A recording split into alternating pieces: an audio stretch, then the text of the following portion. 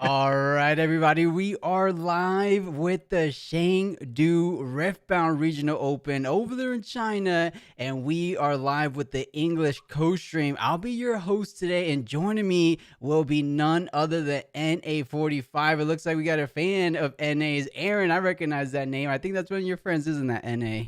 In the YouTube That chat. is. He's actually um my partner on the podcast I do for Riftbound. So if Nice, nice. We could talk about that soon, but I am or beyond excited. This is the second Spirit Forge regional of the four-stop circuit that China's doing over there. We're coming off the back of the Fuzhou regional last week, and if you guys joined us for that stream, and we saw a pretty impressive, maybe overwhelming performance from the likes of Draven. How are you feeling about his showing last week in NA? I mean, the deck is really good. I think everyone knows this, so I'll keep it short, but Draven is really good. I think it is the deck to beat. I think that a lot of the other purple decks do have a shot, especially if people are familiar, the Miracle Draven build. You can kind of play this in any of the purple decks, and you're just trading off like what your leader ability does. And so there's like the Ezreal version, there's like a Sivir version. So any of these purple leaders can play it. So, and I think any of them have a shot.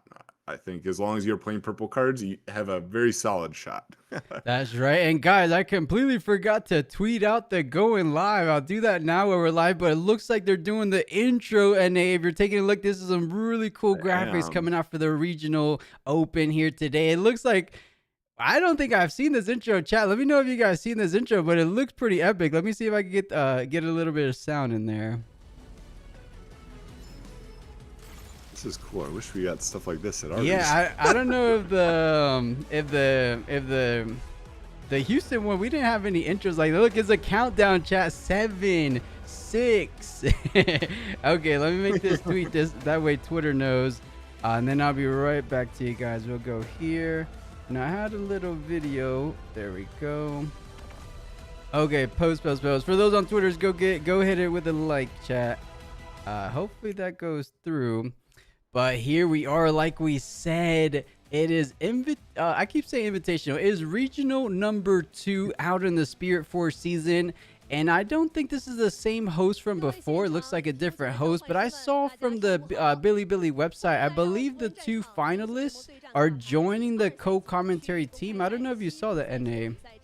I didn't. That's really cool. I wish that, again, I'm going to keep saying this. I wish we were doing some of these things, but who knows? Maybe they will step up the production value for Vegas. For sure. And it looks like they stepped up a little bit from last week, because I'm looking at the stage. We see some Riftbound cards on the sides looking pretty cool. I'm curious to see what the venue is looking like, because we saw a little preview and it looked a little less than season 1, but perhaps they were just saving money on, trying to put it into other things. But man, oh man, I could only imagine what we're going to get ourselves into today. Last weekend, we saw so much new tech that I wasn't really thinking about. Things like Fire the Cannon, not Fire the Cannons. What's the orange card in a Cannon Barrage? Yes, Cannon Barrage. Card's pretty I cool. was really impressed with Cannon Barrage. It makes so much sense. It's a reaction speed spell, do 2 damage to all your enemy units, so it gets over things like overzealous triggers, and then you react to it. You could even play around things like switcheroo. When switcheroo activates, trying to target like a treasure hunter versus your big Draven or your big units. It's a good card. I'm curious if we're gonna see that tech come more into play in this event. And just like I said, look, we have the regional champion from Fuzhou, Apu2, on the screen. Isn't that kind of funny, NA, that they got the champion on the cast? Yeah, it's cool, and I think it's really good for the game and these sort of casts, because a lot of times what these style of casts are missing is like high level analysis. I'm not going to say all casters, because that's absolutely not true. There are a lot of casters who are very good at the game, but when you kind of miss out the player perspective a lot of times, and I think that's a pretty important thing to have insight into. Yeah. And I really like being able to talk to players because Yeah. everyone has their own view of the game. Everyone has their own takes, and stuff can be pretty unique. So I'm a big fan. I think it's cool. I couldn't agree more. I think it's fantastic, especially when we're talking about the regional champion, the person that just won last week, and they have so much insight. They knew what to expect going forward, and what better person to kind of tell us what are good counters to their own decks. As the champion could probably do that. Speaking of potential counters to the, boogeyman, if you will, of the meta, Draven, we saw Fiora go second place last week. How are we feeling about Fiora? Do you feel like it definitely has a good place in the meta, maybe second best? Or did it just come down to the player being really good? Because that Fiora player was playing out of his mind for a bit. So this is going to be a pretty boring opinion, but I think it was a good player piloting a deck that maybe not everyone had a lot of practice against. And they may, and I don't know what their matchups were, but they may have had good matchups throughout the day. I think Fiora can struggle actually into the purple decks because they do have a lot of ways to remove your units from the combat, and Fiora doesn't go very wide. So these cards like Rebuke and Fight or Flight or even Fan have a fair amount of value as they essentially read win a single combat. And you only need to win 8 combats to win, like generally. So yeah, it is true. I mean, I feel like she can hold up, but I don't know. One thing, you bring a good point, the chaos decks, the purple decks. One thing we didn't really see any of last week is the quote-unquote miracle package, those miracle Dravens and the miracle Ezreals. Do we feel like 1 week time is enough kind of testing environment, or 1 week period is enough to like test those newer decks? Because I don't think anyone brought it to China. If they did bring it to China, they probably didn't make day 2, which is surprising. Do you think just no one played it, or no one had time to kind of play the lines and test everything? I think it is a strong deck. I will say it definitely did have the advantage of people not really understanding what's happening. It's a deck that takes a lot of actions, and a lot of the actions can seem a bit pointless, like all that you're just drawing and drawing and drawing. You're like, what are you even using these cards for? You can't play anything. And then you'll Right. see the battering ram come down, and you're like, oh, okay, this was just a free giant drop that Oh, was and only real quick, sorry enabled. to interrupt. We get the meta share for day number 1. Draven did drop down a slight little bit. It went from 35% down to 29%. Aurelia, I believe, stayed around the similar territory, 13% representation today. And I'll hide my camera. Kaiser coming in at 39 decks brought in. And I believe the total deck size was, I didn't catch the number, but let me refresh Billy in case the numbers came out. Didn't see either. Chad, did anyone catch how many players were today? It usually says it on top of that thing. Was it 5? It should be in the 500. Maybe last week it was 511 players. We'll see if anyone in chat caught it, NA. Yeah, I didn't catch it myself. Too. And by Bitcoin saying, say no to Draven. Yeah, we'll say, hopefully people can say no.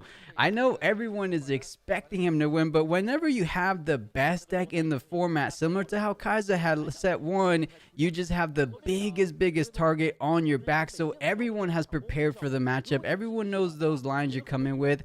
Everyone knows what units you have in your deck. That's why APOP 2 kind of caught people a bit off guard with those Mind Splitters. No one was prepared for a Mind Splitter Draven. Nonetheless, I mean, honestly, I don't think anyone was anticipating that. Nonetheless, winning all the way to the grand finals. So well done to him.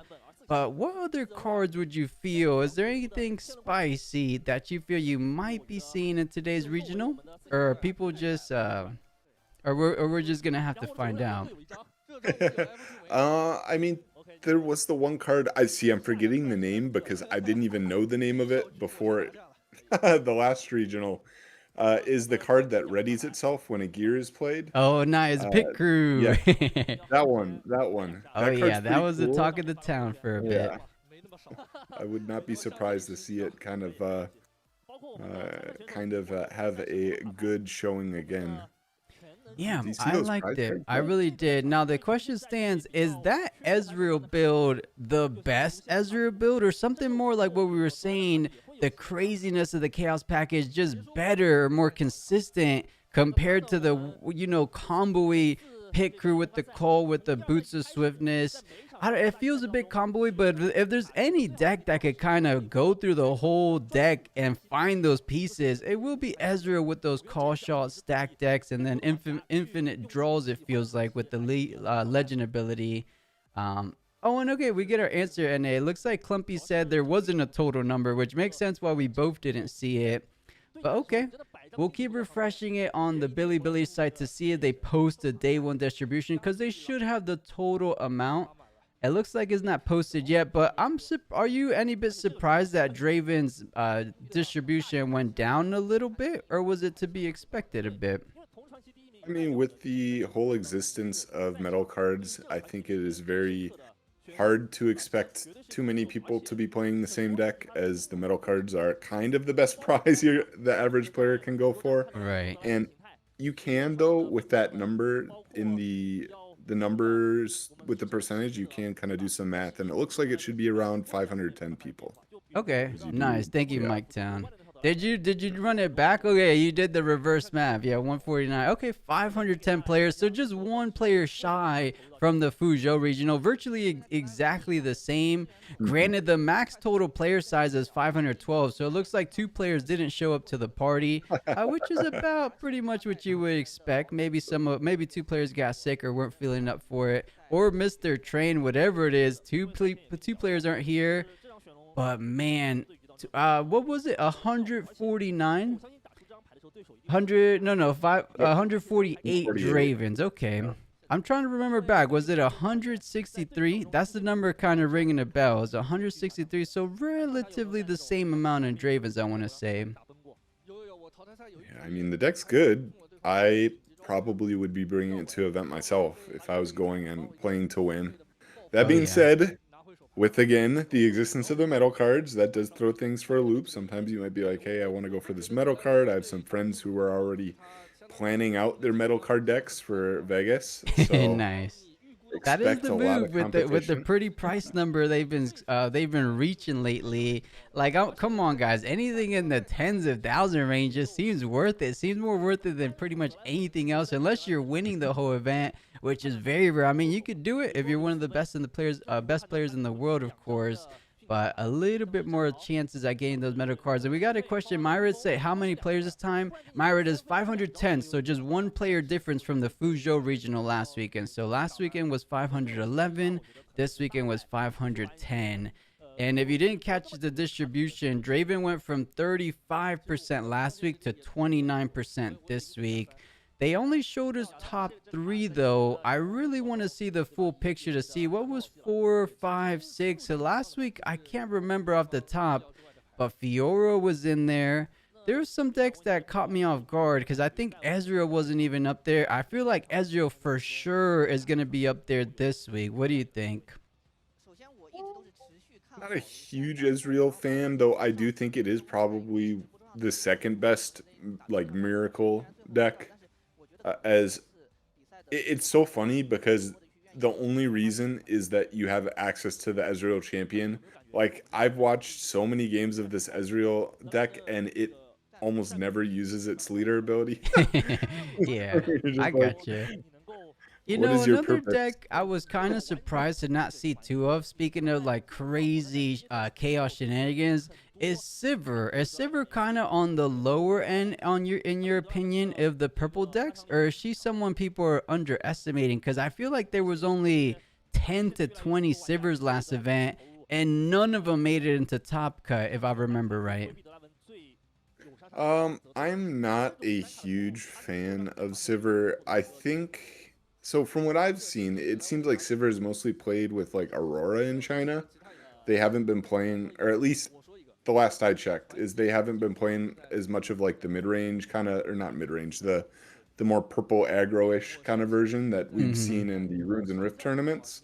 So I would be curious to see today if we do see China kind of looking at the West a little bit and taking some back, because we did have that with the Hook Darius deck originally, where it saw some good results when the game was released in the West, or not when it was released, but when we started having tournaments in the West.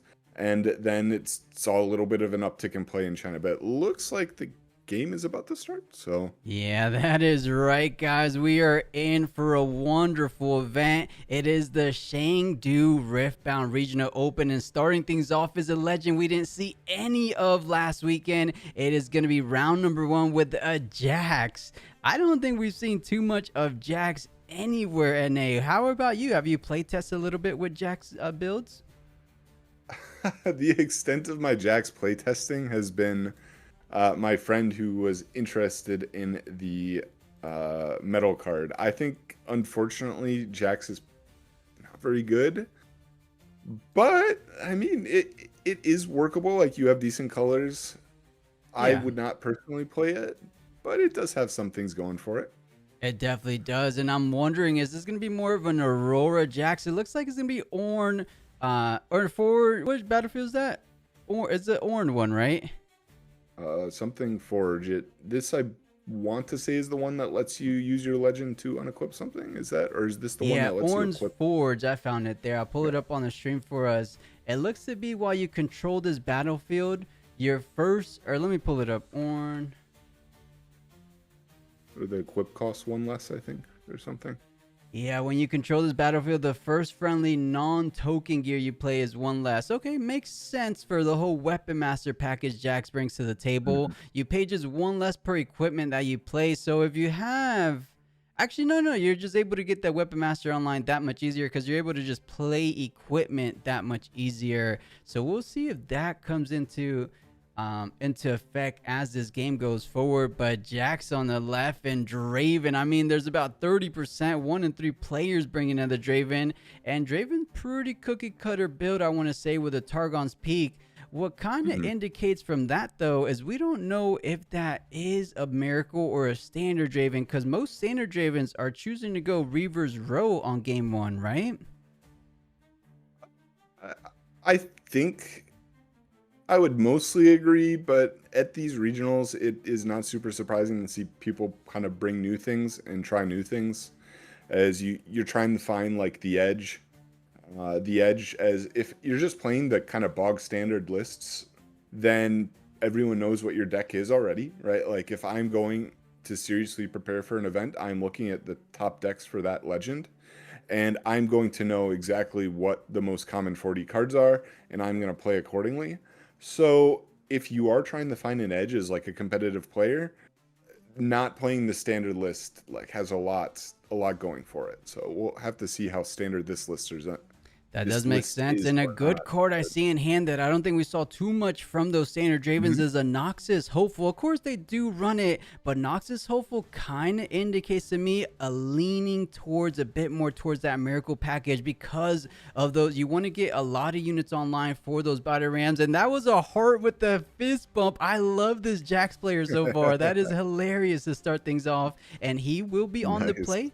Let's see what he got for that turn 1.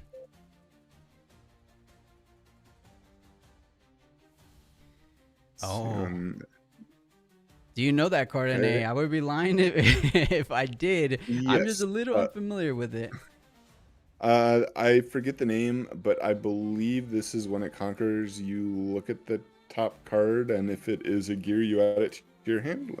Yeah, I think you nailed it perfectly. When I move, reveal the top card of your When you main move, deck. If okay. it's a gear, draw it. Otherwise, recycle it. So fairly close. The Apprentice Smith. So makes sense. It looks like a very high gear oriented deck. And that Jax Champion, I totally forget. So let's go ahead and refresh our memory for the Jax Champion. Do you remember off the top of your head, NA? So the Jax Legend has. Oh, sorry, the champion or the legend? The Champion. I'm familiar with the legend. Or we'll pull up Okay, both for chat that aren't. Yeah, so I am more familiar with the other one because I think, personally, I think the other one is a little bit better. I actually don't even know what the green one does off the top of my head because the orange one, it acts as a draw engine, and this deck lacks draw generally. Yeah, fair enough. So- I'm assuming you're not alone there, but yeah, Sky Dola saying in chat, it has deflect as I pulled it up on screen. Each equipment in your hand has quick draw, which is pretty nice, especially considering the fact that you have Orange Forge on the board, so you're able to just play those out more efficiently. And of course, they have quick draw on top of that. So wait, quick draw, bringing reaction speed, weapon master, attaching them. I mean, I see in a whole lot of synergy here. And just in case we don't know what the Jax Legend does, we'll pull that up as well. It looks like the Chinese stream doing it. It looks like Grand Master of Arms. Pay 1 energy and exhaust me. You're able to detach an equipment you control on a unit. And then you can exhaust me once we know if it was readied, you can attach that equipment to a unit you control. So it's all about detaching and reattaching equipment. How do you feel about the power level of something like Jax? Is it kind of just underexplored, or does it just not feel too strong? I'm of the opinion that it is not very strong, and it does have cool things that it can do. Like, it is one of the few decks that does kind of let you move your equipment around, right? Where normally they kind of get stuck under a unit and then whatever. But if you're playing an equipment deck, you're kind of competing with like Ornn or Azir, and I think those are just way more efficient decks. That being said, I'm sure this dude has some secret sauce or whatever that he's cooked up to bring it to this event. So I'm kind of looking forward to seeing what he has planned. Yeah, me as well. Already going up to 2 points with the hold, playing out the Zonya's Hourglass. And we had a question, does Forge discount every gear you play? It actually reads only discount the very first gear you play. So the first friendly non-token gear you play. So you can't get a discount on any non-tokens, which I guess only applies to gold, but just covering bases going forward. And Akshan coming down, completely removing that Guardian Angel from the not the Guardian Angel. What did he take from Draven? I don't think he didn't take it from Draven. He moved it over from his, Weapon Master. Okay. Yeah. I always get excited when I see an Akshan. It seems like a good meta pick now. Yeah, it's a cool card, and it is a very swingy card. If it does end up taking a efficient gear like a throwing axe or something, you can just win the game on the spot. So cool card, no power cost, makes it nice. I'm a fan. I like the card. I'm playing it in most of my equipment orange decks. Oh yeah, speaking of fan, Overzealous gets pulled back, goes for the stack deck just to see what's available to him, but Draven tying things up from the hold, so just 2-2. Everyone playing very straightforward so far. Nothing to see as these guys are just slowly but surely making their way into the mid game. We see a nice switcheroo main board in hand that could be very, very fruitful going forward. If they're seeing like a big might unit, Ashkan's already at 5 might, because I believe that card under him is the Guardian Angel, right? I couldn't quite see before he stacked it on top of him, but it does look green, and the green +1 equipments are what, like the shield? Is it the shield or is that one orange? I see it because if you look on the bottom UI, they have a little picture next to Ashkan. Do you see it? Oh, you're right. It's so small. It's super little, super tiny, but it is revealing that there is a Guardian Angel there. So it helps us out as casters as well, but paying 2 after the stack deck since Legion goes online. So Nox is hopeful coming down. Do you have another unit to establish this board presence quite handsomely? Because so far looking good as a Draven player pushes forward onto that orange 4, getting his 3rd point. I wouldn't blame him to try to play out one more unit, but he's thinking about it. And that falling star, it seems expensive for just a simple action, considering the fact that there's a Zonya's Blade and a Guardian Angel, right? But eventually you have to get through those anyways, no? Yeah, I mean, I don't really think that this card is for this matchup by any means. The Falling Star is pretty good into the other Draven decks. And I mean, it's just really efficient removal. Despite the nerf that it did just get with the rule changes, it is a card that is in most of my current Draven lists. So it does make sense just to pick off those pesky Ezreals in the back, right? I mean, that's what I would imagine a lot of people are playing Falling Stars, but a whole lot of runes to work with. We see the body Jax champion getting picked up or being in hand. Is that 2 body Jax? No, that's the signature spell, of course. So man, a lot of great cards. It looks like when you conquer or when you move The Apprentice Smith is going to be netting him a Zonya's Hourglass. So none of these units are ever going to be hitting that trash. Going to be paying 5. I would imagine it's going to be that Jax champion getting played out directly onto Targon's Peak. So trying to set up some kind of good defenses. But so far, I mean, it's only going up to 7. But detaching equipment, reattach it onto the Jax champion. Okay. I like what I'm seeing so far because you're keeping it decently protected if something does come your way, and you're having to ignore the other battlefield. Did we get to see what was hidden there, NA? Do you think is a switcheroo or was it something else? I don't think we saw, and I don't think they showed us. I would expect like early in the game, I would expect like fight or flight. I guess we'll see. I don't think they showed it to us. I could be wrong. Yeah, I mean, most likely will be that fight or flight or the switcheroo. One of the, I mean, we saw switcheroo of hand if it's not in hand anymore. Or it could be the card we just saw getting picked up, the Edge of Night. Will be that draw off the top for the Draven. And I don't see a switcheroo in it. So it might just be the switcheroo hidden in that orange forge. But things are creeping up. 4 to 3 points for Double D. He doesn't really seems like he has a good push. Something I've noticed about Draven decks, with them cutting a little bit back on equipments, they feel like they lack a bit of conquer power, if you know what I mean. Like usually they would have things like Cleave or Blood Rush, but I haven't seen too much of those units, or not too much of those combat tricks. How do you feel about that, NA? How do they usually able to conquer something like a 7 might board? I mean, some of the best ways to get around it is if you are playing like the Miracle version, you do have the option of playing cards like Mind Splitter, which just remove these threats before they're even played. Then you still have like the Rebukes, you have the Fight or Flights, and then if you are seeing all the awesome purple cards, you can go like Fizz copy these cards too. So you just have infinite copies of them, and you're seeing most of your deck. So it just does a really good job of avoiding the combats entirely. Yeah, and we're kind of getting our answer here from this Draven player. One of the best ways of pushing forward is developing on a unit that can go ahead and ready immediately as it gets played out. So step number 1, that Darius gets played out. Does he have a secondary card to go ahead and activate that Darius, bringing him up to 7 might? That alone could trade 1 for 1. Keep in mind, there's always a couple things to consider when you're playing against those calm decks. But the Edge of Night gonna be just played out raw onto the Darius. So you ready the Darius, you pay 1 power to equip it, so up to 9 total might. Now you're over to get have enough might to get over that Targon's Peak. Do you think about just sending this Darius by itself? I feel like it doesn't make it makes somewhat sense. I mean, this is an interesting play to me because with Double D's position right now, I'm kind of fine just developing in base. Like I have the point lead, I have position on the battlefield with Draven, and a hidden, which makes it kind of annoying for the green decks to push up in. This is a punch first? I didn't see.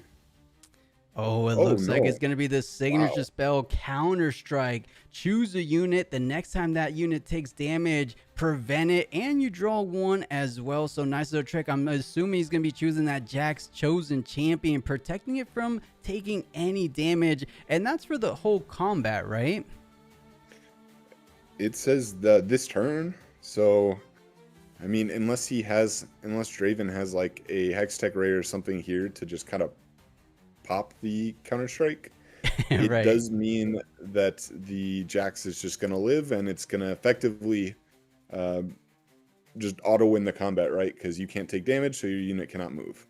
Yeah, and this is almost like a stun in a sense where they can't do damage, so you hold the battlefield, and even though the Draven player had enough might to get over Targon's Peak, it's just going to be recalled back to base as he doesn't effectively get the conquer. So nice little bit of almost like a stun, as I said. So holding up to 4, trying to bring that point tempo back in his favor, so tying things up.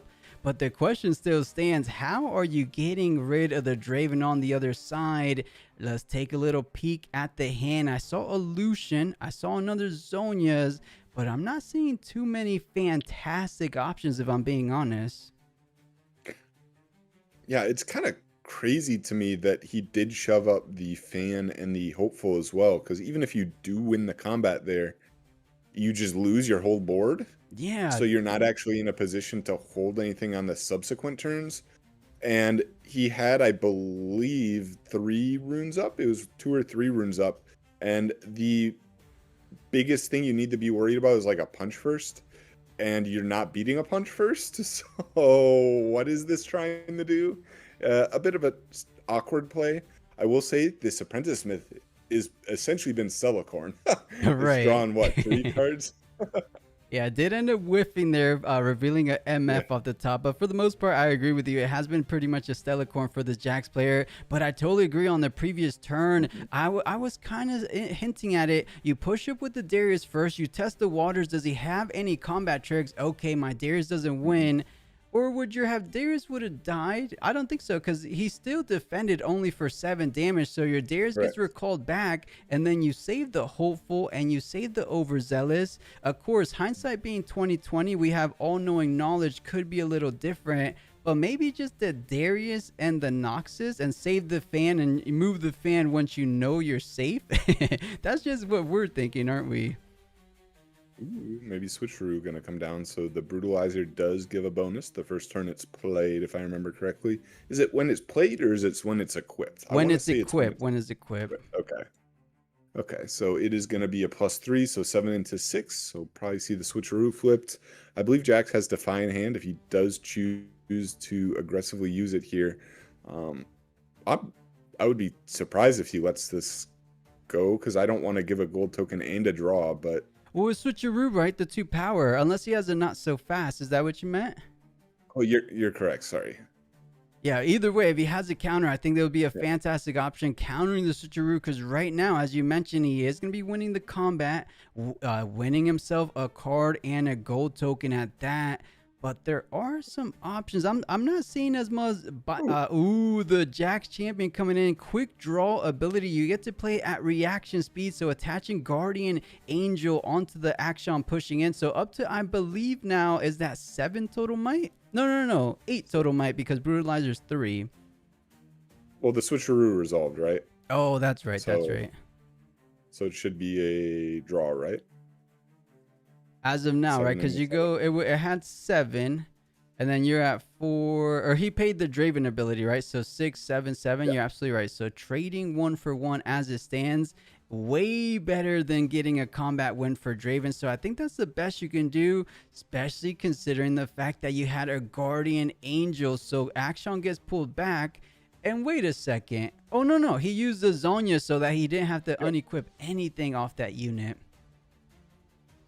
Yep, not a bad one, and we do get to see the Jax used here to move the Zonias over. So the Jax legend actually putting in some good work here. Has the Draven even won a combat yet? I don't think so. I think Jax player is doing a really incredible job at neglecting every kind of combat win, because right now the Draven player has been holding Orange Forge this entire game, but finally the previous push kind of pushing him off that battlefield. Well done, because right now he's feeling in a decent control position, especially when we take into consideration there is now a hidden card.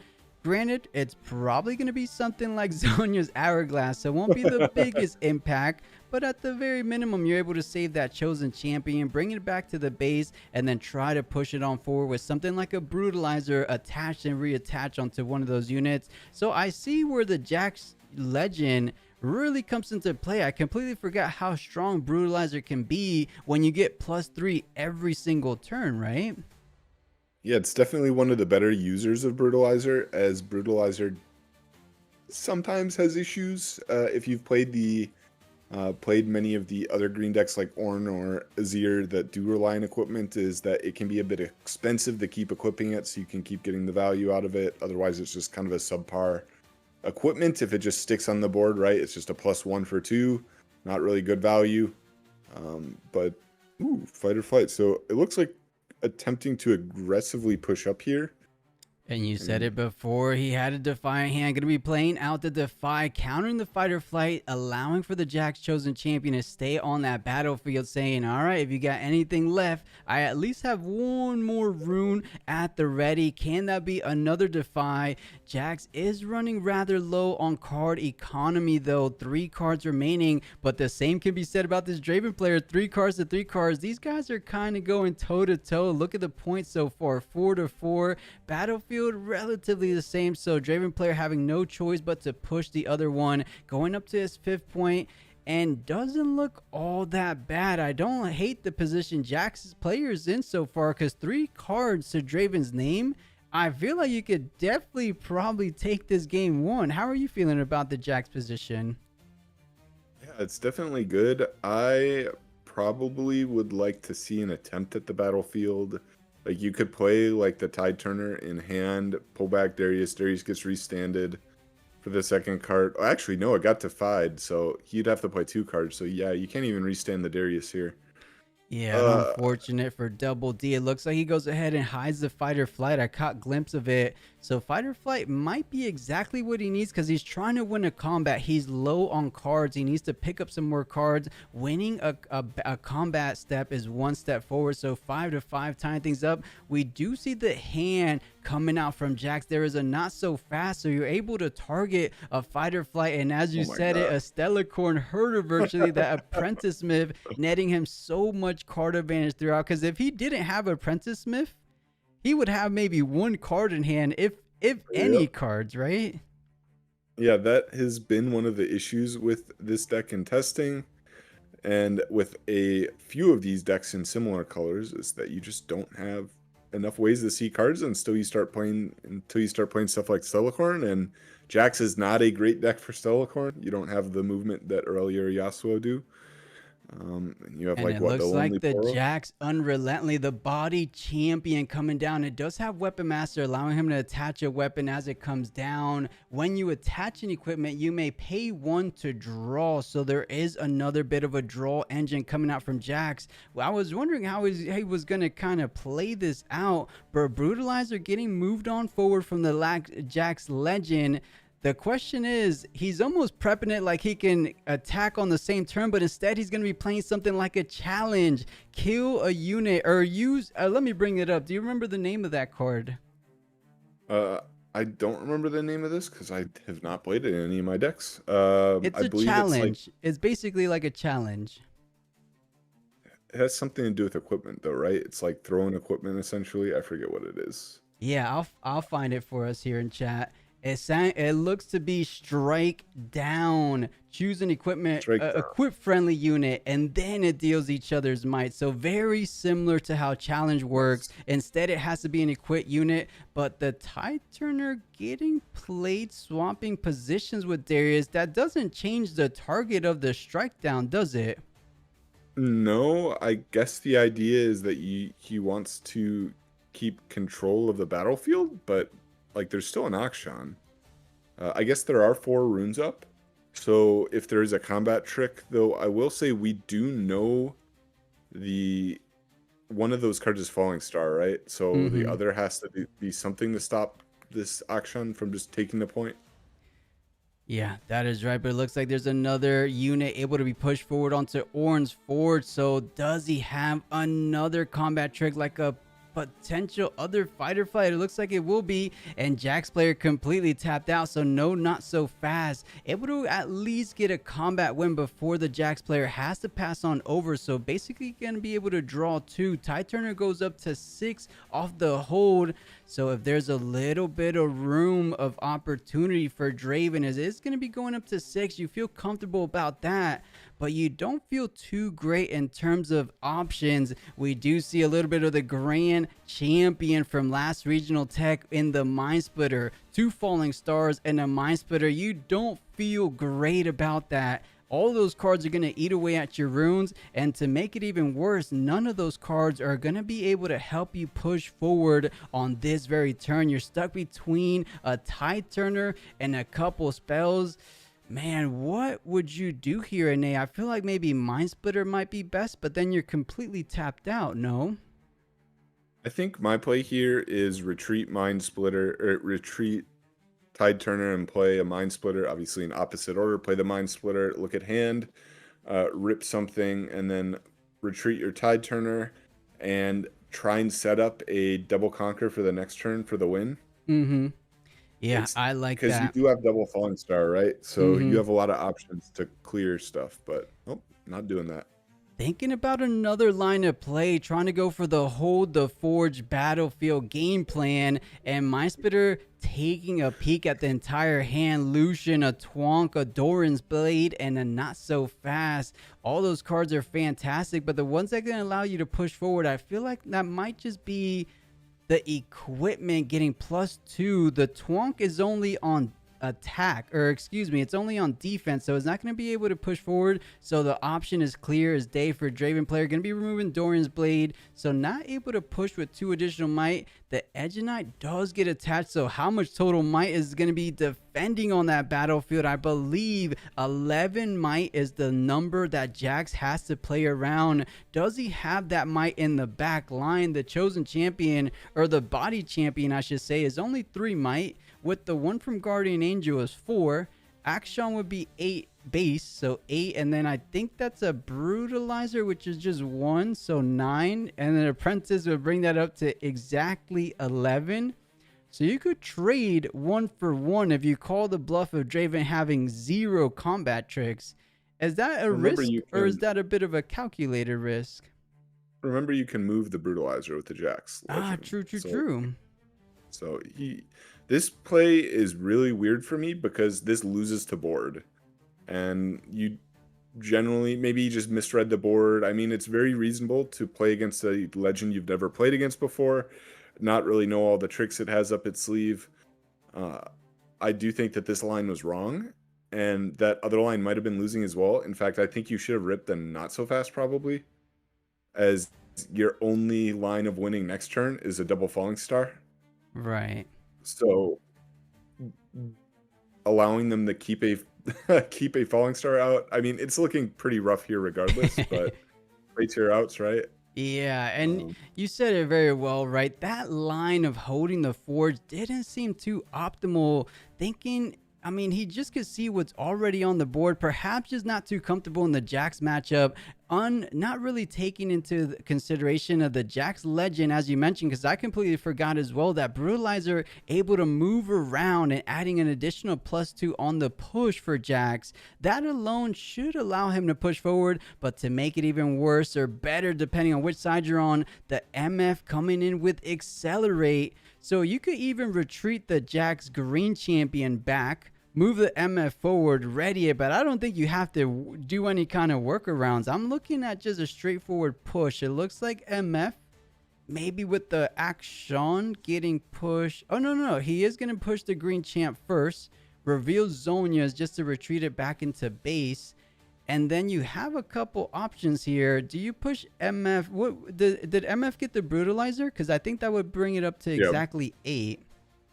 his opponent's nice. I mean, he definitely retreated that Jax before he flipped the Zonias, but Yeah, um, right. That's a judge call if I do say so. but that's okay. I mean, I don't think it's gonna make much of a difference here. I do like the decision to pull back from the battlefield, as you don't need to really hold here.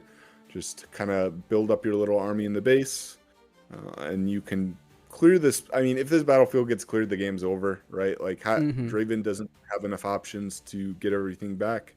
And he could, if he really wanted to, choose to just shove everything onto the forge and almost guarantee a hold, right? Yeah, I Um, mean, I believe so. I think this game is as good as over the Jax players. Surprisingly enough, taking full control of this game in this position. We know Draven only 2 falling stars in hand. Even if you pick up something like a Darius off the top, you're only at 4 runes. You're not going to be, you don't have enough to play a Darius plus anything else. The apprentice Smith getting a Bone Shiver. Is he getting just crazy lucky this game, or is this deck just built where it's 50% equipment, it feels like? It must be. I mean, he's seen how many different equipment we've seen? We've seen GA, sorry, gear, because it can have gear, right? Or is it Yeah, equipment gear, only? equipment. I think it says Yeah. show gear though for sure. That's how it reads. So then it can definitely hit, yeah, it is a gear. So he can hit the Zonias. He can hit so we saw the Dorn's Blade, we saw the Brutalizer, we saw the Bone Shiver, we saw Guardian Angel. So what? There's a lot of equipment in this deck. Yeah, I think it's just about 40 to 50% equipment as we imagine, but pushing in. I think he's taking your game plan and he's saying just protect the forge. At this point, I just need to go up to 7, and then my MF the following turn. Actually, no, you're already at 7 from the win, so all you have to do is hold the forge, and that he does. Jack's gonna be going up for game number 1 of this very first round of today's Nice. Chengdu Regional. Well done. Yeah, that's pretty cool. I mean, you don't get to see this legend very much. Definitely haven't seen people been bringing it to Runes and Rifts, so it's cool to see it have some success against the Draven deck. It definitely did. Double D didn't know what hit him there. He's like, I'm bringing the meta favorite. There's no way I'm going to be losing to an off meta pick like Jax. But boy, was he wrong. I think it came down to it. He just didn't really understand fully the matchup. That one play where he pushed the Mind Splitter to try to hold the Forge. I'll bring it back to the commentary booth in the meantime.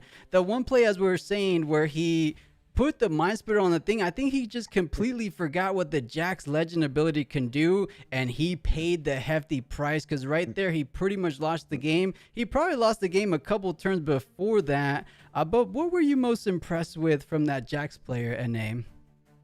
I mean, the deck building decision to play the Apprentice Smith and then that many gear, it's a ballsy one, because there are going to be games where you just don't see units, and it's going to be tough. But it did turn out to be very powerful for him. I mean, drew what, 5 cards off of it? That's Oh yeah. like 5 you or said, 6, somewhere in that neighborhood. You're absolutely right. It almost feels like perhaps he had to play Falling Star earlier to just take out that Apprentice myth. How do you feel about that? Would that have been worth it, or a little bit just too crazy? So I don't fully remember the game state, but there was a turn I was considering where if it would be worth to shove up it was like Falling Star the Apprentice Smith and put damage onto the Jax, and then shove something up, clear the GA and empty the battlefield, and then like shove another unit up. And it does feel kind of neg because you're only clearing like the Apprentice Smith in the end, but I it would have stopped Jax from having like any cards in hand, because by the end of the game he had like what, 3 cards? Oh yeah. So he would have had 0 cards in hand and would have been top decking. So, Oh yeah, I think it would be fruitful if he kind of picked off the Apprentice myth. But again, it comes down to understand the matchup. What are the valuable key pieces for something like a Jax deck? Apparently, it's an Apprentice myth, guys. Watch out for that. And just to answer some questions in the chat, I'm seeing a whole lot of hellos. Nurov, Deku, welcome on in. How you guys doing? Frodon, yeah, Jax won. You go ahead and rewind the video or the VOD. Jax ended up taking game number 1. So we're going to be heading into a game number 2 very shortly. So I am impressed. And a couple of players saying, I think the meta moves too fast. Players don't even have a chance to understand card interactions. Wait, Fan, what do you mean the meta moves too fast? Like we're getting sets too fast? No, I think he's memeing. I say he's going along the lines that no one plays Jax, so no one knows what to expect from him. Which makes sense, because I personally don't know the most amount of Jax knowledge, but I'm always happy to have these kind of games because it honestly teaches me as I go. So I think we're going to be a little bit more insightful going forward on this game 2, perhaps even game 3, because Jax was on the play, right? So now it's time for Draven to be on the play. And we saw it was a rather standard Draven, right? We had your Overzealous, we had your Tide Turners, the Draven champion. But the good thing about Jax, he pretty much got rid of that Draven champion as soon as he could, right? If you're able to stick with that Draven champ, he kind of ends up running away with the game. So I think, as we said before, having that big target on your back really didn't pay off for him, because Jax knew exactly, or at least it felt that way, didn't it, NA, where he knew exactly how to play the Draven matchup. yeah, I mean, absolutely. And that's one of the powerful things about playing these lesser known decks is it's almost guaranteed that you know your deck better than your opponent knows your deck. And if I am playing a Jax deck, I am going to expect to have the upper hand in deck knowledge going into almost every match, right? Yeah. So Yeah, he's it's going for definitely that one best of of the Jacks. Remember his name? I couldn't quite read it because it wasn't Chinese characters, but he might be taking the Jacks best of legend. And guys, if you don't know the caster on the right, I'm seeing a funny comment saying he looks like he's on some fine Chinese pharmaceuticals. Guys, that was the Fuzhou champion last week. No disrespect on the regional champion. He literally won it all. You couldn't maybe not recognize him because he had the mask. But the caster on the right was the winning champion last week. And Jax beat a Draven. Apprentice Smith is a traveling merchant in Jax. Yeah, Chance. It really is. That makes sense. It's like traveling merchant and actually no. But you don't discard, so you don't get a net gain or loss. You just get a net gain. So it's even better than a traveling merchant. Yeah, it's a very, very powerful card. If you see the gears, that is the big like gotcha there. Is you got to see the gears. You have to play enough gears that you're actually going to get hit cards off of it. But yep, going right into game 2 now. And as you said, I would imagine the Draven going to take first here. Draven obviously a lot more powerful when going first, as most decks are. On that note, are there any decks in Spiritforged that you've seen that maybe do prefer second? Not that I've seen. I've heard talks. I forget what legend it was. I was watching a stream, but no, I think there really isn't any deck right now in Spiritforged that would honestly prefer to go second. Perhaps those exceptions being things like Aurora decks or decks that really want to ramp, because you do get a little extra runes. We have seen with Obelisk a power turn. Sometimes you do choose to go second because you have 4 runes, allowing that Catalyst of Aeon to be online as early as turn 1. But let's jump right into that game number 2. Sunken Temple will be the battlefield selection for the Jax player, which makes sense. It looks like most of the units with those equipments online, especially the Brutalizer, something to be very, very mindful going forward. You are able to get over that 5 might, and you are able to get the 1 draw. But man, the infamous Apprentice Smith coming down as early as that opening turn, that's as good as it gets for Jax. Yeah, and unfortunately, maybe not the most optimal start for Draven. You definitely prefer like the treasure hunter, or the even like a fan, just something that actually has an ability. But instead, nope, we do have to play the Tide Turner, which is just kind of a vanilla 2-drop here. But it is played onto Reavers, so it kind of does guarantee it is going to live, which is nice. As the Jax deck, I guess we did see, what was it, the Strike Down? Is that what it was called? Yeah, Strike Down.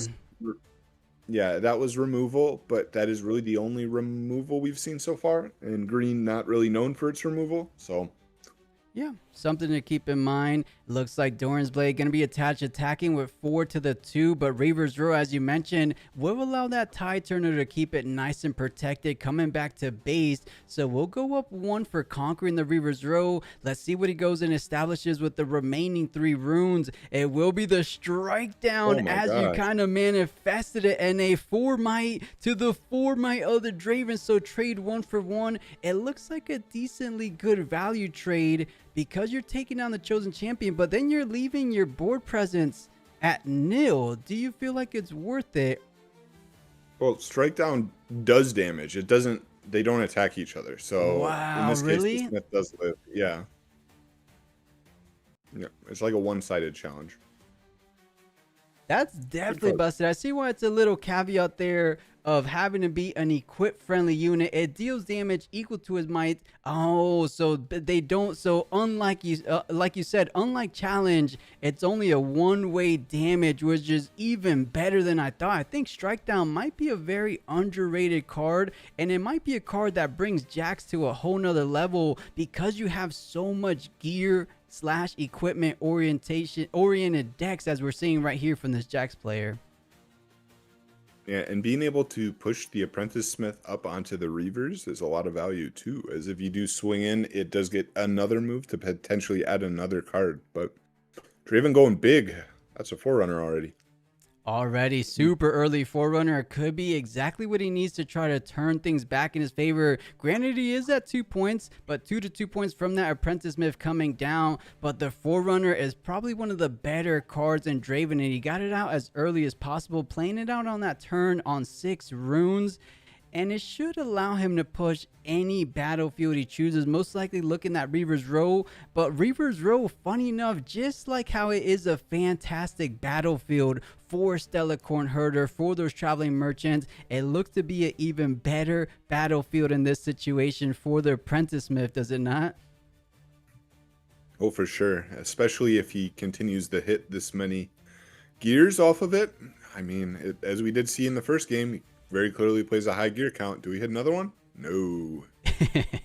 The No luck Tuan this time. going down to the bottom, but does at least develop out a Lucian, and another one hitting the board. So if one goes, another one follows. This might just be a very opportune time for something like a Falling Stars, but you only have one Fury rune. Make that 2 now. That's going to be all your Fury runes, so I wouldn't think it would be too worth it, but that's a big amount of card advantage potential standing on Jack's current base. I feel like if he had it, it would make somewhat sense to take those off as soon as you can, if possible. Yeah, and I think that could have been played a little bit differently. If you play your second Smith to the Reavers and then retreat the first Smith, then you do potentially get another search off of the Smith when he swings in at Reavers, right? I like And that you're playing play. Yeah. And you're playing into Falling Star regardless with this play, so it shouldn't be like a big surprise, right?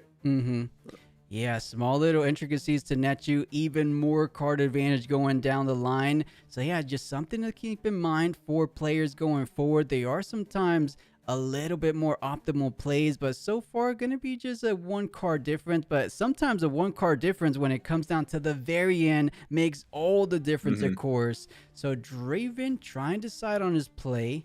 Does just retreat the Tide Turner after getting that hold point going up to 3. Trying to see where does he want to push with Ferris, and decides to be the Reaver's Row. So even though that's a type of unit you would rather just leave on the battlefield, and we almost spoke it into existence, NA, the Falling Star coming down, taking both of the Apprentice Smith, because there's no not so fast online as you're completely exhausted on runes. That is a huge tempo swing, I feel like, for Draven.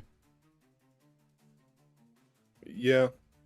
I mean, this is pretty rough for Jax here. I mean, the deck, as we discussed, has issues with draw, and we now we've had our main draw engine removed. There still is the temple, right? And we do have a mighty unit on the board, I believe. It should be 2 + 3, 5. Can draw off of that. It looks like playing Outer Champion now. Maybe taking a turn to develop. Yeah, doing what he can do at this position, but I'm wondering if he is going to elect to get that 1 additional draw from that Sunken Temple, as he only has about 2 runes remaining, because he could leave 2 up for something like a not so fast. But you're trying to put points on the board as you can, but I'm just a little bit worried you're not able to defend it. But I think he doesn't feel like it's too risky, because there's only a Tide Turner in the back. He's out of Fury runes. I mean, to be fair, there's probably some Fury runes coming out the top of the rune deck this following turn, but does get the Sunken Temple trigger and does draw, I believe it was the Body Jacks, but there was a not so fast, so didn't feel the best about tapping that 1 rune, but does decide to hide. I think I take back what I said. Now you feel a little bit more comfortable, because you know you have something like a Zonya's Hourglass to protect the Lucian from any kind of thing. The only thing is you might lose the combat, which nets Draven a draw, of course, so something he had to think about. Yeah, this is where Jax feels pretty bad here, in that you don't really have much of a board, and you're playing against the purple deck that can very easily just remove single units with, like, again, the rebukes and such. And you don't really have a good answer to it, because your board is very, very thin. You have 2 units and a single gear, probably 2 gears, like you said. That is almost certainly an Hourglass, at least from what we've seen. And Darius coming down. He did find the one Fury rune. Yep. Yeah, he actually runs a little bit more chaos than I would imagine, but it does make sense because you do have things like rebukes, so switcheroos. All those are very chaos power intensive. Plays out the Darius, and you rarely see it just developed onto the board without a follow-up play, but feels like he's in a dominant position going up to 5 as his opponent goes up to 4, so point tempo favoring him as it stands. And right now, all he has to do, or all that Jax player has available to do, is push up with the green Jax champion. And we know Reaver's Row is probably going to get activated, even though he could get 2 mechs. Might as well just save your mech to push in and then get the death knell on your own turn. I don't think it'll make too much of a difference, but here we go. The Doran's blade gets attached onto the green champion, so going up to 7 total might, which is sufficient enough to take down the Forerunner. Do you activate something like the Reaver's Row here, or we saw a rebuke in hand? Do you think that's worth the NA, or are you just simply retreating? No, I'm retreating because my next turn is pretty simple. It's like shove up Darius onto the draw battlefield on, oh my gosh, the Sunken Temple, and getting a draw, and then playing 2 cards, ideally 2 units, and retreating Darius back now that I'm on even 0.6, and then I just push for the win with Rebuke. We'll see if he does have the cards for that, but that is probably the line I would go here. It makes sense. It looks like he's in a good control, good position to be in for himself. Allowing though Jax to tie things up, but it doesn't really matter. I feel like if Double D is able to get to that 6 point and then play it relatively safe, keep some units in the back line, and as you mentioned, save the rebuke, save the cleave that he just hit off the top for that final push. It looks like there's even a spinning axe off the top. So I would probably keep it rather straightforward. Something maybe a tide turner push, or would you say you said the Darius to play Sunken Temple and then retreat it back? I kind of like that play line more. Yeah, because then you get the draw out of it, and you don't need to like save mana for anything, right? So you can just go push Darius up, develop a couple more units, maybe even just like an equipment, and then retreat Darius back, and you've got nothing on the battlefields to like potentially lose, and you just got a ton of big units in your back line. But you could also argue that pushing up the Forerunner with a cleave or something could be worth it, because that, even if he does choose to interact with that, then it is replacing itself for like the same amount of power. Right. Or might, if he decides to stay, right? It looks like it's going to be effectively a double draw. One for the Sunken Temple, one for the stack deck. What are the 3 cards? It looks like a stack, overzealous, hopeful, and I think that was a fight or flight. So 3 great options. I'm thinking for the push exactly as he's thinking as well. Save the fight or flight. Now you have a whole lot of combat tricks to make sure you can definitely push all these units off the board. If one of them gets not so fast, you still have a little bit more to rely on. The question here is, how are you pushing back this Darius? It looks like he's trying to take a bit of a gamble. Not too big of a gamble, but saying, are you going to stay? Because if you stay, I'm just going to straight up cleave to kill off this this calm Jax champion. He's saying, do you Reaver's Row? It looks like he's staying in A. I'm surprised by that. Well, he has every rune up, right? And it is great. Oh, this is good. Doing this so early hurts. Oh, yeah. Look at him, cool as a cucumber. Gonna be not so fast to rebuke. 2 chaos rooms out the window for no progression of the board state. That is the best not so fast you can ask for. So calm champion staying firm, saying, you know what, I'm feeling good, forcing out the cleave. The cleave was actually uncounterable, but if he had a simple defy, I guess it could have been countered nonetheless. So going up to 9 might, enough to take down the current body standing out on the Reaver's Road. Does he have anything like a discipline? I don't think this Jax player plays any of those combat tricks, but the brutalizer with the quick draw, of course. Who needs discipline or on guards when your equipment are all reaction speed? That's incredible synergy there. Hey, you forgot the Draven or the Darius trigger as well. Oh, this is rough. This is potentially game losing. I guess we'll have to see. Another cleave is nice here if this does push it over. I will say this doesn't really accomplish a lot besides get you up to 7 points. As oh wow, and there's a counter Wow, strike. the signature spell coming down, counter strike hitting the board, allowing him to take 0 combat damage, neglecting that 7th point, which I believe Draven wasn't desperately in need of either way, but it allows the Jax player to not lose his chosen champion, able to get retreated back safely the next turn. But I think you said it perfectly, NA. He completely forgot about the Darius. I think he had in mind the Ride the Wind, but he could have pushed in forward with another. No, I guess Ride the Wind is fine, but does he have the total might? He went up to 9, up to 12 might, and then what's the Jax currently at? But as a brutalizer plus is it a GA, I think, or is it a Dorn's Blade? It's It a might have Dorn's been Blade, Dorn, right? so up 3, so 8 to 12. So Zonya's Blaze does get proc, allowing him to bring it back to base. Does get the 7th point, and now things get a little tricky. But I don't think Jax is in a super bad position, given the fact that Draven is completely tapped out, allowing him to keep the map rather straightforward. But he's saying, you know what? All I have to do is conquer, or all I have to do is hold one of these battlefields. It looks like the more appropriate one he's choosing to hold is going to be the Sunken Temple with the hidden card on top of that. Do you think he's going to be able to hold? Because it looks rather likely, I want to say. Um, I think it isn't impossible. I think it's probably even likely. As what does the Jacks have? So we have what, 5, 6, 7, 8, I want to say, on the Green Jacks. So you could go just push up Green Jacks over the Mech Runner. Oh wow, okay. I'm totally wrong. Okay.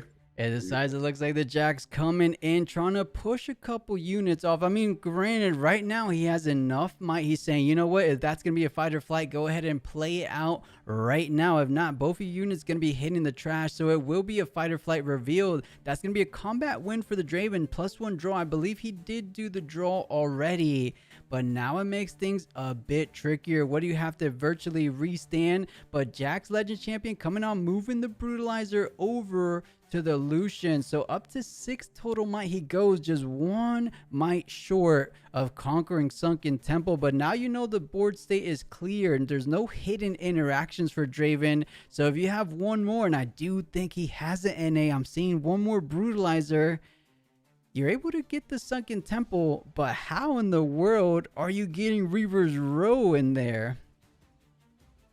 Well, the idea here, I imagine, is you are trying to draw off of Sunken, and then maybe he has like you could draw a what was it called, a strike down again, Yeah, true. and like strike down the thing, and then at that point you out the unit, and then he has to double conquer again. So it is possible if you do There's draw some that lines. card. I could think of the Green Flash, the Emperor's Guide that we saw last week from Azir decks, because Lucian True. readies from the Conqueror, something like an Emperor's Guide to retreat it back to base and then push forward on Reaver's Row would be an incredible play, but it looks like Outer Reach has the double body champion, a Counter Strike, and a Bone Shiver. None of those cards are going to enable this Lucian to push Reaver's Row on this very turn. He's saying, pass the turn, I go up to 8, GG goes the fist bumps, and Double D, the Draven player, will be tying things up as we find ourselves going into a game number 3. What a back and forth, but man, it almost feels like Jax could have perhaps pulled something out at the very end. He just didn't really have too many options there. I think it was the double pick off from the Apprentice Smith. Didn't really feel great, I want to say, for him. Yeah, he also could have used the. I want to say, I'm not the most familiar with these Jax cards, but I want to say that here, I'm gonna look at the wording on this card before I say something silly. But he did have a Counter Strike in hand. He had enough runes for it. I'm surprised he didn't just play the Counter Strike and dig one deeper, because the Strike Down is only a 2 energy card, so he could have still played it if he did draw it, but it might be 3. not. Let me look it up. I think I saw a 3 because I think it was one more than challenge. Oh, you're right. You're So right, yeah, and it you is only have one 4 runes, three, right? 3 and 1 power. So was he still out of the neighborhood of a strike down? It was either 4 or 5 energy up. I wasn't sure, but It's close, but man, that looks to be one of the MVP cards for Jax. I would almost be willing to bet he's running at minimum 2, if not 3, because you know you're going to have Mhm. so much equipped units, and that's pretty much your only removal. And removal right now for Draven builds, or against Draven builds, I just say, is everything. If you're trying to take out the champion while your opponent's tapped out, like we saw, was it in game 1 or was it just this game? I don't quite remember. I do. Yeah, I don't quite remember. Unfortunately. At one of these games, we saw that play Yeah. being done, and it really paid Yeah. dividends going down into late game. But I do It's like true. that card. We'll see what goes down, but I'm assuming Draven's gonna be peeping in those falling stars for things like the Apprentice Smith, because that game Yep. compared to game 1, it wasn't night and day, but in terms of card economy, or hand economy, I should say, it was a little bit night and day. We didn't see too many crazy draws coming out from the Jax player. So that's something Jax has to be very considerate of. Can you leave up a not so fast when you're anticipating a falling star? And can you have a falling star when you need it? Do you overextend and play 2 Apprentice Smith out on the board, or wait for 1 falling star to come out and then play the other one to try to not lose both in the same turn? Those are kind of things to keep in mind. And we're seeing a couple questions in chat saying, is Fiora broken or just good? I think the only broken cards might just be out of Draven players, and even those I wouldn't say are broken. They're just really good. But I think Fiora is actually pretty good, chat. I think she's still underexplored, and she's probably gonna make a big statement in this regional as well. Yeah, I mean, deck has been shown to be solid. You have access to some of the quite strong orange cards, with the Punch First obviously being one of the highlights of the last tournament, with the Punch First kind of destroying. Honestly, that card is True. very, very, very powerful. You know, it is funny though. There is no punch first coming out for this Jax player, is it? Because I'm assuming we would have Mhm. seen at least a single punch first in any of this game 1 or this game 2, I would imagine. Perhaps he's just not running it since he has those quick draw capabilities coming out from his equipment, right? Uh, I would imagine you're right in that his game plan is use his equipment as combat tricks rather than actual combat tricks. Mm-hmm. I mean, we haven't seen the traditional green combat tricks like Discipline or On Guard yet. So maybe he's not even playing them and just choosing to play all these equipment instead. Uh, but we I think it will makes see. sense. Is what allows him to be super consistent with that Apprentice Smith. So I think you have to Mhm. play that way if you're playing something like Jax, which he's bringing it to attention of a lot of players, because I know a lot of comp decks, they're like, oh, we need those kind of buffs. But it makes sense. But you have to keep in mind that's only when the body, I keep calling the body champion, but when the green champion is on the board. If he's not on the board, you don't get your quick draw capabilities, as we've been seeing this whole game series long. But we are down to the final game 3 of this round number 1. Can Jax do what a lot of people wouldn't expect him to do? It is just round 1, but it always feels good to take a win as early as round 1 against the Dravens of the meta. And he's starting things off. Zonya's Hourglass, not as great as an Apprentice, but at least you do have a turn 1 play nonetheless. Thinking about the battlefields, it looks like it's going to be Targon's Peak for Jax, and the Obelisk of Power enabling the turn 1 Draven play, as we just saw Double D make. Yeah, that feels awful to give. I'm imagining here that it is the Draven playing the extra rune, which is interesting because I feel like if I do see that, I am probably just taking second because I don't want to see the first turn Draven. It just puts so much pressure on the board, and that is like been a pretty common thing in the Draven mirror matches. And it's why at least my testing group kind of dropped that card, is because if you do play it in the Draven mirror and your opponent just says, okay, I'm going second, as soon as they see it, it can be really annoying going into their second turn where they just have a Draven and 6 runes, and it can be pretty difficult to defend against that. So Yeah, I'd 100% agree, especially when you have cards, like we said, those rebukes to fight or flights to protect it at the very worst. I mean, even if you didn't need the protection, Draven by himself is always defending at a max of 6 might. If you bring in those spinning axe or longswords into the equation, he is a very tough unit to take down, and looks like he's going to be developing out a Darius, so completely tapping out for that. Looks like he feels confident that Draven should be able to defend. I wouldn't feel the most confident because there is some brutalizers around the corner. The brutalizer will bring the action up to 7, and Draven Yes, oh well. no, there's 2. The Targon's Peak. Targon. Of course. Gonna be rating the 2 for Draven. Yep. So you'd still do have fight or flights or rebukes if you're desperate, I guess. You could spinning axe. There are a lot of good cards here. We actually haven't seen a spinning axe yet, have we? We saw it in hand, I believe, but we haven't seen it actually played Okay. out, unless I was completely mistaken, because they kind of shuffle their hands a bit quick. I believe you. And that's interesting because that is one of the best cards in this deck, though I will say the purple build doesn't generally play it. So Yeah, maybe this the is more very clearly not the standard. purple build. Yeah, the more standard Dravens, I feel like, still play the spinning axes. They completely let go. And speaking of funny enough, speaking of spinning axe, it looks like that was a draw off the top. But the Darius testing the waters, going to be pushing on the Obelisk of Power. What do you have with the final 2 runes? The Twonk coming down, stunning the Darius. But that was an unready Darius. But luckily, stun is for the entire turn. So hopefully he knows that. I mean, the judges are going to be helping him out by putting that status condition of stun on the Darius. So even if you play 2 cards out, he's not going to be able to push, but swapping places with the Tide Turner. And now the brother coming for revenge. Draven going to be trying to push on this action. You're forced to pay your Fury, but because Jax is tapped out, I feel like that's worth it in this position. Draven off to an incredible start so far in this game 3. This is a really commanding start.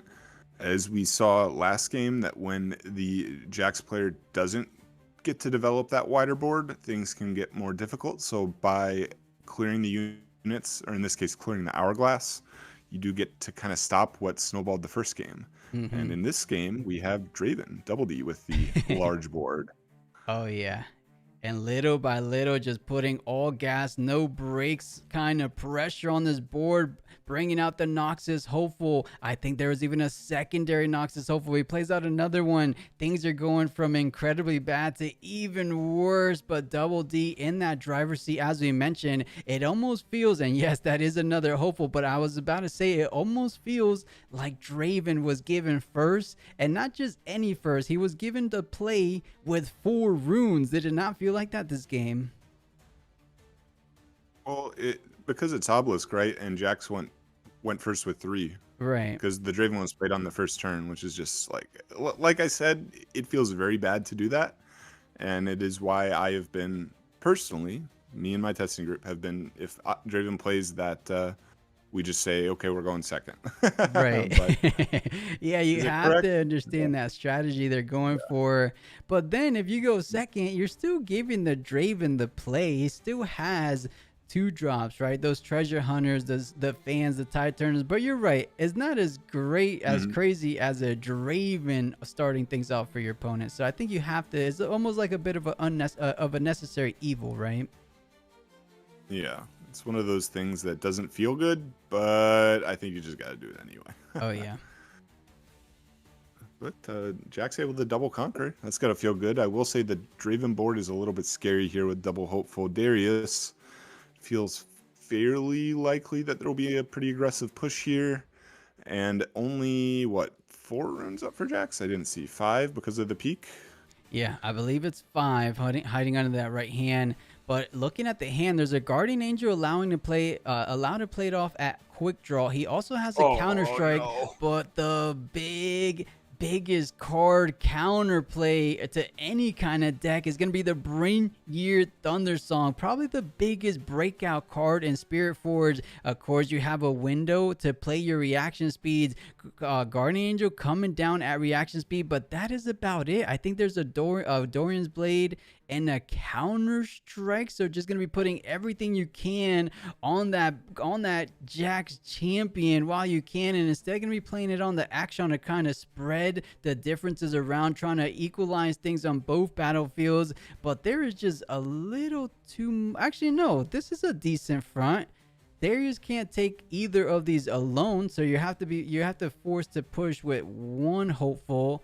It looks like he's trying to defend at least one of these battlefields, and perhaps the Guardian Angel keeps the Jack's chosen champion healthy on the other one. But oh no, the spinning axe coming down. Now Darius could definitely take both of these battlefields, I believe, by himself. No? So definitely going to be taking the action here. It is attacking for what, 10? Mm-hmm. Yeah, so 10 in, and then you can just push up double hopeful here to go over the Jacks if you choose to. I mean, I'm pretty sure you do choose to get rid of as much as possible.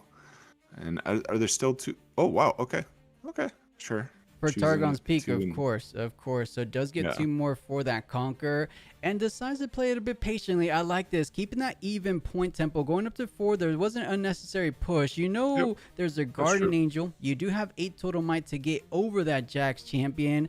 But why waste one of the hopefuls when you could probably get it done with something like this Darius going forward? Brutalizer does get attached onto Lucian, so swinging in for 6, make that 8 total might, just trying to play things safe. Lucian should have enough. He's trying to play around a potential second spinning axe, because right now it'll be 8 to 8.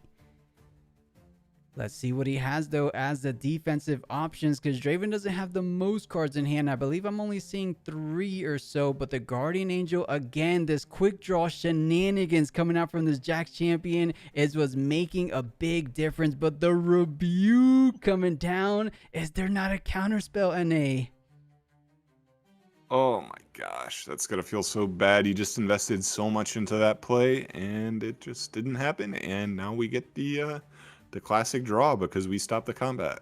Incredible. Yeah, Jax is not feeling too good. The wheels are definitely falling off. He plays out the Lucian. He gets the Weapon Master, gets the Doran's Blade. But what good is might when you can't push forward on the same turn you played? It looks like he's at the very minimum going to try to build up some kind of defenses on Targon's Peak. Or not Targon's Peak, on Obelisk of Power. And you're leaving up a lot of runes, but is that just a single card in hand I'm seeing there? Yeah, this is what we mentioned in the first 2 games, where if you do not see that Apprentice Smith, if you do not see multiple gears off of it, your deck has significant issues with draw. And, I mean, that's exactly what happened here, right? Oh yeah, we didn't see any Apprentice Smith as the Jax player, and to make matters worse, the only card left. You're taking out, this is just extra salt on the wounds, isn't it? It's like you have 1 card in hand, you're going to be taken off. You might as well just concede at this point. But is it a action speed? Is it action or reaction? I was assuming it is action. I mean reaction at this point, isn't it?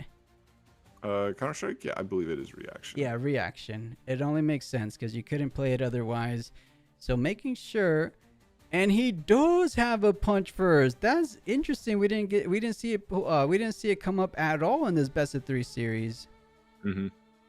Well, I mean, Thundersong and Mindsplit are putting in a lot of work here.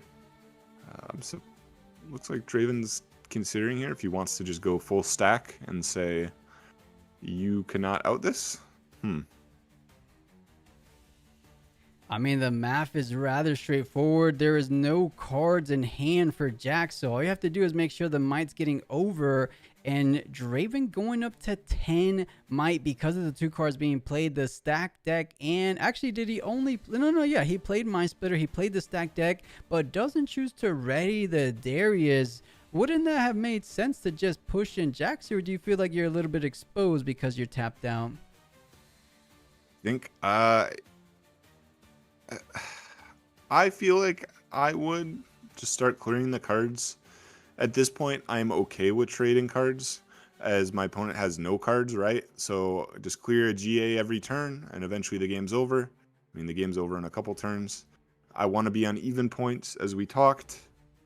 It is a bit weird how this was played though, because we didn't like full commit to stacking the battlefield. We didn't full commit to staying even points like we talked before. it was definitely played a bit strange, but I'm sure he has a plan.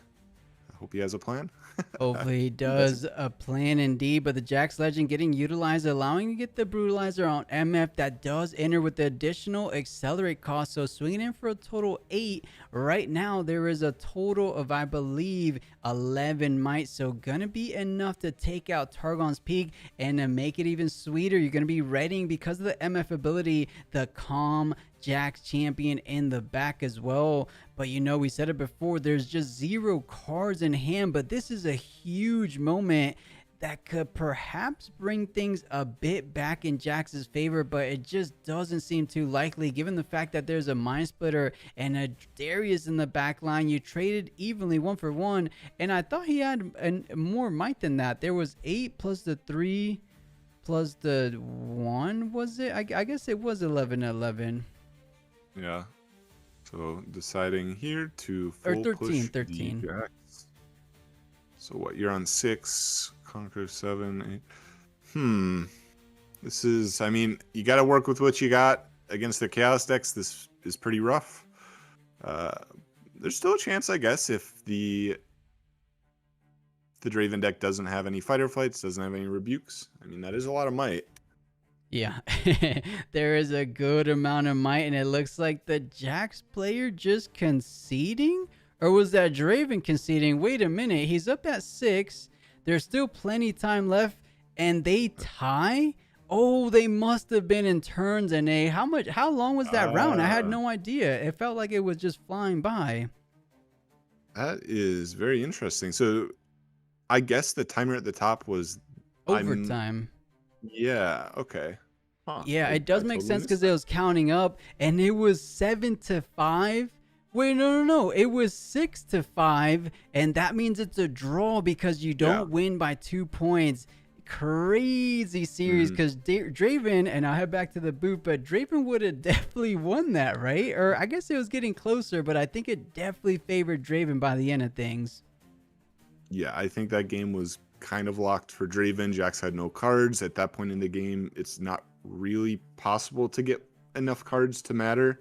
The only real top deck there that is going to see a lot more cards is like if you see the body Jax and then just move every equip to him and then just pay a bunch of power, right? I want to say, or is it power or is it energy? I could look it up. I thought it was energy. It is energy. You're right. You're right. So what, you play 4 for that and then move over like 2 or 3 equipment, draw that many cards, but then you're kind of tapped out, and I don't know what you do from there.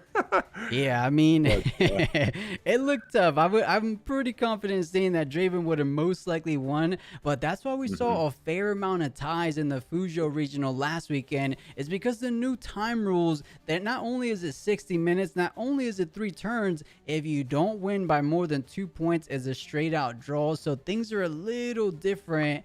But guys, what do we think about that Jax versus Draven matchup? Anything surprise anyone in chat? I was pleasantly surprised by a lot of interactions from that Jax player. I feel like I got a full course, info dump on how to play Jax. At least decently good enough, I want to say. I mean, it did do more than I thought it would. The Apprentice Smith really put in a lot of work. It did. I think, it was a good showcase for the Jax deck, and if anybody out there is interested in winning a medal card, take notes. Yeah, I feel like if anyone brings that same deck over to either Vegas or Bologna, you're not looking too bad. It looks strong, but it seemed a bit too reliant on Apprentice Smith for that card advantage, or for any kind of draw engine at that. When you don't see the Apprentice Smith, which sometimes you just don't see the cards you want early on, as we saw in game number 3, it feels like you're just running out of options a bit too fast. But I mean, as you said before the game started, these are great callers, right? Body and Calm, you have access to some of the strongest cards in the games. You have counters from the Calm. You have really good cards from the Body, like those strike downs that really made a difference in one of those games. I believe it was on the game 1, of course. And a card that I was very surprised to not see is the Punch First. Are we thinking he just has a one of in the deck? It feels that way. Well, we didn't really get to see a ton of the deck except for in game 1, and it was still probably only 15 cards, even though it felt like more. So it very well could be that he is playing them and we just didn't see them because Right. Jax doesn't draw that much. I mean, the card's probably the best combat trick in the game, right? Yeah, I think It's so. so One of them for sure. yeah.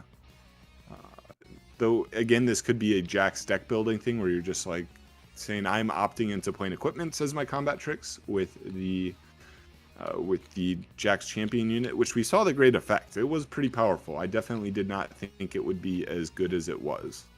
Yeah, definitely. And hey, William saying a good question. Did they show the number of decks? Let's go ahead and refresh Billy. I'm pretty sure they would have released the deck distributions by now. Let's take a look. And yes, they have. I'll pull it up now. And then let me go ahead and post it as well. So I'll pull it up for the chat. So here's number 1. They always have 2 screens for these. So it looks like it was 512. So it wasn't 510. It looks like everyone is in attendance. All 512 players. And now to those 512 is 148 Dravens. Wait a minute. That's just down from 163 if I remember. So man, just a boatload of Dravens till the eye can see. You know, second place and third place, very similar to what we saw in the Fuzhou Regional. But Fiora, I don't think was in 4th place last week. And that goes to show you what a second place finish in a regional can do. Because Fiora with 26 players deciding to bring it out. And look what else moved up the bracket there, if you will. Ezreal coming in at 21. Okay, a couple little mix-ups in the second Spiritforged Regional. Well, this What are is you cool. saying? Yeah, I mean, I'm not super surprised. I will say some of the lower ones are looking really juicy for that metal card. Like some of these decks are definitely better than their rep. Like, I think the set deck is still pretty solid. We saw a bunch of really solid new body cards, like, again, the Punch First. There's all this new buff support, like with the Warmogs and such. I think it's definitely underrepresented here. I think the deck is better than that. I mean, being on the same representation as Lux is insane to me. Yeah, right. And Lux kind of getting inched ahead. But funny enough, it looks like a lot of people going for the Jinx metal card because 10 players decided to bring it in today's event. Let's go ahead and look at the second half of the bracket. This is pretty much the half that just came out to play for the metal card. And I mean, maybe they thought they had a fair chance of making day 2, but very unlikely to win the entire event. But of course, never say never. And one of those players being the Jax player. He was one of 6 players coming today, bringing in a Jax, just at a lonely 1%. But MF, Yasuo, there he is. And those down at the bottom, Leonas and Lee Sin, guys. Does Leona and Lee Sin have no hope in Spiritforge? Or do they just not have any respect right now from Spiritforge? I mean, it's hard to justify. I will say these numbers look really juicy for metal cards. And They really you do, know me, right? I love Yasuo, and if there are only 7 people bringing Yasuo, I might just be one of them. If I got a ticket. Right, to right. Vegas, which Because I didn't, think Houston is like but double the players, isn't it? Or maybe even 3 players. The triple? What do we have in Houston and I know we were both there. Was it 1,300? it was something like that, yeah. Okay. So approaching that neighborhood of triple the players. So it's going to be a little tougher to win it in Vegas. But I like you said, like a Metal Teemo, a Metal Lee Sin, a Metal Yasuo or MF. Those are really good cards, really good legends to get Metal of. So you got a very good shot. I think, like I said, the Jax player that we just saw on stream might just be the best of Jax player today. I would imagine, right? For sure. I mean, it's pretty cool. And then, like, what is his name? New Ruff was saying in the chat, only 12 of some of these is like 10 Lucian, 12 Sivir. These are good legends. Like, it's kind Yeah. of criminal that so few people are playing them. I think just everyone has the attention on Draven. Everyone's coming into this party saying, you know what? I want to win. I want a day 2. What's the best shot I have at day 2? And everyone's just kind of doing the follow the leader, just going on the Draven train, which makes sense. Is there just no real answer to Draven? Have these players just play tested over and over, and they've tried every legend, any kind of card interaction, and they all come to the same conclusion. Draven is just the king of the Spirit Forge meta. Or are the Chinese players just missing something right now? Because I've heard it either way. I've heard some players say Draven is not the best. Like a lot of high level players know how to approach the matchup well enough to feel like they have a favorable matchup against Draven. Have you heard talks like that, NA? Well, I would be curious to hear their reasoning, because that has been very different than what I've experienced. In that, my experience is that Draven is by far the best deck. That being said, you definitely can keep up with it in certain conditions. Like, you know your deck very well. You've deck built specifically to play against the Draven deck, at least in the main or side, one of the two. And your deck does not auto lose to the Draven techs that they are playing. Like you saw, the Thunderstrong song is kind of a brutal one for some decks to deal with. Yeah. The Falling Stars that the red version of Draven, or the more standard Draven list, are still playing. Like, you can't be a deck that auto loses to those. So I think there are definitely ways you can beat the Draven deck. I still do maintain that I do think it is the best deck, though. I agree. I think it is the best. It just sometimes comes down to skill level, right? So the same skill level players are playing at the top. A player probably playing Draven is going to be taking it out. And we got a couple questions chat saying, or Mr. Ellie saying, what's the deal with metal cards? Could you brief me up on that? And here are the metal cards on the screen. So if you guys are newer to Riftbound, feel free to ask any questions like Ellie did in chat. Metal cards, they're called best of prizing. And what that means is everyone that comes into the major events, so any official Riftbound events like the regionals going on in Bologna, like the regionals in Vegas, and of course the regionals going on in China that we're currently watching, all those official Riftbound events, they reward players for coming in with a variety of legends. So if you place the highest with your legend, you win the best of prizing, right? So if you're the only Lee Sin left at if you're the highest placing Lee Sin, you get the Lee Sin legend. If you're the highest placing Annie, so on and so forth. And they're literally metal. I don't know if you could tell. I'll try to zoom in even more. But we say metal, but they're literally metal. You can't really bend them too easily. I mean, maybe a strong man could probably bend them pretty good. But they have a really cool texture to them. I think we had a metal card winner in chat. I saw Frodon earlier. He won the best of Leona, so shout out to him. I don't know if we have any other metal card winners, but they sell for a pretty penny, chat. Like, I'm talking tens of thousands. The most expensive, or I should start at the bottom. The least expensive metal card that has been confirmed to have sold is 15,000 USD, chat. 15,000 USD for the worst one, which I believe was a Lux and a Darius, surprisingly enough. And Billy you Boy, know what I just noticed? What was that? From that chart, I just noticed there are no Garens.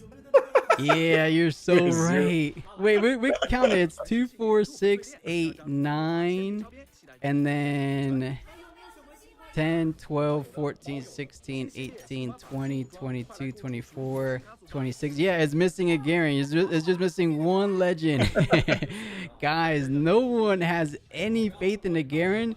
So much so that no one wanted to even try to get a Garen metal card. That is hilarious. Isn't that crazy, though, that if you entered with Garen, you would get a metal card? It doesn't matter how you could have dropped after round one. You were the best Garen. Yeah, literally, you could have saved so much of your to time just drop. But you know, funny enough, maybe they're onto something, NA, because I heard rumors that Garen is one of the only few metal cards that hasn't sold yet. So maybe just no one wants Garen, chat. No one is offering up any bids for Garen. And yeah, Riftbound did nail the pricing. No one took 5K off the floor. Garen card's still not sold. Yeah, Holy Chief, that's what we're saying. I think just everyone realizes there's nothing to him, which is funny. Because I know the Garen player, I met him in Houston, and he was so excited to win the Garen. I would just accept anything for it. Like, if these cards are getting sold for 10,000, I don't know about you, NA, but wouldn't you take like 5K for a Garen?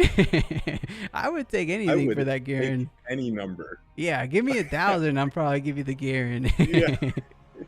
Yeah. Uh, so something that I think is kind of interesting is that we are seeing like such insanely low numbers on some of the less popular legends already. Imagine what it's going to look like near the end of rotation when we have how many? There's going to be a lot of legends out, right? Like, Oh yeah, w- you're so right. But they're not gonna do the best of rewards forever. As in like the set one, I feel like maybe they'll do 3 sets and then off the fourth set they won't reward best of for set one anymore. That's what I would imagine. did did they? I thought I read somewhere on Twitter that they were going to do it while the cards are legal. I could be wrong. I could be totally wrong, but No, I think feel like about I an event giving away like did read. Yeah. 50 plus metal cards. I think they said they're not going to be one of one, but they didn't in chat correct us Okay. if we're wrong. I believe they said they won't be one of one, but they never said they're going to be forever while they're legal. See, that would be really interesting because it kind of does warp the meta, right? Because people aren't going to play some of the less popular legends if they don't have that random best of prizing. So it is a bit of an artificial push to play the new stuff, which I don't inherently have a problem with, but it is kind of interesting to think about. Yeah, for sure. It is very interesting. Someone in chat saying watching one of these next sets, Garen becomes busted. Grim, is not so much the legend ability, it's just the colors of Garen. They don't, or the legend ability, I should say, in those colors of Garen's, they don't really do too much better than something like a set, something like a Fiora. Or is there something you could think like a game plan that is so game breaking that makes Garen better than one of those NA? Like what is even the legend ability? You draw when you attack with 4 units, is it? It's even worse than that, I believe. I want to say, and I'm gonna double check right now, but I'm fairly sure it says if you conquer with, and then after the conquer, you have 4 more units. So Oh you have to my attack with even goodness. more. Yeah, I mean, we're gonna So need a card that says when you attack with a creature or when you attack with a unit, spawn 5+ recruits or something for Garen to really pop off. Um, but Silver looking like a dude from the viewing distance. And what's going on, Pudding? And that Silver over number does look maybe not one of my favorites, I will say. Not my most favorite. Do you yeah. have a favorite over number, NA? I actually don't like any of the set 2 ones, and What? the Okay. the more I've played with the set 1 ones, I kind of like the original art more for almost all of them. I don't think I play with any over numbers right now. I just play with all the base arts, at least for the legends. I think some of the champions have some really cool over numbers, but True, true, and at least luckily the champions in Spirit Forge are gonna be the signature ones, so that should be pretty cool. But I'm surprised you don't like Mhm. any. But better for you because if you pull one in a pack, you're just probably gonna sell it, aren't you? I would. Yeah, I mean, I did buy one. So, funny little story. I This was right during pre-release. My friend got a box. He got a pre-ordered box, and he opened it. And we're sitting down. So this was before listings were up on TCG Player, right? So no one knew the prices. And he pulls the signed MF leader right next to me, and I was like, I I kind of like the Aurora MF deck. I'll give you $300 for it. And Oh, he's you like, offered them right then and there? Okay. oh, he sold it to me for $300. And then and then a week later, I go on TCG Player and I see this card going for like $800. I'm like, dude, you're my friend. I can't. I feel bad about this. Like, we didn't know it was going to be so much. Do you want it back? Just like pay me back. And he said sure. So Oh, ended you're up, too nice, but he is a friend, which makes sense because you kind of did yeah. scam him. Ugh, I did not know. I was like, there's no way these cards are going to be as expensive as they are. And I mean, was signature Ari's like what, 2,000 or something, or 1,200 or something? Something crazy. I Crazy. even think MF is creeping up there. Chat, what is the MF over number at right now? And Konaso saying I pulled the sign Jinx day one and it came back a 10. Oh, from Beckett. Dang, Cole, you have a Beckett 10 not I keep calling it PSA 10, but a graded 10 over number Jinx, a signed over number Jinx. Cole, that has to be worth like I don't even know. I haven't even seen any prices on Beckett 10s. But I would imagine it's pretty good. And Nav, it's 115. Wait, the MF sign is only 115. So I hope your friend sold it while I was in the Oh 800s. no, the MF signed is like 900 right now.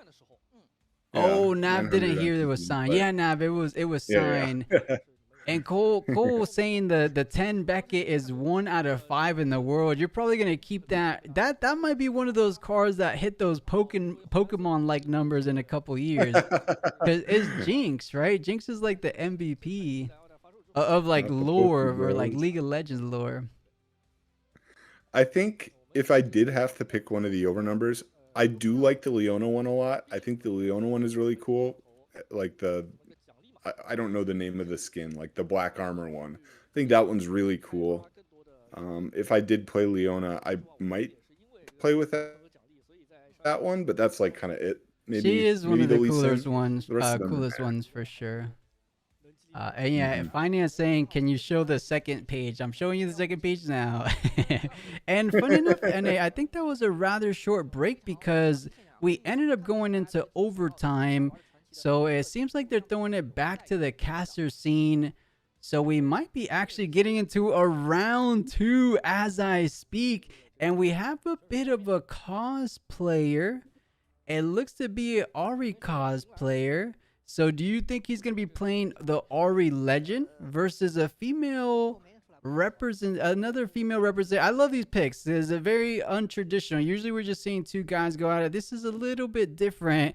I'm curious to see what they bring to the table. If they're coming a little different, I would imagine there's no world where this is a Draven mirror match, is it? I hope the Ari is playing Ari. Oh, that is not Ari. That is Set. Ooh, it has the very pretty Set champion unit though. I'm a big fan of that art. That is one of the new overnumbered arts that I absolutely love. Yeah, from Spiritforged, and it happens to be one of the best set cards. Period. Right, the set brawler, Hmm. and oh, chat, we didn't get to see this in all of the Fuzhou Regional. This is why they decided to display it for this round number 2. It's gonna be none other than Rumble coming into the feature match. So Set versus Rumble. We've never seen this matchup before, but I know Rumble is one of those decks that when it gets going, it's really hard to stop. But if they don't really hit the right card combinations, they feel like they don't have too much going for them. On the other side, I feel like Set, if played correctly, whether you don't draw the right cards, whether you're on the play, on the draw, there's always some kind of lines to pull you out ahead by the end of things. Set, I want to say, is one of the most versatile legends, at least in Set 1. And it looks like it got a teeny bit better in Spiritforged because things like Punch Furs. And what else? Did Set get more buff support? I'm trying to think back of what Spiritforged brought. Yeah, there is the dragon. I don't know if you play it, but the Fey Dragon, which is when you play me, buff up the 4 friendly units, and then when you Oh, spend a yeah. buff, you get the gear token. So that's a pretty powerful top end for them. Then you do have the Warmog's armor, which if he does choose to play buffs, that is a good way to consistently get a buff, maybe as an alternative to Arena Bar. As every time you do conquer, you get buffs, so consistent way to keep getting them. And every time you conquer, that means your unit's now on the battlefield, and when it dies, you can just pull it right back. So it kind of creates a loop, right? Yeah, it definitely does. So it could be that is actually one of the better cards, newest additions to Set builds is that Warmog. So I'm willing to bet this Set player is going to be bringing that to today's round 2. And did they roll the dice already? I believe so. Did you catch who's on the play? I did not. I did not, though. Looks like we're going to see very quickly here. I'm curious to see if this is more of the tribal mech build or the spell heavy I am Kaisa build from Rumble, because I've seen both. Yeah, we'll I see. At the don't really very know which one's minimum, better. I saw a Bring Your Thunder Song, Thunder Song. We saw how much Hmm. of an impact that made in the previous game. Let's see what it will do in this round number 2 of today's Chengdu Regional. It looks like Rumble going to be starting it off, going to be hitting those 2 channels. Does he have a forecaster? That best turn to play for Rumble is basically a vision mech. When you play it out, you do get to see the top card of your deck, and it will be the forecaster. You know what? Since it's the first time seeing Rumble for a lot of players, I'll try to put up on the screen as much cards as I can for Rumble, just for any newer Spiritforged players joining the stream. So forecaster is up there for you guys to read when you have a mech, or when you play a mech, or your mechs period have vision. And there we go. This is another little nice card. Early plays, the Sea Monkey coming out. And that seems to be a decent addition to set decks as well. On the play, you could play it. Hmm. On the draw, you get a little buff for those Call to Glories that we know set's all about. I'm kind of curious why we chose to play the mech card here. I guess the reason would be is if you have a production surge in hand. But there was a Bilgewater Poro in hand, which personally feels like a little bit better of a turn 1 play, as it does kind of guarantee you the gold token. But it looks like there isn't a production surge. Okay. I'm interesting. I do like seeing the really oh wow. Yeah, Okay. I was just about I to say the do same like thing. seeing the early gold tokens if possible, because the no, you're good. Continue. I was Sorry. just gonna say, Didn't mean to cut. playing out the Poro onto the battlefield seems very curious because it gets its ability on the Conquer, like you said. So having to do 2 standard moves to get the fruits from that labor off the Poro, so it doesn't feel too smart. But maybe she has something in mind, just trying to keep that Typherian War Camp out of the Sea Monkey's range, because you are getting that +1 might increase from that battlefield. So you are defending with a total of 6 might, which is a little trickier for this monkey to overcome. It looks like Set might just keep things straightforward, get a simple draw from the Monastery Hirana, so pushing on for the Conquer for 1. Do they decide to get the additional draw, or do you save it for something like a Call to Glory combat trick? It looks like she's valuing the draw instead. So going to be picking up a card and passing things forward. But Rumble should be going up to 2 points so far with the hold. But I kind of like this play now, all things said and done. Because at least you held. Because if you didn't play Poro there, you would have just lost your forecaster, no? Yeah, what makes this weird though is now you don't have a push for this turn unless you choose to play like an accelerate, which I guess there's like Kaisa. I think there is a um I think does one of the run no, the Rumble doesn't have it, right? Yeah, it does not have accelerate. Yeah, I'm not really a fan of this play, but I'm sure they have something planned out here. It is a little okay. So yeah, choosing to play and give ganking. This is definitely something you can Yeah, do, and Gem then you Gemmer do have coming out, and the it Rumble does. leader who does give us a shield. Sorry, yeah, Yeah, but it does get sorry. shield, but it also has. Wait, which one gets shield? The leader. Oh, right, exactly. It does get shield, but you are pushing right now, so having to follow that up with a Stupefy on the Sea Monkey, you do have Hmm. something like a Call to Glory to use the set buff in the current base. That's going to be perfectly enough to get down or bring that Poro down, and that's the only unit with Genki currently, and it looks like we see the full picture now, don't we, NA? Because they played it on the battlefield because they had that Gem Jammer to give it Genki, so it's going to be a conquer either way. If this Call to Glory did not go through, Hmm. of course, it looks like he had a plan all along from the set player, so making it so much more difficult to take down. Do you have another combat trick? Because as it stands, it's just 2 might going into the 3 might, or 4 might, I want to say, for the Sea Monkey. I don't know if you could conquer this turn. There's a recall in hand, but opting to not play it, which I think pretty reasonable. I mean, using a recall for a Bilgewater Poro does not feel that good. I mean, the War Camp's like defending for a lot, isn't it? Because they each have shields, so they're each defending for 4, so defending for 8. So pretty big for just on the second turn.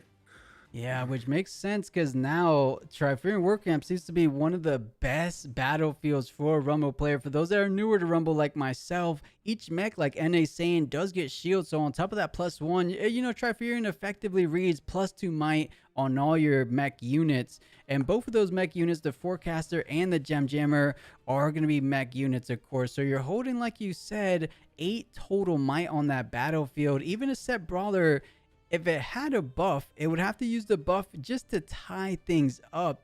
So giving Set something to think about as they pass it on to their turn. Sea Monkey able to hold those, so it does get up to 2 points. And I think there is at the minimum a Pit Rookie, or I think that's a Kinku Monk, so it doesn't feel the best if they don't have any simple buff mechanics. I'm wondering though, do you think the sets from Spiritforged are still running something like Arena Bar, or is that going to be left behind in Set 1? Just to clarify something, the set would be swinging for 9, right? Because it has the war camp. Oh, So absolutely, it yeah, would it be able does. to go over if it has the buff. Yeah. That being said, I don't know. That's a good question. I don't think this deck is really very popular for whatever reason. And I think there is a lot of room for experimentation. He does have one of the best leader abilities in the game. It is gated behind the buff mechanic, which does limit your card pool. Mm-hmm. But being able to save units like this is just not common. It's a huge premium, and it does let you to play in different ways, like you said before. And I think that was a really good call out, is that it does let you get to play in very different ways. Like you can play the very aggressive hold one with the yellow set against decks that might not be as good aggressively pushing into those wide boards, and then you can play this the orange set brawler, like you said, when you are playing as the aggressor. So I like what you called out there, and I think that's a good point. And it makes me very surprised that this deck is so underrepresented. Yeah, and a couple little nice plays coming out from Rumble. The cloth armor with quick draw adding +2 shield. So that forecaster is actually defending for +3 more. I think a total defense of 6 with the war camp. Gem Jammer adding 3 more on top of that. So defending for 9 to 9 as it stands. So Sek trying to deploy out this challenge. Kinku Monk and the Gem Jammer get taken down, bringing the set just over the forecaster's head. And I think she's just very well might get this conquer unless there's another bit of a combat trick, because right now as it stands, forecaster is defending for 6 to that current 9 might. Or am I doing the math right? Forecaster shield 1 3, shield 2 5, war camp 1 6. Yeah, Because the cloth armor is a shield 2, so shield 3 +1. So yep. And it looks like it does end up going through, retreating back off the monastery as expected, as this does keep your unit safe. It keeps that buff as a good resource for later, and you can conquer it again next turn for a draw. So pretty yeah, good. exactly right. And of course, with the conquer, you do net yourself another buff, able to allow the set legend ability to get played out if you need so. If you need to do so, we see the Rumble champion Gem Jammer retreat, and I believe what was the other card?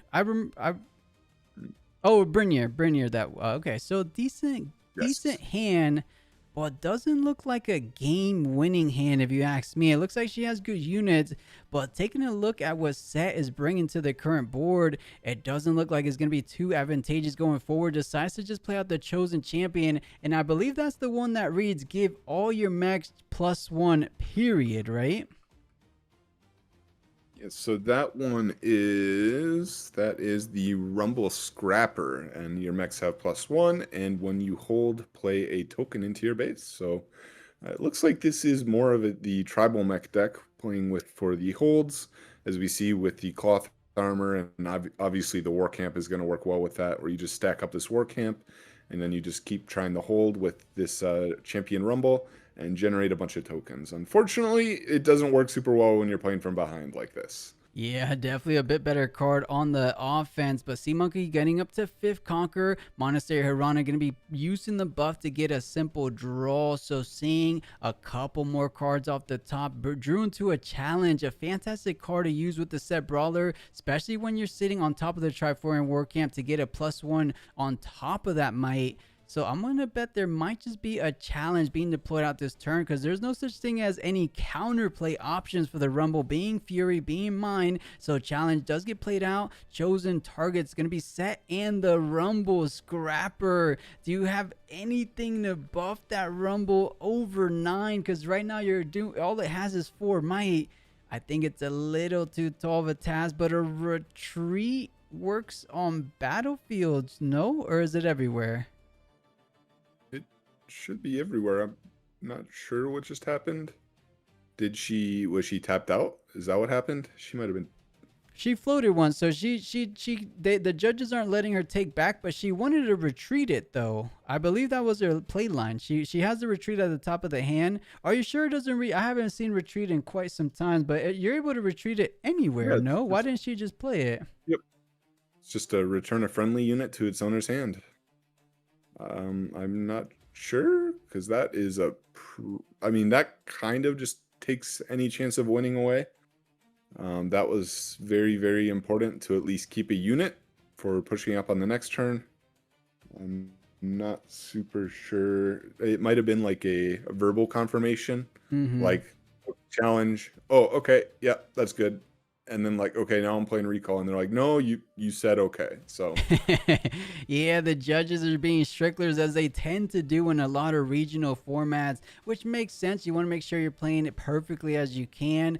Very unforgiving, which some people aren't used to, but playing out another Rumble Scrapper, it would have been nice to have 2 on the board, because they do indeed stack. They're able to give +2 to all your mechs, and if you hold with both of those, you will get 2 3 mites, very synonymous to those Ferris Forerunners.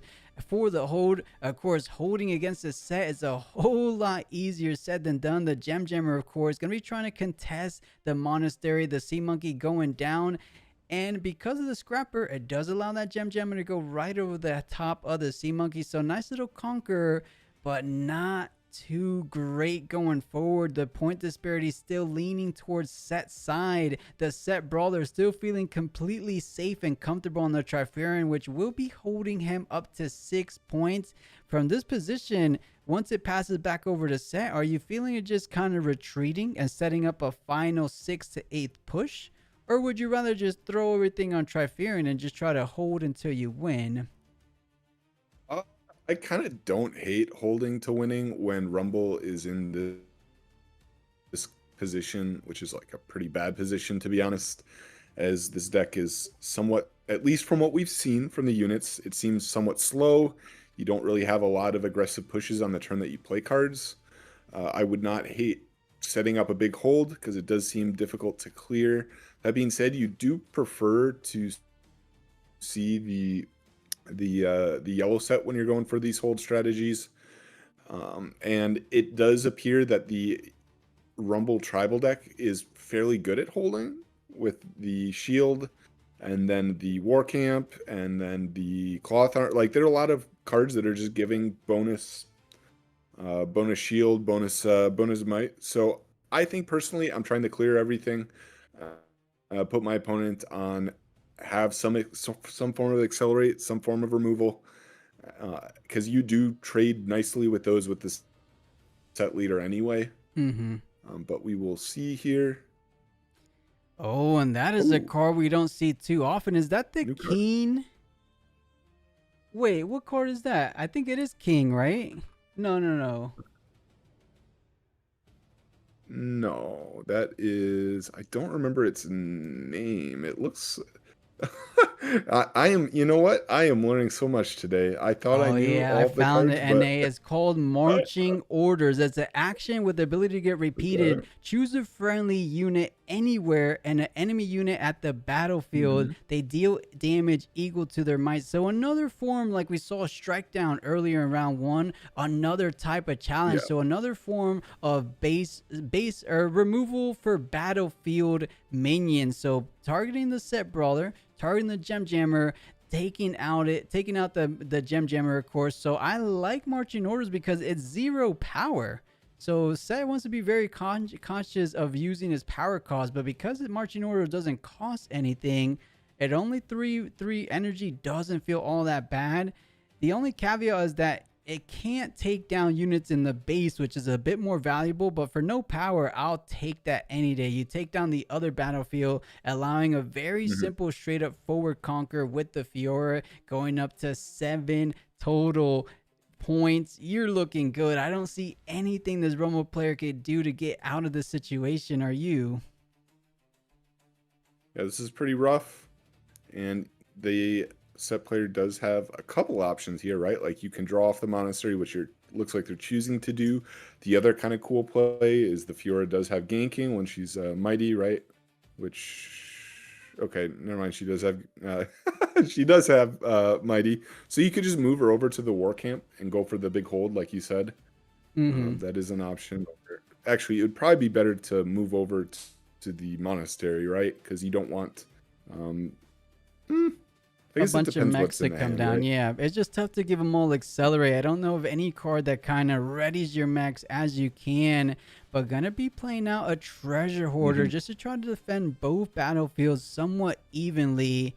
And it looks like to end the turn, going to be hiding a hidden blade on the monastery, saying, try to take one of these battlefields, but you will not take down both of these battlefields. I am looking very primed to go for my final 8th hold to victory score and taking this game number 1, because I don't see a world, especially given the fact that Rumble is simply at 3 points. Even if you could clear this, there's just so much time the set player can do to just try to develop the board and then make a final push, even if they had to, right? I mean, from this position, it looks like you're just going to hold most likely both of these battlefields, if you ask me. I see a good card in hand, the reaction speed +2 for every enemy unit. I forgot what it's called, but against all odds, that's what it was. Against all odds Yes. could do something, but not in this position, I want to say.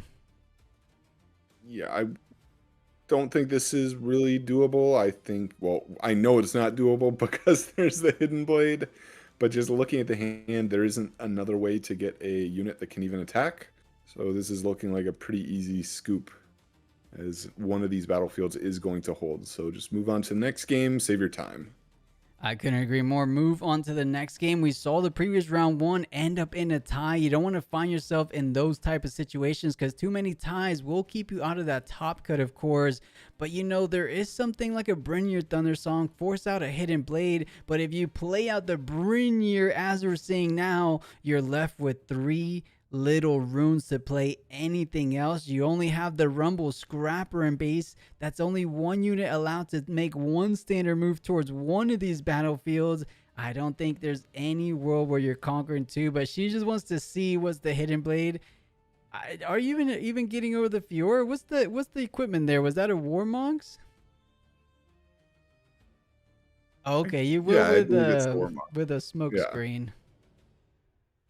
yeah, and then, well, and it's pretty tapped out, so just gonna hold up to 8 here, unless there is something I am very obviously missing.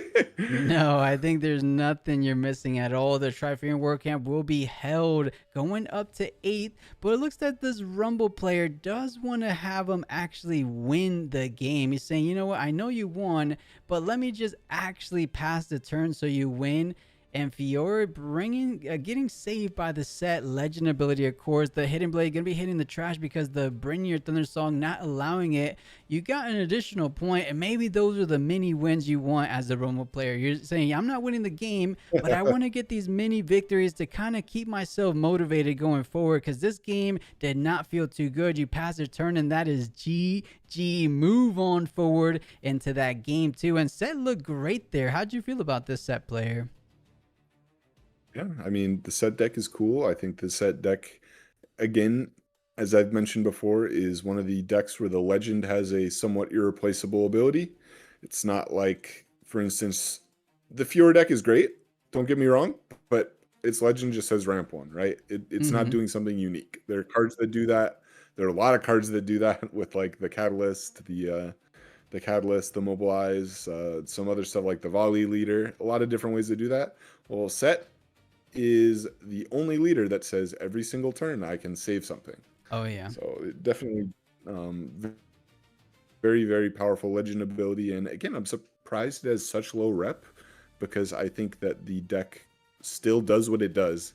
And it might just be because of a bad Draven matchup. I have Mm-hmm. not seen that matchup. That has not been something my testing group has tested, but I could very well see why that might be bad with like rebukes and fighter flights.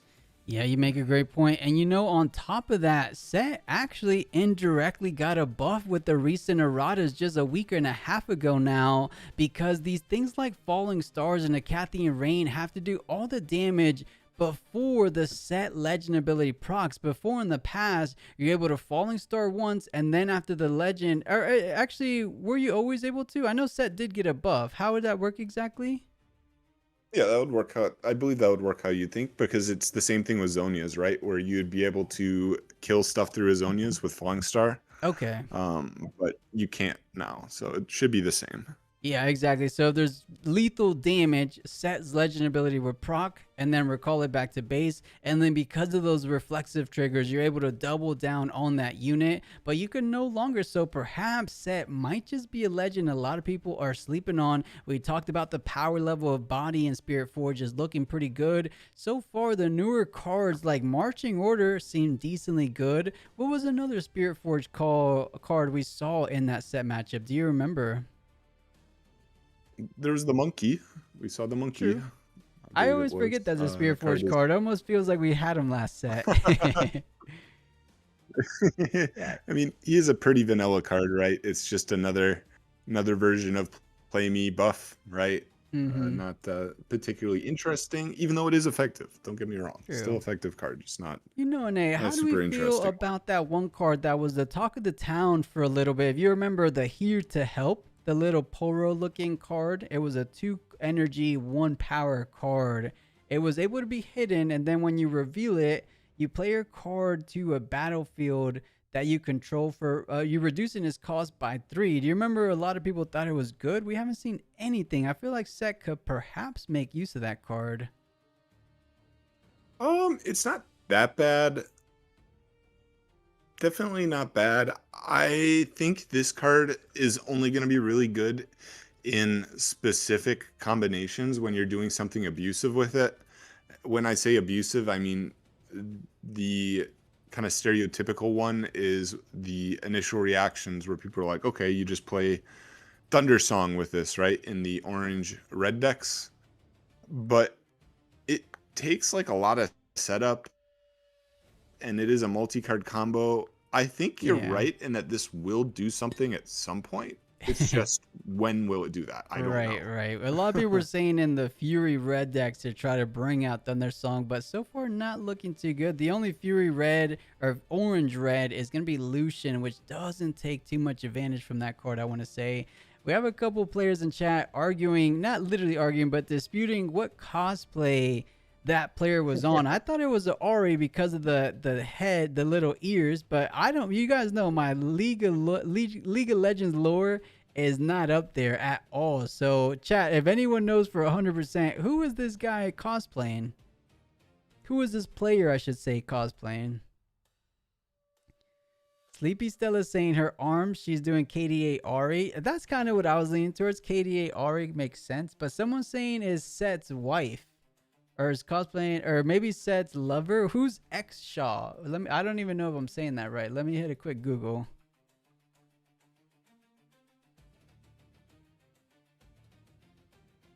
I have no idea, chat. You guys let us know as we find ourselves heading into that game number 2. Can Rumble try to turn things around? They kind of saw what Sot brought to the table in that game number 1. Rumble had a decently good start, developed out some nice little mechs early on, but once they forgot to retreat the Rumble Scrapper, it started to really go downhill. They paid an energy, but didn't get the fruits from that pay. But even in that moment, if they retreated, they would still have to hard cast the Scrapper.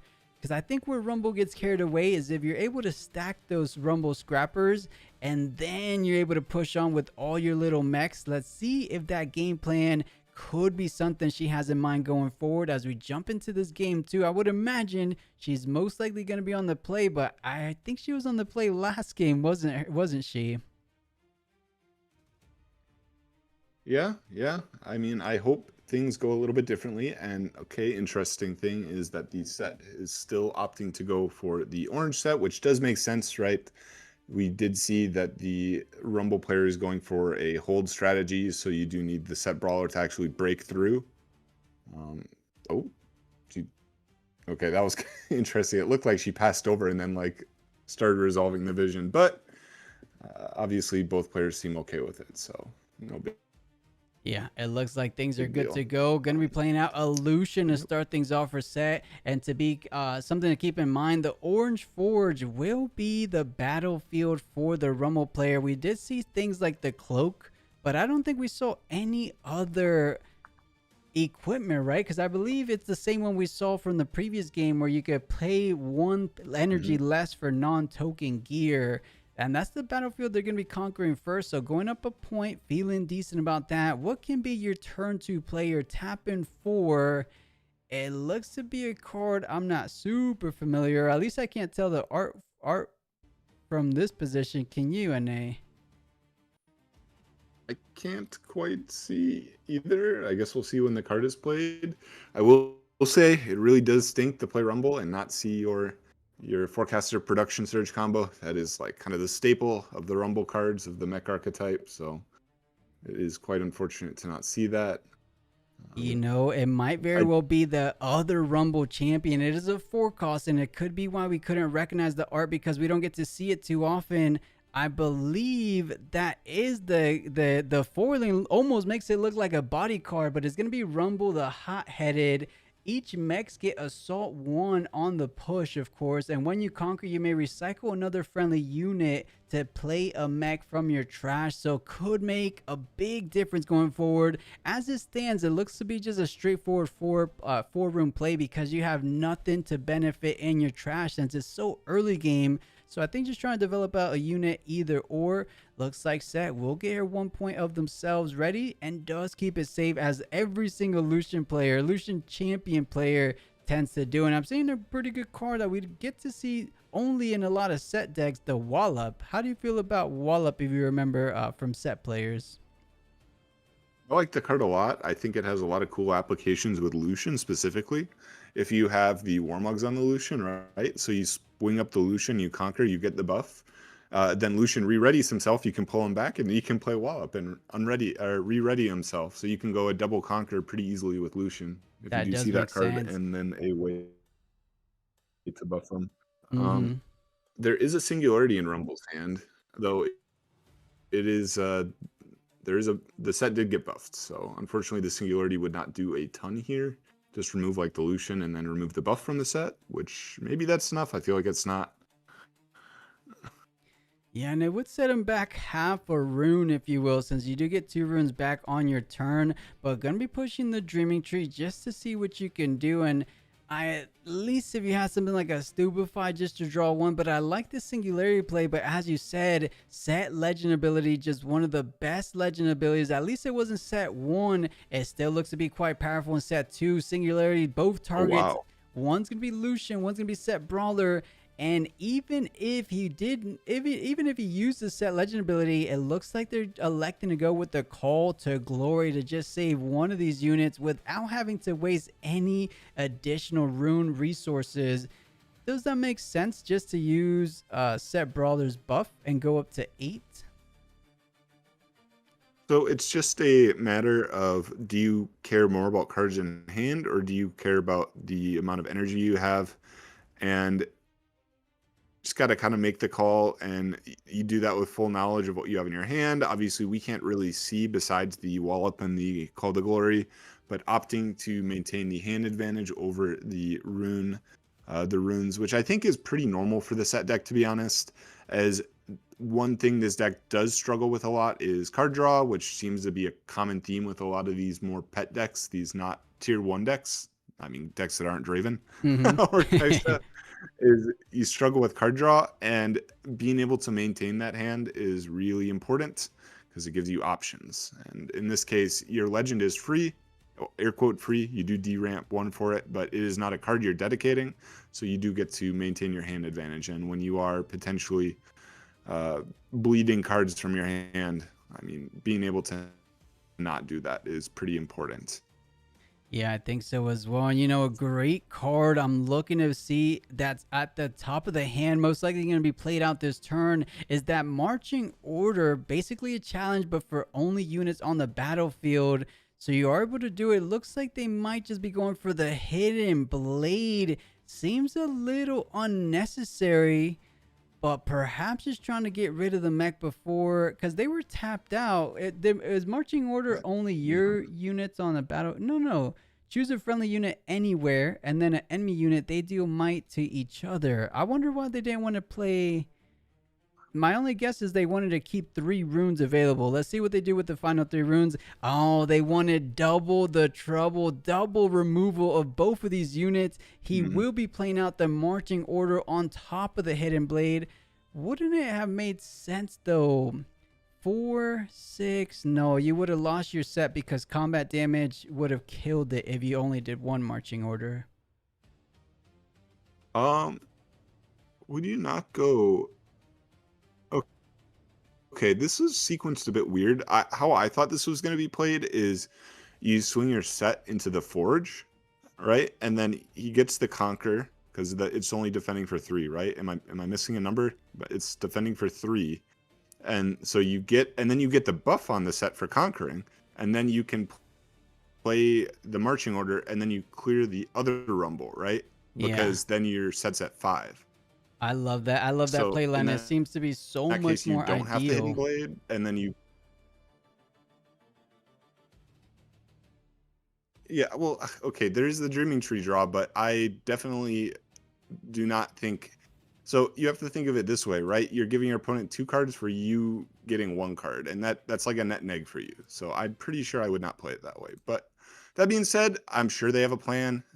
There's it did get to clear both battlefields. It committed an extra card, unfortunately. So actually, it ended up being the same amount of cards, right? Because you had to commit 2 cards from hand to get a draw plus a a double clear, instead of committing 1 card from hand and clearing both. So it ends up like the Dreaming Tree draw didn't change anything because you used the same amount of cards and you cycled your Hidden Blade. Yeah, and So real quick, Nate, how did the set player get a +1 on Dreaming Tree? I thought there was only the Rumble champion on Dreaming Tree. Isn't it target your own unit? Dreaming Tree, I'm pretty sure reads when you target a friendly unit, draw 1. Or am I misreading that did one? what well he didn't they use that marching orders card to target their own unit?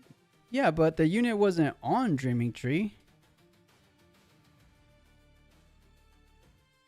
Yeah, so set pushed up onto Dreaming Tree and Oh, okay. killed the Rumble, and then yeah, Oh, or okay. I sorry, got you. I it got pushed you. up Of onto course. Of Dreaming course. Tree Of after course. hidden blading. Yeah, yeah, Yeah. yeah, yeah. Yeah, I got You're you. good. You're good. Warmog's coming down. I completely forgot the push was first. Is that they did the other way around? I was thinking I was so caught up in the line of play you said seemed to be a little bit more optimal, of course. But yeah, had to do the hidden blade so that you could push into Dreaming Tree to, of course, get that draw 1 from the marching order, leaving 3 to 4 runes available for the set player. Rumble having a whole lot of cards available to them.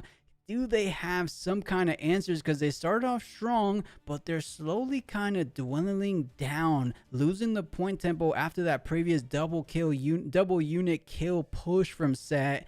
That was a fantastic play. Either way you did it, it still ended up putting you in an advantageous position. So well done so far for set.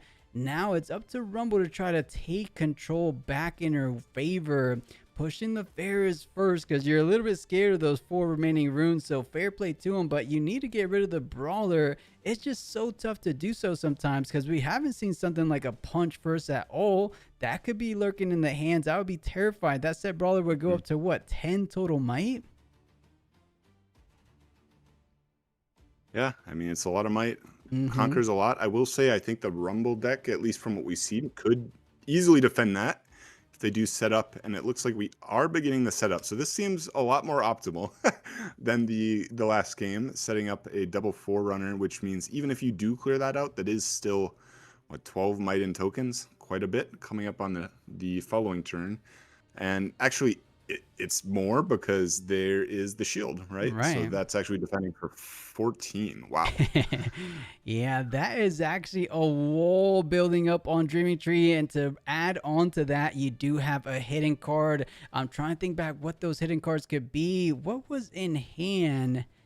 I guess we'll find out rather shortly, but Set does have available options. They could try to get over the 14 might with a double buff play because you go up to 7, go up to 11.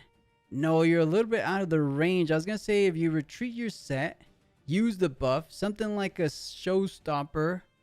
But no, you're not able to use the buff before Showstopper. You would need something like a Pit Rookie and then the Showstopper, right? That could be enough. Yeah, I will say the scary part comes is even if you do crack it, how do you not lose everything on the crack back? Mm-hmm. Uh, you do have to cleanly conquer it, right? Because you do need to keep your set and get him the buff after the conquer, so that you can save it later. But that's pretty easy, right? Because you just put the Warmogs on him, and the Warmogs goes. So what? If we put the Warmogs on it now, it will be at uh, goes up to 9 with the buff usage. Play like again like a Pit Rookie or something. Goes up to 13. Still not enough to cleanly swing over though. This is pretty hard actually. He would need the double buff, like a Pit Rookie, use the buff again, and then Showstopper to get a buff and push in. I think that might, no, because you're 13, 14. It might tie exactly, but as you said, those mech tokens looking ferocious on the clapback, especially if they have something like a Rumble Scrapper, which we know is right there in the champion zone. You're able to play out each of those mechs can be +1, and one of the newest set cards added to this deck, I believe. What was his name? It's something Dragon, the Fey Dragon. You brought it to our attention earlier. Fantastic card, just a little bit expensive, but you're able to get 4. Wow, I just read it. You're able to get 4 friendly units buff, and every time you spend a buff, you get a gold token on top of that. So set spending a buff, you should be able to get a gold, or am I misreading that card? I believe that's correct, and it looks like it was forgotten. Because that is a. Oh, okay. Nope. There we go. So we do get the gold token, and if this. So what it's up to 12. You put the Warmogs on it. That's 13. You still need 2 more might to cleanly conquer this. Mm-hmm. If there was a way to not push the Showstopper first, but gonna be attaching Warmog, so up to, I believe, what did we say? Is it 14 at the moment? 7, 11, 12, and then the buff 13. So this was swinging for 14. So just opting the trade in, and then this is kind of nice in that it does let you get another gold token with a Fey Dragon and pull the set back safely to your base. But there's the hidden. Oh, it's just a Consult the Past. Okay, this is a very interesting Rumble build, opting to play like these. A card like Consult the Past, I generally see in decks that have a lot of combat tricks where you want to draw into these cards or you want to bluff other hiddens. But okay, so no, we are gonna. What does this cleanly win now? It was with the cloth bringing it up to +2 shield, but the Call to Gloria, infamous combat trick from Set, of course, as we all know from Set 1, using the Fey Dragon's buff to add 3 more on top of it. So he's swinging in for 17 now, because he was at 14 plus a 3, 17 total might compared to the 16 total might. So just getting over by a hair. It is a decent hold, or it is a decent conquer, I should say. But man, you are not feeling too confident going on the next turn. You're completely tapped out, and there is no longer any Call to Glories in hand. So you're going to be going up to 6, which feels rather good. But look at the mech army that this Rumble player is about to build back in the base. All these mechs. And like we said, they might just be swinging in for 3 on top of that with the scrapper most likely being the likely play going forward for Rumble. Rumble's looking pretty good, I want to say, in this game. Yeah, I mean that was a lot of cards used, and admittedly, you did get the conquer, which is good. You're up to 6, and you will have 2 units next turn to try and push back in. It looks pretty scary pushing into this Rumble army, though, as with the Hidden Blade combined with the Consult the Past, you just have what, like 7 cards in hand, and you don't really need to commit much from your hand here to take this. Like, Yeah, and if Set's you tapped take down out the has. Set Brawler, that's half the issues there Mhm. for Set because you only have the Fade Dragon. It is swinging in for 7, but it looks like you have something like a smokescreen to bring that dragon down to size and feel a whole lot more manageable to deal with. So I think Rumble, funny enough, despite being behind by 2 points, is feeling in a decent position, all off the backs of the double Ferris Forerunner. Who would have thought one of the best Fury cards, bringing them 2 times on a battlefield, would be making the difference here? And it looks like the stream experienced a little bit of lag. Hopefully it all caught up. I'll refresh it during the break just in case. Or you know what, chat, I'll go ahead and refresh it now. I don't know what's going on with that, but we should be all caught up now. And 2, 4, 6, 7 runes. Is it just Scrapper, or are you seeing a different line perhaps? I'm not super sure off the top of my head. You do have to keep in mind, like, another Call to Glory. And even if you do clear the set through combat, remember that the set legend still is available, so you can pull the set back and get yet another gold token. So a lot of gold tokens. This Fade Dragon has had a lot of value, huh? I hadn't seen it actually in action until this game, and I'm pretty impressed. Yeah. I'm pretty impressed. Yeah, it looks to synergize so well with Set Brawler, which makes sense why Set Brawler is the chosen champion 2 times in a row. Because sometimes we do see the switch up with those yellow legends taking his place. But Fade Dragon, it almost seems like the obvious choice every game. Smoke Screen gonna be coming down, but Set Legend doing what it does each and every time there's a buff unit. So recalling it back to base, saving it for another day, and now Set doesn't feel all that bad about the following turn. There's 2 mech tokens. Granted, they're all going to be defending for +1 because of the shield from the Rumble Legend. So I'm wondering if you're going to be able to split both of these mechs, or do you just try to hold one? Because right now, Set could be on the cusp of a final push. If they're able to conquer both battlefields on this very next turn, that's going to be GG's, not sending us to a game 3. It's just going to be 2-0 win, and might be splitting the differences, going up to 6 herself. But man, I don't know about this play. With 6 runes remaining, I would imagine you wanted to try to hold one battlefield, but perhaps because of the Set Brawler, it might have not felt too comfortable to do that.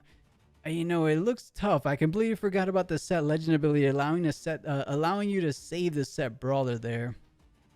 Did we miss another Fade Dragon trigger off of the Set Legend? I think they did. As that does spend a buff. True. It does spend a buff technically.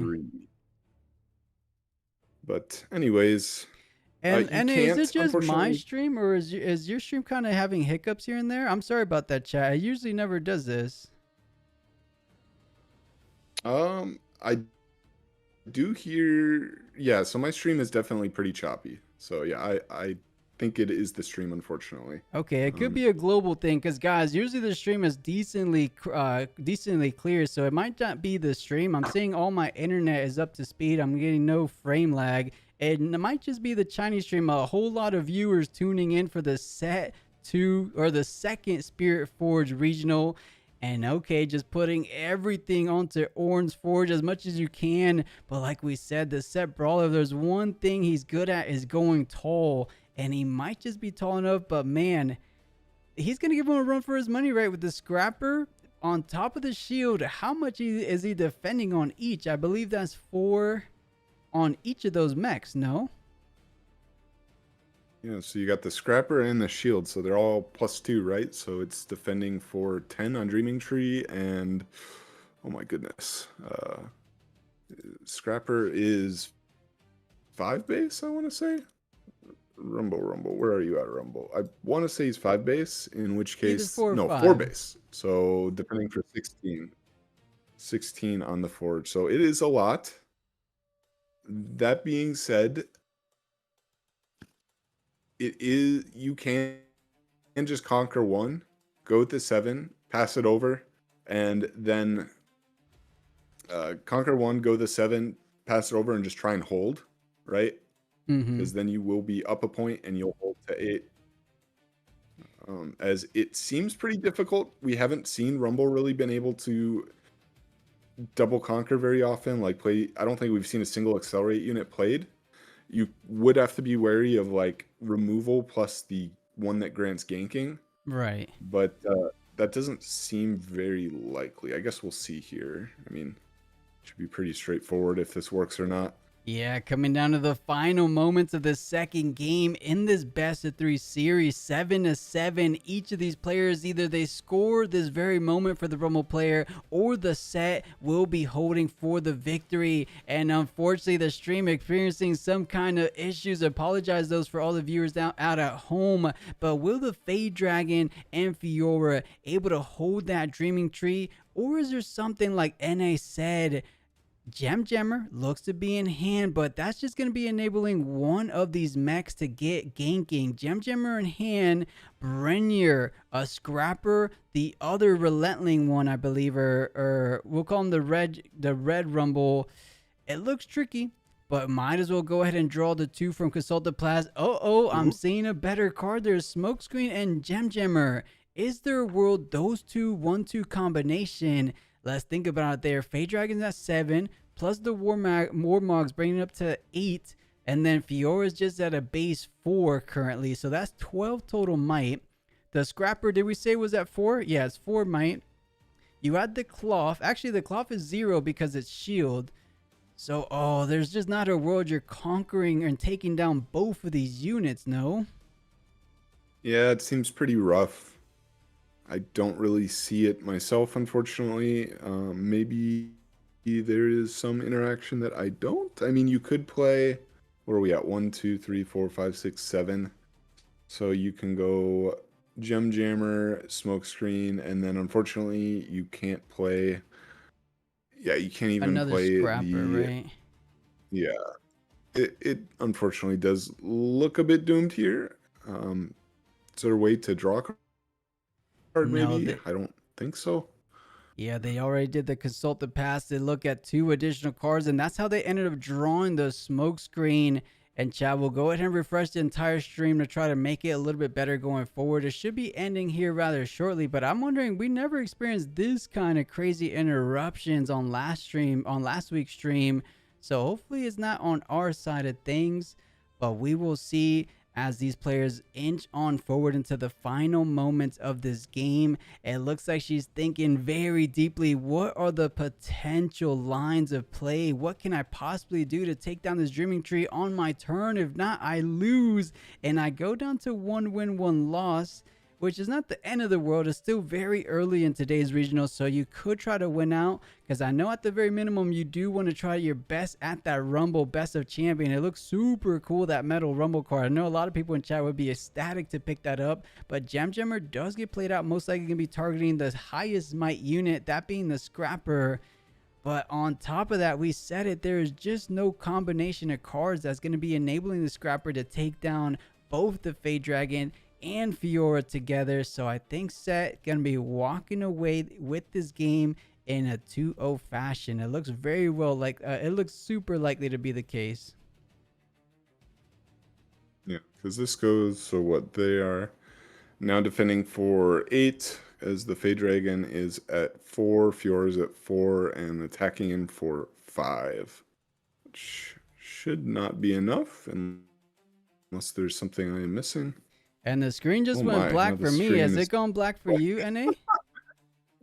Yeah, it just keeps flashing black. Oh my goodness. Wow, guys. If it's both of me and NA have way different internet, so it looks like the stream is just experiencing technical difficulties. They threw it back to the casting booth, so guys, I would say apologies for the technical difficulties, but it's not on our end. It's definitely not on our end, because 2 people were experiencing it at 2 parts of the US differently. I think China just having a little bit of a tougher time. Perhaps the viewership just going crazy through the roof for the second regional. But yeah, Default F's in the chat for the stream. Not this stream, the Chinese stream, kind of letting us down, not letting things play out as they should.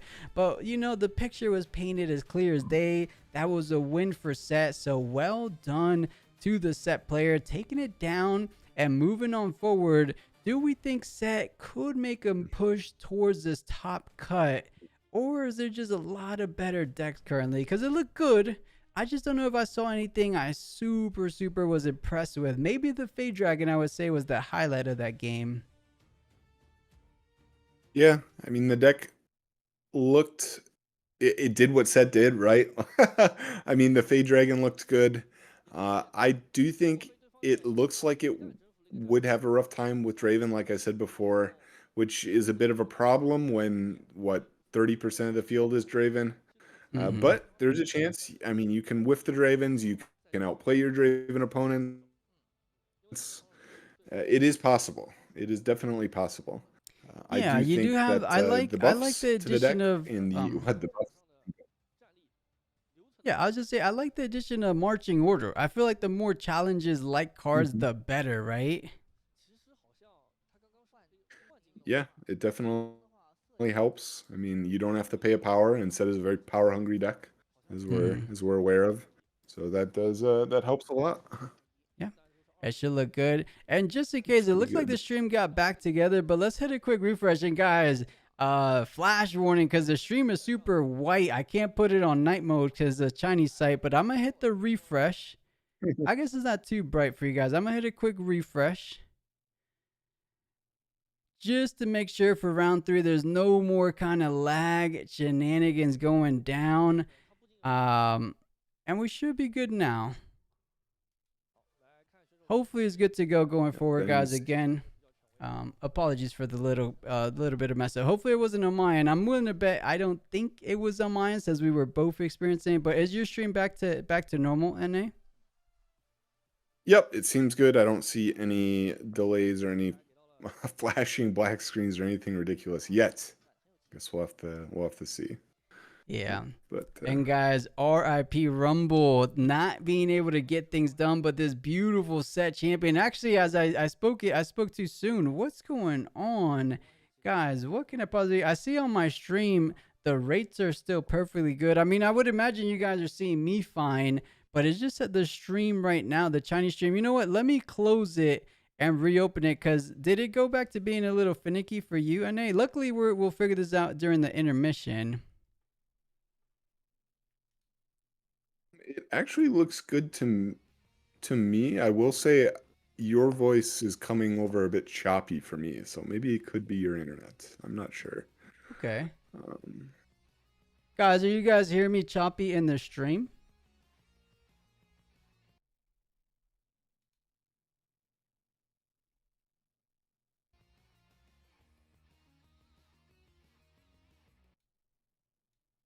yeah, I do see the stream as well as like kind of at least it looks a little bit choppy sometimes on your stream as well, but it might just be me. It could be my internet too. That's a possibility. I love They're Spectrum. saying Don't you it's love Spectrum? fine. It's just the Chinese stream, right? Like I'm fine, you're fine, NA's fine. I think it's just the Chinese stream on their end, guys. I'll try to close Yeah. out all the tabs, but we saw this happen a little bit in game 1. Not game 1, in day 1, and then things kind of settled out in day 2. But still, I'm wondering if it's just because we're trying to get it on the other side of the world. You know what? I'm gonna try to turn off all my devices. I'm gonna put my phone on airplane mode to see, try to take off any kind of bandwidth. But it almost seemed like that kind of worked right there. But man, hopefully, Chad, it kind of figures out as we move on forward because the breaks seem to be rather short. But funny enough, now that we got a quick 2-0, maybe this break might be a little bit longer than the one before, right? Yeah, I mean there were definitely what 12 minutes left or something left in the round, whereas the last time we went all the way like 8 minutes into turns. Um, I think this. So one of the really cool things that I like about this stream is how they do this right here, where they are kind of going over the game states and like how things could have been played. I think this is a really cool thing to do on the official stream. I'm a And big fan of someone this. memeing me in chat saying, Yeah. turn in airplane mode, you start flying if you're not on a plane. But yeah, I do like what they do in between the matches, right? How they kind of go over and analyze things. It looks like they're going over that Fade Dragon play, which was probably one of the better play lines that Set had available to him. But honestly, it just kind of did a lot of classic set things. I feel like Call to Glory being super well utilized that game. I think in both game one and game two kind of made very essential breakpoints, allowing them to save the set without having to use the legend ability and kind of getting the conquer slash hold on top of that. So yeah, I like what Set could do. I'm going to bet perhaps we might be seeing a little bit more Set going forward. But you said it earlier. Are you more of a Set fan or Fiora fan? Because they seem decently close, but apparently more people are on the Fiora train. They're very it's a very interesting comparison because despite Fiora's leader ability being very generic, it does mean that she plays pretty differently. Like you notice Set plays kind of capped out at like 7 runes the Mm-hmm. entire game, whereas Fiora can find herself ramped all the way up to like 10, 11, or even 12 runes near the end of the game, which means Fiora can more freely play the cards like Punch First and more equipment. And this does mean the decks play pretty differently. I like the Set leader more. I think the Fiora leader is probably better. And the reason being is Riposte is a bit of a crazy card for closing Oh out yeah. games. And then also the the ability to freely play Punch First is also very crazy too. So I do think the Fiora deck has an edge. Yeah, I think so. Is the reason why we probably saw her go, and it looks like the Chinese stream going black again. Was that just on my end, NA, or was yours black too? It is not black on my end, unfortunately. That is so Not weird. sure. Chad, I really hope we figure it out. I'm gonna keep refreshing it going forward. But yeah, Fiora for ramp, Set for stability. That does make sense, default for sure. I think it's just Fiora, at least right now, has a slight edge because sometimes with the Fiora Worthy, you're able to kind of push the pace a little bit quicker. And in this meta, you want to be able to kind of swing as soon as you come down. Set's able to do that, but you need to back things up with things like Showstopper on top of that. So it could be a little trickier, but they're both strong legends. But I agree with NA. I think Fiora gets a slight edge there. But you know, thinking about going forward for round three, we saw two legends, which I believe the Riftbound production team is doing this on purpose. We saw two legends that we didn't see any of in the old regional or in last week's regional. If the trend continues, what legends didn't we see in the other regional that we might just see in this one? Do you remember some of the rounds last week? Oh my gosh, it's all blending together. So much Riftbound. I'm not sure, and it's going to be hard for them to pick, right? Because some of these lesser played legends have so few people playing them, and you got to kind of find the ones that are 2-0 as well. So True, it's going true. to be hard for them. You know, I sometimes don't know. the production team over there, they actually elected to go on the lower tables to just find more spicier matchups. Like I believe there was a Lee Sin versus a Sivir Aurora, and there were 2 wins, 3 losses. So they Oh my didn't show us the gosh, top tables there. But it looks like chat wants to see that's Lux. crazy. Okay, Devolt, I'm down for a good Lux. Have you seen any bit of Lux on your end, or have your team been testing at all with Lux? We had one of our friends was on it for a little bit, and I say on it. He was testing it because in theory it plays similar to the Victor deck, right? The spell heavy Victor deck where you just remove stuff over and over. But the problem is the Victor champion, or sorry, the Victor leader ability is the best. It's like the best shell for that kind of thing because Right. you're developing a unit every single turn and you don't have to use cards in hand. So the Victor leader is effectively a draw, right? Because you're Mm-hmm. playing a card that didn't exist elsewhere. Um, Yeah, it's just overall resource so advantage, right? unfortunately, he gave up. Yeah, he gave Yeah. up on it. I think So Victor just does a whole lot things better than Lux. I can't even imagine a world where Lux does anything that Victor really can't, or anything that benefits Lux over Victor, except for having more fun. You know, sometimes that's part of playing TCGs. It is a game at the end of the day, and if you have more fun playing something like a Lux Legend, more play to you. And Default, you never seen the commercial? Have you seen those commercials, NA? I don't know if you saw the intermission last week. They're craziness. No, but Asian TV is always very entertaining, so Right. I'm not surprised. Yeah, we're seeing here in chat. Lux didn't get Oh anything, my any gosh. spells other than Drag Under. Yeah, Chance, you're right. They didn't get any like new tech coming out. I was imagining, the whole Armory Jace combo, but that doesn't really work too well in Lux. So yeah, I don't know if we'll see any Lux. It would be hyped to see something different. But perhaps I'm gonna bet I want to see a Ezreal player, but without the pit crew package. That would be fun to see. We haven't seen any of those. Let's take a look at the day one distribution and see if we get any more ideas of what decks we could be seeing. So that's the second half. We saw Ornn, we saw Azir. I would like to see something like a Sivir without Aurora. Could be fun. Oh, you know what? If I was a betting man in I feel like a Rek'Sai. We didn't see any Rek'Sai in the Fuzhou regional, and that's the only legend off the top of the list that we haven't seen any bit, not even once on the feature match. I feel like Rek'Sai might be a likely target for this production team. The deck, I think, is a little bit slept on. It can do some cool stuff, as we saw during the last Runes and Rift. I mean, it's a cool deck. I'm It surprised is. it's so low in the play rate, to be honest. Yeah, Steffi was saying the same thing. Rek'Sai might just be like, and I buy a Bitcoin, and I just realized your name. Buy Bitcoin. That is pretty funny. But yeah, Rek'Sai could be looking pretty good. As NA said, we saw him do really good things in one of our Runes and Rift events. So Rek'Sai might be up there. Other than that, I think we've seen pretty much everything. I mean, of course, the set one legends could be fun to see. Jinx, we haven't seen any of. Lux, like we mentioned. Ari. What's some of the ones on the other side? Let's take a little peek while we have a bit of a break.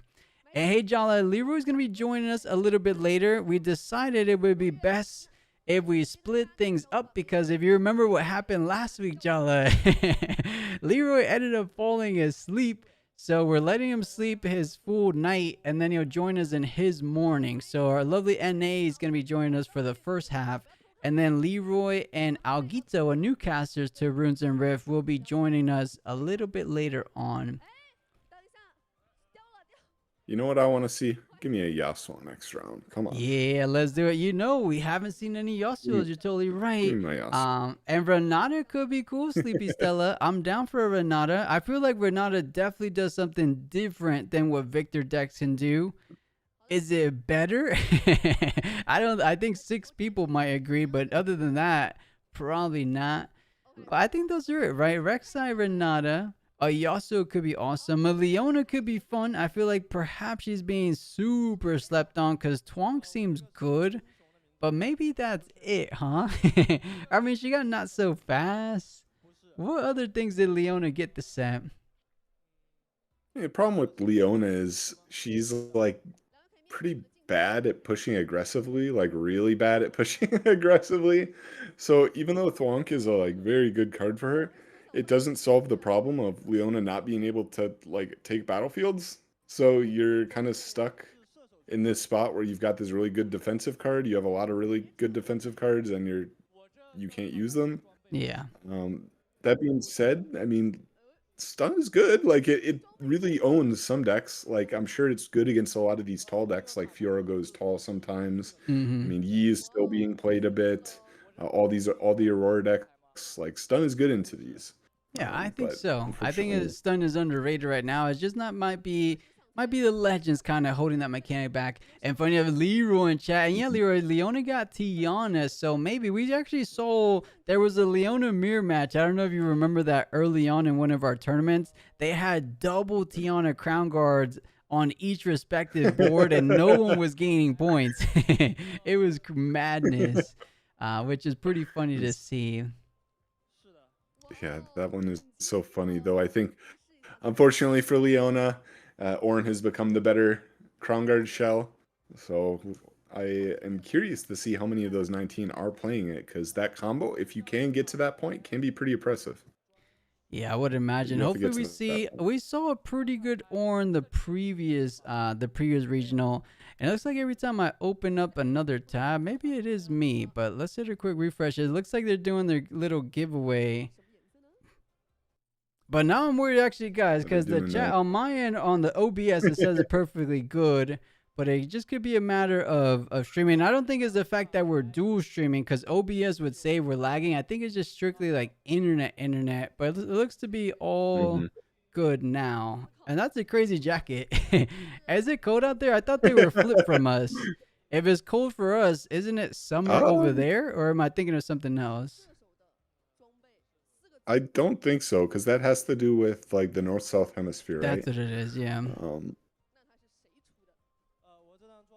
Yeah, I think China's so, still up but instead of the does southern anybody hemisphere. speak or anybody read? Looks like they're trying to guess what each other is wearing on their heads, but I have no idea what any of these characters are. Yeah, guys, someone screenshot it, put it into a translator. I mean, I would imagine they're like Riftbound cards. Nah, China's northern hemi. Yeah, holy. So they're experiencing the same kind of weather. I know Russia. If you guys saw all the videos running around online, I think they got like 100 something feet of snow, something crazy like that. I've seen people jumping off like apartment Oh my buildings and gosh. landing safely. There was so much snow out there. What in the I've only world? seen snow a handful of times. That's insane. That's a Yeah. lot of snow.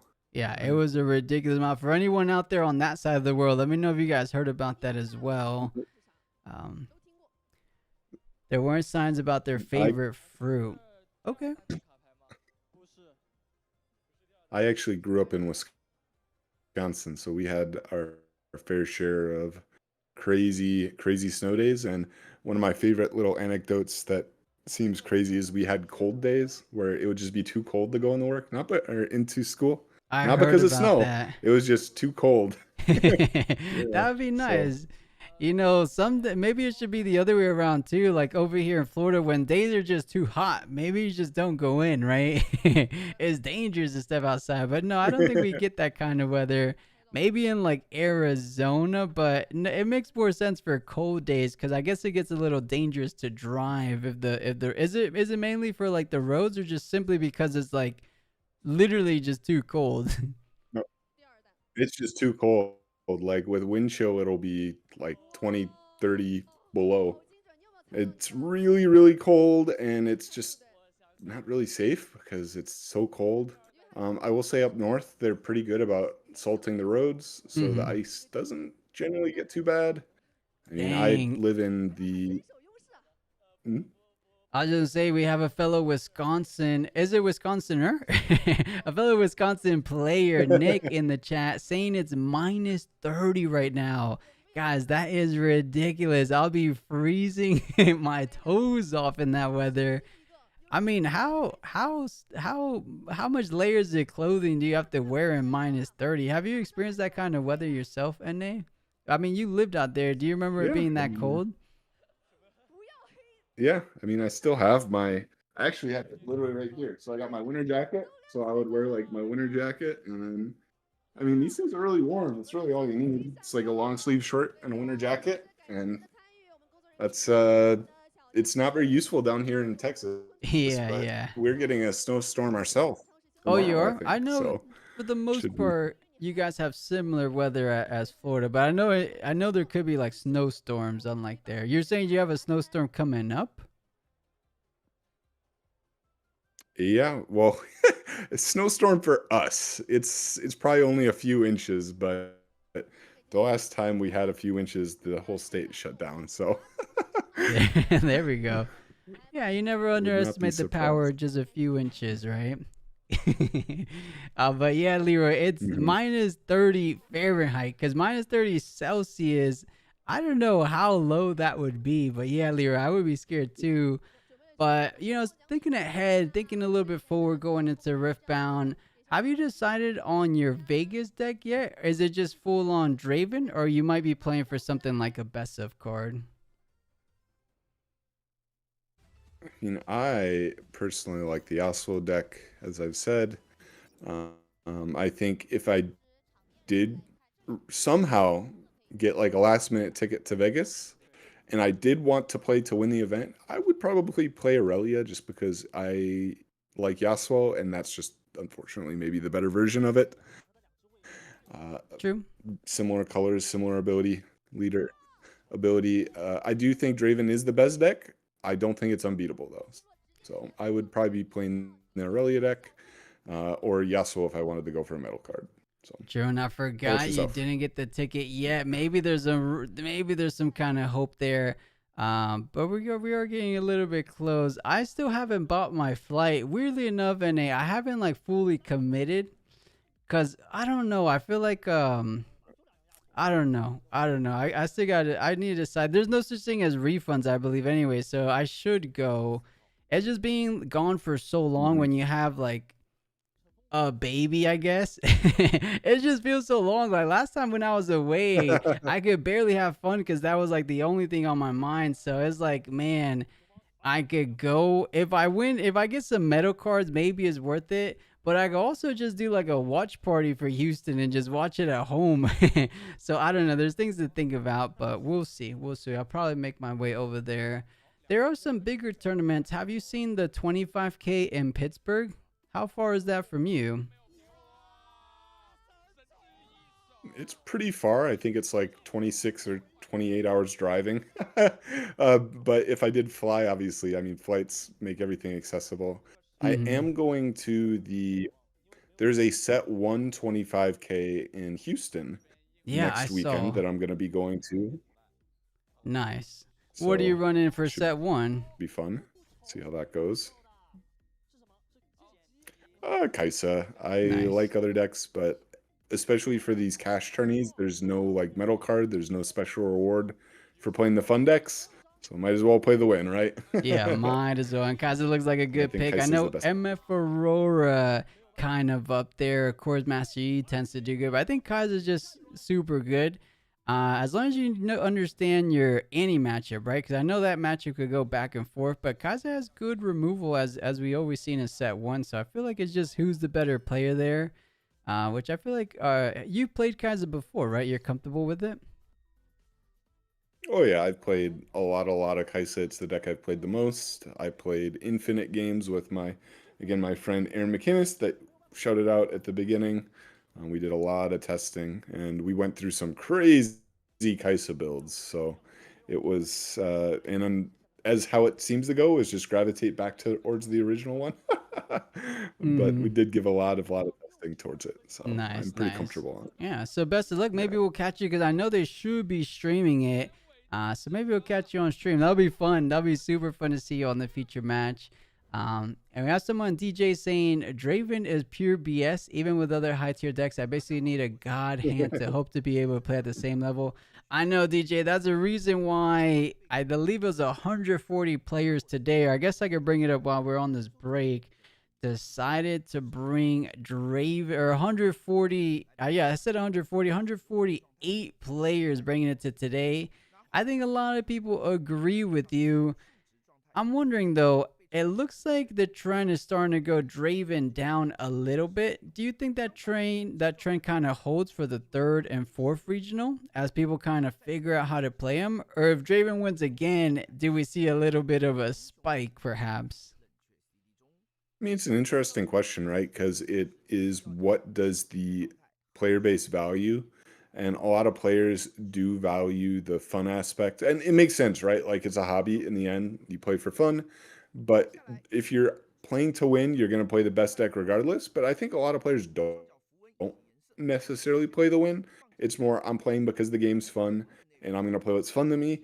And playing the same deck for months on end this maybe isn't fun. I Yeah, think is I very think so. reasonable.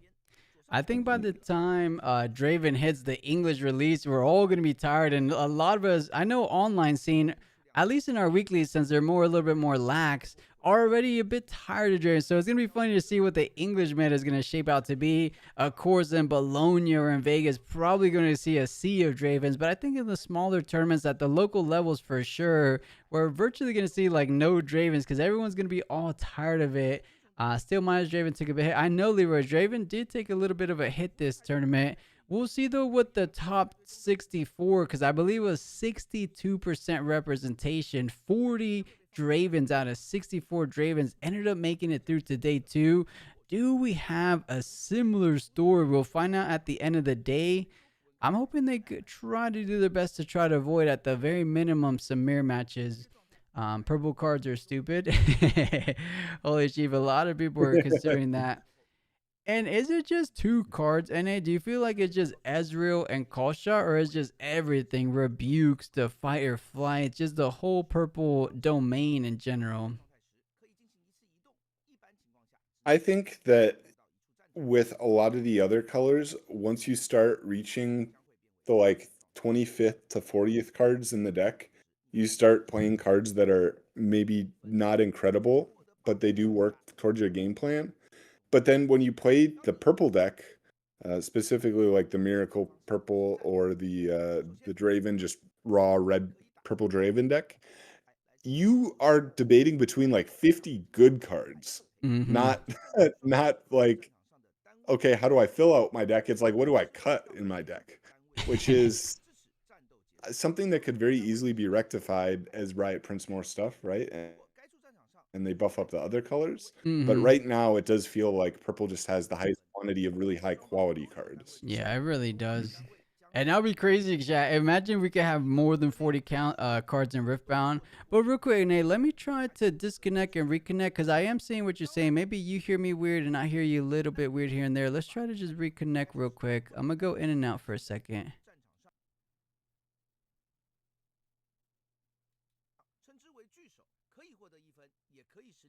Okay, let's see if that fixes things going forward. Chat, let us know if it sounds a little bit better. But DJ saying purple and red are both cards pushed to oblivion. The only one who can actively compete with them is yellow because it's removal. I don't wish them to nerf, but at the least other colors brought to similar power level. Yeah, DJ, you could also say as a little bit of a counter argument, it's because we still don't have too many sets, right? I heard someone say a good thing is like TCGs don't tend to balance themselves until like set 4 or 5. What if we're just in the early stages where like they have a big grand vision in mind, but we get the red and purple counter in set 3, and then we get the counter to that in set 4, and then eventually where everything has a little bit of a quote unquote counter, maybe it's somewhat balanced. What do you think about something like that, NA? I mean, it could happen, and I really would like to see in the future sets other colors explored more. I think Yeah. some of the colors are pretty underdeveloped. Like I think that the green color is somewhat underdeveloped. Like you have it's like counter spells and then like some fairly low impact draw like buff cards, and that's like the entire identity of the color, which is to me kind of not fleshed out, right? Like you do like two things maybe, and I guess you do have like the save gears, but like green only seems like a supporting color. It doesn't seem like a color that like can aggressively really do anything. So I would like to see green in particular get fleshed out more. That could be cool. But I think it could be done for a few colors, yeah. Yeah. It looks like someone is agreeing with you. They're saying, Chance is saying, and you on YouTube saying Yasuo plays well into Draven, and you said you like Yasuo, so perhaps it's just about understanding the matchup. I have a feeling a lot of legends are a little bit like that. It's just right now since Spiritforged is so early, at least in the Chinese major scene, it's just the most straightforward and most consistent legend, but there is some kind of counterplay in how you play against it, right? Because if you let Dravens draw every single combat, you're gonna lose every game. But you just gotta be careful on like don't overextend, don't leave your units unprotected. So it's tricky. I say that, and I don't have the most reps in Spirit Forge, but just from what I've seen on tournaments and stuff. hmm And it can be hard too, right? Because we still have not reached the optimized point of Spirit Forge, so we don't know what the end game is. It does look like it's some kind of Draven, but we don't know. I mean, we Mm-hmm. did see in the West that Kaisa, it's still the best deck, but it's definitely fallen off from what we expected at the beginning. Yeah. And as Annie kind of started taking some dominance, and then the MF Auroras did really well, so Yeah, that's things such can a still good point change. because even in China, Annie was nowhere to be seen. I believe Annie made like a single top 8 in all 4 set 1 regionals. I don't exactly remember the locations. I think it was no, no, I'm not even gonna try. But yeah, in all the locations, Annie made top 8 maybe once, perhaps 2 times. and then she ended up winning Houston. So we could see something like that. Imagine if Draven just wins 3 out of the 4, maybe 4 out of 4 Spirit Force regionals, and then come Bologna, we have something like an Aurelia winner, or like an EZ or Yasuo, maybe not Yasuo, or who knows, right? I feel like it's not super set in stone. It's just what's most consistent, as we've been talking about right now. I mean, I think another thing that will cause the meta to develop is I think these miracle style decks are really difficult. You take so many actions, and as people get better at them, you could see the alternate like miracle legends like Ezreal do well.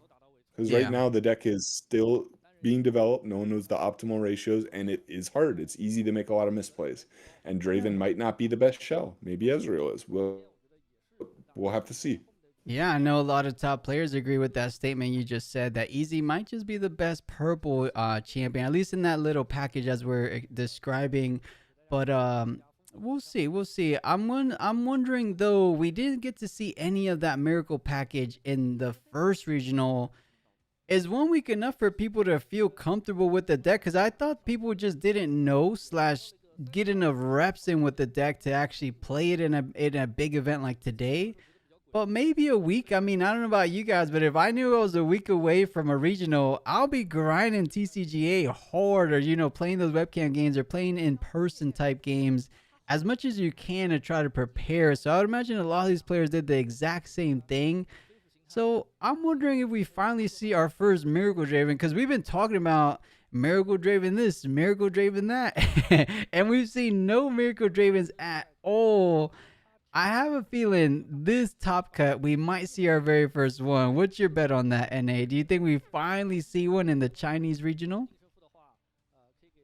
I would not be surprised if they avoided it being on stream, and not just because it is a Draven and they're going to avoid Dravens if possible, but it is, I'm not going to call it toxic, but it is not a super new to card game friendly deck to watch, just because it does so many actions and it draws so many cards. And it just, as a player who doesn't, if you're someone who doesn't like meta and this is your first card game, you're going to sit down and you're going to watch this and be like, what is wrong with this game? Like, I don't want to watch this. Right, I know I like it exactly a what you lot. mean. I think it's super cool to watch. There's so much skill expression. You see so much of your deck, so there's so much less RNG because you're going to see most of your cards.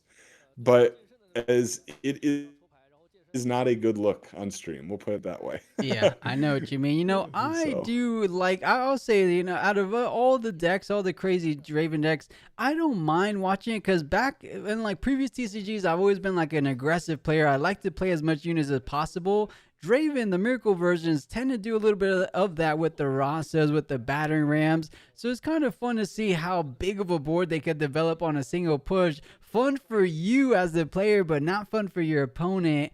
There's a word in card games where like you're just watching your opponent play the game and you never get to do anything. That's kind of how Miracle Draven feels like to go against, I would imagine. yeah, the turns get very long, and I personally have watched, again, sitting in a call with my friend Aaron as he does testing and I make comments. We play against he plays against a Miracle Ezreal, and the dude goes through his entire deck and then like goes halfway through the deck again. It was It's the first time crazy. I'd ever seen someone actually get the point from recycling their discard. Like, it's just crazy to me. So, Yeah, yeah, really. Like you never thought you could actually draw all 40 cards until Miracle Draven became a thing, which is crazy to think about. Which is why we've seen some cards in like Rek'Sai. I believe that probably the only thing is, what's the card that recycles 3 on your from your opponent's discard as well, from your opponent's trash? I think Forge or Future something. You know what I'm talking about? There's a gear. promising future? What was, no, not No. Promising Future. Chat, help me out if you guys remember. There's a gear that when you kill the gear, you take 3 cards from any trash. So you're able to take the call shots from the Oh, trash. yes. I don't know the name. I know what you're talking about. Is that the one that gives a buff on play or something? No, you make a recruit token on play. It's something Future or That one, something yes. Forge. Forge of the Future. Thank you, Silent. There it is. No, it's a yellow one. And here we go, and it looks like the break is over. What? We are headed into a third round for the Chengdu Regional today. And we've been speculating what can be the potential legends as they seem to be trending on showing us legends that we haven't seen in this whole regional circuit. Will we get that Rek'Sai? Will we get that Yasuo? At the very minimum, we get an Aurelia. And I've noticed, Ane, a lot of these Chinese players have very, very curved cards. Have you noticed that? Yeah, I mean, it happens when you hand shuffle and it oh my gosh, is that an unsleeved leader? I love it. I love it. I love it. But it does happen when you do a lot of hand shuffling. Is that a Rek'Sai? Oh, we called it. Let's go. We called it. We manifested it. Rek'Sai will be online for this third round. I am excited. We were just talking about cards like Forge of the Future, making it really tough for people's game plans, digging into the trash. Against Aurelia, doesn't really look like it's going to be too impactful, but against Dravens in the meta, it feels decently good. If this is the kind of maybe not prison Rek'Sai, if you will, but a heavy removal focus Rek'Sai with those Call the Weeks, the Falling Stars, the Hidden Blade, this could be a decently tough matchup for Aurelia because, yes, she has counters, but she also doesn't tend to have the most amount of units. Are you familiar with this kind of matchup before from the past, NA? Yeah, so I personally would say this is probably it depends on how many counters the Aurelia is maining, and if it is the, like you said, more prison style Rek'Sai. Because if Aurelia is playing like 7+ counters, I would say it's probably Aurelia favored, but vice versa, if less. If it even is again the as you called it, the prison Rek'Sai, because I still have seen like hook variants and very aggressive unit based versions. I've seen lists with the oh my goodness, I'm gonna forget his name. The big dude, Under Titan, I think it is, right? The Under big Titan. guy, right? The yellow card? Yeah, Yeah, yeah. I don't know So how I many would, players are playing that, but I know what you mean. Don't you get 2 energy just for getting revealed? yes, yes. It's pretty good. It makes a big impact just because Rek'Sai is able to filter through those decks. But this Aurelia looks like a very experienced player for some reason. I could just tell sometimes by people's mannerism. They've been in the seat many times before. This player looks to be really good Hmm. as well because if you're bringing Rek'Sai to an event, you feel confident going up against the meta. And there's a whole lot of good cards. Call of the Week, one of the better cards, especially even better when you don't have any units to pay for yourself. You just take down your opposing units. Let's see how this matchup ends up playing out. Will it be Rek'Sai favored as we're speculating, or will Aurelia have enough counter options to kind of nullify a lot of this removal that Rek'Sai wants to do? I am excited nonetheless, though. Aurelia versus Rek'Sai is what we have for round number 3 as these players do indeed get started, and it will be Aurelia on the play, it looks like. Yeah, it doesn't look like how it really has a play outside of the gear, but you are totally fine with that as Aurelia.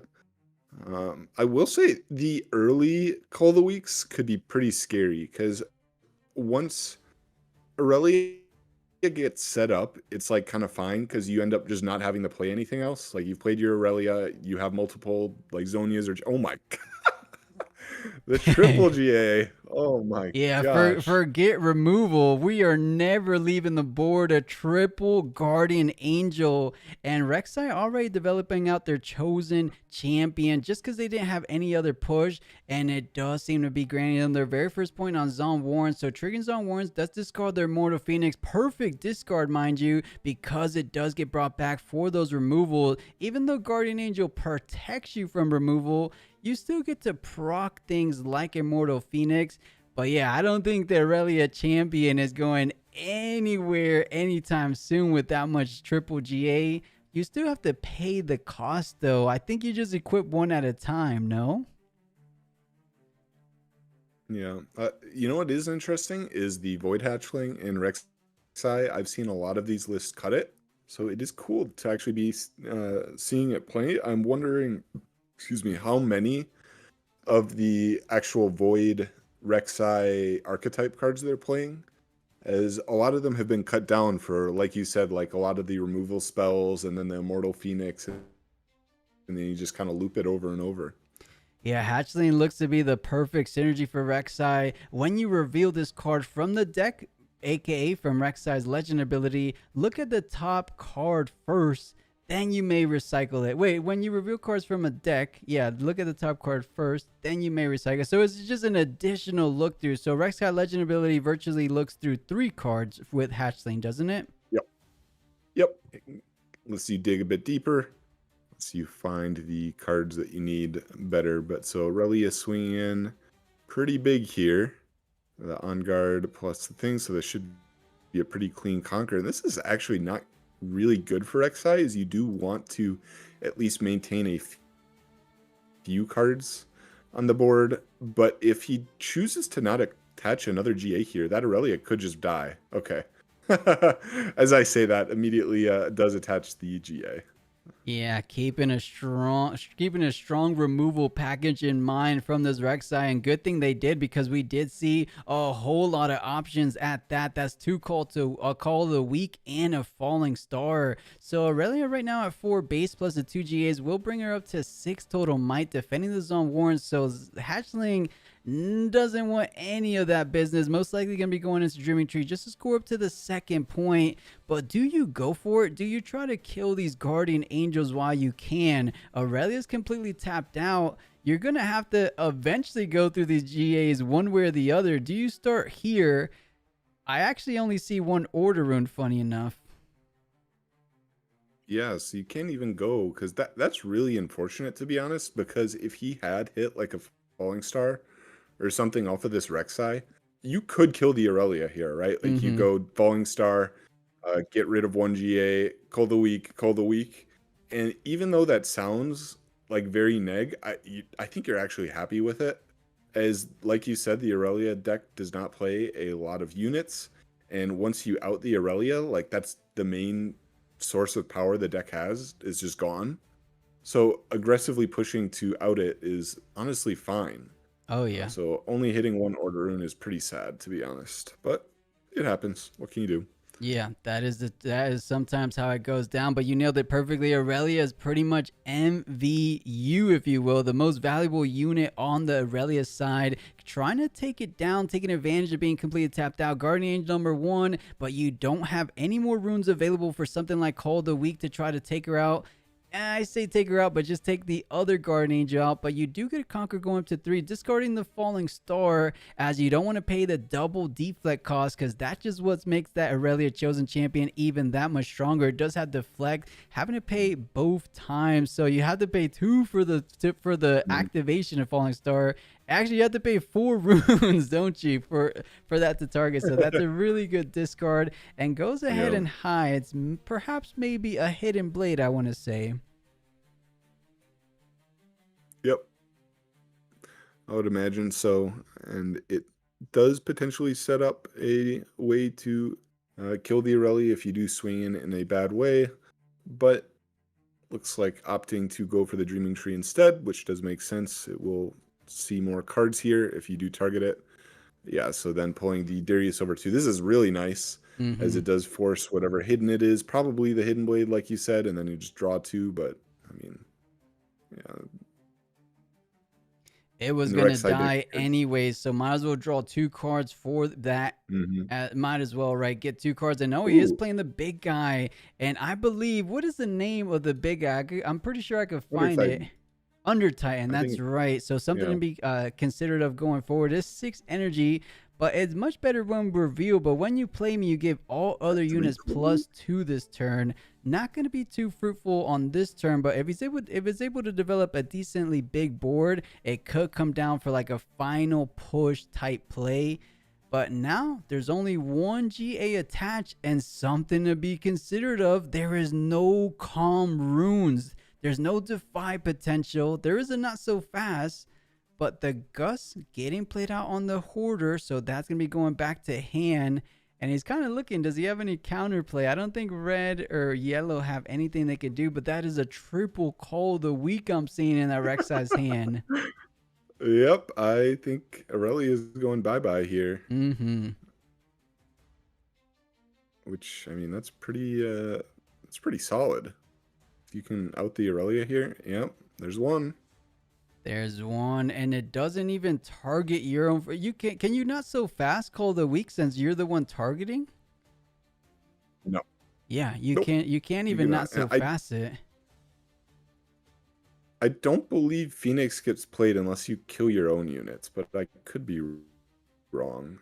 I have seen that interaction before, and it's a Yeah, big talk of the judges. A big talk among judges. Does it get activated? He's calling a judge right now. It looks like Call of the Week having a little bit of a discussion, saying, does it kill? Because it didn't kill the Aurelia, it just killed the GA.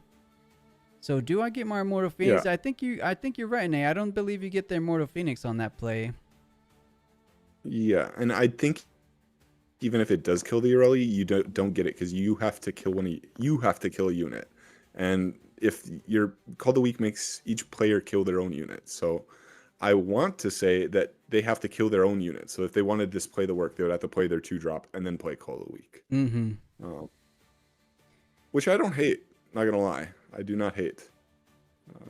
But we'll see what the Yeah. play is here. I think so. If you play out something like the Treasure Hoarder, you do get a gold for that kill anyway. So might as well get a gold. And then on top of that, you can bring back the Immortal Phoenix with that additional cost of the 1 energy and 1 power. But the Call of the Week just to get that Aurelia out of there. No more champion going forward, which is their most pivotal unit for the entire game. As long as you're able to keep that unit alive, you are feeling comfortable. So a Rek'Sai on that play alone, feeling a little bit better, feeling in a better position going forward. He does have a slight lead in points from 3 to 2 and does play out a Treasure Hoarder to end that turn. So Reskai trying to say, I am trying to get back control of this game, because after that Aurelia champion hit the board, it almost seemed like things were going downhill, but now able to conquer up to 4. And wait, did Aurelia just get her turn and pass? Is that what I'm missing?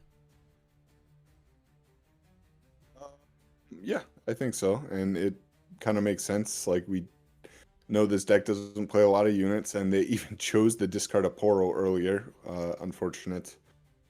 Uh, at this point, it is looking like draw a Stellacorn and play Stellacorn control, I guess. Mm-hmm. Seems a bit unlikely, but there is a chance.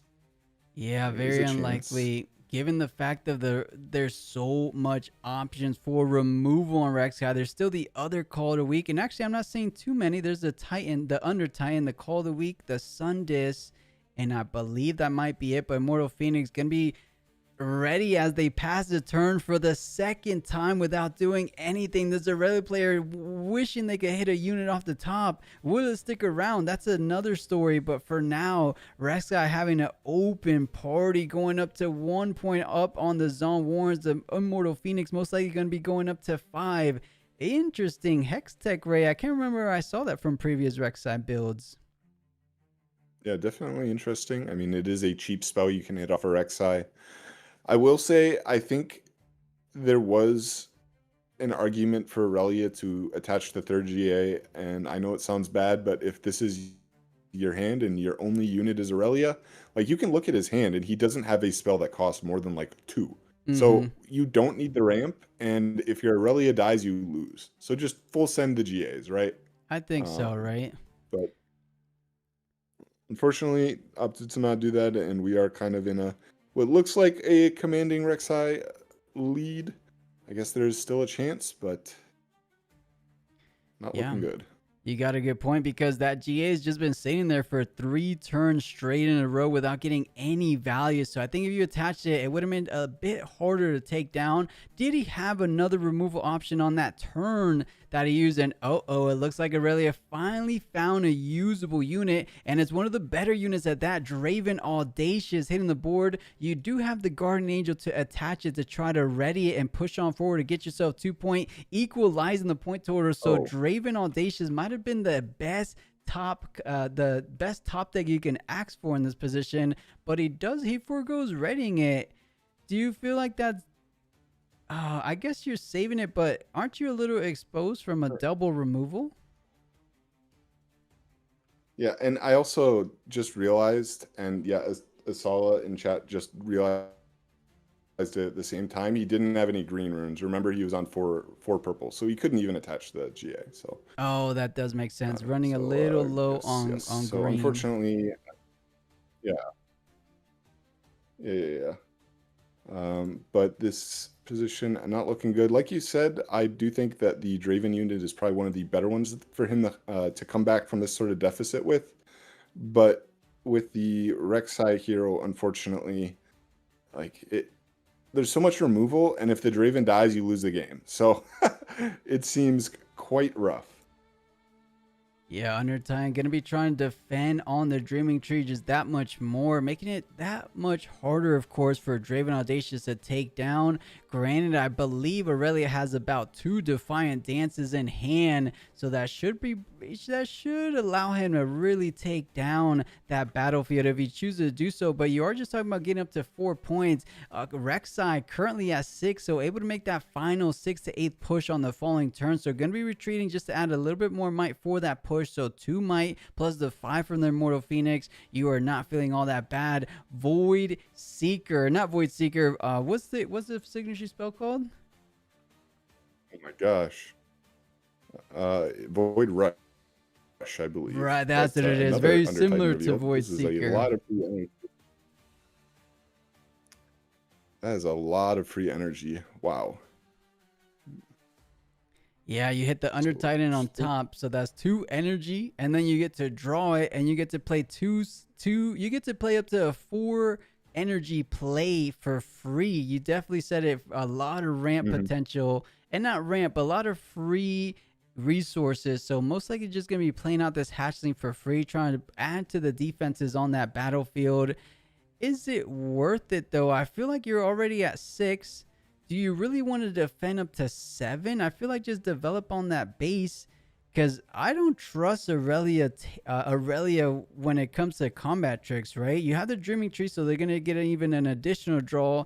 And I think they might just be risking it for the biscuit. Can this Call of the Week resolve? And it does take the GA, of course, but does he have another removal option? Yeah. I think he used all the Call of the Weeks, I believe. Yeah, there should have been all 3, as 2 are used in the one turn, and then another one. So now, if there is like a falling star or something, the game should just be over. But see, I don't think I see any in hand. I think it's all units, right? Mm-hmm. Oh, and a sun disc. I see a sun disc as well. And I think at the bare minimum, we're seeing a Noxus hopeful most likely going to be backing up that Dreaming Tree. It looks like that's the game plan, perhaps underestimating the might increase potential from this Aurelia player, because there's 2 Defiant Dances. Of course, it's not the Aurelia champion, so it's not going to be giving him +3 for every buff. But this Draven should be going up to 10 total might, and that's going to be a total -4 on the opposing side. But let's take a look. I do see 2 Defiant Dances, and right now, holding that Dreaming Tree is going to be the Under Titan at 5, Hatchling at 2, so 7 plus 10, so 14 total might. Perhaps he's onto something here, huh, Nate? Because 14 total might, it takes a whole lot, but he's going for it, saying, what can I draw off the top? Is it going to be something like a Discipline? So -2 plus 2. There is a Ride the Wind in his hand as well. So if you somehow whiff, you technically could like Ride the Wind the Draven over. Ooh, there's a Discipline. Yeah, does this work? So what? +2, so +6, and then -4. Yeah, that does work, right? Yeah, that's 12 to 10, I believe. Yeah. There's a Tide Turner too. Could double conquer here if he wants to. Oh, that would be nice. He looks like he's been saving up the runes for this exact moment, but you are just going up to 4. And because you're using all these cards on the offense, it looks like you're not going to have the most available options for the defense. So perhaps Rek'Sai is still feeling decently good to close things out, but goes up to 10 currently, or actually goes up to 12, as we said before, with the Discipline Double Defiant Dance. So does have sufficient might as it stands. Is saying, do you have any other might increases with that little 1 rune available to you? And I don't think he does, so he's going to be taking each and every one of those 4 units down. So it looks like they're discussing something here. Maybe working out the math. I mean, -4 is effectively like the hopeful's not even there. So just 5 plus 7 plus the 3. Yeah, just 10. So everything dies. I wonder what the discussion was about. I'm not sure either. Does get the extra point from the Draven, which is nice. Still does have 4 runes up, which does mean you could go for like a ride the wind play here if you chose to. Probably not. Might save that for your opponent's turn if you do choose to use it. It it gets a little scary when you do have the Draven on the battlefield, because now your opponent can just go, okay, yeah, it does choose to use it. But because if you do leave the Draven on the battlefield, you do kind of open yourself up to him just full sending it and then killing the Draven, and that's the game, right? Because you get the Draven extra point. I think it happens after the Conquer point. But instead, does ride the wind over, and now you'd be able to retreat the Draven back if you do choose to, which, at least with the current board state, is not super easy for Rek'Sai to double conquer here. Like, you'd need like a Darius or a Kaisa if it's playing, but we haven't seen any Dariuses. Normally I would agree, but I believe we did see the Sun Disc, didn't we? So something like a Sun Disc followed up by another card will grant it accelerate on that very turn. All he needs to do is push 1, Sun Disc, play something else. Actually, no, you need to play 2 cards. Well, I think Sun Disc is actually, this gets accelerated anyways. A core is going to be pushing and conquering for his 8 points. I completely forgot the Rek'Sai champion has accelerate anyways. Yeah, choosing to play multiple of it. So is able to find a accelerate body and does take it. So Rek'Sai taking game 1. Very nice. I mean, it was a kind of crazy start with the triple Cold of the Week and the triple GAs. Yeah, it really was a very interesting match as we head back to the booth. But a lot of good stuff going on there. As NA said, the triple GA could have been good in some situations, but in that situation, you just didn't have enough con rooms to fully make use of that kind of opening. But I think even then, Rek'Sai just had a bit too much to handle. I do like the tech coming out with this Under Titan, though. The Rek'Sais we've seen in the past, at least the one we saw in one of our tournaments, they weren't playing those kind of Under Titans, and that pretty much enabled him to get a couple more cards on their board. And you know, if Rek'Sai played it safe and played some of those units in the base that turn, the Aurelia player would have had all those cards to play on the defense. So perhaps in hindsight, that play of putting everything on the base or everything on that Dreaming Tree battlefield was just to be able to use that much more resources from the Aurelia player. And I think it ended up paying off, because even if they had some kind of push or anything to defend, like a ride the wind to, push up their Draven, you didn't have much more than that, because you just spent 3 key pieces, 2 Defiant Dances, and a Discipline on the offense.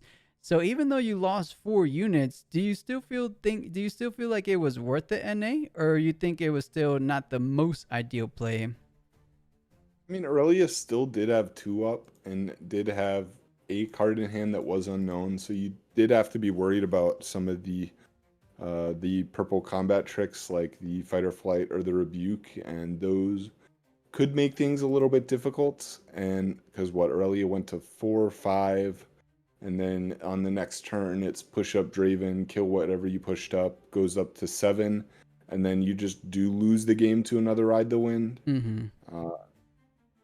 I am still not a huge fan of it, but it might have been correct. I would have to look over it again in retrospect, but I mean, he won. Yeah, he ended up winning either way. Even if he didn't top deck that Rek'Sai champion with the Sun Disc, you would play out a Sun Disc. You would have to play another card because you need to activate Legion, right? Or is it you could play out a unit? No, either way, you need to play out 3 cards that turn, don't you? Well, so Sundisk actually is good the first turn you play it, because it is a card that you played, so you get the Legion on the next unit you play. So you can play Sundisk and then another unit. Sorry, you can play Sundisk, use the Sundisk ability, and then play another unit. Right? Oh, I got you. So Sundisk, and you could exhaust it right then and there because you already played a first card. Are you sure that I guess that's how Legion works, right? You played 1 card. So yeah, Sundisk sees itself. Thank you, Benjamin. So yeah, that makes sense. So even without the top deck of the Rek'Sai champion, you do have the Sundisk at the very least, and that's one of the better cards for Rek'Sai because that just keeps on full pedal to the metal, allows that aggressive strategy. Rek'Sai might just be the most aggressive deck, I want to say, with those Immortal Phoenixes, sometimes able to come at accelerate speed as well. If you have the Rek'Sai Chosen Champion, it reads everything that doesn't come from your hand gets accelerate. So Immortal Phoenixes come in readied. So yeah, I'm loving what I'm seeing from this Rek'Sai player, and it looks to be some of what we speculated before the match, pretty favorable towards the Rek'Sai. I'm wondering though, what kind of sideboard options? I know you played a little bit green purple, maybe not Aurelia, but what kind of sideboard options are we taking into account when we verse kind of this aggressive, heavy removal type decks from Rek'Sai? I mean, it's a little bit hard to tell without seeing more of the decks, but you could see like Zonia's still from the Aurelia deck. The one thing that's kind of scary for me as the Aurelia deck is Rek'Sai is red, so you couldn't see Thermal Beams, and Thermal Beam is a very scary card. So I would personally expect to see more counter spells, like the Hard Bargains, the Not So Fasts, all these cards that say no to these really aggressive removal cards. And the Hard Bargain in particular can make stuff like Thermal Beam just be unable to resolve. So I would expect to see more counter spells, and I don't hate like if you're not maxed out on them before siding, but more fight or flights, more rebukes. You know, in a battlefield, I don't believe we've seen all regional circuit long is a battlefield I'm not the most familiar with, so I imagine a lot of people at home are not as well. Rockfall Path, quite simply, units cannot be played here. So what would that bring? What would that? Was that just for things like sneaky deckhand, or that also means when you have control of the battlefield, you can't defend on top of that, right? That's what that means? Yeah. Yeah. So you cannot go ahead and stack up a battlefield like what happened in the previous game.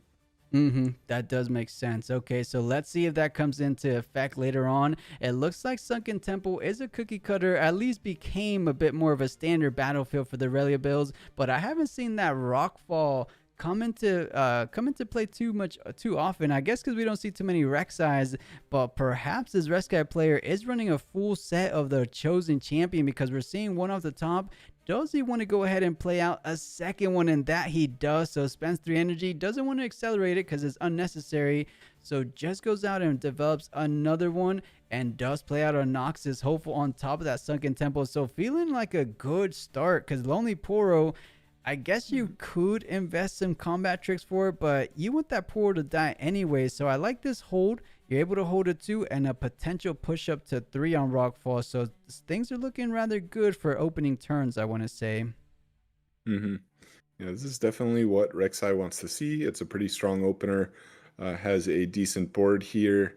And Aurelia, developing the Aurelia with no Guardian Angel or anything. So this is actually really scary here, as you can just shove up Rek'Sai into Poro.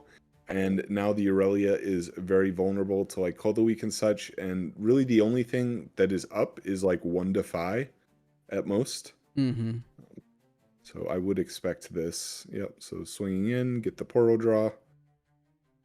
Better. I mean, I can't imagine you would play the Aurelia without having a Defy here. I would only imagine. Yeah, we do see a double Defy, funny enough, on the hand of Aurelia. So feeling like you're rather safe, despite not having any kind of Zonias or Guardian Angels to keep it safe on the base. But with those cards, you do have at least 1 Defy online. Goes ahead and retreat both units, as you don't want to run straight into that Aurelia getting buffed up anymore going forward. But, you know, funny enough, despite having so much removal in game 1, the triple call of the week the triple call of the week we saw in game 1, I'm not seeing any removal options from this Rek'Sai. It just goes on the establish the board presence game plan, and that's exactly what he has in mind. No removals this turn, but you know, you said it perfectly, and if there was any additional counters in the sideboard, go ahead and throw them in the main. That's 2 Not So Fasts, 2 Defies, and I think there might have been even another counter in there, it looked like. Yeah, and a couple of GAs as well. So this Aurelia is going to be very sticky. Yeah, and this is definitely a preferred start for Aurelia, where your opponent has a lot of units. She has an easier time with a lot of these small units, as you saw with like the defined dance, the disciplines, all these really good buff spells. I think he's opting to not retreat off the early. Okay, yeah, so hiding a card. So I would expect like a fight or flight. I guess technically there could be a switcheroo, but it would be pretty bad in this scenario. Mm-hmm. Are there any other that you might expect, like maybe a Zonia's? Perhaps I just didn't see it in hand, but I like leaving a whole lot of runes available on your opponent's turn. That's at least double not so fast in a defy. And you know, she's a little bit shy of calm runes. We saw it come into effect in game number 1, running out of calm runes for the triple guardian angel attachment. And right now she only has a 1 green rune for a single defy. So that's something Rek'Sai could take to his advantage and kind of strategize around that. But I don't think you can you can't plan for 2 not so fast. And you know, sometimes these words get the better of me around this time. But so far, Rek'Sai looking decent. But I could say the same about Aurelia. She feels in a decent, good defensive position. And as we said before, if Aurelia is able to stick around, the longer you have Aurelia, the more you're likely to win the game as this game progresses on. I like this play a lot. You're shoving up the Phoenix, which forces a card out by Aurelia just by itself, and you don't care if the Phoenix dies. Well, with his hand, he might care if the Phoenix dies because we know that he doesn't have a lot of removal, or at least we didn't see a lot of removal. But normally you'd say, okay, whatever, my Phoenix dies, I just get to replay it again for free with like a Falling Star or something. So I like this play a lot. You just kind of build up. But it does look like he is choosing to push up. And this is kind of strange that the dance was chosen to be played on the back line. So now the combat is kind of forced to use a defy to win the combat. Did he repeat it? I think he did, right? Okay. He did repeat the blood rush. So going up for a whole lot of might if it didn't see the defy, but that was the only red rune. If there is indeed another removal, it's going to be eating up that GA, but it could be, as we speculated, a GA plus a Zhonya's Hourglass, but the Void Rush coming down, what's going to be hit off the top does spend the power from the seal. Hatchling reveals one. There is a whole lot of synergy with just a single card. Void Rush vision basically off that first card. Does he want to put it at the bottom or the top before revealing? Decides like he liked what he saw. Going to be seeing the top 2 cards now, and it's going to be a Hidden Blade and a Darius. So -2 energy. You're able to play that Darius for 3. Keeps the Darius in hand, but Hidden Blade to remove the GA. That's not the worst, because at the bare minimum, you're going to be drawing 2 cards. But the question is, do you just have to use your hidden now? Tide Turner doing virtually nothing, but still defending. But you should be able to push with any of these units to take out the Tide Turner as a bit of a cleanup play after this. That's an interesting card to hide there. I guess the idea is it plays around Call of the Week. You can just respond to the Call of the Week with the Tide Turner. Yeah, I don't hate it. This is pretty unfortunate, though, as the Aurelia now has, like you said, no calm, so pretty much any major removal spell is kind of closing the game out. Oh, and a Call of the Week hit off the top is exactly what this rest guy, he can't even believe it. He can't believe it himself. He says Call of the Week off the top. There is no defy, and you can't not so fast it because you aren't the one doing the targeting. So spending 2 and down the Aurelia goes. Things are looking rather up for Rek'Sai as he goes up to his 6 point more than likely. With the Rockfall Conquer, it looks like he's doing a couple more steps, bringing the Immortal Phoenix. But you know, we have to get full clarification. These judges are letting it slide. Actually, no, you did kill one of your units. Never mind. Yeah. You definitely did. Yeah, so in this case, it does work because you did kill a unit with a spell. Mm-hmm. It only doesn't work if you do not kill a unit. Right. In this case, Aurelia dying. This is looking like a pretty swift 2-0, but maybe there's still hope. Maybe Aurelia's got something up their sleeve. You know, it looks so good because Aurelia looks unstoppable in some matchups. It looks good into Fioras. It looks decently good into Dravens more times than not. It just doesn't feel too great against Rek'Sai. Oh maybe even the Victor builds, but the Yasuo, the purple moving Yasuo coming out to play, I guess is decent, but it doesn't have too much might, right? I believe it's just 4 might to his name. That's crazy that he's playing the purple Yasuo. I mean, I don't hate it. It's a cool card. Aurelia does set it up pretty well. Can move it kind of infinite times with her. It is really hard to come back from this spot though, and we did just see a falling star draw, and I would not hate just like slamming a falling star. Like, you are not going to stick a single unit. Like, yeah. Man, a disastrous turn of events for the Aurelia player, looking like she had some kind of glimmer of hope early on, but things just started mounting on, stacking on top of each other, just units after unit, spell after spell, and we're seeing the Rek'Sai legend ability paying so much dividends here in this match, hitting the call of the week off the top, and I think of some other good plays, a couple good hits earlier on. I'm forgetting. But looking at the top two, and then we're looking at the one with the hatchling before the top two, looking to be a very good combo in Spiritforged. And I'm surprised we haven't seen a whole lot of players on this strategy, because this Rek'Sai about to go 3-0 undefeated in today's regional. Yeah, I mean, pretty unfortunate one, actually. Did he? He discarded the second falling star, which is funny. That should have gone to bottom, I believe, but doesn't matter. This is like pretty scooped up, and yeah, it does look like he is done. And the same issue as we ran into in game one, Aurelia having 6 to 9 total units, if that. I wouldn't have bet that Aurelia player had like 6 total units in the deck. They had a whole bunch of cards, just little units to say that you can't push anything up. All you have is Guardian Angels and Combat Tricks. So that will be GG. And there we go. Flex the Rek'Sai. I love to see it. He's here to prove Rek'Sai is a meta contender. Maybe not as crazy as the likes of Draven, but it looked powerful. I was impressed. Chad, what did we think? What did we think about Rek'Sai? And then, what did you think? Did it kind of go about as good as we said for Aurelia? Because we both agreed it looked like a tough matchup for her.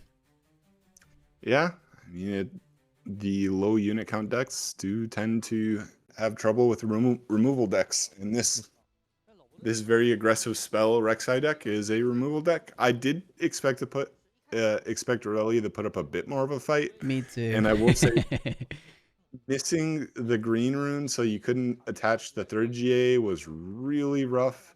It makes me kind of wonder what the rune counts were. I don't know if that was on the overlay, if they were playing the 7-5 split or the 6-6 split. But yeah, that was just really unfortunate, and pretty clean 2-0 from the Rek'Sai. I mean, if you're going to play like that, I would expect a metal card, to be honest. Oh yeah, he's looking very prime to get that metal card, because we saw, I think it was about six Rek'Sai today. Let's take a look. No, 10. Okay, you got a 1 in 10 chance, but you're a 3-0 Rek'Sai. You're bound to get at least 2 more wins. You're looking good. You might go 5-2 at the very worst today. So yeah, we might have just witnessed the best of Rek'Sai right there.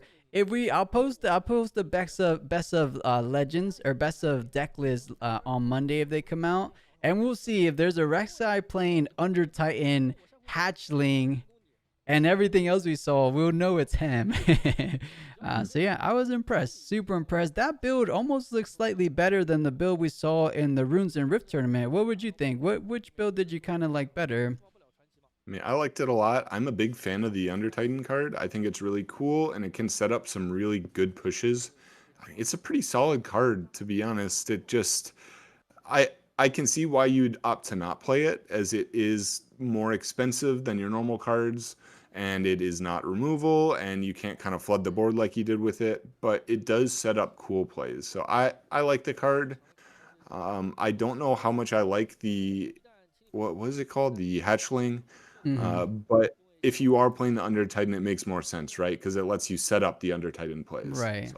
Yeah, that's a good point. Like, you're able to see, is it an Under Titan? No, put it at the bottom. So you're more likely to hit. It's a bit more consistent. It's a bit more consistent overall for the Rek'Sai package in general. And they're saying the most valuable card, the MVP of the game, was probably the Call of the Week out the top. Because without the Call of the Week, perhaps Aurelia had some kind of clapback. You still have the Aurelia champion to push on forward. But the Call of the Week, that is sometimes how the cookie crumbles. So well done. and showing us just how you play this legend that we haven't seen any in these Spirit 4 regionals. So that was fun. I hope Chad enjoyed it. I know I definitely enjoyed it.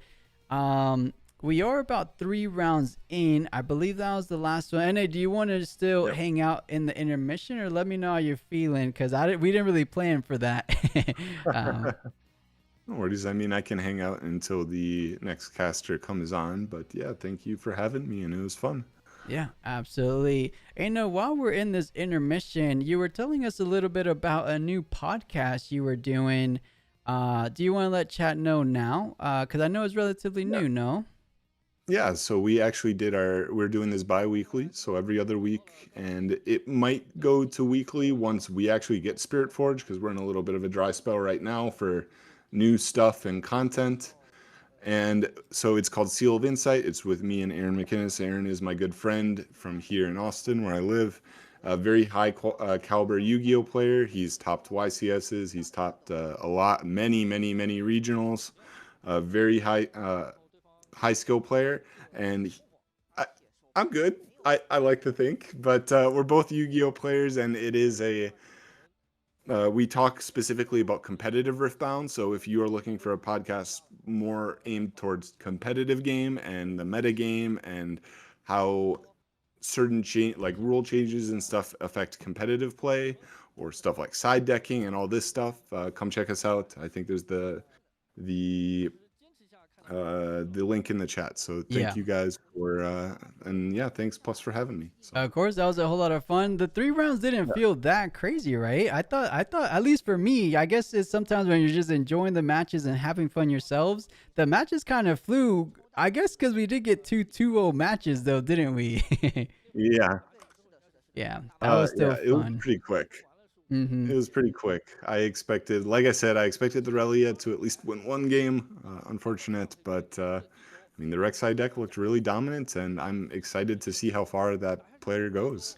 Yeah, thinking about it, now that we saw what Rek'Sai can bring, how do we feel that deck fares against the likes of Draven? At least the standard Draven. Do you think it holds a good shot? Because they've been saying like Victor can sometimes be a counter with all the removal. Do you think like Rek'Sai, taking out the Dravens as soon as they hit the board, they most often than not running things like hard bargain in the main board. Does Rek'Sai have enough removal to not let Draven set up anything? I would imagine it's kind of close.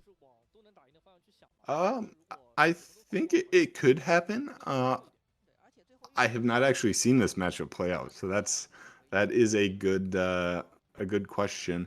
I will say I think the Victor deck is a little bit more efficient in the removal in that you can play almost all removal and you're never going to whiff the removal because True. I think whiffing removal into the Draven deck is going to be pretty tough because your units are never winning combat versus the Draven units, and you like the game against Aurelia, the second game where he had the turns where it was literally all units. I think those are games you're going to be losing against Draven, which Mm-hmm. is not what you want to see.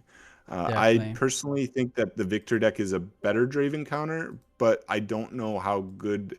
I still have not seen that Victor deck played against the Miracle Draven. So that's an interesting thing I would like to see. I think any deck is gonna have a hard time against the Miracle Dravens. You have a lot of removal, but do you have 5 pieces of removal on a given turn? Every turn, it gets a little ridiculous if you Yeah. ask me.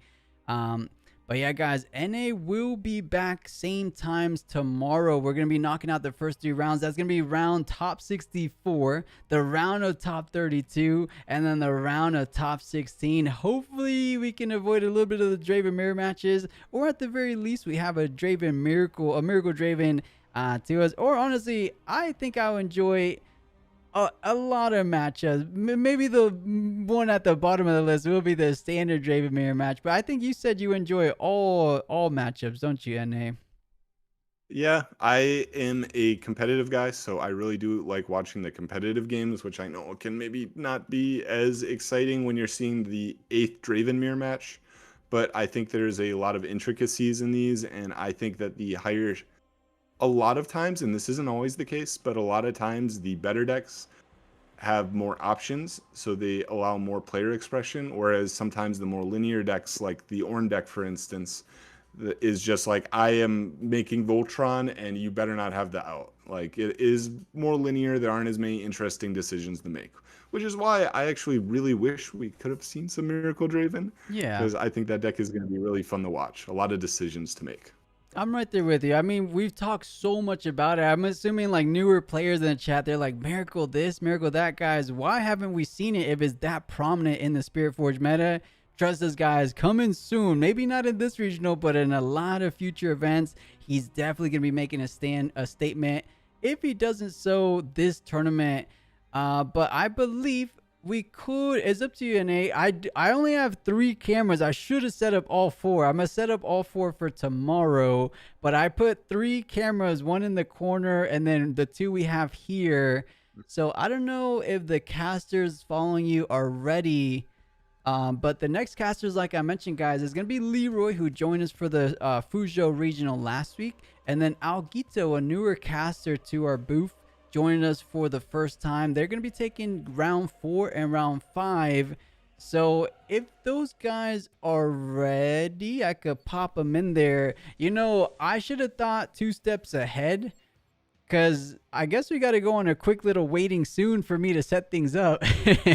Unless you guys want me to set it up live with you guys. I want English Spiritforged already. I'm tired of Origins. Yeah, Tyrone, me too. I've been tired of Origins when Chinese meta came out with Spiritforged. So I was happy to do the online tournaments early on. But Leroy says he's ready. Alguito says he's ready. And do you want to hop now? Or how are we feeling? Sure, if they're ready, they can take my spots. But yeah, so thanks for having me again, everyone. It was fun, and I'll see you guys tomorrow. All right, take care, NA, guys. Big ol' love. Hit that exclamation point, NA, one more time. Follow him on the newest podcast, Seal of Insight. They're going to be creating a whole lot more content going forward. And there's also his Twitter to follow if you want to keep up with what NA is up to. So, yes, NA, big ol' love. We'll catch you tomorrow for those rounds, as we said. And that was fun. I hope you enjoyed the first little bit of the regionals. Of course. All right. Well, thank you so much. Take care, NA. See you. All right, bye. All right, cool. All right. Well, thanks for having me. I guess I'll talk to you tomorrow. See you, Nate. You're actually still on the cast since I didn't wait on the waiting scene. But yeah, we'll see you tomorrow. Okay. See you. I'm sorry. No, it's all good. They don't mind. It's the same thing. Okay. Okay, All take care, Nate. I'll talk to you later. See you. All right, chat. I'm gonna do this on the fly. Leroy and Alguito, if you guys are listening, join the little camera thing in the caster chat. Once I add you guys' camera, I'll throw you guys in here. So I won't go on a waiting scene. This is, intermission scene is pretty much a waiting scene anyway. So you're gonna watch me set things up live. I usually do the waiting scene to set things up. But okay, Alguito's ready to go. So I'll start adding his camera in here. And Leroy, let me know if you have the link to the caster room thing. And chat, we pretty much saw every legend we wanted. What are we missing? What are we missing, chat? What legend are we going to be seeing for round 4? And Nav, Top Cut is tomorrow.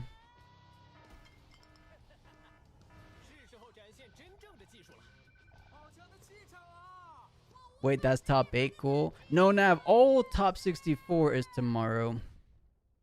And there we go, Dow. Geez, we could see. And Alguito, I see you in tourney chat. Let me see if I could pull you up. There he is. And can you hear me, Alguito? Good morning. How's it going? Good morning. Good morning, chat. Say hello to Alguito swiftly. I hope I'm saying that right. Joining us for these next couple rounds. And were you able to catch some of these rounds that we covered recently? I saw all the last round, and I'm very upset because that's the deck I'm be playing in set 2. So, no casting that one today. Nice, nice. Well, maybe not. Maybe we'll catch a little bit of it tomorrow as well. But are you saying Aurelia or Rek'Sai? Rek'Sai. Give us the Void Queen. The Void Queen, indeed. And okay, Alguito, give me 1 second. Let me pull up Leroy here. And man, you guys are making me feel bad. I might have to come dressed up tomorrow. You guys are both looking snappy. Let me pull up Leroy. He's also in a nice little suit. So we'll go here. And chat, why did I come underdressed for my own stream? No, I kid. But man, you guys look great Hopefully, you guys are feeling great. And Leroy joined the casting as well. So, Leroy, but you have the wrong tag. Let me pull him in. There we go. Leroy Stinson. And Nagita, were you able to talk a bit with Leroy before or first time meeting? That first time meeting. Yeah, hi. Hey, Leroy, how you feeling? I'm feeling good. It's so good to sleep. I forgot what it looks like. Um, no, honestly, yeah, the last game was really cool. Seeing some underdogs per se decks showing that great against the likes of Aurelia. Mm-hmm. Yeah, that was amazing. I Oh, really yeah. like that. Yeah, super Um, fun matchup. Hopefully, we see more Rek'Sai down the line. I know Agita would love to cast those games. Agita, if you had a second favorite, what would you say right now in the Spirit Forge meta? I have to go with the other queen, Renata. Nice. You know, someone in chat agree with you. They want to see Renata. We've seen zero Renata this entire tournament or even the whole regional series. I don't know if it's too likely. Have you guys seen the deck distribution? I believe there might just be a couple Renatas today. Let's take a look. six Renata today. Yeah, Oh, that's 6 fair last. players deciding to bring out. So if we do see And the one, and if last they're one doing was good, 6. The number did not change compared to last time. okay, same Is it the amount. same players? Yeah. Actually, I could send you back my data sheet if you want, so that we can have a quick comparison between uh, today's distribution and numbers compared to last time, and try to see uh, what could Yeah, happen and try to yeah. have fun. Might as well. I know the Images this again. biggest differences that I could tell off the top were the Fiora and Ezreal numbers, right? Because Fiora coming in at the Yeah, fourth but spot. Draven had a big shift. That's -8% in presence on day one. That's huge, also. You know, what do you guys think that is to account for? Because Draven just came off the back of winning a regional. What do we think is the other way around? Like, if a legend wins a regional, wouldn't you expect more players to play? Or why do you think his percentages went down this regional? I think it comes to his performance in day two. Let me just send you the thing, and we'll be able to see that together. It's really interesting to see. I'm going to send it in the caster chat, so that uh, Perfect. Agaito can get it if he wants. And yeah, it comes down to his performance in day two. That would be my take. Also, it's what we said last time. You remember how everyone is saying Ezreal is going to win Bologna. The pros are all training Ezreal, and maybe the Chinese meta picked up on that Okay. slowly but surely, and it's getting there. So let's see. You know, maybe Draven was the skill check, and now people are getting over that skill check. True. True. It could be thing. You know, Agita, we haven't got to talk much. How do you feel about this whole Draven situation going on in Spirit Forge right now? So from what we saw originally, it did look to be the deck to beat. So in that case, people are sideboarding for it specifically. As we saw, Fiora had a really good showing last week. Riposte is amazing against the deck. Stunning anything with Draven in just obviously upsets it. Has to win by combat is another thing for Draven to, you know, counter it. So if you can fight or flight it with another purple deck, or just get bigger yourself. So I think a lot of decks were just showing what they could do. Orange, obviously, with Punch First, is just a fantastically strong card, making it very hard for Draven to punch over it, even with spinning axes, long swords, or I suppose the other thing would be a switcheroo, but again, that is something you have to either put down beforehand or hold the runes for. So I do think that's the issue for this deck itself, is it has to be more on the play, more combat controlled, and if you can stop it from getting to combat, then the deck is getting crippled a little bit at that last turning point. Yeah, very well said. You know, you brought up the orange decks being a problem for the likes of Draven. A big card we saw really break out last regional. I said it earlier in the first couple rounds. It was the Cannon Barrages, a reaction speed spell that does 2 damage. To your I think it's to every enemy unit on that battlefield, right? If I remember correctly. This So it's able to it take is. out things like the switcheroo targets before switcheroo gets to resolve. You're able to take out those overzealous fans. So yeah, I think orange decks are nothing to underestimate. Fiora might make even a bigger statement. Imagine if we see a Fiora champion today. A lot of people will be excited, but maybe we just see like the tide turn a little bit. It's gonna be like 50% Draven, 50% Fiora, but I doubt it. I think Draven's still gonna be relatively dominant just because how straightforward that legend can be to play. I think it's just really consistent, has great play lines, and who doesn't like to draw cards, right? So we'll see, we'll see. Yeah, and someone in the chat is asking, how do we even beat Draven? And that's what you see. That's why I like to make tables. Um, Look at Irelia score once we get to uh, the day 2. So what you want to watch, the number that is really important is the field conversion. And so we can see she was at 1.25 from top 64 to top 32, and then 1.60, which are really, really good numbers. So Irelia performed quite well into Draven. People said that Ezreal is also really good, and we saw Fiora do uh, quite well, I would say. So maybe here are some ideas that you could, uh, um, yeah, explore. Agito just said it. Fiora has tremendous tools against Draven. Yeah, there are some solutions here for you. Yeah, I don't think he's completely unbeatable, right? I don't think any deck is like 100% win rate, right? That would be completely broken, but he might be the closest to it. I mean, the closest we got to it in set 1 was the likes of Kaiser. We do have another question from YouTube saying, is there only a small pool of best of metal cards per event? Puka, for now, they are doing both metal cards. They're doing the set 1 legends and the set 2 legends. Agito, have you seen some of those metal cards, at least in pictures and stuff? In pictures, and they did a little bit on stream not so long ago. They look absolutely stunning. So that's why if I get to go to an event, I'll be taking something that's pretty low key, that only has to sort of do like top 120, maybe 128, just to get one of those metal cards. Oh yeah, maybe Rek'Sai, as you said, might be the perfect pick for that. Did you manage to get yourself a Bologna ticket or no? No, they went so fast. By the time that I got through to it, at like 4 minutes past, they'd all sold out. They'd all gone. Yeah, they really did. Unfortunately, I know NA, who was just on, he wanted to go to Las Vegas so bad, but he also didn't get a ticket. I think is Leroy, you're going to Bologna. I have a ticket Yeah. for Las Vegas, but maybe it'll be a shame for me not to go. I probably should book the flight this weekend. But yeah, Leroy, what did you want to go over on this data? What was the biggest takeaways, would you say?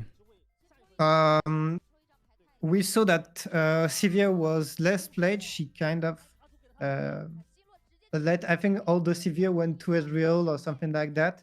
And I made this new number last week, which I really liked. I don't know how much it tells, but on a snapshot is useful. You can see the entry top ratio right at the bottom. Oh, I see And it. this one is basically the number of signed up compared to the top ranking. And so it's times the top ranking Oh, divided by the total numbers of deck. And Sivir had the highest there. And this is why when I made my tier list, Sivir was the top in the three so-called fraud decks that I had, okay. because they were decks that were picked a lot and that did not perform at all.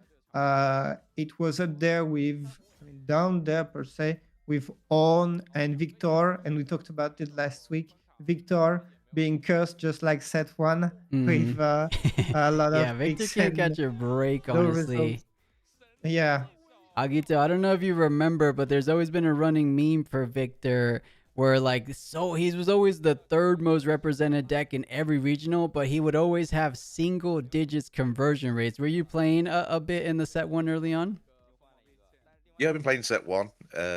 Victor didn't really seem to be that playable. Wait, I want to phrase this. Set one never. I'll do this. Victor in set one never seemed to be the most wanted to be played deck.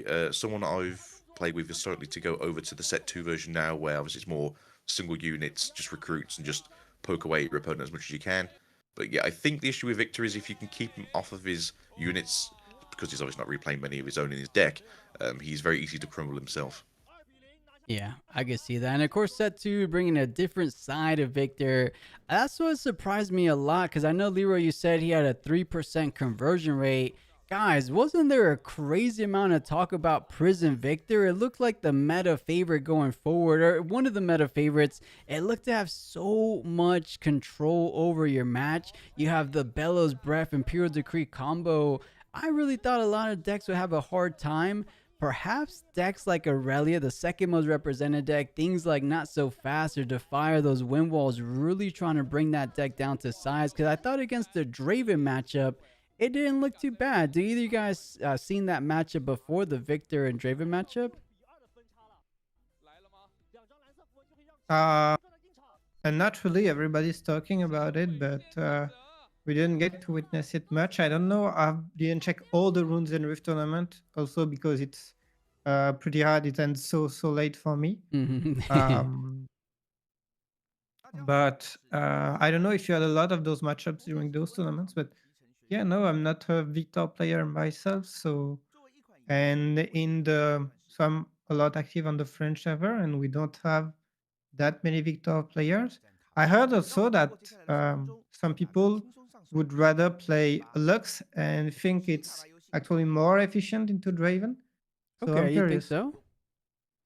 I don't know. I don't know. I heard that, and some I good don't players know. I know are saying this. So yeah, let's see if we catch a Lux. I would love that, honestly, That would be because fun. Lux did not shine. Get it? Lux shine Mhm. during the first uh, set. And yeah, I would love to see her now. What do you think, Agito? So I agree. Lux is obviously more. Well, I say it's like the inverted version of Annie, where you want to be playing big spells on your turn, get the effect from Lux itself, and essentially give yourself a cheaper way of removal.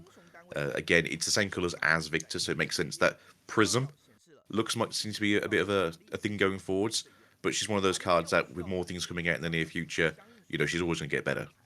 Yeah, I think so. Hopefully, we see a little bit of her in this regional. But something I wanted to keep an eye on for these results once we get into day two.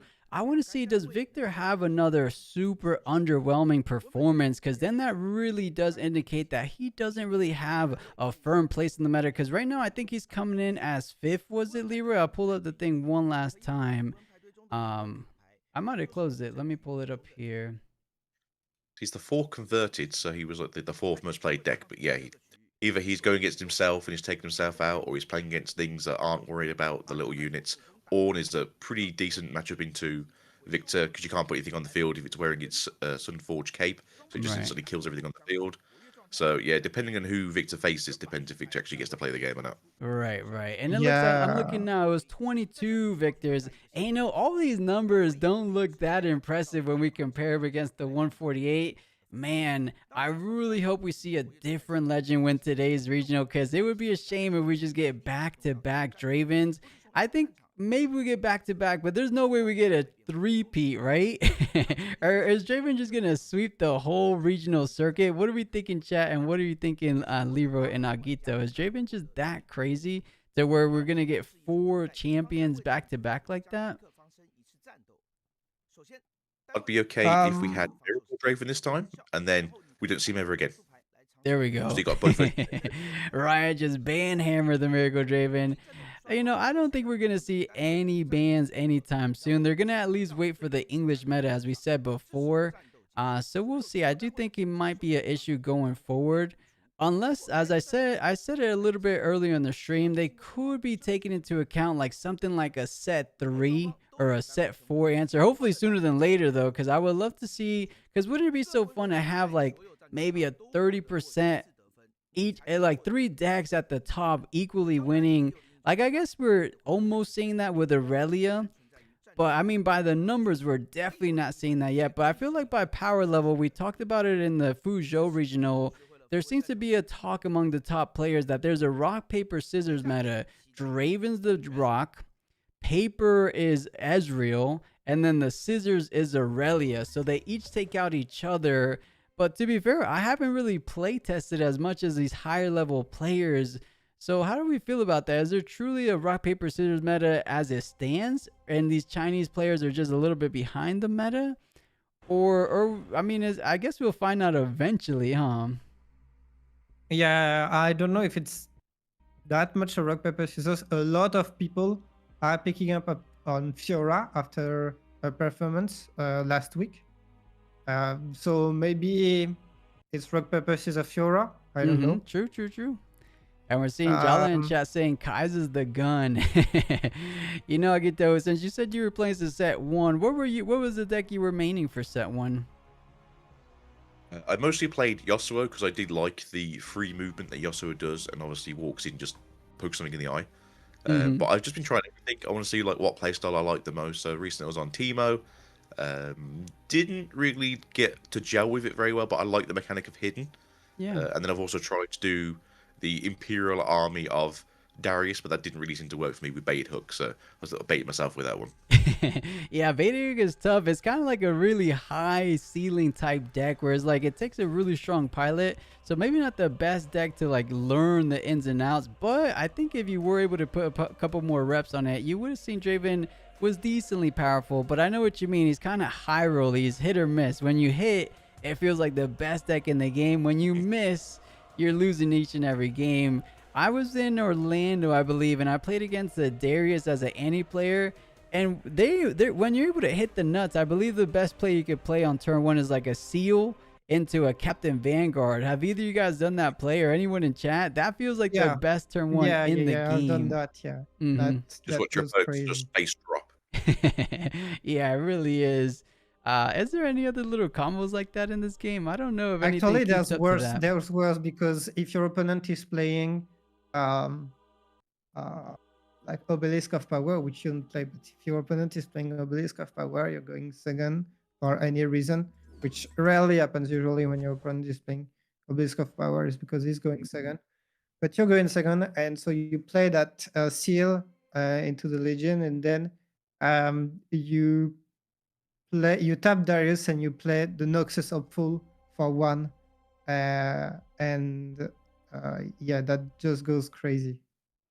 Okay. Yeah, Also, you mean that's the first. I gotcha. Yeah. I Yeah, guess, if you can go Sunfisk on your first turn and then go into a Noxus as well, and then just essentially have a 4 might ready, just go straight into the battlefield. oh, you mean with that's Darius? Yeah, anything we were red. Yeah, I gotcha. Yeah, there's a couple play lines that seem a little bit broken. Luckily nothing too outrageous though. Unless we get something spicy today. I mean, usually the spice, at least for last week, they saved it for Top Cut, right? I mean, I don't think anyone was expecting that Pit Crew, Cole, Boots of Swiftness spice coming out.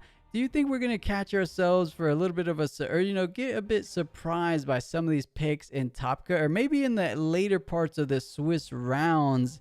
Or is everything kind of figured out? Because that's what I thought going into the regional last week, but I was pleasantly surprised by some of those decks.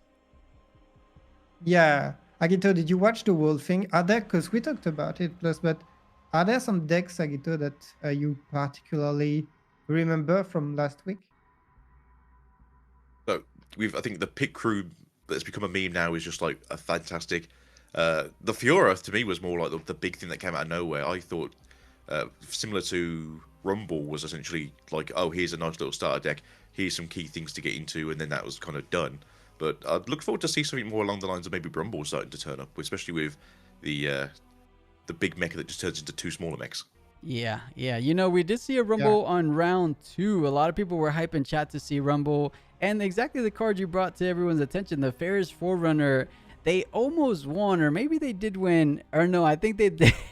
Rumble lost in a 2-0, but they had two Ferris Forerunners. They died, and then they built a whole mech army with those, and they somehow still weren't able to take it down. It was against a set, so perhaps the set just had Rumble's number, but I saw some potential there. I think we're onto something with Rumble. Is there anyone able to break the Rumble meta? Or at the least, they play it for like a best of prizing. And we're seeing Tyrone in chat. They're saying, hope Draven hits 90% play rate. You know, Tyrone, even with the play rate currently, I feel like it definitely has the attention of Riot. Riot knows it's similar because it's more of a problem than Kaiser was. And they eventually kind of addressed Kaiser with the recent erratas, right? The Falling Star, the Cathy Rain. So I think it's definitely on the books to look into. It's just a matter of like how soon, because I don't think Riot's the type of company that wants to act too soon. They want to let things kind of play out, make sure it's really, really broken, let players really find some answers first. So I'll be really surprised if we get a flat out ban. Do you guys think that's possible? Just a straight up ban for Draven eventually? No, I don't think so. I think they could make an errata and make him tap. I think that's the most fair thing that they could do. Like, why does Ezreal have to tap and Draven doesn't have to? You know, that thing is crazy to me. And they said it themselves. They will not make some big erratas and big change 1 week before a tournament. And since there will be tournaments every single week until the end of set 2, I don't think any Draven nerf will come soon. Yeah, we might have to wait till set 3. And Elgato saying, what do you guys think about Fiora? We talked about it a little bit. Is it a good option against Draven and Aurelia? I'll let you guys take that one first. Because I'm a little bit biased with Fiora, because I said it to Leroy last stream. My brother's a Fiora main, so I hear it all day long how good Fiora is. So I think it's a decent matchup against both of those decks, funny enough. But how do you guys feel about Fiora? Either or. Yeah, I mean, Agito said some pretty good things, so I'm going to let him start here.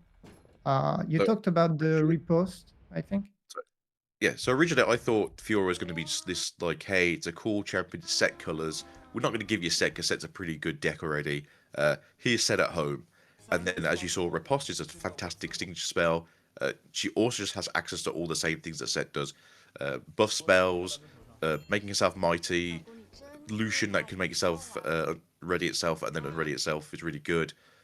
Has access to Set as well, which you can also do the whole, I'm going to buff myself into mighty, tap the Fiora, come back out again, be a big giant monster, walk into a battlefield, take the battlefield, buff itself again.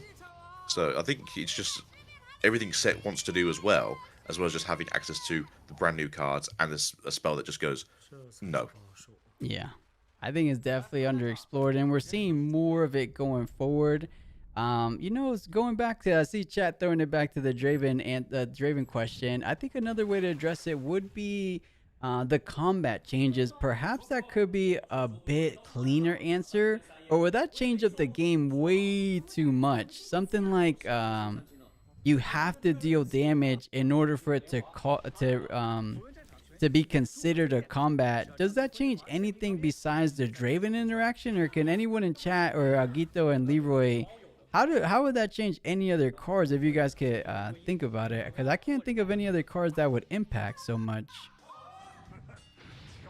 I think for the most part it is just for Draven now, but obviously if we start changing how we make things work, obviously cards that were meant to be future-proofed until I think set 5 or 6 is where they are now, you don't want to be breaking the game in that sense and make those cards just go, well, actually they don't work anymore. Yeah, in this case, they would have to make it so that it only applies to Draven, I think, because else it would be too messy. Yeah, and like Draven purple would lose a lot. I don't know. It's hard to tell. You know, maybe the cleanest answer is the exhaust Draven option, though. Yeah, I think that would be really good. Yeah, we can see it. Cold Phoenix saying combat should be considered after cleanup. So same rules as you do. You don't heal when you enter an empty battlefield, but you do after combat. I thought you do anyways. Wait, maybe I misread that because you Yeah, do heal after combat, no? Or are you yeah, saying that should yeah. be I don't get it. I changed? feel like combat should consider after a cleanup. I mean, that's No, I already think the now we're talking about changing too many rules, chat. No, you don't want to make too yeah. much changes because then all the fundamentals of Riftbound kind of get flipped on their head. So I think it's fine. Maybe what Leroy said, maybe the cleanest answer to Draven is make it exhaust. So it's basically effectively one draw per turn. That would really dwindle his power level and kind of balance things out in a sense. Will it bring him all the way down to like middle tier? I still think it'll be a decent legend. You just have to start running battlefields that say you could untap your legend. I think there's a couple battlefields, maybe Hall of Light, something like that, when you conquer pay energy to ready your legend. So maybe that could see a Yeah, little bit more play in Draven. yeah. Honestly, that's just a clean thing. And to me, it comes back to what I said. Why does Ezreal have to tap if Draven doesn't have to? That well, it's probably even easier to win a combat than to select two targets. So I don't get it. I really don't get it. Yeah, it looks a little bit easier on the combat. But man, Chad, looks like we are in for the longer breaks because that matchup finished so fast. We were doing good though. It looks like it was shorter breaks earlier on, but for this Yeah. fourth round, taking a little bit longer than I would expect. Yeah, but isn't the fourth round the moment where there is an actual break every time? Like, isn't it longer here? Well, We have to round no, 4 it's because the it's 7 same. rounds.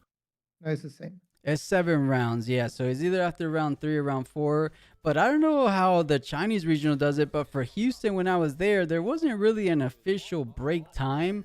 To be No, fair, but though, here was there's anyone out not in because Houston? Let us know in chat if you guys are out in Houston. You know exactly what I'm talking about. The breaks to just pair people in between were hitting around an hour long. I don't know if you guys heard of those nightmare stories, but just to go from round to round, we had to sit around for an additional hour. I don't know what was taking so long. Maybe it was just the first English regional to do all the pairings. Half of the time was just the 5 turns, which I kind of like what they're doing here. They're doing 3 turns. And Leroy Agito, do we know if that's 60 time plus 3 turns for Vegas and Bologna too? Or is that only for these Chinese ones? I can't remember. no, it's for Vegas and It's Bologna, doing it. right? It's as of the start of set 2, we start doing the same rules. Okay, Yeah, that makes no matter the sense. region. Yeah. There's something I would like to address that we did not talk about, and that I don't think it did go under the radars last week, and that was the Annie that made the top 4. Yeah. Do I you want me think. to pull up the deck list? Yeah, I would like to. And for those who remember, it was just a bunch of good cards. It was just let's put all the best cards from purple and red into that deck, and just it was a wrecking ball, just destroying a boulder, destroying everything on its way. And I love the idea of just having all the best cards with that nonsense, not pure like chaos living up to its colors. Yeah. Agito, did you see that deck and what did you think about it? If so, You do me now. I think Annie's still just a really good deck overall. It's probably one of the better spell slinger decks, just because obviously red and purple is so powerful. Untapping 2 runes at the end of your own turn is just great anyway. So you can always just dish out what you can and always have a handful of either get out of jail cards or just push back in for some damage. But it's just nice to see that people are looking at Annie still and going like, we have another Chaos Fury deck, but we still can play this one. It's still fairly good.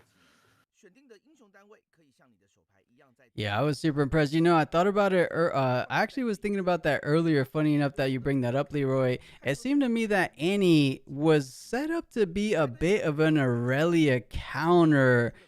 weirdly enough, a good option for Aurelia and Draven decks. Basically, decks that draw a good amount. We know Aurelia can keep their hand size healthy. We know Draven keeps their hand size really healthy. And we're seeing cards like Inverted Timeline, which dwindles their entire hand down to 3. Same goes for you, but it definitely hurts them a whole lot more than it hurts you.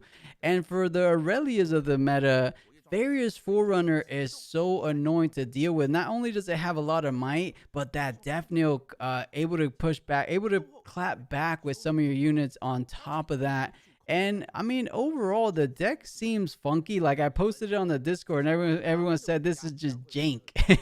That was the initial response. Like, wow, this Annie deck is just straight jank. It's not going to be able to do anything. But the guy piloted it all the way to top 5 in a big major regional. So there's definitely something to it.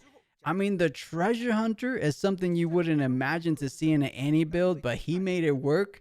And looking at things, the only thing that costs a whole lot of power is the main board switcheroo and the 2 rebukes. So I guess that's strictly just for those units, honestly. Because what else can you use the gold for? I think those are the only cards, no?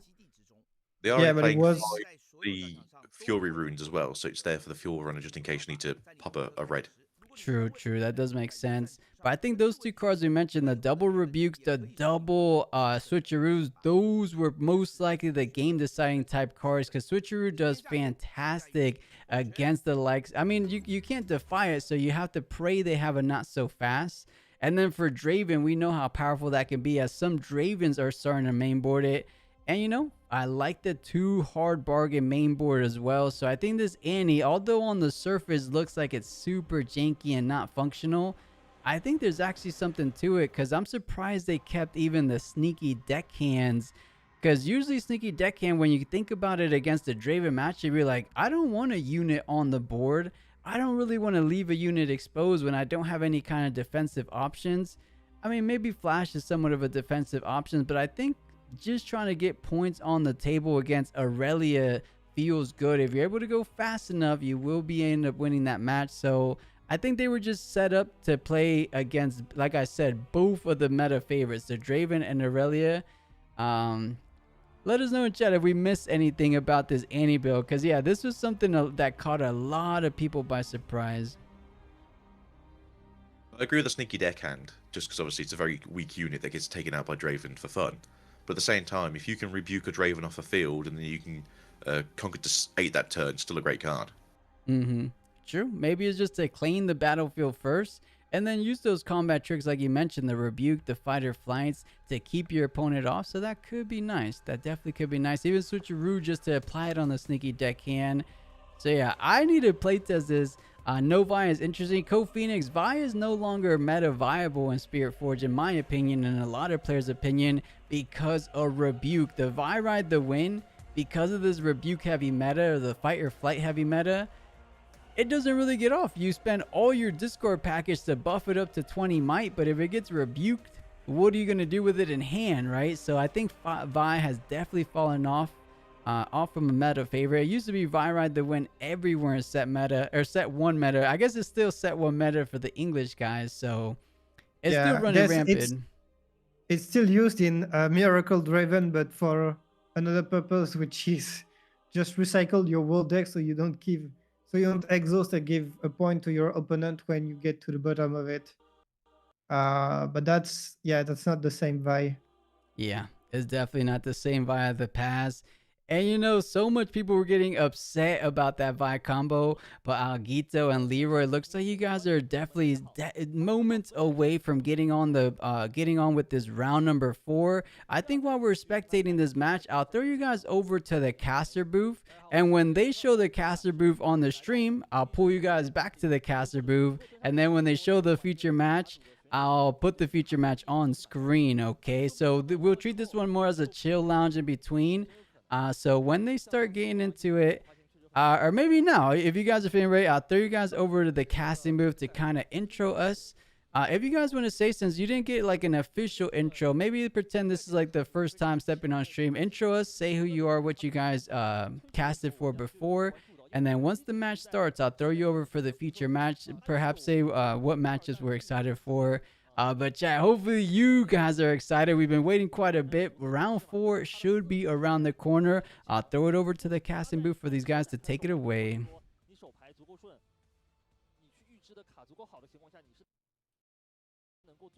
Go. Are you ready? Yeah. Gito, I'll let you start. All right, so I'm Gito. I'm mostly known for doing Digimon stuff. This is my first big Riftbound anything really. Overall, though, play-by-play caster normally. Generally do a lot of stuff by myself. Unfortunately, it's nice to bounce off of other people. And you're stuck with me for the next 3 hours. So hopefully, you enjoy it. Yeah, I mean, I'm Leroy. Some of you probably know me already for falling asleep during cast mostly. Yeah, that's could make an emote of that probably.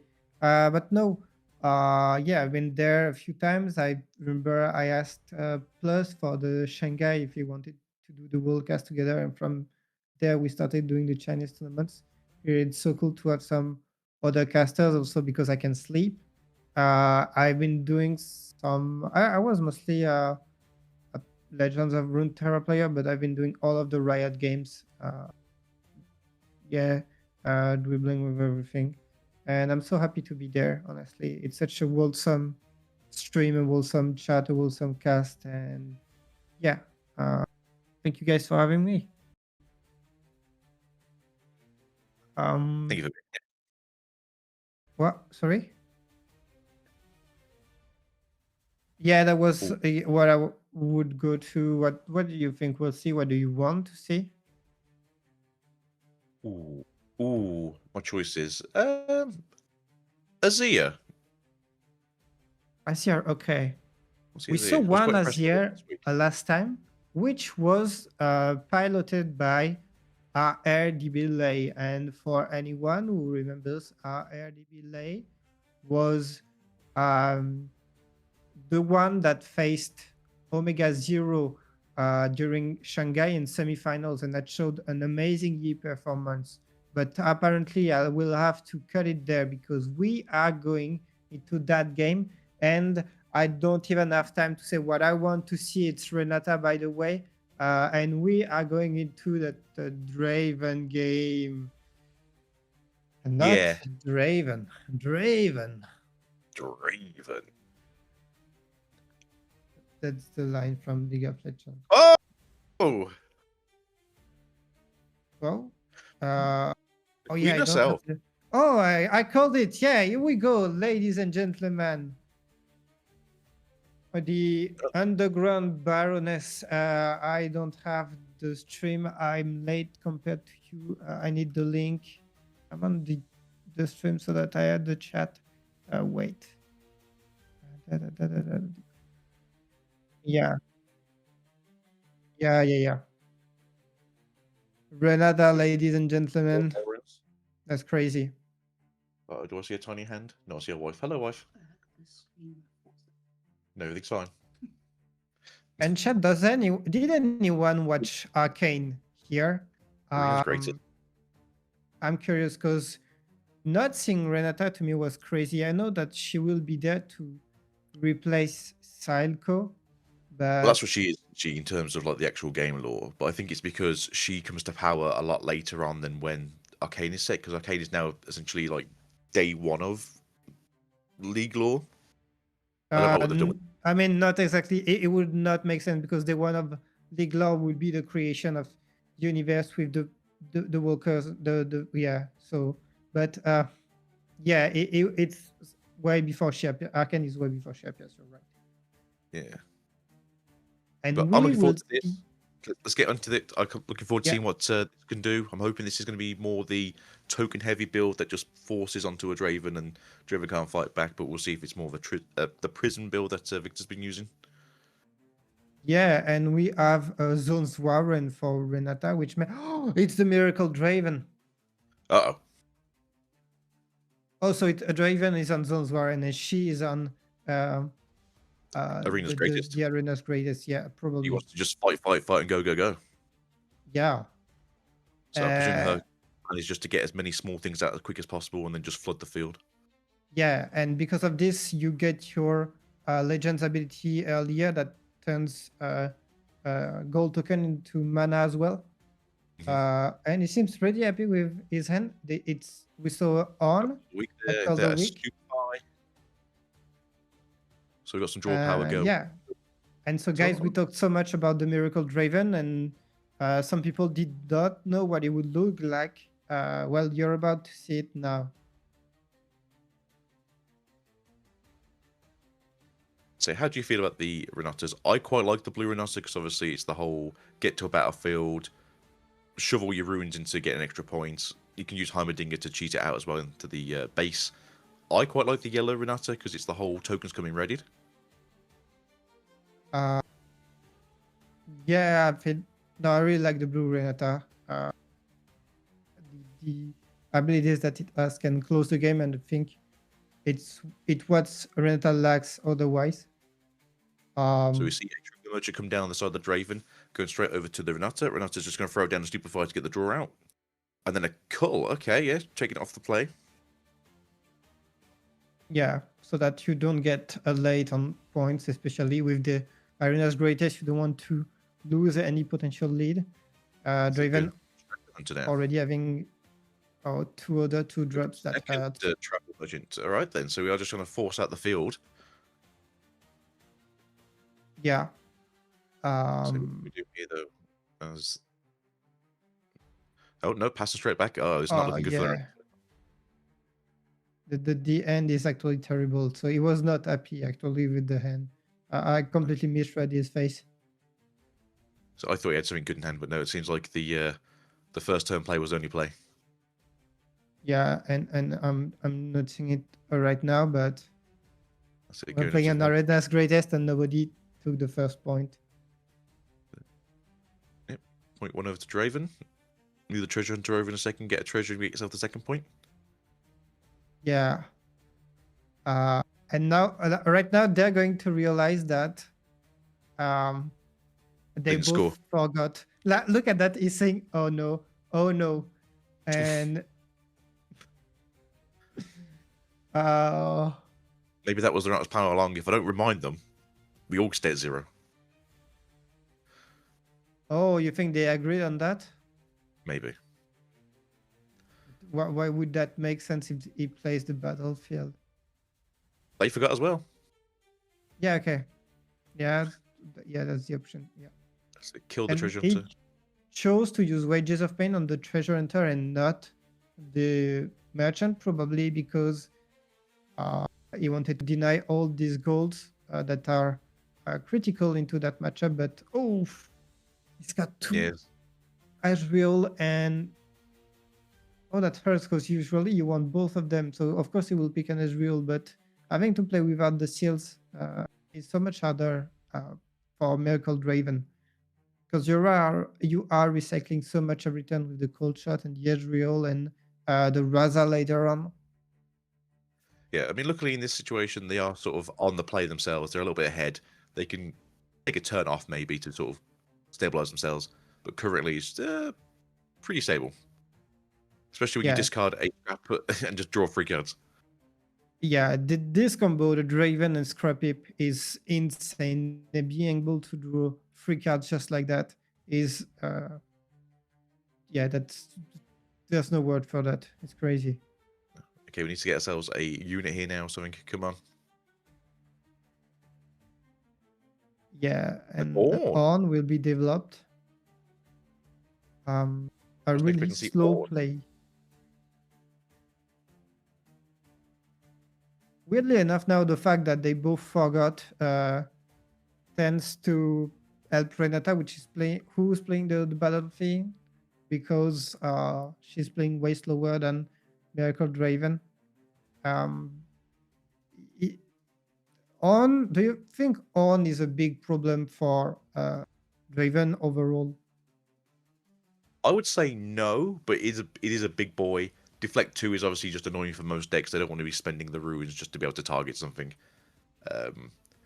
As far as I'm aware, the gear for the gold tokens are classed as gear, right? Yep, exactly. So You all beneficiate. get bigger That's for the why you more play gold. it, because Renata generates so much gold tokens usually, and on beneficiates from that. So it goes quickly up to insane numbers. You So don't it's really have 5. you don't have Svelzanger to go with it, which is usually the tech in the own deck. And interestingly enough, this Miracle Driven is running the more cheesy Nocturne version. What do you think about that card into the deck? I generally like Nocturne in any deck that's searching through the top 3 cards of the deck or top X cards of the deck, and you have to choose because he's always just going to be a free body. I think it's pretty good if it's an inclusion in a deck that you can put it into without forcing out anything more important. But like you said, Miracle Draven is just like, how cheap can I make the cards fall onto the field? And 3 is pretty cheap. Yeah, exactly. Especially with all these seals. Of course, he's going to pick up Cold Shot from the deck with this stack deck, because the ability to draw 2 for literally 0 because you tapped you tap the seal and then Ezreal just repeat it for free. That's There's the battle this ramps. combo is what makes this deck so strong. Oh, and a Teemo there. That we don't Don't look see at a the team. lot. Don't look at the team. Look at the battling ram. Yeah. Of course, he already played those 4 cards, so he will probably pick the battering ram, but I'm just not used to seeing That's that it. deck. And another battering ram. Good job, GG. It's over. All right, spend 2. Let's drop 2 big beasts. He's going to play both 5 my units for nothing. And So drop from 1 each there, battle. So make yourself it's big. only Yeah. downhill.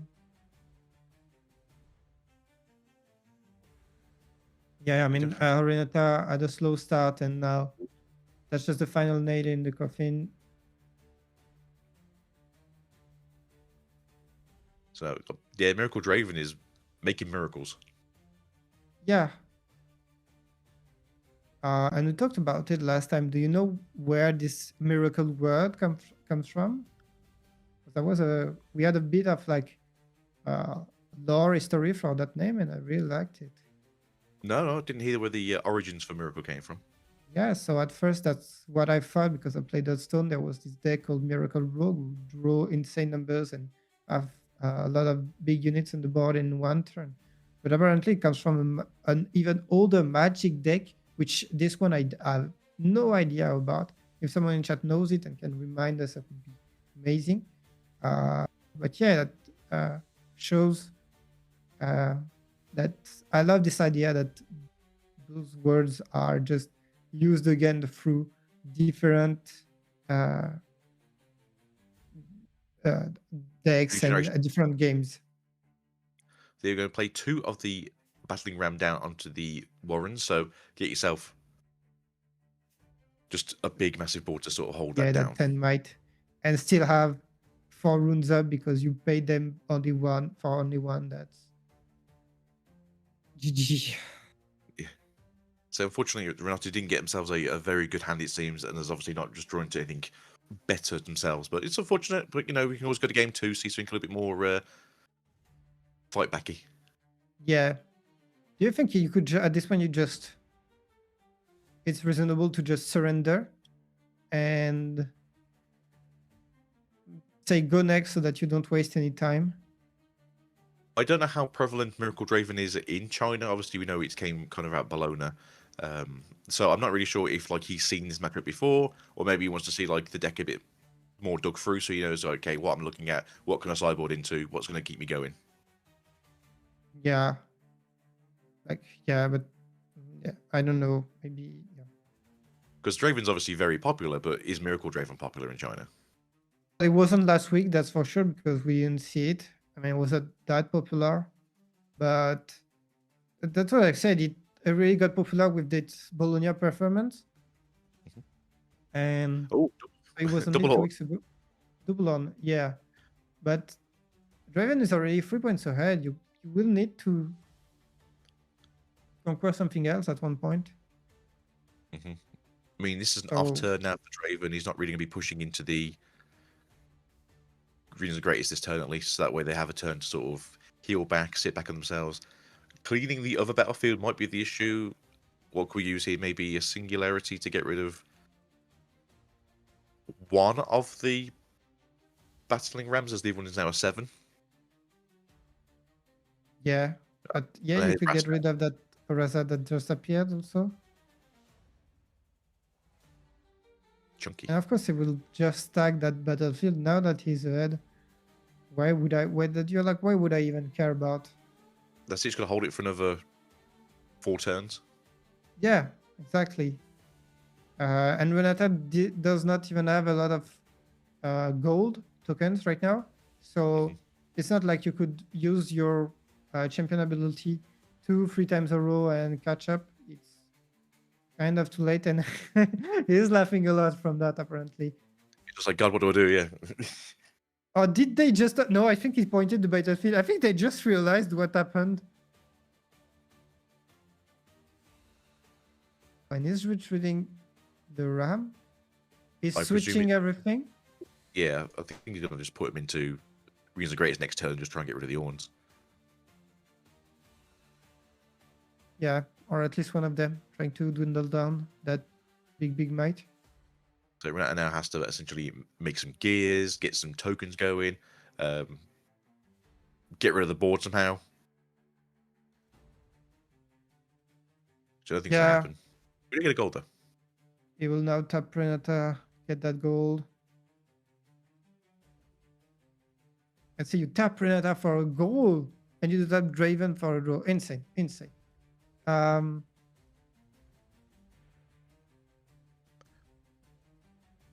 do think Renata's the first proper support champion as well. Well, legend we've got, so maybe 2 versus 2 might become more of a thing in the future when we get more support champions. Oh, you mean 2v2? Yeah. Oh, that's interesting. I don't know. I really don't know a lot of 2v2. We talk about it sometimes with Plus, but we are always like, oh, we are so clueless about that. Maybe you're right. That could be something.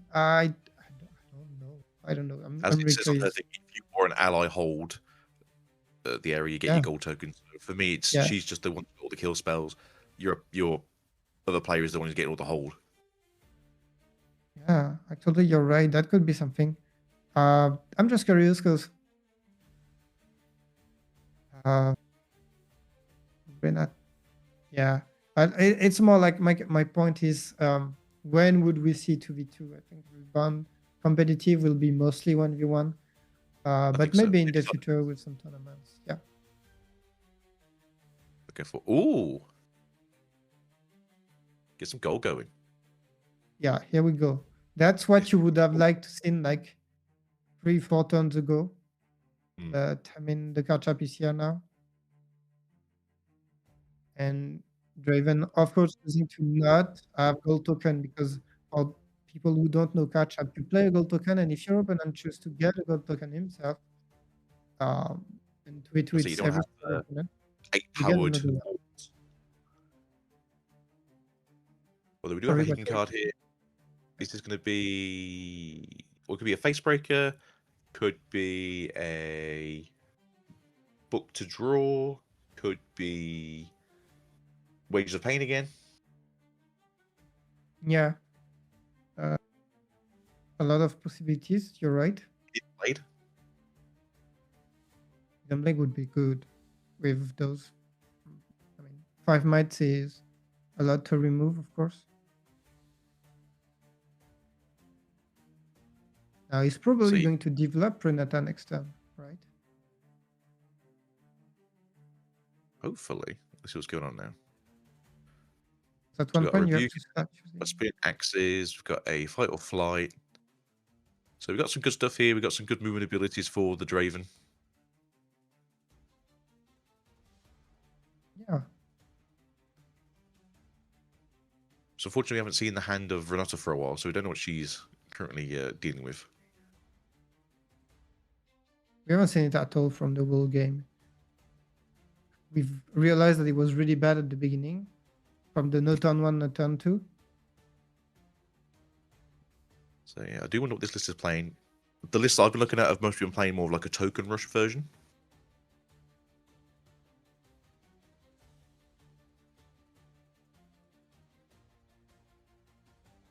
Yeah. So, and the board is just flooded with little bodies, and then you just do Emperor's, not Emperor, sorry, Imperial Decree. So it's just a lot of whatever hits you just kills you. Yep. Trying to do the math and see if he can conquer actually. So currently they're 7 Orns, that's 14, 13 from the card, so that is 17 plus a hidden card. Rebuker can get rid of one of the Orns. Yeah. I'm curious. Wouldn't have been easier to a Raza in base and that Ram with the last right on the battlefield, so you could activate the last shrine every single turn?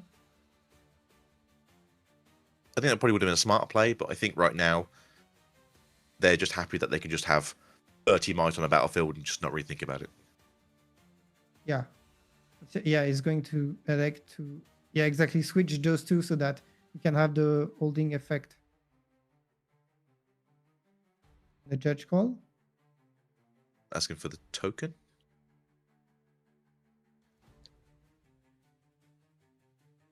There you go. Once again, another gold. So now we have 8 powered Orns and another, or possibly 2 Killing Blades.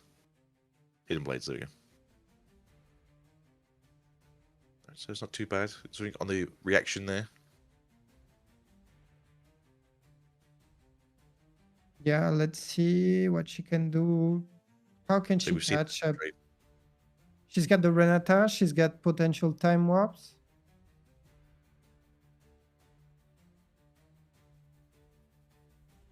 But she's still far from those 5 points that can have her use the time warps for nothing and have some insane turns.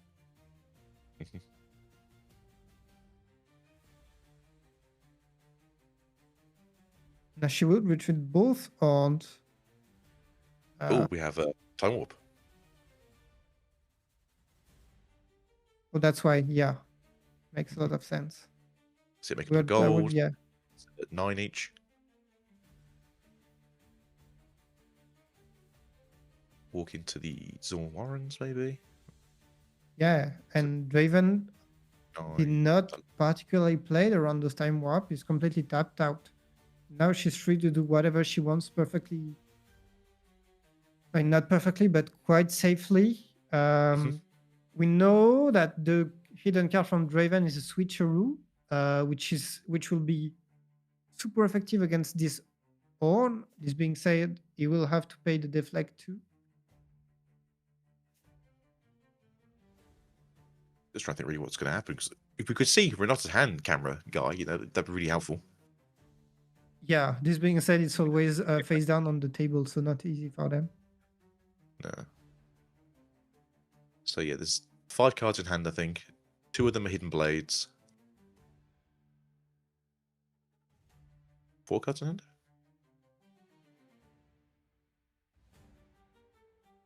Yeah.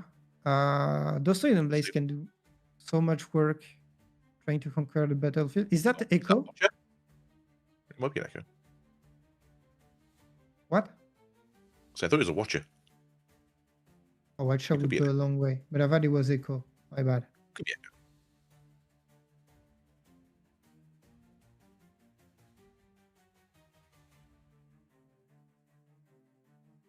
So we're swinging in with 9 power orange 9 2, so 18 damage. We've got 2 killing hidden blades. Switcheroo first, maybe, and then you just do the hidden blade.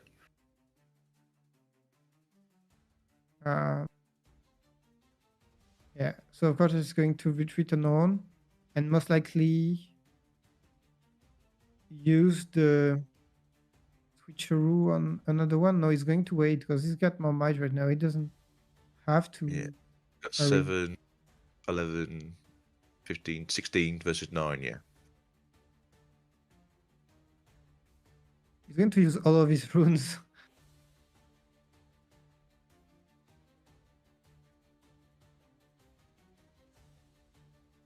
If it was a watch, wouldn't it have been used earlier? So it could be an echo.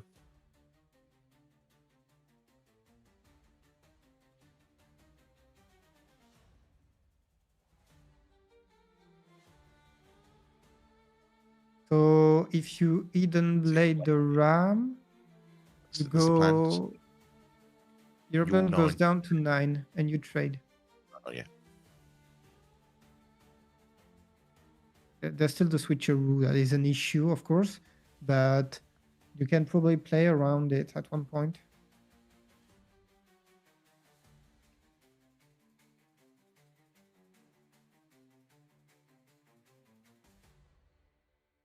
So I think something in the hand that they can use to play into this. No, they're done.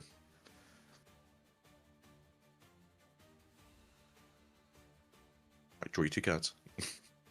Now you will use the switcheroo probably and swap that one might with the 9 from the on, and There you go. from there. That face. I love how there's no poker face whatsoever from that player. It's so expressive. I love it. I love expressive player. It's so funny to see. It's like, oh, look what he's done to me. Yeah. But you are right, they are down to just 2 ruins. On the playback, they'll go back to 4, but still, that's not a lot of ruins. But again, their board is pretty built up at the moment. Yeah, you don't care much about that. It's more that when you are going to receive another threat again, you will be down to no runes. But from there, right now you will hold to 6, and it will be easy to get the other battlefield.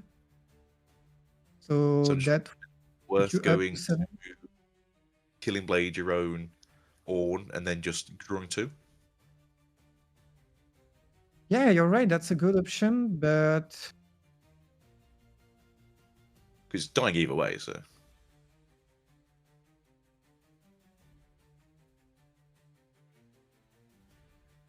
Nope, just gonna leave the Hidden Blade for later. That's perfectly fine.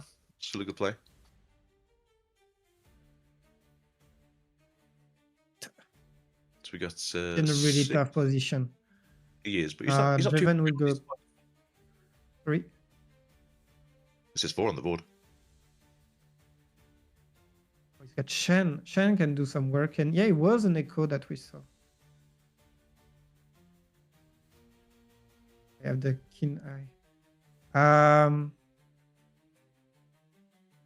Yeah, I still wonder if like surrendering is not an option, because Draven is not playing fast, and you're losing so much time. It's also just good to get the matchup knowledge as well. So just trying to see what your deck can do against Miracle Draven might also be worth them just spending 20 minutes on it. Yeah, I hope it does not come down to time though, because else might have some regrets about that. Is that a hidden card? Yes. Yeah, yes. Okay, cool chat. Okay. What are we going to search That for? will be, of course, repeated for free.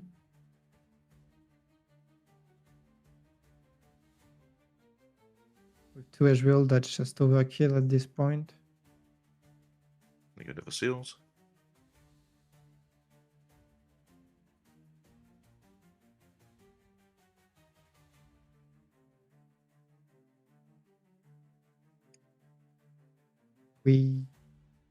I really don't see. Start the deck. Okay. I- What are we looking for? Draven That's is the going question. to. Yeah, just Draven get is rid going of the... to. Sorry, go. I was thinking, bottom deck of the rune they've just tapped already, play out another seals, 3 seals available from then, and then they're just ready to go. But again, they're already set up, they're ready just to hold for 2 more turns. Yeah. The board is insane already. And that's why, like, I don't see how Renata can win this. Is going to conquer to stack the other battlefield, and there's no way that she can retake both at this point. It's kind of down to the Draven now just to sort of misplay themselves.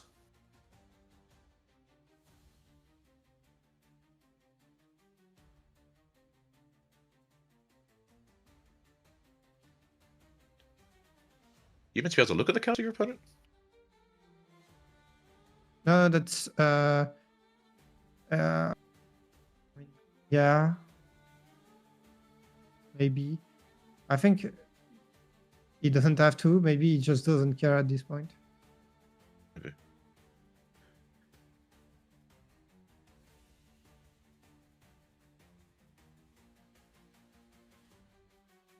Ooh, hostile takeover.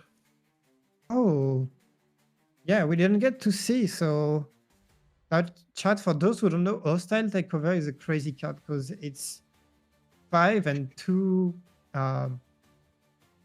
power cost, but it can be hidden. So basically, that's the highest cost hidden card possible. Yeah, And take control of an enemy unit at a battlefield, ready it, start off a combat if other enemies are there, otherwise can conquer it. Lose control of that unit and recall it at the end of turn. So, exactly. And now that might make it a bit harder for Draven to retake, but I think I saw fight or flight, so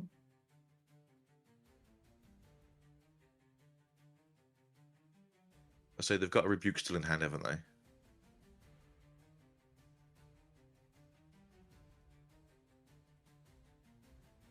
and good thing from chat. Doesn't the equipment detach that? I don't know.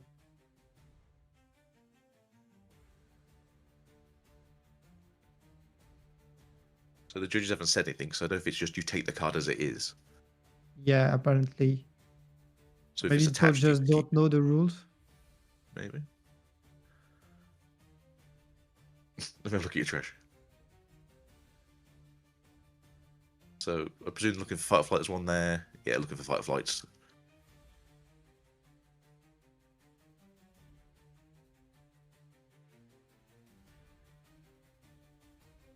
So yeah, he's got a rebuke, he's got a fight or flight. Yeah.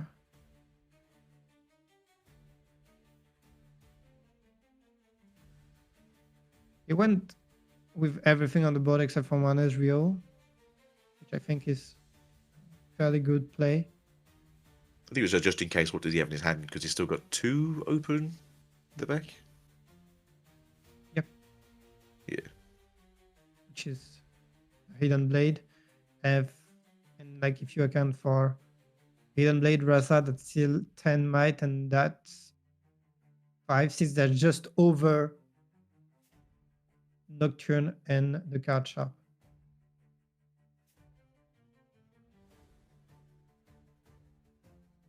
There you go, conquering that. Go to 7. Obviously, they didn't take their first turn each get an extra point, so this is going to 8 still. Yeah, and I would go to 8 anyway, but they would have only 7 to score. But yeah, just like you said, Draven would have won right now if he had taken his point. Cool shot back again. That feels like it's the 4th one, but I'm sure it's not.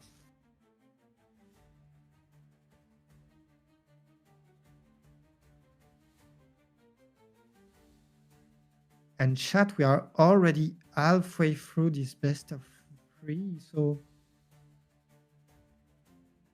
So that's the 5th cool shot in hand now, I think. Miracle Draven just recycling these cards back into the deck and just getting to go, go, go.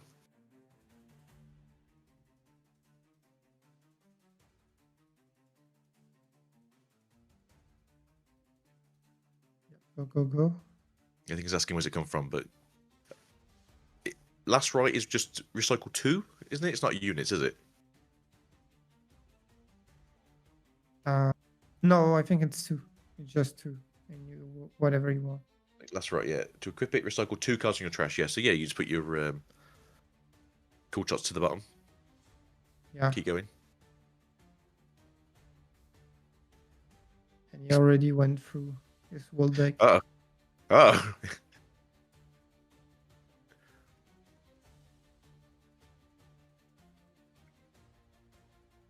That's Miracle Draven for you, chat. If you didn't know what it does, it's like recycle everything, and all of your cards cost 1 or 2, so you don't even care. You thought you had 39 cards. Well, Miracle Draven has 72 cards. Yeah, That's pretty well summed up.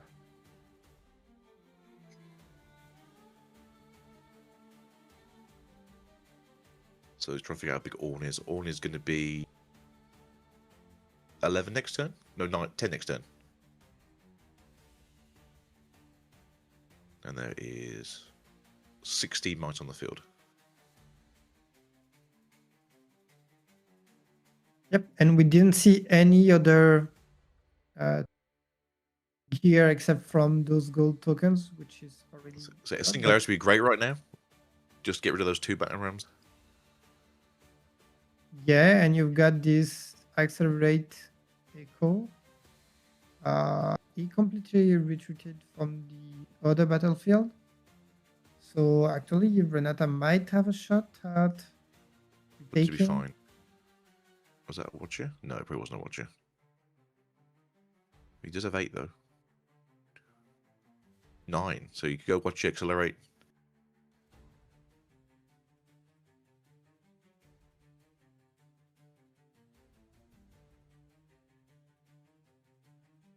Yes, so you got Echo Shen. You would like to keep enough runes to play Shen next turn. Mm-hmm.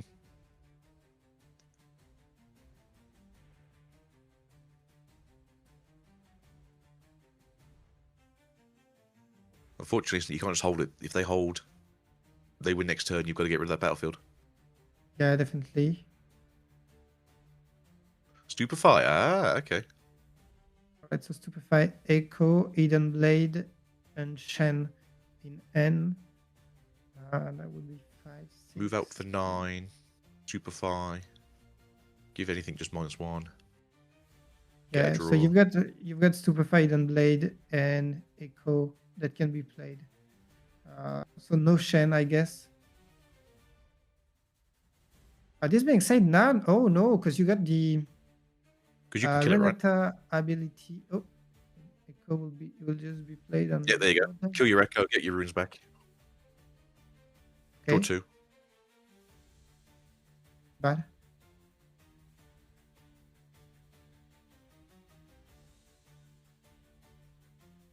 He's fishing rebuke for back that hand, though. probably, as you said, Singularity or Watcher. So if you rebuke it, right, you can... No, he's going to let it go through, okay. He can't rebuke it. Those action speed, yeah. Facebreaker, very good. So Echo goes back to the trash. Got our runes back.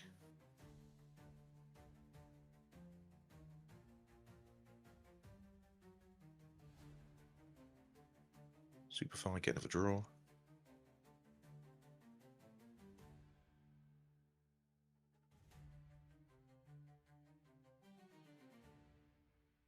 Got a Patty Porro. That's not really going to help too much.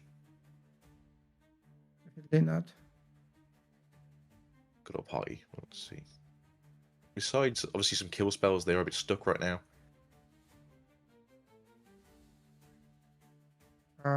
Is there another Facebreaker?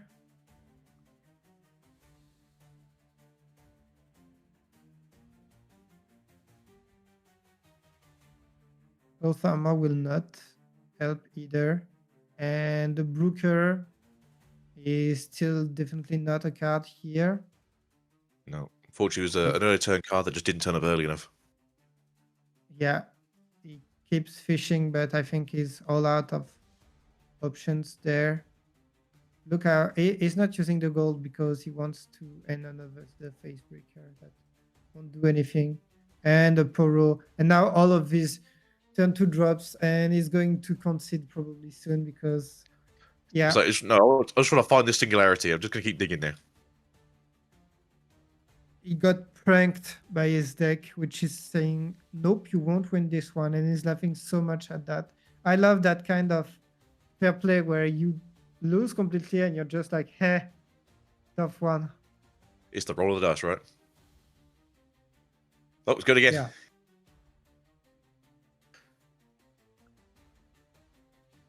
Fishing for a card that, like, We're down to a 5 power Ord now, unfortunately. yeah. It It's just not gets coming back from this. Wages You can't of use. pain. Because you don't could have kill- singularity. Yeah, no.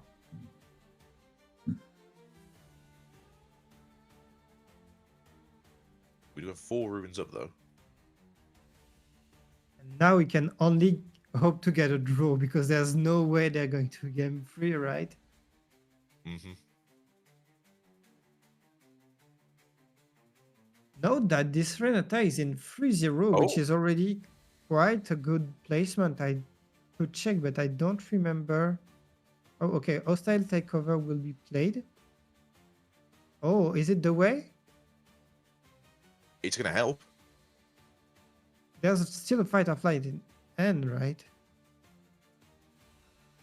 Yeah, Firefly and you just in case for next turn. So they've got.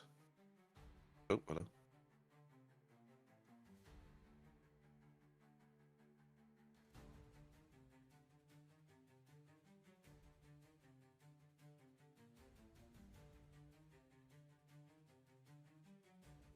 So it's still 10 to 10 power though.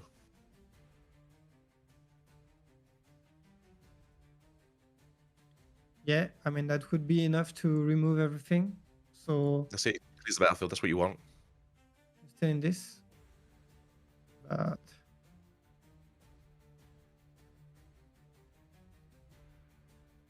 think you just have to survive with Renata on the following turn. You've got the hidden blade still.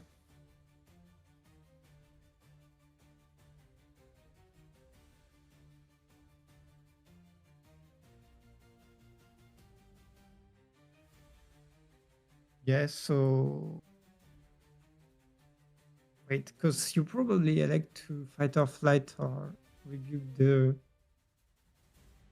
ram. No, it's going to trade. He's going to take the trade. He's confident that he can.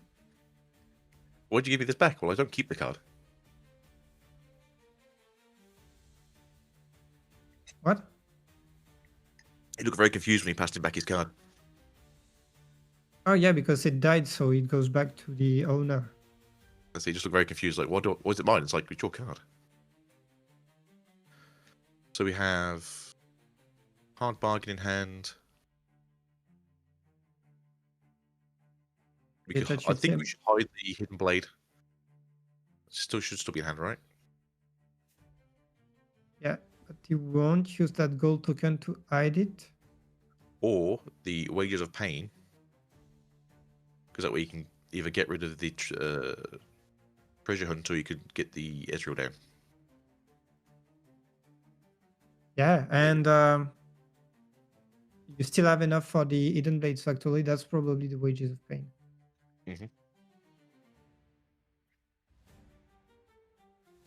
You know what? I take it all back. Renata, you're doing fantastic. Keep it up. Yeah, exactly. If she clutches that, I will just be. All right. I retake everything that I said. Never surrender. Never give up. Yeah. I'm sorry. I deeply apologize to you. 42-minute round 1. Don't worry. And she's playing brilliantly, honestly. Oh.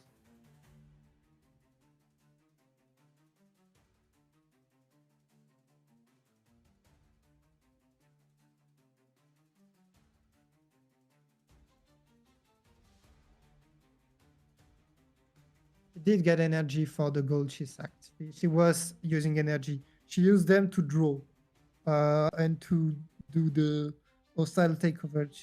The gold were also used for energy, chat. Don't worry about that. Yeah, the first ability of Renata is just as much as you've got, you can just keep doing it. So it's 1 power, 1 energy, draw 1 card. Yeah. Yeah, we.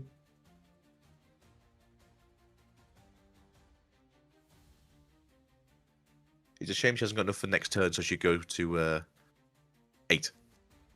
Yeah, exactly. This being said, if she just has to use the borrow to retake, might be Hold on. weirdly enough. So we've gone back to the casters. I'm not too sure what's going on here.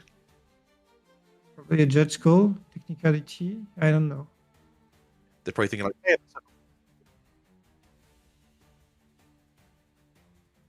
so currently, I'm quite liking what's going on here. It's a shame that they both forgot to get the first point in like they should have done. So Draven should be at 8. Yeah. And Renata could be at 8 next turn. Yes, but I am liking Oh, to see wait, that. no. She's at 1 rune, right? That's what I'm saying. She's Oh, got yeah, a but blue. she's got a god token.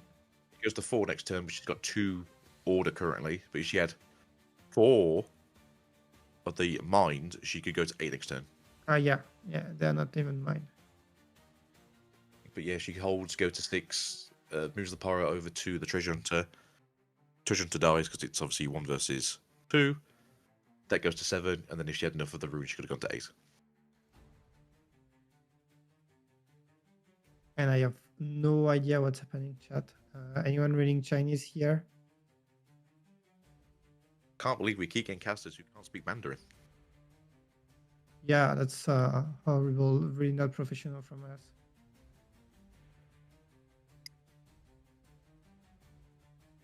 Renata's signature spell is action. It's action and Oh, it's only hidden? Oh, so he played this as action and now they're doing a rollback? Oh, that's why. Oh, thanks, chat. My bad. yeah, it's just hidden. No action, no reaction. Yeah, and he used it as action because he attacked with Orn. You're totally right. I'm sorry, guys.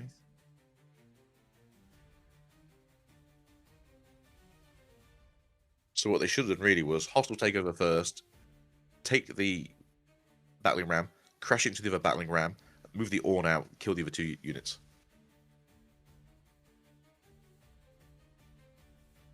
Yeah. That would have been same thing would have happened. It's just it would have done it in 2 different instances rather than 1. Yeah. So now they're going to roll back, and I don't know how the judge is going to resolve that. Good luck. And that's why there's the pause, most likely. Mm-hmm.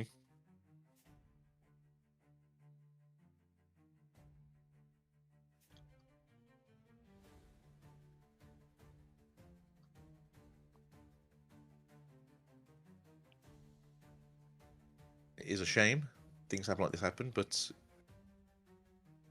fortunately they do. Yeah, I don't think they can roll back. There's no way, it's too far. So either they play and they give the player a warning. And I think they give both players a warning in this case. I don't know exactly. Yeah, because you have to both look at each other's card and you have to both agree to things. It's all both players have to agree to board states in this game. Yeah.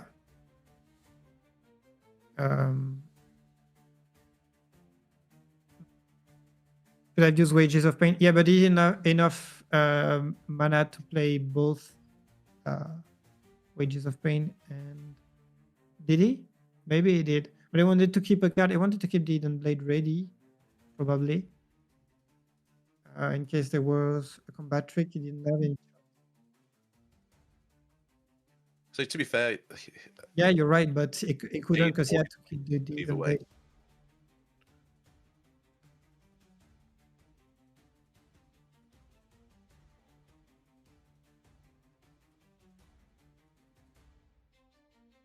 Yeah, the judge accepted the play in the moment too. Everybody completely fumbled. I fumbled too. Mm-hmm.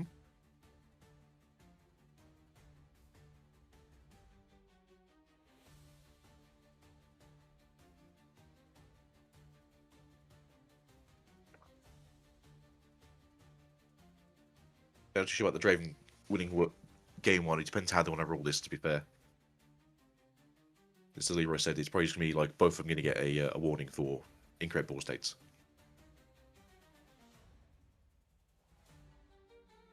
I'm not too sure how lenient or oppressive the judges are in terms of rulings here. Yeah, I'm really not experienced with how the judge ruling could work, and I think the judges, even them, are not experienced. We only said 2 of this game, the rules are quite unusual for, I think, for TCG. There are not a lot of TCGs that use that battlefield state. Do you know a lot of TCGs that use that? I think besides Magic using it as like a background thing, there's not many that do. I think the other one is maybe Star Wars.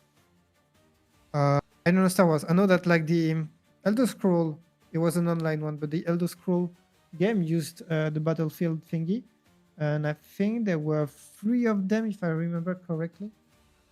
I mean, Yu-Gi-Oh did back in the day, but it's been a long time since battlefields like that were super relevant. And there's Gwen, but it's completely different also. For Love me some Gwen. those, what? Love me some Gwen. Yeah. And yeah, there's the fact that all the Witchers players are completely addicted to Gwent is such a good meme. I was very lucky that I brought the collector's edition. And I have all the collections of the old Gwent card games downstairs somewhere. Get them out every now and again, play with the kids. Man, chat, a longer break from that judge call. I guess they're trying to rewind the game state, but I'm wondering, Algito and Leroy, do you think they're going to give a big judge extension? Because I feel like they're trying to stick to a strict time frame here.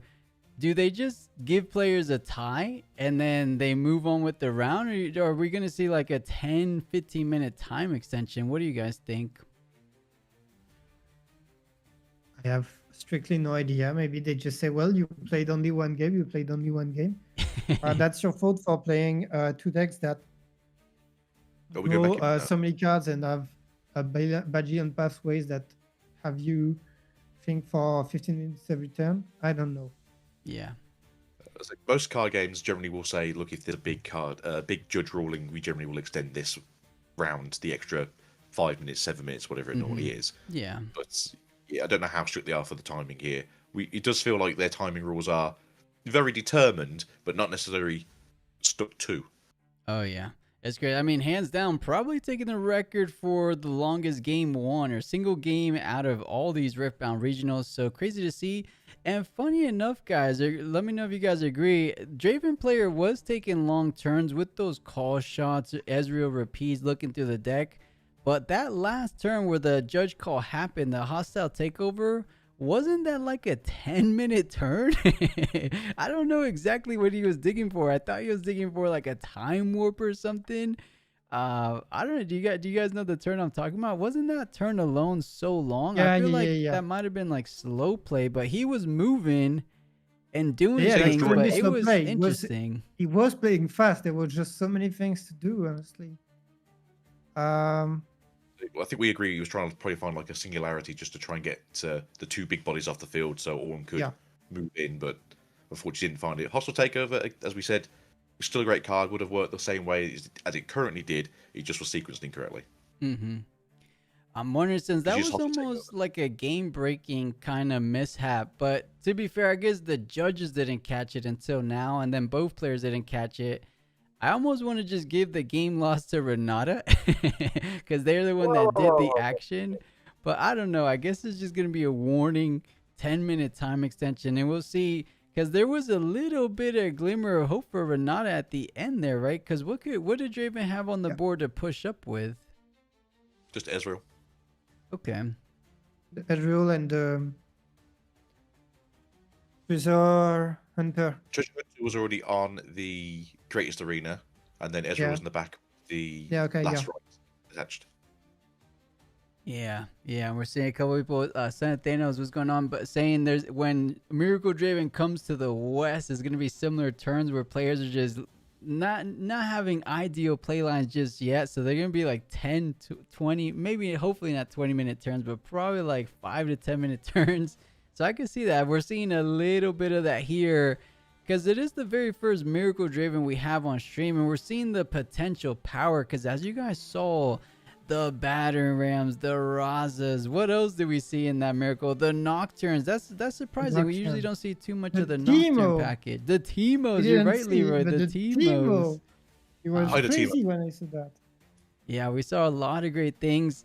I was gonna say if Miracle Draven appeared as early as round 4, I think we're definitely gonna see some Miracle Dravens in Top Cut if they play fast. Because if they're able to, they have the power level to win. It's just a matter of time, and do their opponents try to catch on, maybe try to stall them a bit so they end up in a tie. Because if anything's gonna stop these decks, is the amount of ties they might find themselves in going into Top Cut. Because it seemed crazy. It almost seemed like they were playing a slightly different game. If I was looking at the UI down below, Draven had like 10 things, and then Renata had like 1 or 2 things. It's like they're playing a totally different game. But funny enough, Renata might have won that one, but I think Hostile Takeover completely changes things, right? Because then they wouldn't have conquered that. So maybe Draven just won all along. What do you guys think? If that I mean, he Hostile could have Takeover used, didn't happen. yeah, but if he used the also takeover first, it would have been the same ball state in the end. So If they roll it back and say that they can't do the hostile takeover as it is, then Ornn crashes into one of the battling rams. You then hostile take over the other battling ram, and then you then crash into the other units that are there because there's only 10 might on the field. Mm-hmm. Yeah, So it's going to happen. perhaps it was just missequence, right? Because before going in, maybe he plays Hostile Takeover, makes the trades there because it starts and it initiates a showdown, and then you go in with the orange. So perhaps it was just a mixed sequencing kind of thing, and ended up in the same results. So I'm curious to see what they do end up doing about this judge call. There would be one difference, which is that Draven would get one more card though, because he would have won a combat, right? True. That does make sense. And Cookie Slayer, what's going on? Welcome on in. For those just joining us, we are in the middle of round 4. We are on a bit of a judge call break. We were right in, I believe, 45 minutes into round 4. And it was just game number 1, mind you guys. So a really long game 1. It's Miracle Draven versus Renata. The very first Renata we see on a feature match from this regional circuit. And it looked like Renata bringing out the spice, because I know Aguito, I think, said it. The yellow Renata is the most common one, but this blue Renata could be being slept on, because I think he was setting up from a 6 to an 8th hold. Or how would that work? Was he at 6 or was he at 5? I'm trying to think back. Currently at 5, hold 6. Yeah, you move out the Plundering Poro into the same battlefield as the Treasure Hunter, as it's 1 to 2 Poro wins. There you go to 7, and then if you had the ruins for it, which they unfortunately don't, they'd go to 8 from the effect of the Renata's 4-cost ability. Okay, and he is how Renata's legend ability, each gold, which I think at that point he only had 1 gold, does give him an energy, but I still don't think, as you said, he had enough to do all that. So perhaps Draven was just gonna win it the whole time, but it will be interesting to see the judge's decision. At this point, it almost seems impossible to repair. Luckily, it was on a future match, so they can literally rewind and see where they need to go. But is that the right decision? I don't envy these judges, guys. This seems like a very tough call. If this happened in one of my tournaments, I don't know. I don't envy them even more, because they literally made the mistake to let, which I might have done too because I didn't notice. They let the mistake of the hostile takeover happen with an action as an action speed spell. You know, Cold Phoenix brings up a very good point. I believe Draven just had a couple cards in the deck. He's saying you could also score a point from hidden bleeding and forcing him to draw 2 and getting a point off the burnout. So there was potential some type of a win condition for Renata for sure. So it's not all said and done. I mean, granted, they're trying to bring back the board state the best they can. It's been 15 minutes. I'm just appalled at how long this decision has been taken. Thanos, I've seen worse. The last judge call that took this long, if you guys remember from the season 1 regional circuit, the similar judge call, it wasn't, remember. You know what I'm talking about, Leroy? Yeah. The one that, I mean, the tournament ended up 1 hour and a half later than it should or something like that. Yeah, guys, for those that don't remember or just newer to Riftbound, there was a player that got so upset with the judge call that he started threatening the judges. He picked up a chair and slammed it on the table and scared everyone. They had to kick him out of the booth or kick him out of the whole event. So yeah, it was like an hour-long discussion and dilemma between like ban. He ended up receiving a year ban. He got a year ban for disrespecting the judges and almost injuring a judge. So it was kind of funny. It was kind of funny. Hopefully this isn't a situation. But I agree with Son of Thanos. What is taking these guys so long to prepare the board state? Maybe there's just no clean answer. If I was them and trying to keep the show rolling, I'll give the game loss to Renata and then move on with game 2. You don't think so, Agito? I'm just saying, you know, Draven's got enough players in this tournament. You know, we can let one just let her push forward a little bit, yeah. The only reason being is because they're the one that made the mistake. So it's your cards. You have to be the one on top of it. I know your opponent should be on top of it too, but you're the one that made the play, which is I would love to see Renata win that. If they would have won against Miracle Draven, that would have been spoken across the entire week going forward. Renata taking down the meta champ. So I would have loved to see it, but I don't think, chat, even if this game commences, even with a 10-minute time extension, these guys aren't finishing a game 2. I'll tell you that. There's no way they're going to finish that. So I've just seen in chat, and it's something that Leroy said a minute ago. If Draven would have won that combat and draw that extra card, don't they only have one card already in deck still? So you're totally right. Wouldn't they be getting the point for it? So yeah, Renata's actually in a better position either way. Yeah, you're right, because then if you pass it over to Draven, they draw for turn. Oh, no. For Burnout, you have to draw from a blank deck, I'm pretty sure. Still, because I think he had only 3 cards, so that's hidden play into the ram, the hostile takeover, into the thing. So you make him draw, actually. You make him overdraw. So you get a 7 on your turn, and then when you pass over, they can't draw from the deck anymore, and then you get the 8 point. Yeah, that was an option. Might be why they're having an issue. Could have been that out there.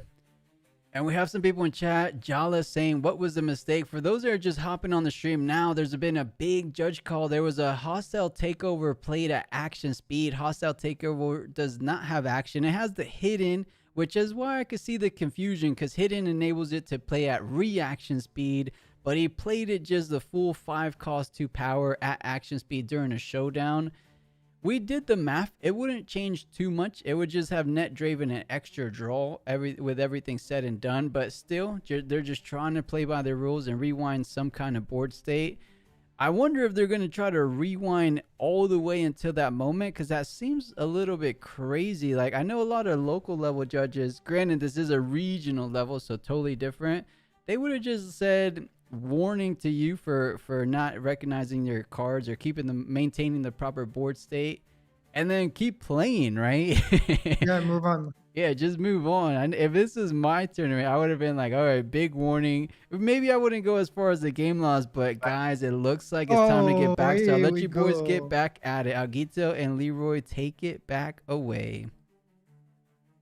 So now let's try to figure out what they did, and they rewind until at the beginning, until the turn. So now he's going with on alone. I mean, that works too.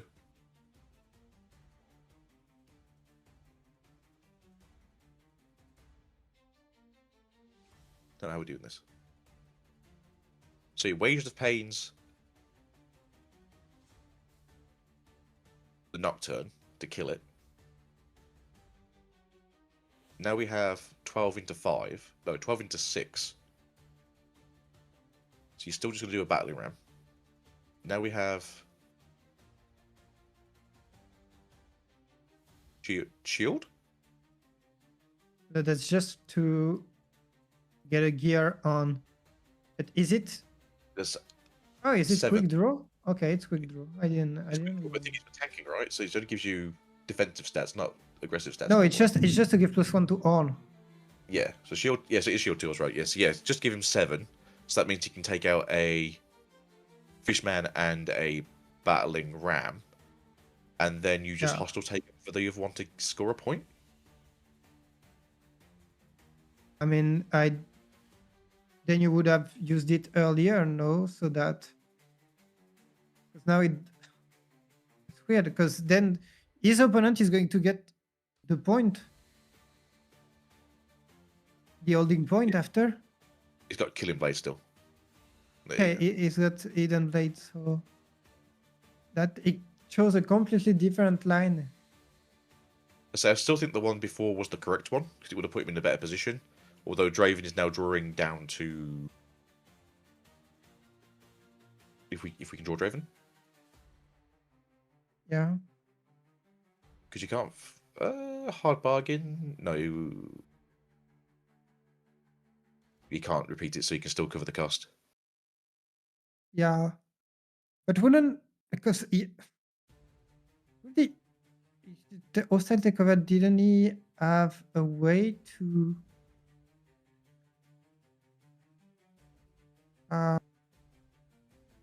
There you go. So that gets the point.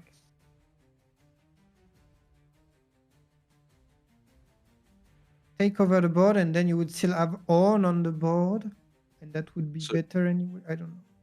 Personally, what I would have done is I would have hostile take over the one battling ram, crashed it into the other battling ram, then use Wages of Pain on Nocturne to kill it, pushed out Ornn.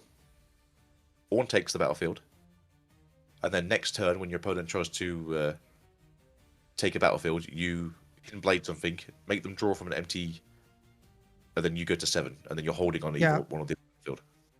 And then you hold one of the battlefield and you win. That's my opinion anyway. Yeah, Obviously, we but- can they can't see. We know what's in Yeah. the other hand of Raven. He doesn't. There is some face breakers though, so it's gonna be quite interesting to see that when they move over next turn. Yeah, and then also, it got. I mean, with all the last turn, like it's hard to see all the lines properly and so on.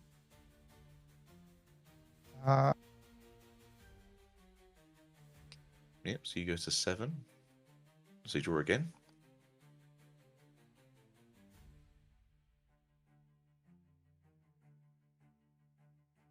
You can equip the Ezreal. Can they equip it if they haven't got any trash? No, You- not that I know of.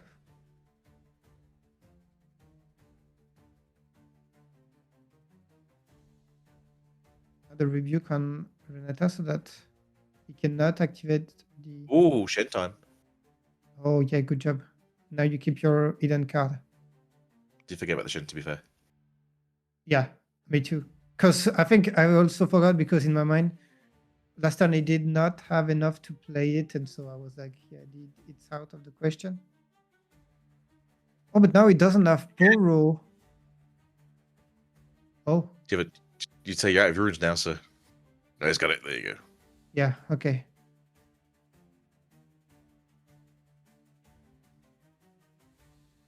I think he misreconciled that one, but again, 10 minutes rewind, 15-minute rewind, you're confused, you're a little bit scuffled in the head. You got to try and figure out how to play the game still. You got to remember what you did wrong and what's next gameplay.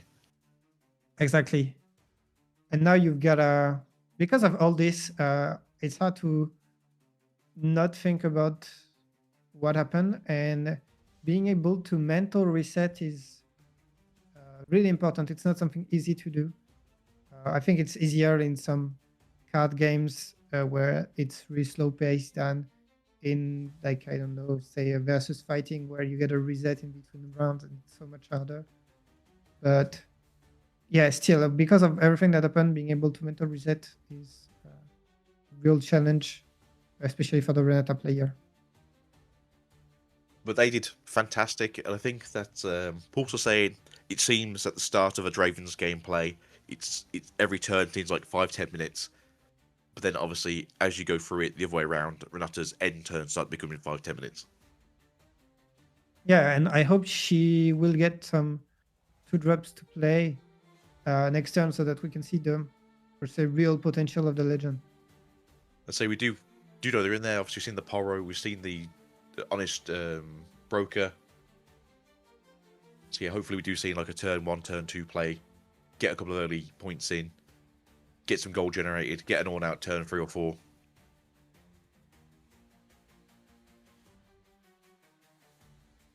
Exactly. And now On is already buffed a lot. Get some real potential. And chat, I want to point out the fact that like the Draven player played literally his whole deck more than once, and he did not play once his Draven champion, which is already a really, really strong card. And that just shows to go like how different Miracle Draven is and how powerful it is. Yeah, it does seem like in Miracle Draven that Draven's own champion is just there as a, oh no, I don't have any units anymore. Yeah, exactly. If you don't have a turn 2, usually pretty good turn 2 still. But you would rather activate Ezreal, the cold shot, and the whole shebang. So just to comment on the chat, the Ornn didn't have the shield +2 because shield +2 is only on your opponent's turn.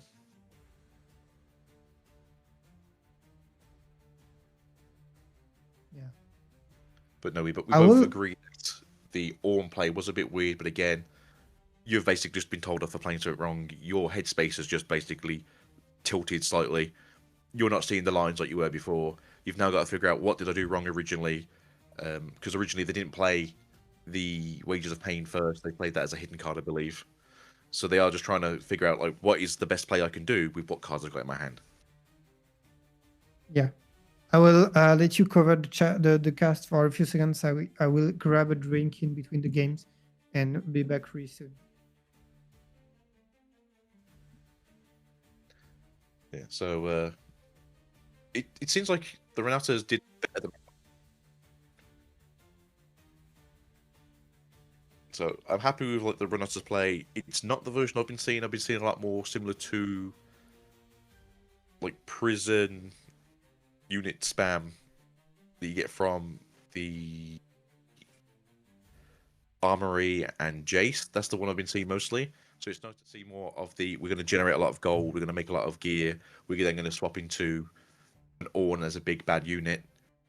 I'm just concerned that Miracle Draven might play the Thermal Beam as a side deck option, and then that basically just ruins this deck's playability with the Ornn. Yeah, imagine a big old thermal beam coming down and eliminating all that gold now towards the end there. That would be a massive swing of things. Granted, it's still one, so I don't even think he needs things like thermal beam to get over Renata. But you're right. To be perfectly honest, I haven't seen too much Renata in general, but I am excited to see what she brought to the table because we are in game 2. I mean, off the back of I think a 45-minute game 1. Can these guys even finish a game 2? Sorry, what was the question? Can we get a game 2 in, or is it going to go to Draven? Oh, throwing down a Shen, turn 1. Well, the second turn, but turn 1 for the Renata. It's a unit. I'm happy to see it. And then you see Draven come down on the side. Oof. But not the unit that you want to see usually. You would have still liked turn 2 probably. Or maybe it's like that's more power. I don't know. Treasure Hoard, I believe, is the map, the battlefield for Renata. So let's get that gold going. And Obelisk of Power for Draven is not a usual pick for the Miracle Draven. Usually you find the Tyrant pick and what's the last one again? I'm fumbling. Reaver's Row, maybe, so you can get in and out so you're not losing battles. I suppose you don't lose your champion playing the Audacious, but I don't think he's playing Audacious, so it makes sense not to. Oh, Stupefy. Okay, so we're going to trade here. I don't see a spinning axe or longsword in the hand, so... It's usually Minefield. Minefield, yes. They do have a hard bargain. They can repeat it if they wanted to. Yeah, but that leaves you really exposed to a Hidden Blade. That's if they repeat it, they can't Hidden Blade, so... So doing it for 1, tap 2, yep, okay. And then fight or flight, okay.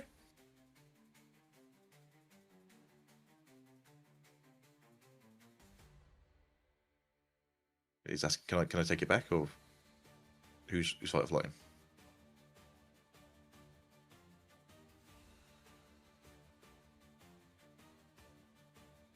I guess yes, he got his Oh draw. yeah, it was just order, like you draw first and so on. So Draven is now at 5. Get a Gold gold token. draw.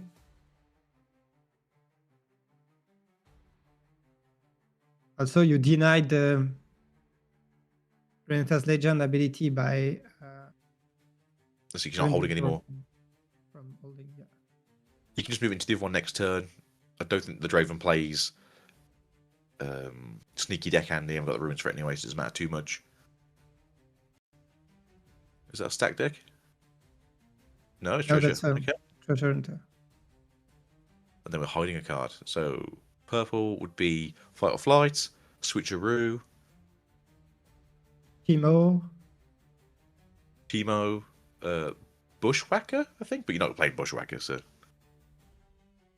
I mean, you play Bushwhack in this deck, but you usually don't hide it because you want it during a turn where you're going to develop 2 Battling Bram and a Raza. So that throwing down the Ornn. okay. Completely tapped out. That's it tapped out, but they do have 8 might on that field, and that treasure does not really going to be fighting back, so. Alright, get a seal out. Go into a stack deck, okay. Ooh. Do we get the seal or do we go for the cool shot? Cool shot every day. And you can see the sideboard did in, by looks of it, a mind. So, getting rid of those kill spells in the hand is going to be very good.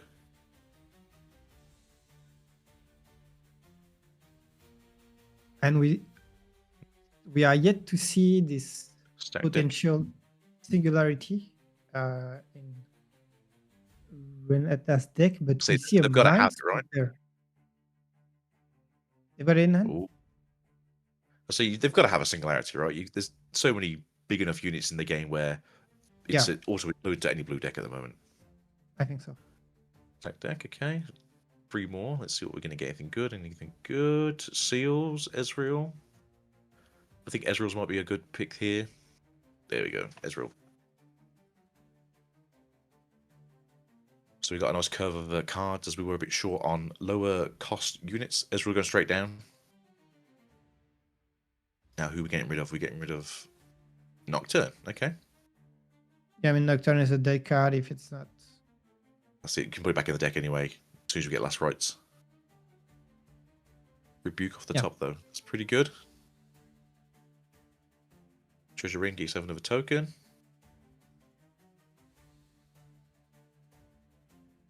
Back to Renata. What can we do here? So holding to 2, so it's even pieces at the moment. We do need to clear that battlefield though if possible.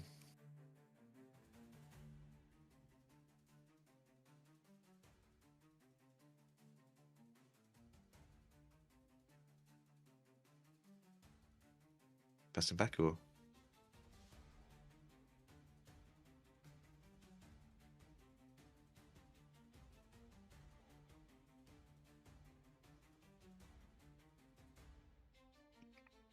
Make yourself another gold token. Get rid of the treasure hunter. Okay, so this Ornn's getting a little bit chunky now. We were 7 might Ornn. 14 might Ornn. Yeah. So we have 17 might on there. Shen has tanking, so he has to be killed first. Yeah, and shield, and now there's a hidden card, card. and Renata is in a better spot. This being said, this game won't lot faster. probably finish, and so you have to have that 2 points difference in order for Renata to get a draw. Well, She currently, needs to retake. so currently Renata is on the point ahead. So as long as they can keep that base, they'll be fine. The issue is obviously with fight or flights or rebukes, they will be removed from the field. And as we can see, there's at least 1 fight or flight on the field probably, as well as having the rebuke in hand.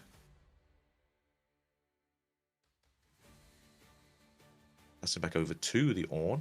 Holding, get ourselves a new token. Now we have 16 might Ornns on the field. Yeah. So the issue here is obviously you don't want to slow play, but the Draven is in a position to. All right, and good luck, All right. Draven. Yeah, there's no way you can remove that now. This being said, it doesn't care, because if the game just goes 1-1-1-1, Well, Draven has to start doing something because the Renata gets to 8 first. yeah, And it's a draw. but she won't have time to. Likely. You got 4 minutes left plus 2 turns each. I'd say that's enough if they can get to 6 points. Yeah, maybe you're right. Maybe you're right. Also, Renata can use the champion ability, which would make that 2 points difference that she needs. That's it. You put her out on the battlefield, onto the base this turn or next turn. Move her out the turn after. Use your spells. Go to 6 or go to 7, and then it's on to Draven. Then you just try and push it out. And obviously with the 4 gold as well, when she gets to 5, so next turn she can just convert them into power and ruins, right?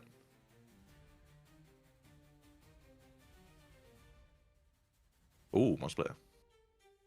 I did check power, but now you actually don't care about losing that uncheck power, because there's no way you're using it with a board where you Yeah. get like a budgie and I want stupefy. I want that draw power. yeah. You are removing the stupefy every day now, Yeah, I mean I would personally. definitely. That draw power is more important at this point.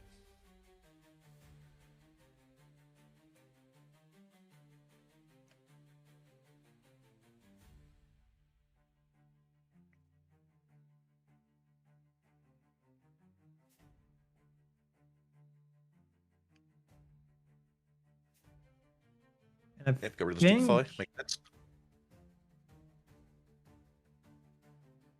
I think she will develop the Renata next turn.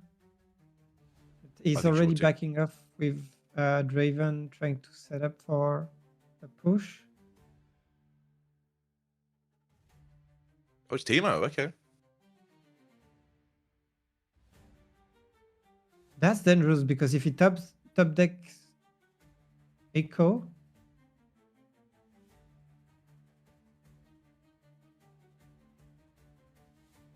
Just making sure right here.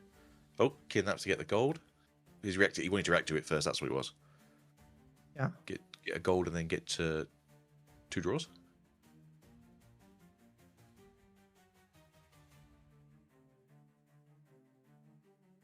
Get a 5. Get another gold. Actually, by Oh. killing the Brooker, you get more might on your battlefield from the gold. Yep. Because And then every they've got single one get a a. hostile takeover in hand now, so just stick that on the battlefield and watch it go. I mean, technically, they get the Timo, right? And then convert the Timo into 6.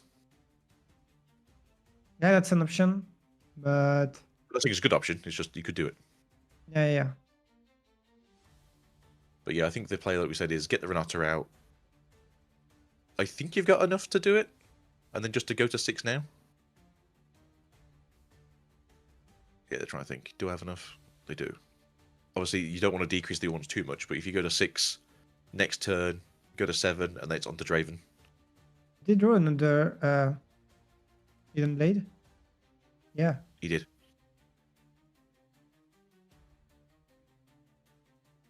Draven can't clear the board, so I'd probably put the hostile takeover on the Ornn board.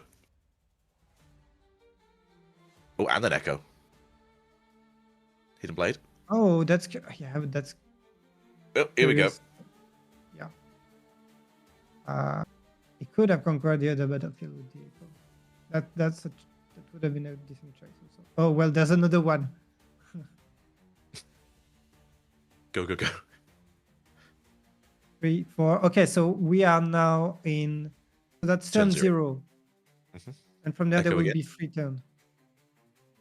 So, yeah, if you want to play Renata, guys, get yourself some Echoes. Maybe a Time Warp.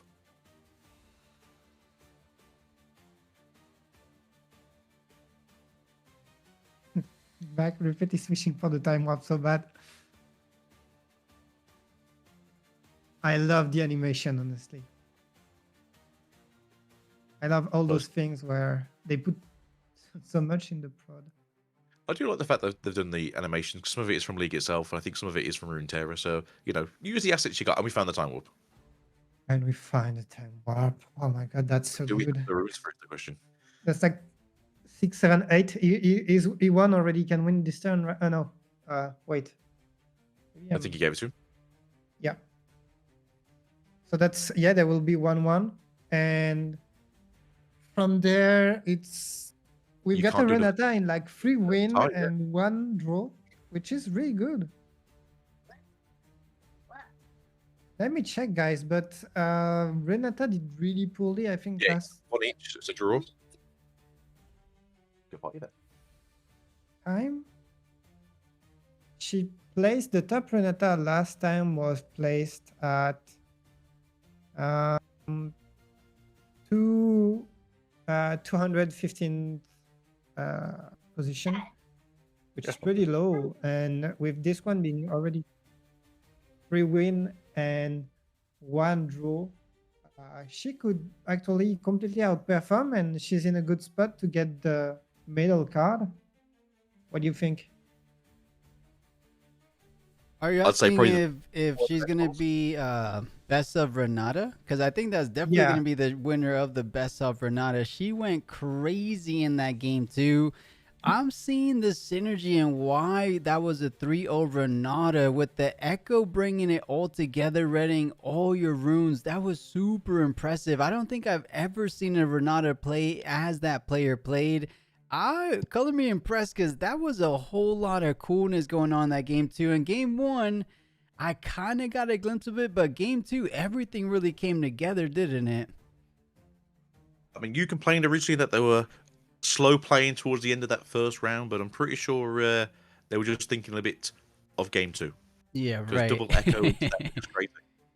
There is a lot of play lines for sure on both sides. And if you told me at the start of today's tournament that a Miracle Draven will be tying with a Renata, I would have never believed you guys. But that's what we find ourselves for game number 4, for round number 4, I should say. And chat, the funny thing about this round going so long is so extra is that I'm willing to bet that round 5 is just around the corner. So let me know if either Agito or Leroy, I know Leroy you just got some water, but let me know Agito if you need a little water break, bathroom break, because we shouldn't take too much of a big break because that went so deep into time. So just let me know if you're chill, if you're fine. Well, Right here, so I'm good to go. nice. There we go. Perfect, perfect. If they want to sponsor, we'll take some crates. It's fine. Awesome. But man, I am looking forward. This regional has been fantastic. We've seen every single legend that we didn't get to see in the first Spirit 4 regionals in full show. We started things off, I believe, the first matchup, and man, memory is fading me, chat. I guess it's getting deeper into the night. Guys, what was round 1? I know we saw Rumble for round 2. There was a new legend for round 1. It was Rumble, Rek'Sai, Renata. There was one legend who's been here this whole time, chat. I don't think very much of you guys, but maybe one of you guys would remember. Oh man, it was one legend that we didn't get to see. You know what? If I pull up the distribution, I'll remember. It's just nice to see. Oh, Code Phoenix. Thank you. It was Jax. Jax versus Draven. That's what it was. Thank you, guys. Was it Dazzling Jax? No, it was not. It was a really cool Jax, honestly. It just as cool as this Renata build. I love seeing it at a regional level because these are very refined decks, very synergistic decks. The Jax, if you guys would have seen it, if you guys watch it back, he was doing things that we've never seen a Jax player do. He was taking full advantage of that green Jax champion, giving all his equipment's quick draw. So he didn't play anything like disciplines. He didn't play anything like on guards or any buffs. He didn't play any might buffs. He just relied on the might buffs coming from equipment. And then what kind of glued everything together, he ran a 2-cost card called Apprentice Smith. Are you guys familiar with that card? Searches the top 2 cards for equipment, is it? Or 3 cards? Yeah, something very similar to that. So every move, so similar to how Stellar Corn works, every move you do, you look at the top card, if it's a gear, so not just an equipment, you could get the Zonya's hourglass as well. If it's a gear, you draw it. So she was just moving around, getting him gear, because I think about half of the deck was gear, and that card was drawing him like 5-6 cards a turn. So it was very impressive. Unfortunately, I believe he did lose. Draven just being Draven. He had like a falling star, or maybe 2 falling star in one of those games. But it was good. It was they tied in time. Oh, that's what it is, Blammy. Thank you so much for that. I mean, it's good to see the deck's got to tie rather than just full out lose to Draven. Yeah. And, you know, I was telling Leroy last regional, I thought we'll see a lot of ties, and it looks like this regional no different. We're seeing a whole lot of ties, at least on the feature matches. And yeah, just like I expected, guys, I think you guys might be on sooner than later, because they're throwing it back to the caster. Boof and Lodi Dodi, welcome on in. Welcome on in. For anyone joining us, we are about to get things started with round number 5 of the Chengdu Regional Open. I'm excited. As I said, we saw a little bit of everything. All that's really left is, I think, set 1 legends. We saw every single set 2 between Fuzhou and Chengdu, I believe. Correct me if I'm wrong, chat, or Agito and Leroy. We might have seen every single set 2 legend on a feature match. I'll double check that we've seen. You've seen Jax today. You've seen Rexar. You've seen Renata now. So it does feel like all the uncommon ones have been showing up today. Yeah, exactly. And I think they did that on purpose, because I think between this region and the previous one, they have featured match every single set too. So yeah, I think I can fully confirm that looking at the data distribution. So yeah, what I was getting at, the only thing we haven't seen is a couple of the set 1 decks, and it looks like they are going to be throwing it to a break actually. So we have a little bit of time, but I'm willing to bet it won't be the longest break. But chat, does that mean we might get a set 1 legend, something like a Ori? I know Leroy would be hype about that. Yeah, Maybe a team. I mean, Yeah. right now. I might for anything, you know. I woke up happily, and now the sun is waking up too. It's bound to be a clear day in my region. So yeah, I'm happy with anything. Let's go. Let's go let's get There some we break now. go. And Leroy, maybe you guys are on a similar time frame. What time is it for you, Leroy? And then Agito can answer too. What time is it for you, Leroy? 9 right now. 9? Okay, it's starting the morning off. What about you, Agito? What time is it for you? It's 8 a.m. So Oh. the sun should be coming here in about an hour as well. Nice. Okay, super cool. So very similar. And Agito, you're from the UK, or where are you from, if you don't mind me asking? So originally I'm from a place called Solihull, which is just Oh. outside of Birmingham. Okay. But I'm currently on the east side of the country now. Oh, real cool. Okay, awesome. So EU representing in today's regional cast. Love to see it. But yeah, I'm looking forward to this next round. Perhaps we get a set 1, or we might see a bit more Miracle Draven. If they're trying to stick to the top tables, we caught a glimpse of what this deck can do. But chat, I always say chat when I'm really talking to Agito and Lyra. Honestly, talking to all you guys. Were you guys surprised to see the Nocturne package in it? Because I think the winning Dravens are not really going for the Nocturne. Do you feel like that's the stronger power level type build, or is it kind of unreliable? I think it's just an added package. Yeah, go ahead. Sorry. So yeah, I think it's just an added bonus to the package. You're searching so much, you're looking through things, cool shots, stack deck.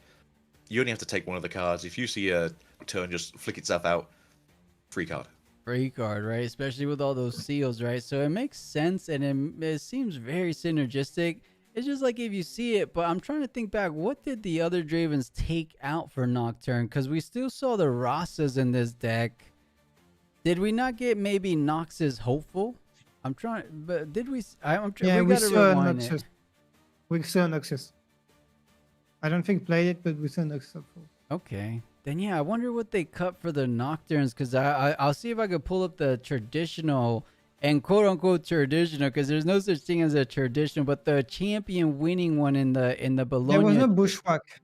Oh, you think no? But Bushback was a one of. And maybe they took off all the one ofs because there was a one of Vi, a one of Bushwhack, and then a last Yeah. right. But they still had the last right. Yeah, they still had the last right. Let's see. Going to. Just want to see if we can find the deck list for the Balloon Edit Draven. See if you guys pulled it up. We'll look over it. But yeah, Hart, welcome on in. We're going into round 5, so definitely halfway through Oh, the I tournament. know what they took out. What they take They out? took out the Fizz. Oh, the Fizz, because we saw no Fizz. I don't know, chat. yeah. I think I like Fizz a little bit better than I like- Nocturne. Every day, I pick Fizz over Nocturne like every single day. I am a big Yeah. fan of the Fizz. To be fair. What about you, Agito? Are you liking Fizz, or is Nocturne kind of worth the takeout?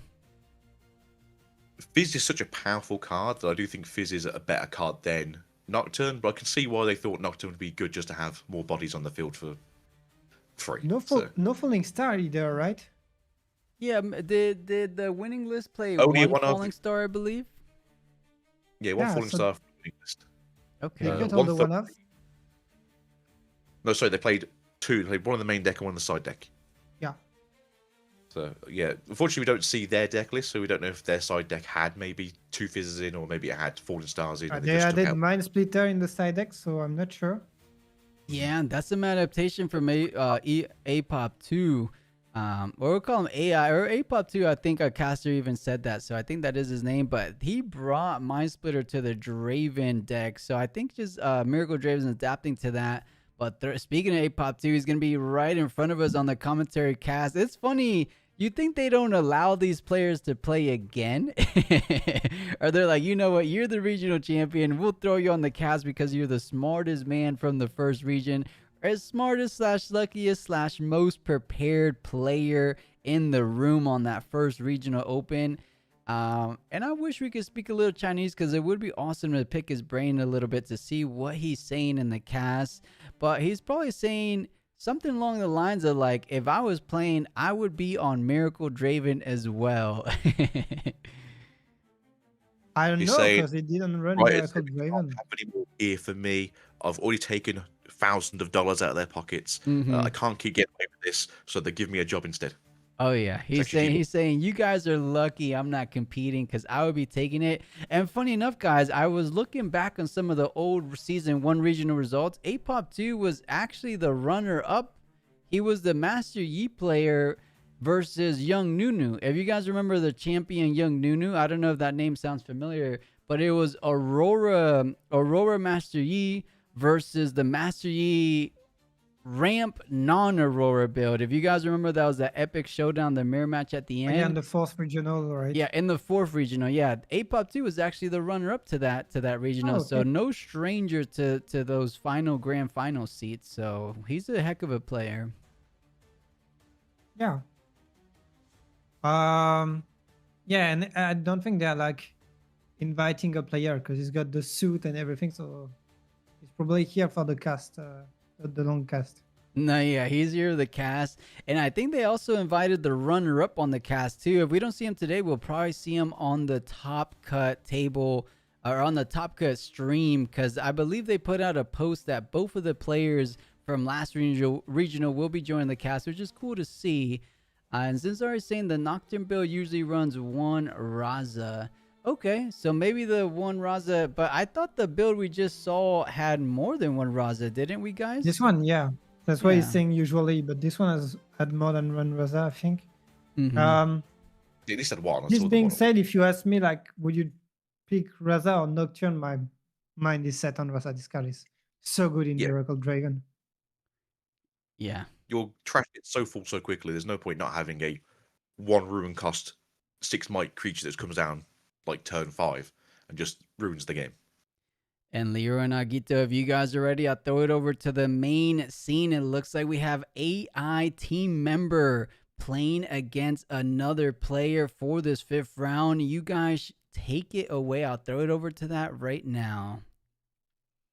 Any predictions, Leroy? What do you think we're going to see this time? Maybe a CVR, you know what? Ooh, it's in purple.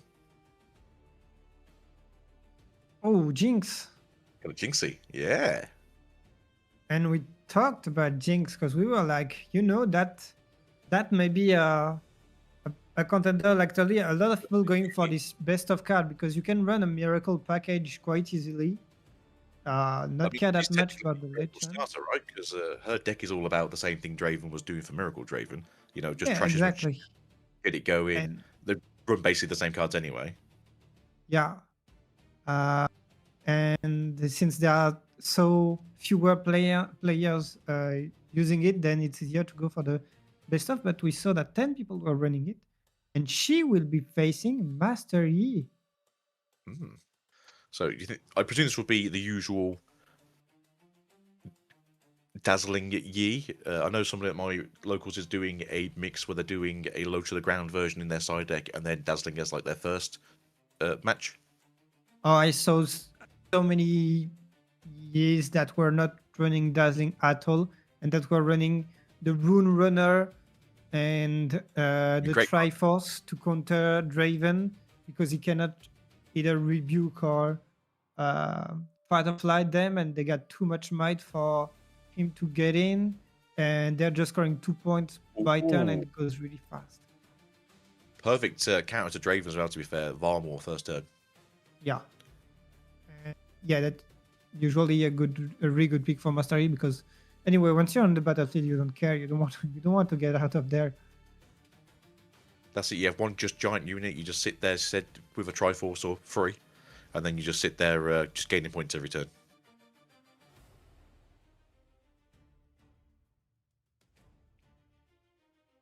So you think this will be a Miracle Jinx, or you think it's going to be more along the lines of the standard, just trash Jinx?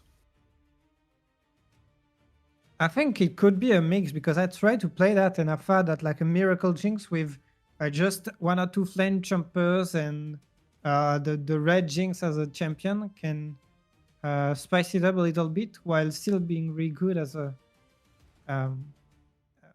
like just a sort of miracle. So let's see. Is that the Alpha Jinx I see there? That's the red one, but oh, you mean the skin, the legend? Yeah, the white border, yeah. I don't know. I'm so bad with overnumbered and artwork and so on. It's not a terrible opening hand. We got Seals, we got Falling Star. We got Stat the Deck. Oh, get rid of the Stat the Deck apparently.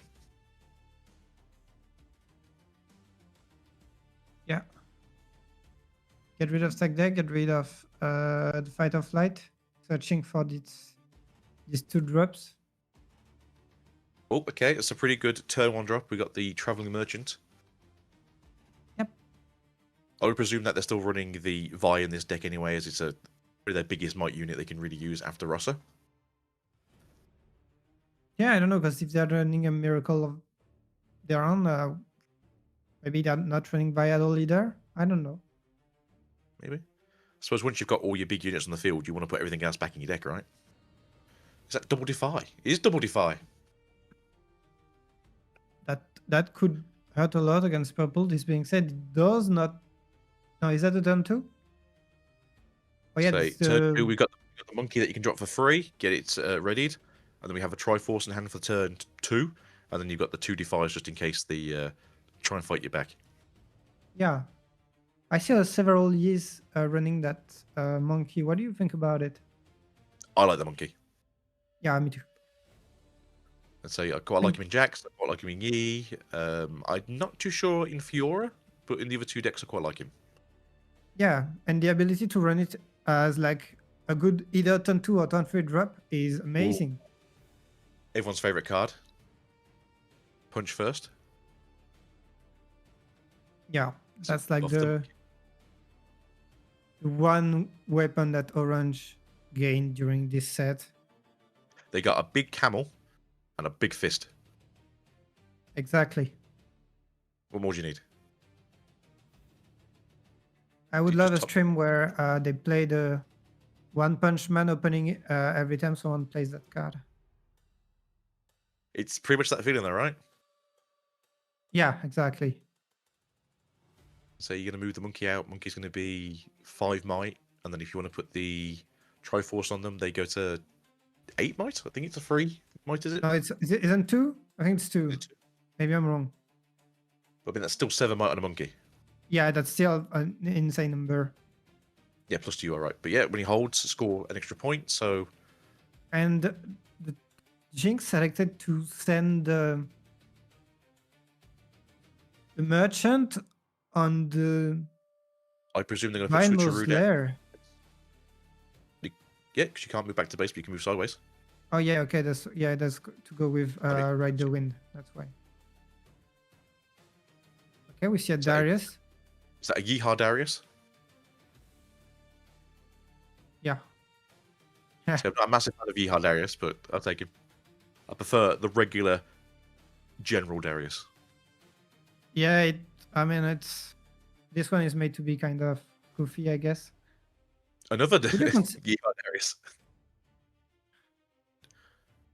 Oh, and the promo teamer.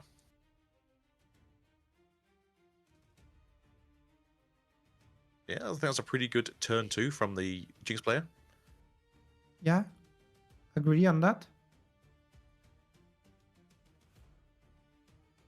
Although, personally speaking, I might have gone to the Zormorons first, then ride the wind over to the Varmor, and then sit there with the Switcheroo, so you sort of walk him into you.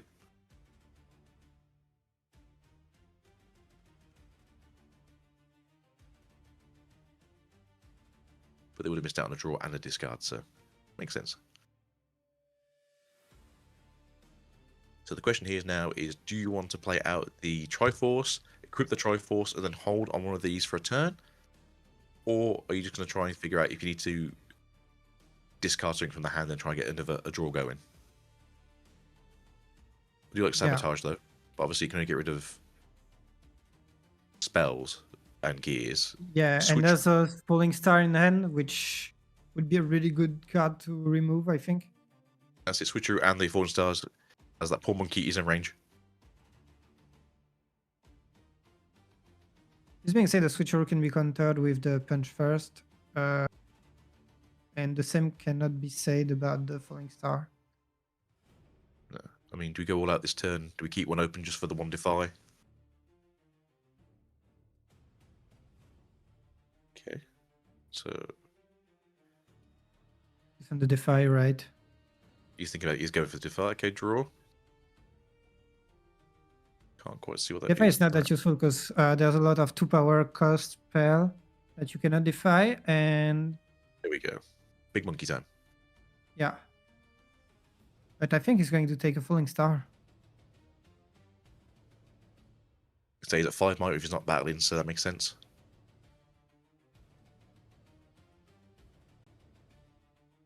I think I would Falling Star, no hesitation. Because you cannot let him hold. The Triforce giving 1 more point is insane. Yeah. See, there is- It's Mad Monkey now. Yeah.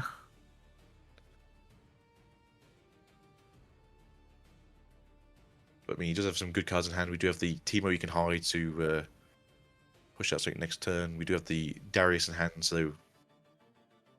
Oh, we it get tossed the them- Falling Star. I didn't see that. My bad.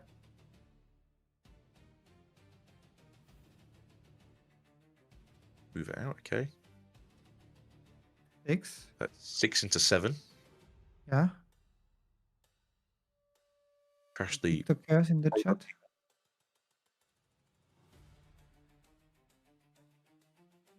Now it. What? It's saying no action? You forgot the passive? Oh no. So yeah, because winning alone you get +2, right? no. So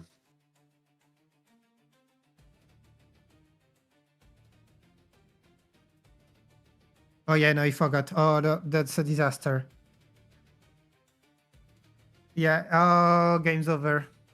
I mean, that's the thing, GG. isn't it? With Yi, a lot of people forget that you just have the whole passive of if I am alone, I Yeah. gain 2. Oh, Us and the worst of us. the fumble, guys. No. My poor boy. Jinx. AI prefer YK. I would like the monkey to win. There's the world where you're just like, okay, go next. It's very awkward now, yeah, because you are down to 5. Go to 7 next turn. Seals? No, I would have played this next turn, to be fair, so we could have got Draven online. Yeah. Darius Okay, online. no, okay, he's got a card to play. Okay, that's why. Playing Darius. Yeah, you could float the one, yeah. Yeah, okay. Sure then. Darius is 77. But then Uh, you just...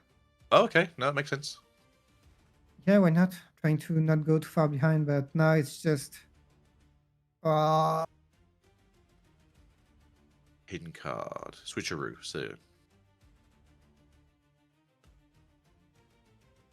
You are now at 3 apiece, though. Unfortunately, if you can't get rid of the monkey next turn, they go to 5 when you're at 4. So you are kind of stuck on a 3-turn play now.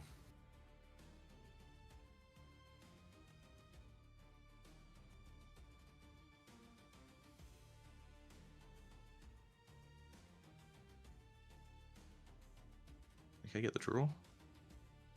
So yeah, this does seem to be the more mid-range Yi deck. yeah. Which I think it's I mean, it still a goes good- hard into Draven, so I get it. I think it's a really good version. I do too. It's quite quick as well, which I think a lot of people forget. Do you? A charm. Drag Are him you over to the ch- other battlefield. Oh, you champion it there, right? I mean, I would. They're tapped out. They can't fight back. Oh, wait. Do you keep a? Oh, maybe you keep a green one for Defy. True. Yeah, that's what he did. That's what he did. I completely understand. You're not in a hurry to charm. Yeah. A sword, yeah.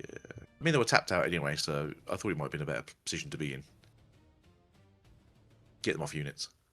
Of course, you cannot use your Titaner in base to switch with the Darius. You would need to use it on the battlefield because it's considered as a move. So Mhm.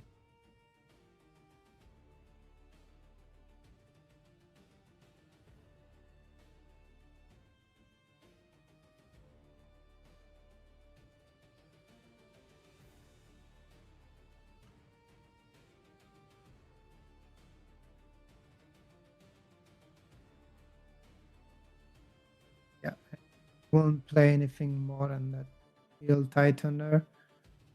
And now you can free charm the Darius. So yeah, you got the 2 up now. I mean, Zonya's in the back wouldn't be too bad either, so keep the monkey alive for another turn.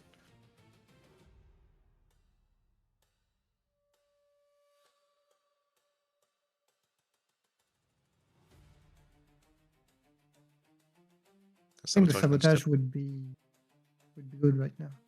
Sabotage would be good. What's the other card in hand? They've got the Get the Heister in Wounds. sword. Yeah, get rid of the sword. Obviously, if they go down to 1 card in hand, they get 2 draws next turn, so...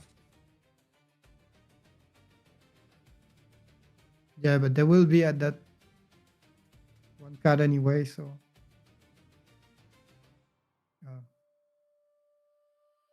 I mean, no matter when you use it, they will probably be at 1 card, so you gotta use it at one point anyway.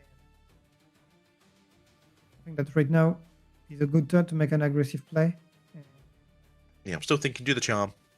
Drag the Darius over. Kill the Darius. Because if they try and longsword it, you just punch it in the face with punch first. They could even just discipline. Or discipline, yeah. And at the same time, it pops the hidden card as well.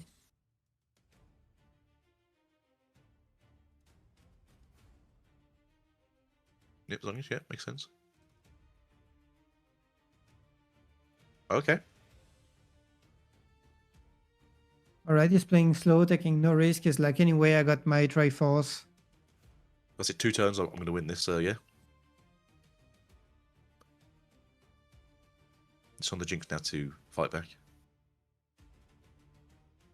He's going to play that sword so that he can have another draw.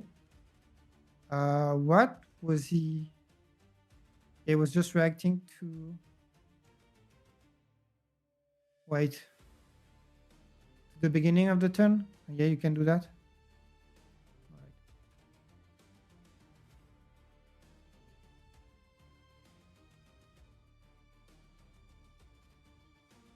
Yeah, but it no, because it needed to use the sword to proc the Jinx ability. So Yeah, he needs to basically have the charm pull him over so he can react to the charm.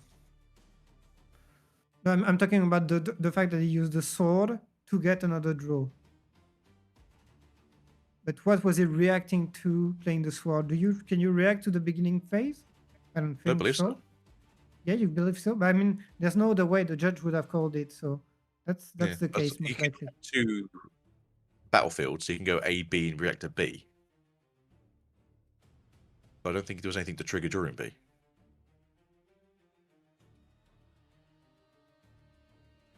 So He may have got an extra draw when he shouldn't have done. yeah, you can react to Jinx trigger, but it needed to use the sword to Jinx trigger. Yeah, two cards. Oh, Jinx always trigger no matter what, even if. Okay, I see. Thank you so much. All right, so guys, if you didn't know, Jinx ability triggers even if you do not have enough cards, and it's just going to play that Draven and pass, which I can kind So of you understand. reacted to the Jinx trigger with the longsword? Yeah. Okay, all right. So you know every day. So thank you so much, J-Koi, for that. Well, you have them back.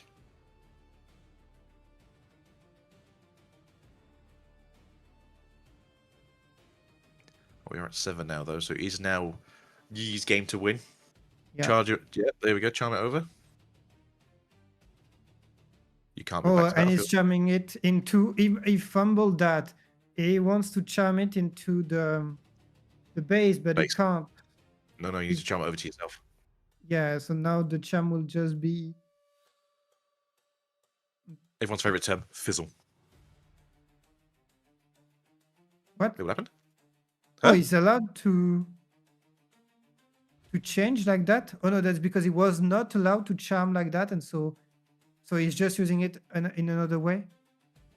I thought the charm would fizzle. I would Yeah, have thought it charm to would. base is a legal play, right? Yeah, you can't move anything from base from Varmore, so you have to move it over to the other one. You would kill it on the move. I thought like charm, like it would just fizzle because he was like, I do that. That doesn't work. Yeah, that would be the same with like Fight or Flight. Yeah. But instead he was allowed to change the target. That seems so strange.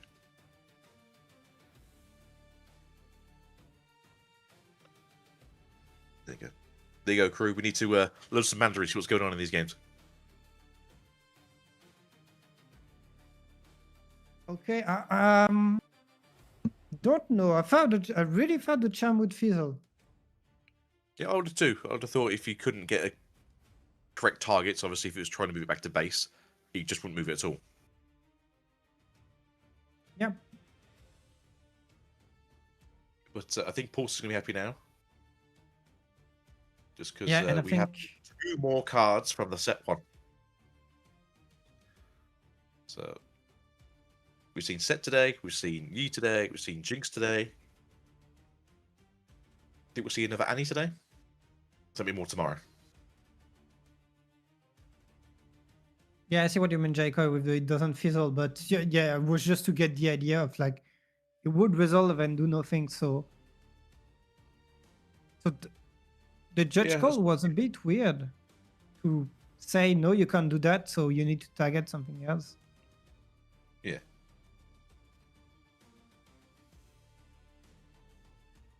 Yeah, that's what I was thinking, like John, because nothing fizzles in this in Riftbound, but it just obviously the term fizzle is it just didn't do anything. Yeah, it's just easier to say fizzle. Yeah. Which is funny. It's one of the only magic turns we have that isn't based off a card. All right, guys, and you know it's time. I'm going to ask it. Is anyone watching LCK right now? LCK and the Riftbound. What a day! Yeah. So Can anyone is tell Leroy- me how's HU doing? If not, well, that's okay. Is Leroy going to risk no sleep tonight and watch LEC?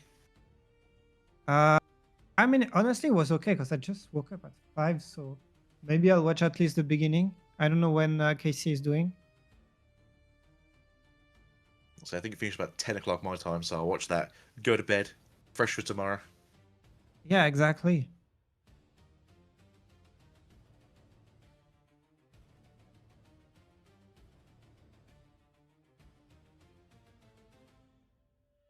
Kills to Yeah, 11. came back. That's what we're thinking. Like, you should charm it to the monkey side, but he picked the base originally, which is sort Yeah. of the issue. Where normally, if you pick an illegal target, the target was correct, as in the Darius is a target, but where it's moving to is not, because of the Yeah. effect of the armor. But the move was still legal. I don't know. I say normally in any other card game, if you would do something like that, the judge would be like, "Yeah, you just didn't do anything. You've wasted ruins." Yeah. So I don't know if that is something about Riftbound that we need to look more into, where if it's an illegal target, you have to then change the target.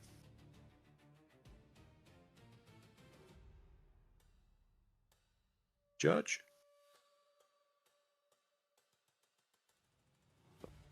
Can't make a play that you know will result in an illegal action. Yeah, but I thought you could try to fight off flight to base.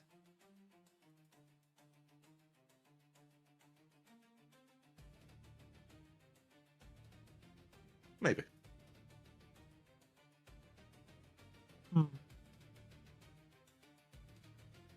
The difference being that charm, you can actually choose something else, whereas you can choose the other battlefield, whereas fight or flight, you cannot choose the other battlefield. So maybe with fight or flight, it just goes away, and maybe with charm, you are forced to choose the other battlefield.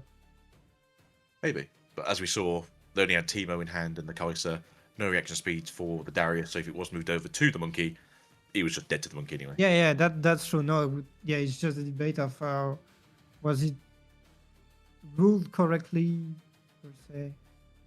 The same thing would have happened either way, it's just the fact that it was originally chose the wrong area.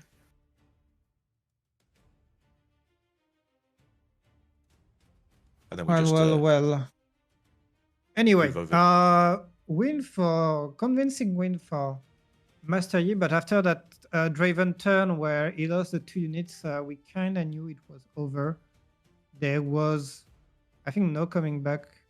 It was not a Draven, it was a Jinx. I'm so bad. I'm just so used to see Draven when I see purple red, my bad. Yeah, after that turn, it was pretty much over, right? Yeah, I thought the Jinx was doing really well, to be fair, but I think they just forgot the Yi. If I defend alone, I gain 2 might, and just didn't count for it, and then just, yeah, got hit too far back.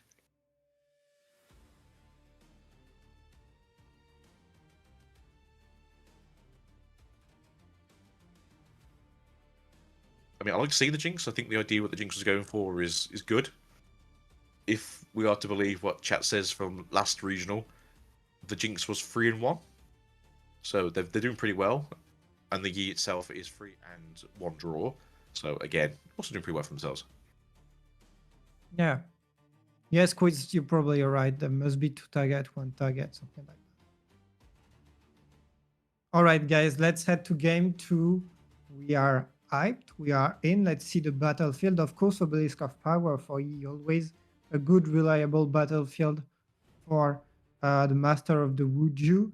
And Jinx is playing Arena's Greatest. You usually want to play Arena's Greatest when you're on the play because it increases a lot the tempo of the game. Let's see this time if they forget again. Do we get the trigger? Yeah. The effect. So hopefully we see a bit more portion in this game. Right, so yeah, I think get my extra power. There we go, beautiful. Do we have a sneaky deckhand maybe? Nope. But you still have 2 drops. That's a treasure hunter, right? Because I didn't Yeah, can't see the follow- card, but I see 1 might, so it must be a treasure hunter. It's like, what's one might? It's like treasure hunter. It's very shiny. Ooh, okay. First mate.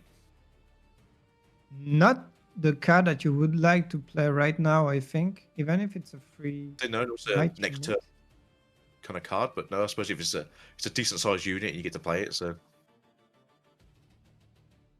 Yeah, yeah, you would You'll- rather play it next turn so that you can get 2 so get points. gold, in go 2, and then turn. play something else maybe. You got the tide cooler there. Okay.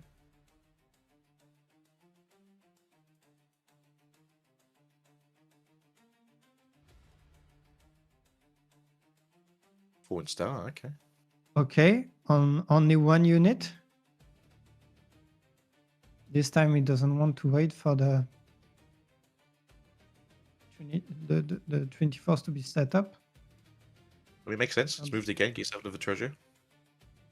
Okay, so We're in a much better position this turn. yeah, I didn't quite see if there was anything. Oh, was that the? Oh, it's the that is camel. the camel.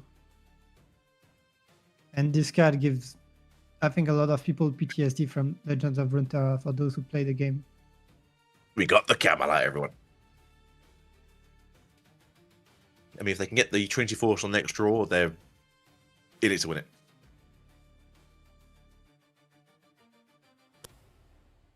Yeah. Developing the longsword on unit that's on the battlefield, trying to hold on to it. I said I'm a bit confused by this because you know that the camel will be minimum 7. Are they miscounting the numbers again? I mean, it won't be 7 when it attacks. We don't need attacked and defended alone. But it will be 5 and you're only at 4. Just defend. Moving it back here, okay. They do have the other longsword in hand, though.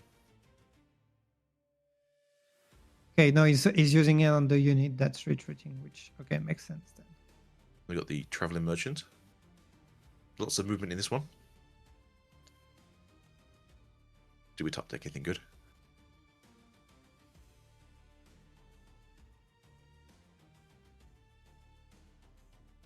One rune up, only 2 cards in hand. Is there anything that Jinx can do with 1 rune apart from, I don't know, stack deck? Not so fast. Azonia's, and I'm not too sure what the last card is. Show the camera, come on.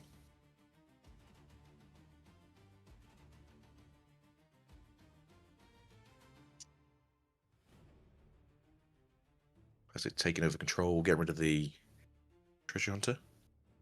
Bring out the big boy.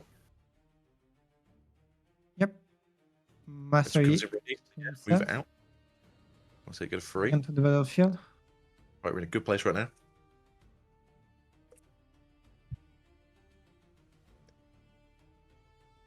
Hidden card, that's Azonia's. And we've got 2 punch first in hand still, so as long as we keep 1 ruin open, we've got enough to save one of them at least. Yeah. And I really don't think you sabotage right now. You just want to keep your runes to being able to use those. One Punch Man. 1 punch camel. Let's go. Yeah, One Punch Camel. Let's go. Right, I didn't see any big units in there. Reacting to that again. Okay, another longsword. Get the draw from it. Not holding. Ah, sneaky, sneaky.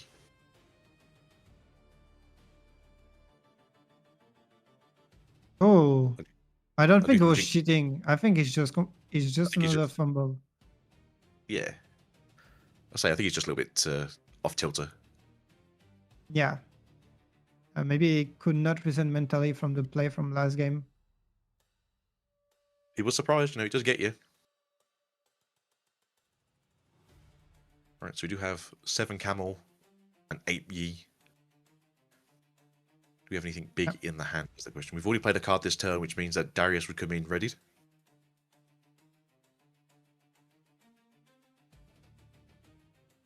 You come the Yi. He's thinking about using the not so fast.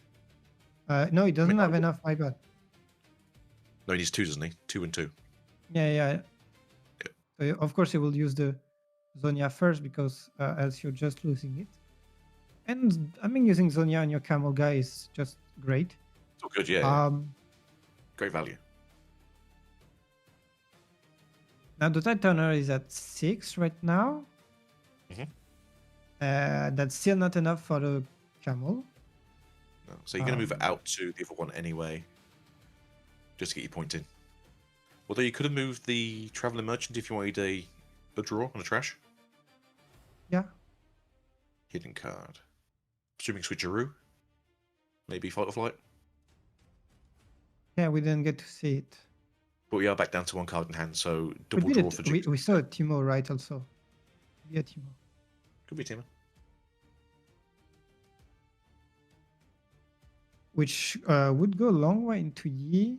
Punch first. That would not be enough. So the 6 there plus a Timo would be 4, so 10. Punch first on the Yi would be 11, so yeah, you are short by 1 damage. There's only 1 card in hand. You don't want to really sabotage just in case. No. I mean, what would you do? I'm thinking maybe do the Yi again. Comes in readied. You'll have 1 ready to go for the punch first. Yeah. But yeah, then do you use the punch first to conquer? Because if you do so, maybe you retreat the camel because you cannot protect it next turn. I mean, you've got the Zonia's behind. 7 next turn. Oh, okay, there you go. It was a fight or flight.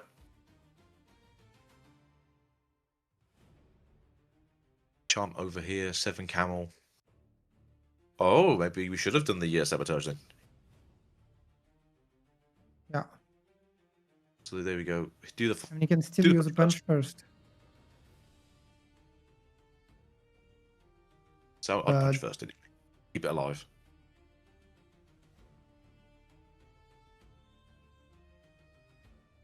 Yeah. There we go.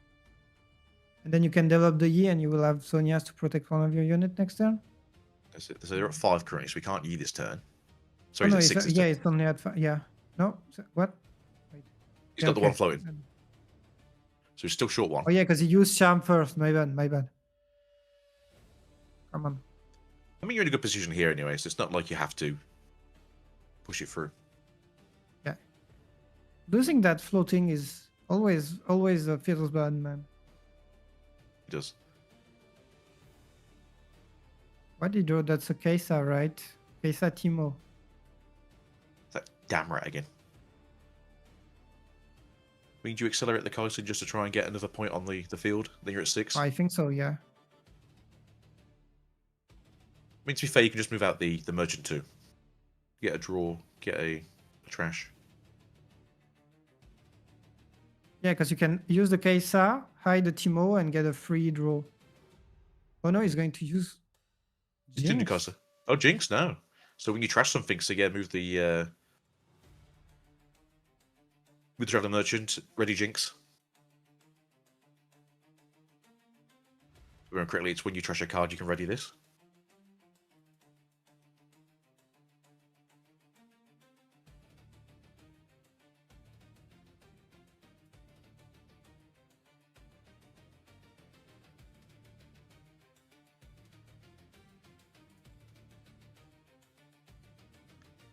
Yep, seems to be the way. Just make sure that I'm not wrong about the statement. So Jinx is... Yeah, we can discard 1 or more cards, ready me, and give me 1 might. Yep. That's the effect So of what you the do then is purple Jinx. you would equip as many of the swords as you can. So you go to 12, walk into the camel. Camel then hits you with a big punch, and then you trade. Yeah. This being said, he tapped some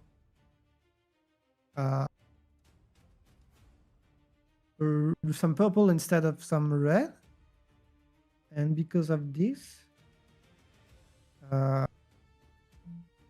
he wants to equip some others, he will have to create floating. So you got the Teemo in hand, so you can always hide the Teemo. But you'd just be floating more then, so. Oh, we got the purple you could use.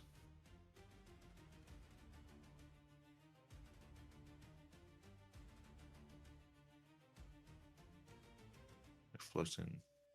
Equip it, yeah. So you're walking 12 into the camel. Because I think the best thing to do is just clear the board. I know it puts it back in base, but it's still better for the Jinx.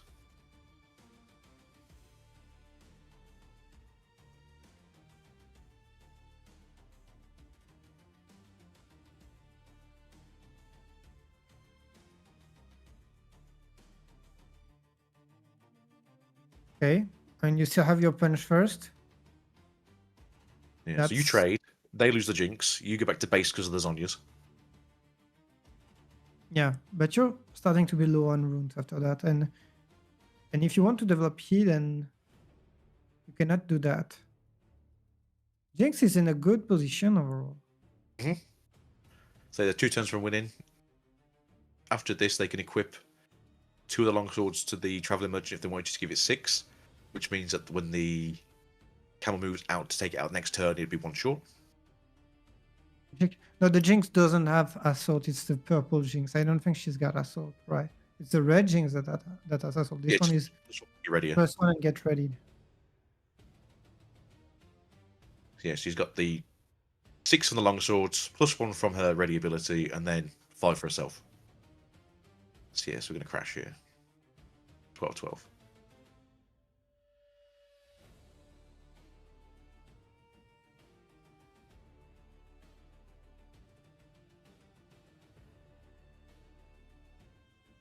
Ooh. Oh, okay. You meant this Jinx has Assault. Okay, the Assault spell in hand. I thought you meant the champion naturally has Assault because of the. There we go. Right. Yep, and Jinx is now in a very winning position. Yeah, I mean it's actually it's one. There's no way that he can come back from that, right? I think it's over. Yeah, there's nothing they can do lose. to damage it now. And they're hiding. All right.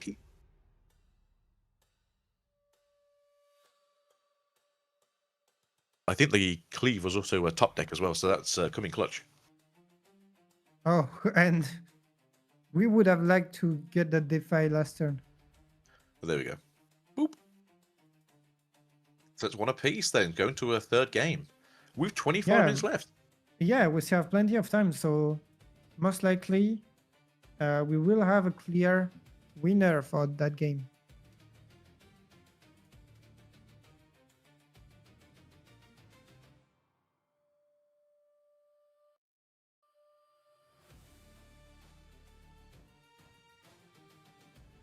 Yeah, and good recovery from Jinx here, because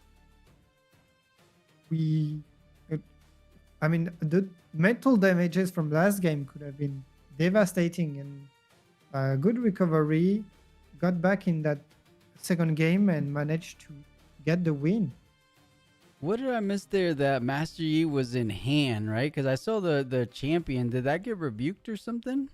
Yeah, he got rebuked. That's what it was. Okay, because if they had enough to get over that Jinx triple longsword, maybe, but they didn't have anything to get over that and play the ready champion. So yeah, GG. Jinx will be going up a game. That's pretty good. But that was Jinx with Arena's greatest, right? And being on the play. So I think it's still looking a little bit rough. Who do you guys got for winning game 3? Agita, what's your pick? Ooh, Chaos and Fury is always a very good color combination, but I think if the Yi also gets a bit lucky in the draws, I think the Yi should pip it. Mm-hmm. I'm leaning that way. What about you, Leroy? Are you leaning towards Master Yi, or is Jinx not showing her true potential in this best of 3 series just yet? I think the Yi is going to take it. All right, we're all The- on board, guys. We are Team Master Yi. Let us know in chat if you guys feel like Jinx can take it. You know, I feel like she didn't get to show us everything she had in game 1 because of that big blunder, right? Completely forgetting about the Master Yi ability live on stream in front of hundreds of people around the world, maybe even thousands. I don't know how much people are watching in China. But man, that is, like Leroy said, a feels bad moment.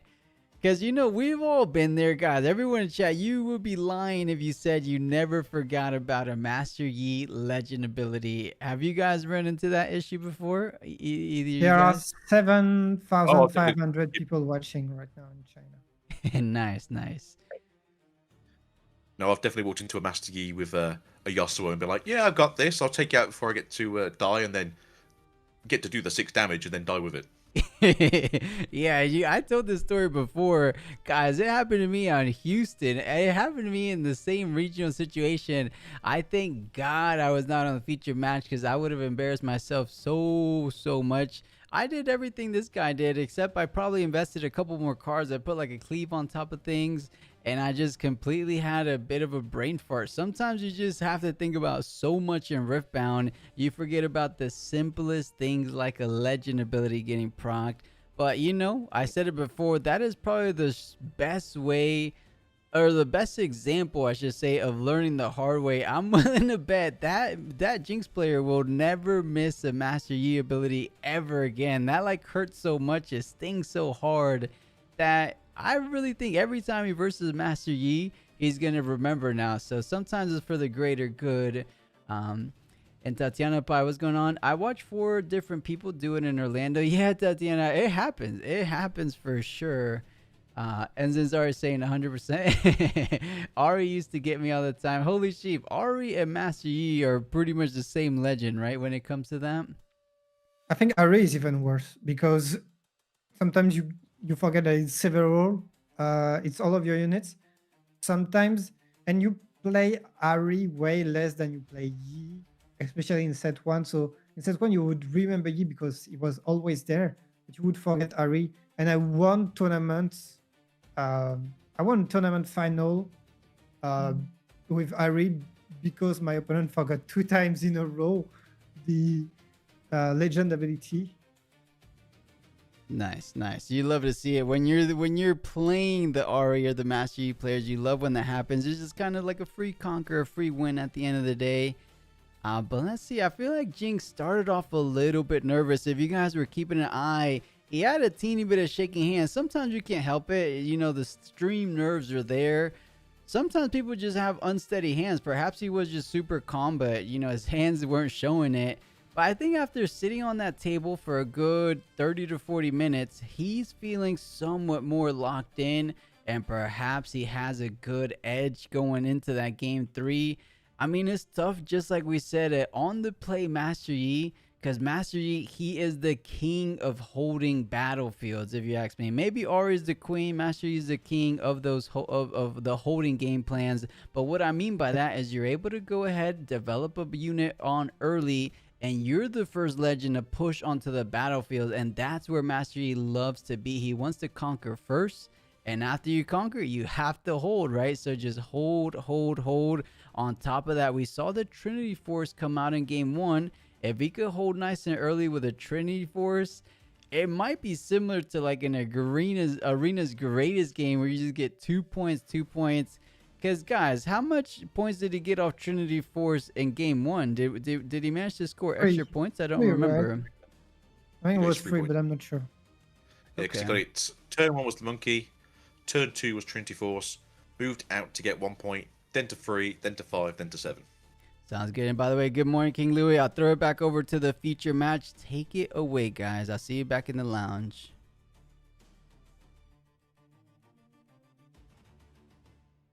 So what do we have currently? We have...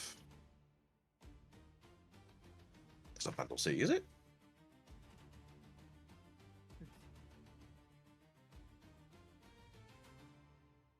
Yeah, bundle tree on one side and I guess Jinx does hide cards, so it makes sense. what? Doubles onions. Yeah. No, that's for Jinx, but That's Jinx. Yes, that makes oh, sense. that's And then 45 position. Yeah, I did not recognize it from the. yeah, 'cause it's in the corner. Yeah, so I mean that makes perfect sense for Yi. As you've already said, he wants to hold down a battlefield, get onto there. Especially if you've got Triforce. You're sitting Yeah, generally going to but be on we their did turn. not Great. see a lot of 45 position during set one, and I think it was because a lot of people thought it was kind of overkill, and on the other hand, that made it so much harder for themselves to reconquer. And it was starting with 3 runes, completely trying to cheat here. We got a monkey. Let's go. I think with gear being introduced into the game and might getting that increase a lot quicker, I do think Fortified Position is a very good game-free card. Yeah, I think Especially it's for also Yi. very good when you're on the play because Is he getting told off, I think? what's happening here? Or he's Getting just called tapped out by the judge. I don't know, maybe.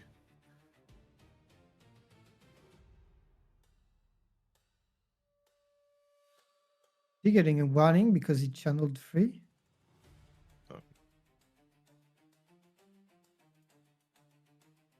I mean, that judge, we already saw him being really, really strict, if I remember correctly. He does seem to be the usual judge for these events, so I don't know if he's like the head judge for Riftbound. He does seem to at least be the streaming judge.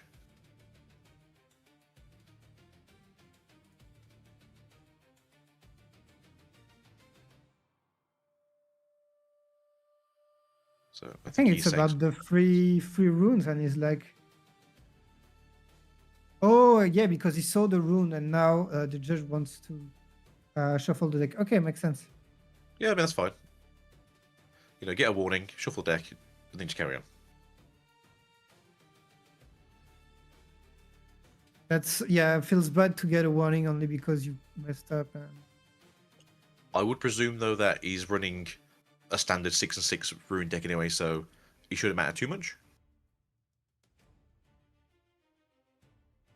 no, it shouldn't.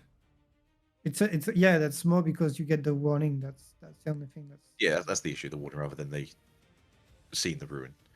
Is there anything in hand that you can use? You've got a discipline there for contesting if you need to next turn.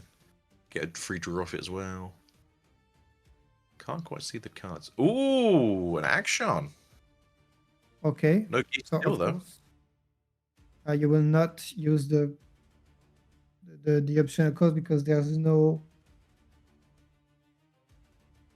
How do you feel about action? What? How do you feel about this champion card? I think it's quite good against a lot more gear-oriented decks. Yeah, I mean, I think it's good in this deck if you can steal a longsword. That's really good already. I think it's much better. I mean, the prime is for Aurora. If you can steal an Aurora, the game is just over. Yeah, really good into Draven. So I get that it's playing it, and I get that also that he's playing it right now because there's not that many cards to steal, and you want to develop the board. So yeah, makes sense. So it's still just obviously a fairly good unit. 4 might is pretty good on a battlefield, especially as we see that Draven generally just play a lot of 2s.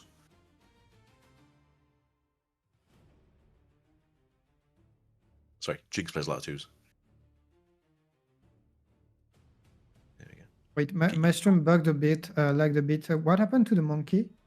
That monkey got hit by a Void Seeker. Okay. Oh yeah, I can see it in the trash. My bad. He got demonkeyed. Alright, going out with a Traveling Merchant. So what do you think is best here? Do we go and fortify ourselves, or do you think it's best to try and take care of that Bandle Tree first? I don't know. Don't you want to lock the 45 position first? I personally would. I think it's best as it's your one, and obviously on your opponent's turn, you're then a 8 might action.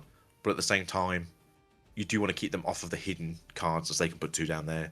As we've seen, they do run Switcheroo, Fight or Fly, Teemos.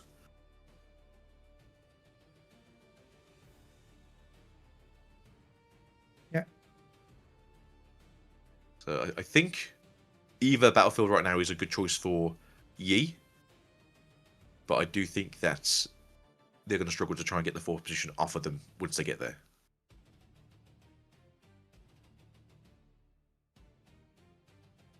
Oh, and we see the Naval Risk Out. Is it Naval Risk Out in this game too? Because again, it's never something, okay. but it's such a good card. So 4 cost with 1 deflect. A really good card overall, really well-rounded card, and goes well into Yi. So it's a 4 for 4. Deflect is always just good. Having to pay the extra cost is awful anytime. Yeah. But having obviously more defensive is always good. Again, you can put this into the fortification, so if you want to try and kill it via a spell, you still have to spend the extra runes. So even if it's just a sideboard card, it's very good specifically for this. Yeah. And so Yi chose to go for the bundle 3, as you just said. So good call. This makes sense to me. It will be not easy to retake the fortified position. You move out the Navori. It's 4 for 4. You can go into a discipline. Now you got to choose your shield. Now that's 10 potential might on the battlefield.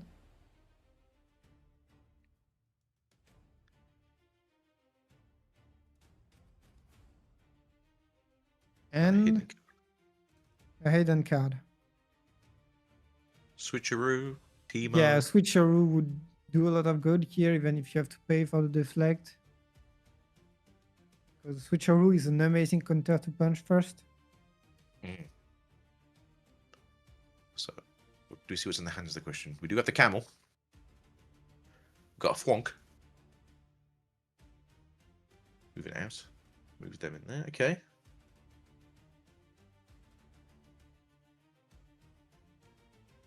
Camel time. Okay, want to secure the battlefield. And he will just develop the camel and say, all right, back to you, the studio. That's it.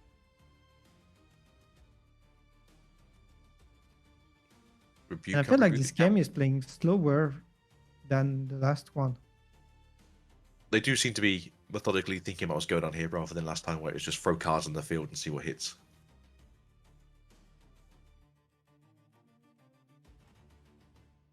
These had a good few drops already, you know, they've basically hit a curve every single time they've got a unit on the field they can.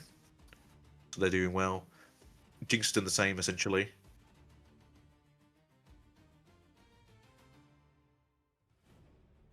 I mean, what you really want is, like, charm the traveling merchant, I guess, and then kill the Draven.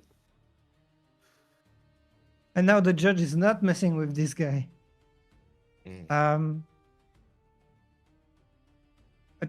One thing that fortified position does is that, and the Draven even more, is that you have to send everything in one turn, and usually you like to send your unit one by one to get you the proper trades and so on. But with the fortified position and Draven, you have to all in and hope that it goes through, because else you're just wasting units and might. Is that a stun in hand as well? Sorry? Look at the Yi's hand. I think he's got a stun. A rune prison. Oh. Yeah, I mean, that would be good into... So what do I need? Rod the Wind's always good. Draven. All Might's pretty good. Longsword's also good. Reaction speed. And like the Longsword has done a great job until then to proc the Jinx ability. And I would not be surprised if he chose it there. Yeah, so I personally would grab the Longsword. Just because that way, if you do get stunned, you can always play it on yourself. Put your 10 to Might. and then they just can't get rid of you off the field. Yeah. So his rooms are fully open as well. So as long as he saves 2 for the replay, should be fine.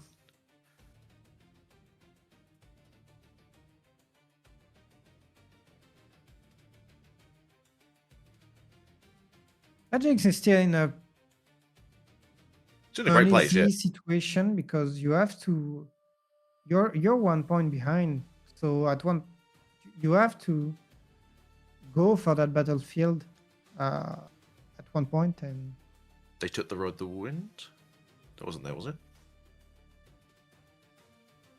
no, they already had a radio win in. No, maybe you're right. They took the radio win, maybe.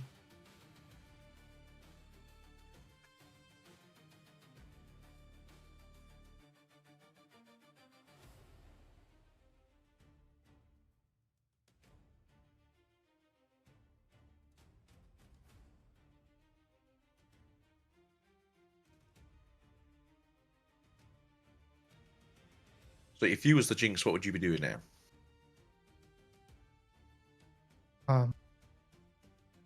Because me personally, I'm thinking play the Jinx, move out the Traveling Merchant, discard. Oh, never mind. Let's do that.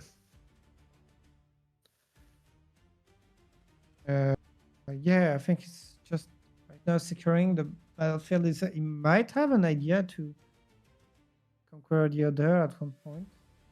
To This be being fair, said, both Draven's there now. That's a lot of might next turn if you can survive. Play the Jinx, move out the Traveling Merchant, ready it. Attack the Bandle City, go up into a longsword if you to take the longsword.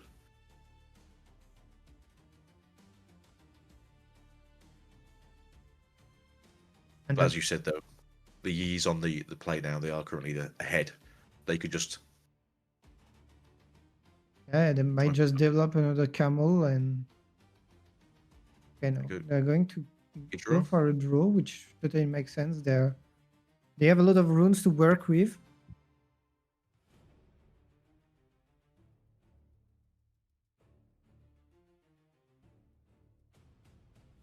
But at one point, I still think being only 1 point ahead is not in that It's easy not a lot, position. but it could be enough to start putting you a little bit panicked. He's only got 7 minutes on the round left.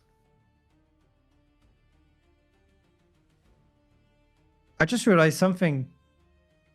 If you punch first the camel, the switcheroo is not useless, but almost, because you cannot use the switcheroo on the camel. Unfortunately, though, I think one of the Dravens can go to 10 anyway, Yeah, because you longsword it on the play. You're at 10, so you just trade. yeah. Trying to. And then how does fortification work? Is it per combat you can choose the shield? Yeah. Yeah, that's why you have to go in. Everything you have to all in.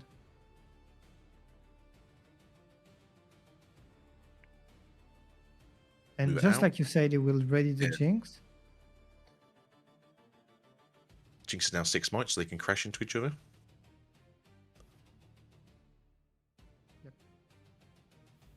And then, yeah, you would have to save it here with either a discipline or the punch first. Discipline probably is the better one because you get the draw. 2 and 1 rune. We'll equip the longsword, and then Now you would have to punch first if you want to survive. yeah. But they could do both still. And Because if they yeah, then you- combat that with a cleave, you just can go to the other one.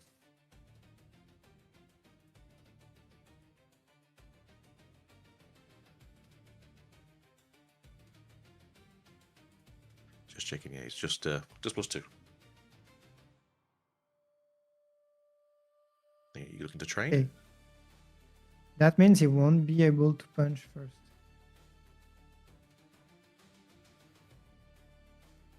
So he's thinking, yeah, I'm ready to. That's it, you get the trade, yeah? Oh, Oh, that's An amazing play. I love it. Because Jinx is not By one for a doing turn. this, you discard one and you get your Jinx up to +1, just overriding the might of the Navari Scout. So we both thought it was switcheroo, but no. Good old Tidecaller.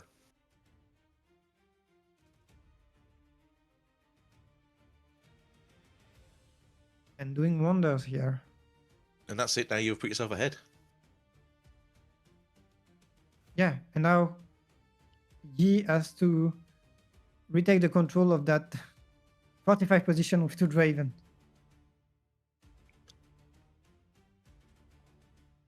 And you can just retreat the Jinx because it's been ready. Yeah, in a fantastic position now. And you still have 3 runes to work with. That Titan play that was set up like 5 turns ago. Yeah. All right, let's go. Let's go. I love it. Let's go, Jinx. Show me what you can do. I They have a can't right to believe win I'm the- rooting for purple So, red, goes but with that 0.2. got me hyped.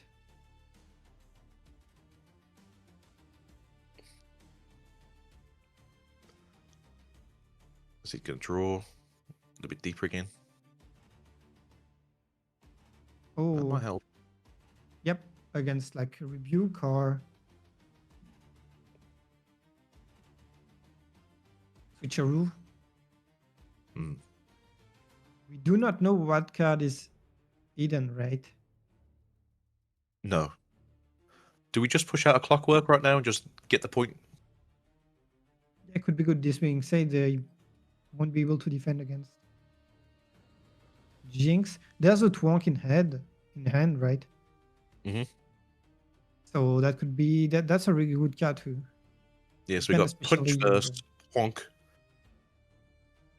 At least one, not so fast. Yeah.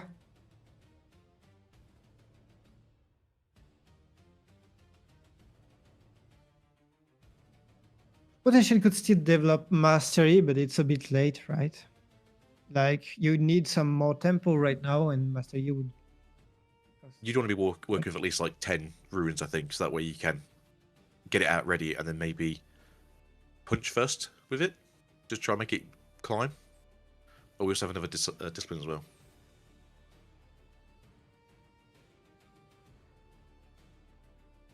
You do not have any other highly cost plays, so that's an option always.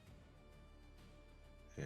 So yeah, you either go with just one of your camels and just hold it down on Bandle, and then next turn you go all in on Yi. Just chip away at the Dravens. As you said, if it is a switcheroo, they can't target the camel. Yeah.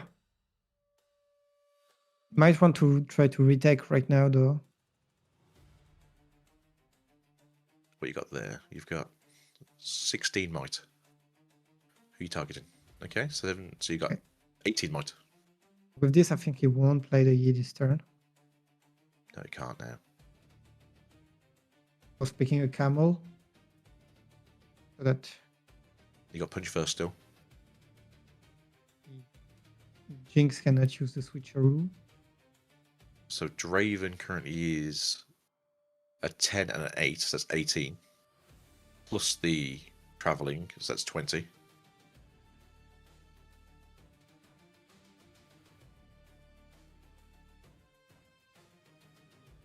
Eight and a 6. And the 2. So 16. It could be a Teemo under there, so that's 4. It could just be a fight or flight.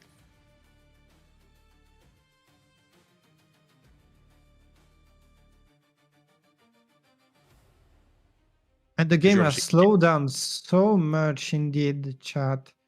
The last two games were playing quite fast, and now we might be heading for a draw in the end.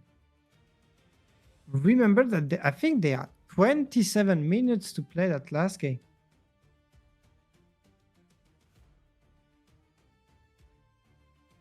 So it was at the start of the game, we had that little slowdown from the judge. So we did lose a minute or two there. But we are about to go into overtime.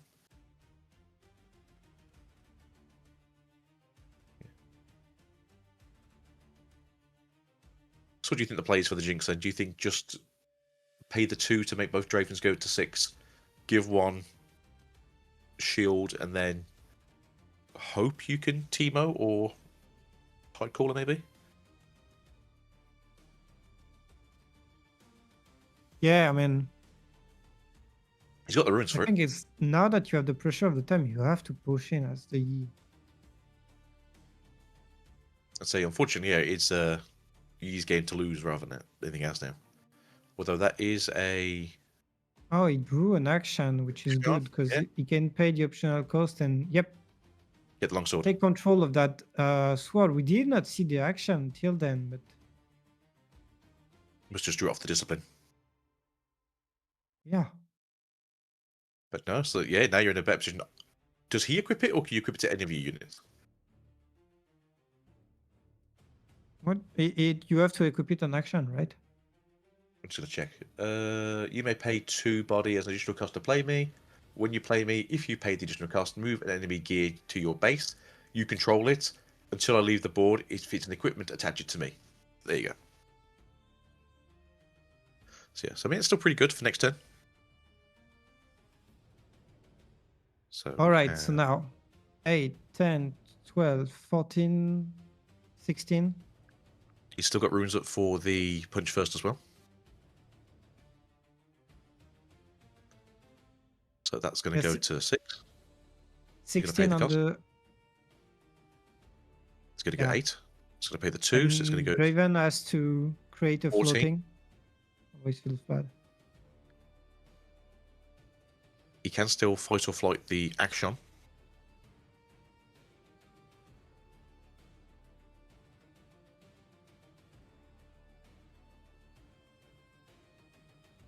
So currently you're just trying to crash it into the Dravens anyway.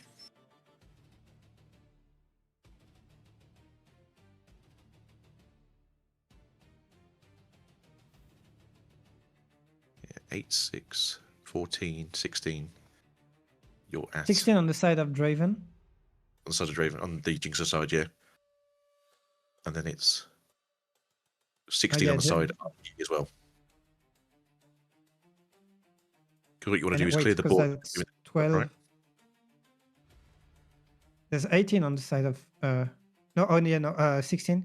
But wait, Yeah, let's 16. say the action gets Fight or flight it. yeah, and then punch first, and that would still be more. No, never mind, we're keeping it anyway. So now you're just bigger. Yeah. So, So, yeah. he's So what is getting that this. card? Is it There are still Switcheroo? 3 turns left after that.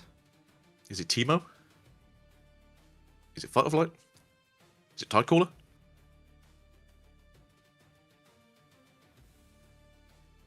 Oh. Tidecaller would be able to trade with the Jinx. Because you don't mind leaving up the Traveling Merchant for a turn.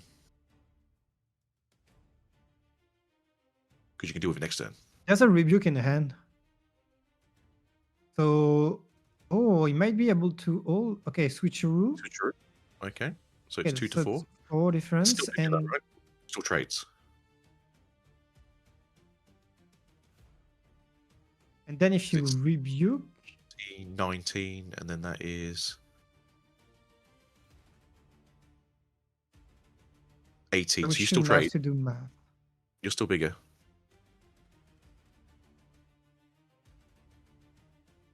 Yeah, you're still one bigger.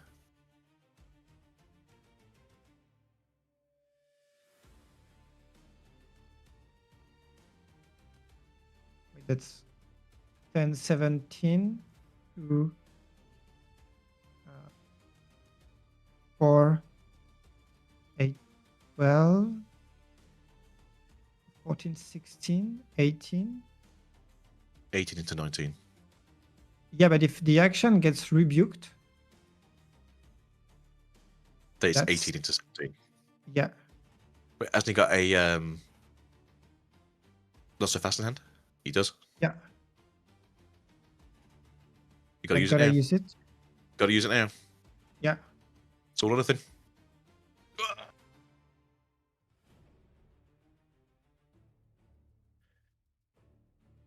So they're tapped out. But you use the 2 camels, and the Jinx is still up. But you have a lot in base. You have so much. So I'd move out there. There you go. Get your 6 points.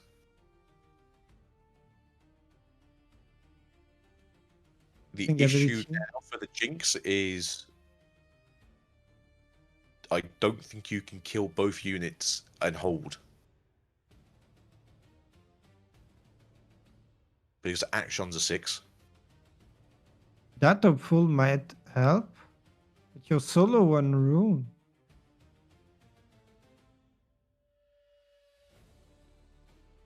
It's yeah.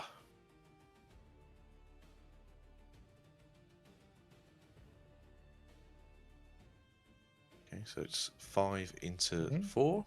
Yep. This being said, you could just develop Darius, hide the fight or flight, and try to win next turn. Is that an option? The hold is the question. Because the issue you've got next turn is if you've got enough runes for it, which they do have, you can have Yi out next turn. Yeah, it will. Choose to play Yeah, you just Darius gotta hold. to hide the card, of course. I did the card is really good here because you get the extra draw. Now it's just up to can you manage to conquer the battlefield next turn? I think the way it's looking, it's gonna be a draw. Oh no, there's no way. With the twonk, it's over.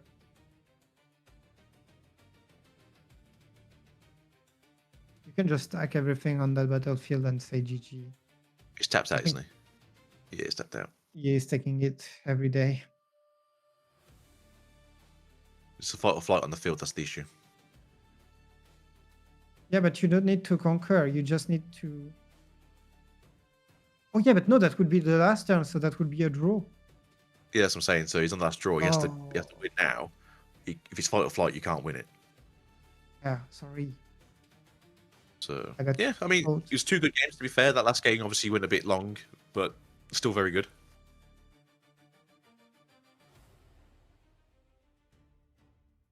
Yeah, and we're talking about best of cards. I mean, the Jinx is in 301. So it's 3 wins, 1 loss. It's probably one of the few people playing today. I don't know how many Jinx was off the top of my head. Say less than 10. Thinking about. He's got only 3 cards in hand. There are no cards that can act. So the only play that you can. I see he's tapped out as well. Oh, he forgot. Or he's just okay. I'll take the draw. Yeah, I guess that works too, because that's 8, 12, Maybe 14. he counted and he was like, "There's no way I'm taking this." Maybe. There you go. You got 17 now.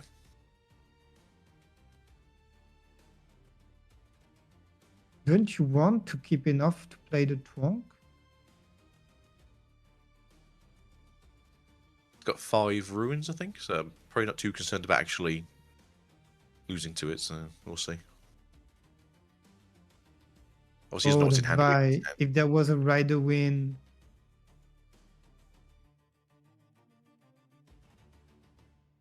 He must have all right, discarded. guys, Yeah. it will be a draw in the end. So, making me lie again. Apparently, the players like to do that.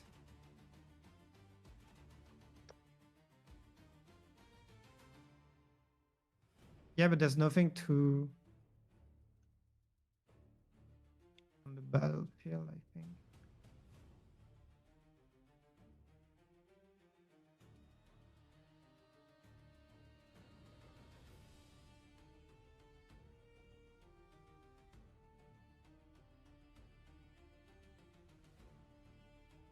But yeah, I just don't think they can do to take out the other battlefield. Yeah, come on. It's like, or maybe I missed something. Like, he's got no card that can make the difference, right? He's got Did Draven. run a 2 cards so he Oh, can oh. activate the Darius, maybe? Yeah. Yeah, but that's still not enough. So that's 7 into 7 into that's 13.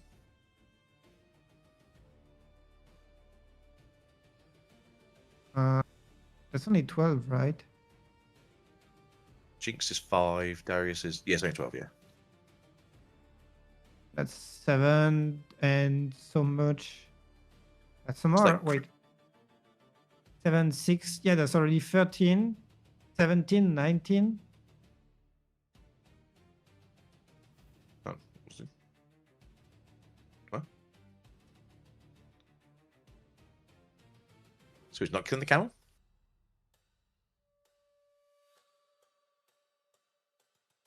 Yeah, because there's 10. Okay. I mean, that's it. You kill as many as you can, right? Yeah. Gets his longsword back. Does he have the Rod of the Wind? No. Not that I know of. And yeah, get Oh. the... No, that was the last turn. Were they not? That's the Oh, draw. I guess he didn't realize he was turn 0.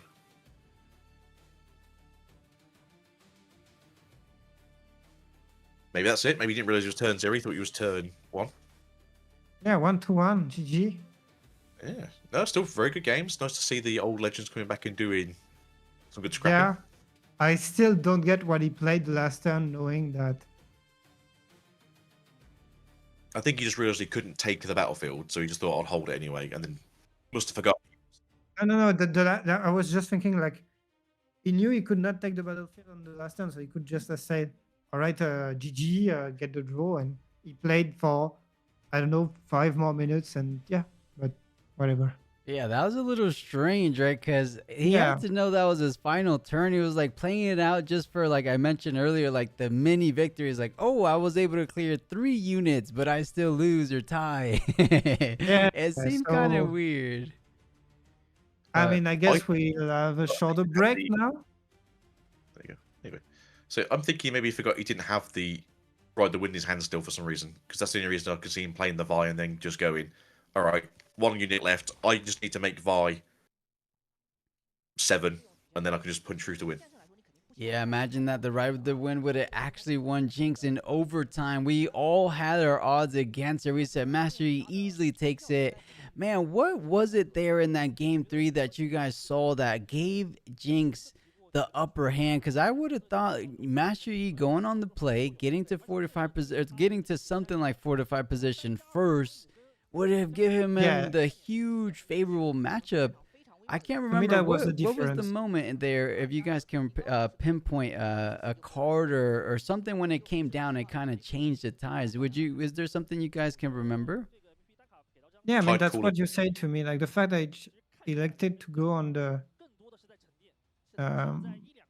bundle tree more than uh, the fortified position made it so much harder for him to retake. And from there, yeah, Yeah, I'm trying to think back, Aguito. Let me know if you remember. There was a moment, I'm gonna have to rewatch the VOD, where was it when the Jinx came down? Oh, the tie turner play. Was that in game 3 or was that in game 2? The tie turner for the traveling merchant to give another +2 or give another +1. Was that on game 3? Yeah, it was played the Jinx in the base, move it back with the Traveling Merchant, unsuspend when it has the treasure card, had the extra might, moved out with the longsword, I believe it was, went into crash with the Naveri, and then high called again to move the Traveling Merchant once more to gain an extra might to punch over it. Yeah, And then just held it exactly. down. By 1 might, I believe, and it cleared the entire battlefield. I think right there was the big deciding moment, essential moment in that game, allowing Jinx to tie. Because without that, I feel like Jinx would have carried it away. But on top of that, I think, as you said, Leroy, the pure fact that he decided he played the Sea Monkey first, but he went for the Bandle tree instead of the fortified position, which I talked about this before. If you're bringing out a battlefield, you usually want to play towards that battlefield. And on top of that, Jinx was able to stack up so many units on fortified position. I believe it was a double Draven, and there was another card in the mix too, but two Dravens with a fortified position building a huge wall the entire game. And we saw Yi barely able to overcome it thanks to that not so fast. So really good round 5. I'm excited, chat. We are down to the final 2 rounds of today's Chengdu Regional Open. I believe we're going to be splitting these two casters up slightly. Algita will be joining me for the next round 6. And Leroy, if you're still down, we'll finish out the show with round 7. How are you guys feeling? Up for one more round each? Or is it getting a little bit early/late depending on where you are? No, this is the start of my day. Let's get this going. Let's do it, Algita. Yeah, What about you, for us, Leroy? it's the perfect time. Perfect. And Leroy, while me and Algita are casting, feel free to take a bit of a break if you want to catch the league or get some food. Speaking of food, I might have to get a quick snack before, just so I can finish strong. Do you guys want to take a bit of a break now? It'll be like a quick one. I'm just going to take like a quick little snack break. Leroy, before you escape, can I ask you a question? Of course. Go ahead. Of course. What legend are you looking forward to, and what joint to do? And that was a question for Leroy, right? Yeah, I can ask you when you get back from your full break. Here, okay, I'll let you guys talk it out for a little bit. And by the way, in chat, thank you, Alex. I appreciate that. Honestly, I think the legend I was looking the most forward to was Renata. I'm happy I saw her now. I'm really happy with what she did, she's 3 win and 1 draw. I mean, she was. And now, I mean, Ezreal would be my boy here. Let's see another pit crew Ezreal getting some crazy stuff done. What about you? You talked about Azzy earlier. So I was quite enthralled by the Azir from last week. I think a lot of people have forgotten about, is it Divided Sands or Divide the Sands? The green card that's basically a flash. I think this obviously very good movement is just so good in this game. So it's obviously nice to see more colours getting access to movement. Where is it now? Desert's cool, sorry. Sorry? Don't know Desert's cool. Emperor's Divide. Yeah, Emperor's Divide. I was like, I got it like half a second before. I just. So yeah, I'm really looking forward to seeing like what more colours can kind of break their own colour pie. Obviously, purple right now is the majority movement colour, but it's nice that green's getting access to a little bit of it as well. But I always like going wide deck, so Azir's like cool for me. Renata, I thought due to how Rune Terror was, I thought Rek'Sai would have been similar. I don't know, originally people were building it like Legion or more Legion, but I think they've moved away from the token build and are moving more towards a low-cost, continuous build with the Immortals. But yeah, I think that goes wide is kind of like my style of gameplay. Yeah, this being said, they reproduce quite well the Legends of Runeterra ability with like we are not so far from the lurking thing.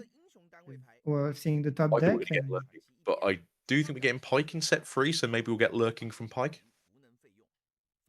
Yeah. As I think he was also a lurking deck back in the day. It was. Actually, the lurking deck on Legends of Runeterra was my nightmare. It was the deck I hated the most. But we can bring it back for you in real life, don't worry. We can cast it, you can just sit there in dread. Yeah. Hating like I hated back in the days, definitely. So is there anything you want to be revealed in set 3 that you're looking forward to that could push the game a bit more? I mean, the new colors mix, we talked about Kali being potentially Calm and Fury. Even if Calm Fury, I would have seen Kindred before anything, with the Lamb and the Wolf. Yeah, let's see that all the chaos. A lot of people talk about Viego. I think there are some other options, and Mind Body would be. I think one really good contender would be Aphelios, with the sister being the mind and him being the body. So what would you say would be Viego? Because he feels very much like a order, but also very much a chaos character. Yeah, exactly. Viego Order Chaos is a really good contender uh, with the idea of destroying everything, bringing the rune, the harrowing, and on the other way, he's still a king. Yeah, Yeah. I could see him maybe using something like Carthus, where he's maybe like a death kill. So when one of your units dies, maybe you make a gold or make a one recruit token or something like that, just to keep his board busy. yeah, we saw that Carthus was an order already, which I mean, I get it. He's a leech and the king of the leech, kind of. So I get the idea. Uh, maybe mine also, because he's truly a mage. Let's Yeah. see. So you think we'll get tier, maybe a tier item down the line where we you can like pay into it and you can upgrade the item? Let's see. Let's see. Madame Yun and so on. Yeah, man.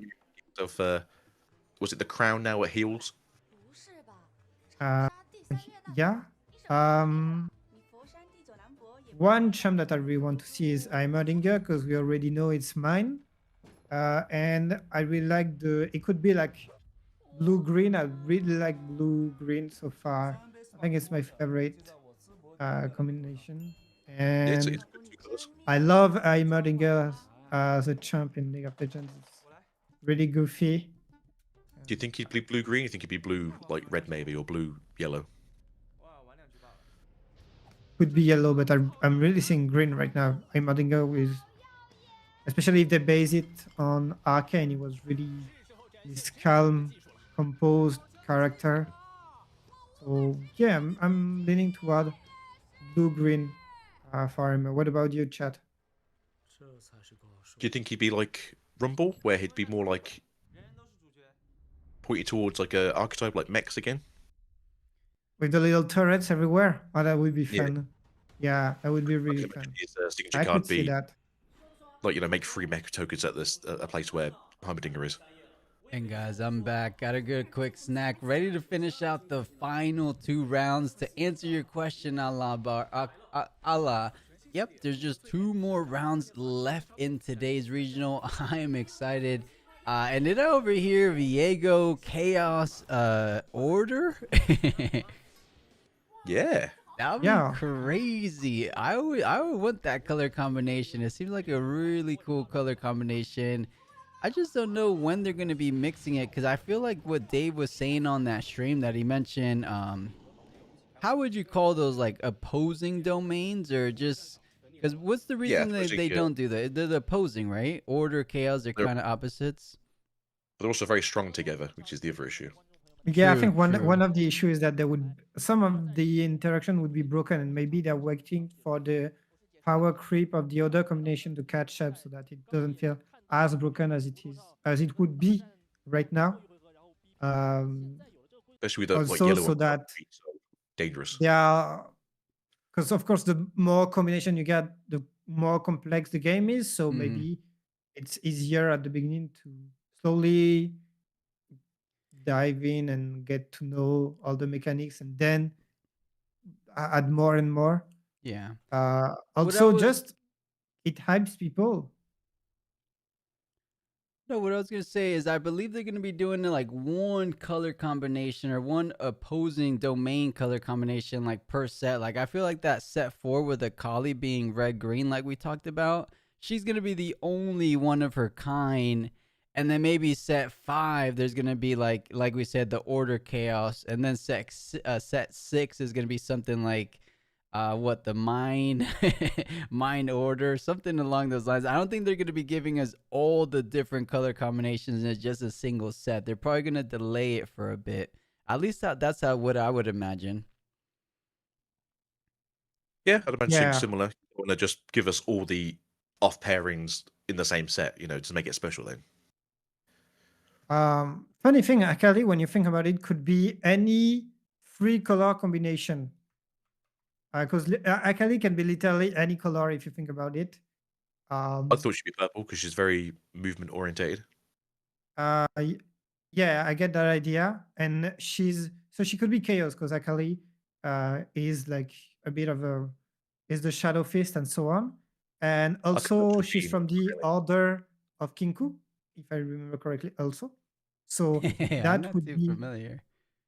one combination. She can be body because of course she's like ninja, shadow fist, and so on. And she could be mind kind of. She's got some sort of spell. If mind is the least least uh, likely color for Akali, and then she could be Fury because she's all crazy, and then Calm because she Akali can be almost Maybe it any should be color. a rainbow legend, but no, Rainbow no. I too. think it is gonna be the red green because of the little hint Dave was saying.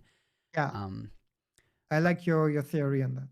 but yes, and sorry, I believe they're not gonna do all different clashing domains in a single set. It'll be a little bit too much to handle. But Algito, if you're ready to go, Leroy, I'll I'm go ready. ahead and mute you just for the cast. And then you'll join us for the intermissions if you like. Unless you're going to be taking a break this time. What do you want to do? No, I'll leave you to the cast, and I'll come back after the game. Okay, sounds good. Sounds good. Thank you, Lyra, for joining us. It's been a pleasure. All right, I am excited, Aguito, and this guy looks very familiar. I can't say where I've seen him before, but I feel like I've seen him. And oh, it looks like we get our first Aurelia. Honestly, I can't remember if we had an Aurelia on the featured table already. Ooh, But and the Lucian. nice, spicy matchup. Aurelia versus Lucian. I don't think we've seen that in any of these Spiritforged, if any of these Spiritforged videos at all. It looks like you're a little bit ahead of me, so I went ahead and refreshed the stream so we're on the same pace.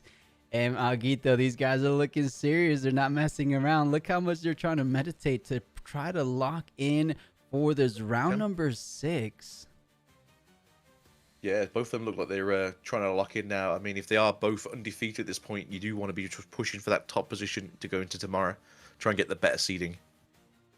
Oh yeah, everything kind of comes down to the line. I would imagine we're approaching those higher table, maybe numbers like 4x1, like x1. I believe you just got 4 wins, 1 loss. I don't think we're gonna be seeing 3 wins, 2 losses making it to top cut. But I've learned a lot from the Spiritforged regionals, and one thing I've learned is that Aurelia players really do value Sunken Temple, either on the play or the draw. You're almost guaranteed to have that chosen champion always be above that 5 mighty threshold. And on the other side of things, Lucian definitely value that Forge of the Fluff. I believe when you control it, you can pay 1. Oh man, I might have to bring it up. Do you remember that, Aguito? Do you remember that battlefield? Or you control this battlefield. Friendly legends have suspend or exhaust. Attach a equipment you control to a unit you control. That's right. A little bit of weapon master shenanigans in a sense. So definitely a good battlefield for Lucian. And I can't say I remember this matchup being played out. If I had to give a bit of an edge, I feel like Aurelia, whenever you play against a deck that has no kind of counterplay, no kind of defies or not so fast, or no rebukes, I should say as well, you don't feel all that bad. Lucian is very good at conquering, but I want to say not the best at defending. You do have options like perhaps the punch fist that we saw in this previous round. But besides that, I feel like Aurelia has enough tools in that toolbox to get over the might. How do you feel about that with Aurelia versus Lucian? I do agree. Purple obviously being one of the stronger colors in the game currently. Movement is key for this deck. Both decks do like movement though, as you do see obviously with the tapping of the legend for conquering and obviously getting back out of Lucian. And I believe that their signature move also helps them move around the battlefields as well. But yeah, unfortunately for Lucian, like you said, you can't stop a rebuke, and if a rebuke wants to hit your big unit with all your gear, it's just going back to hand.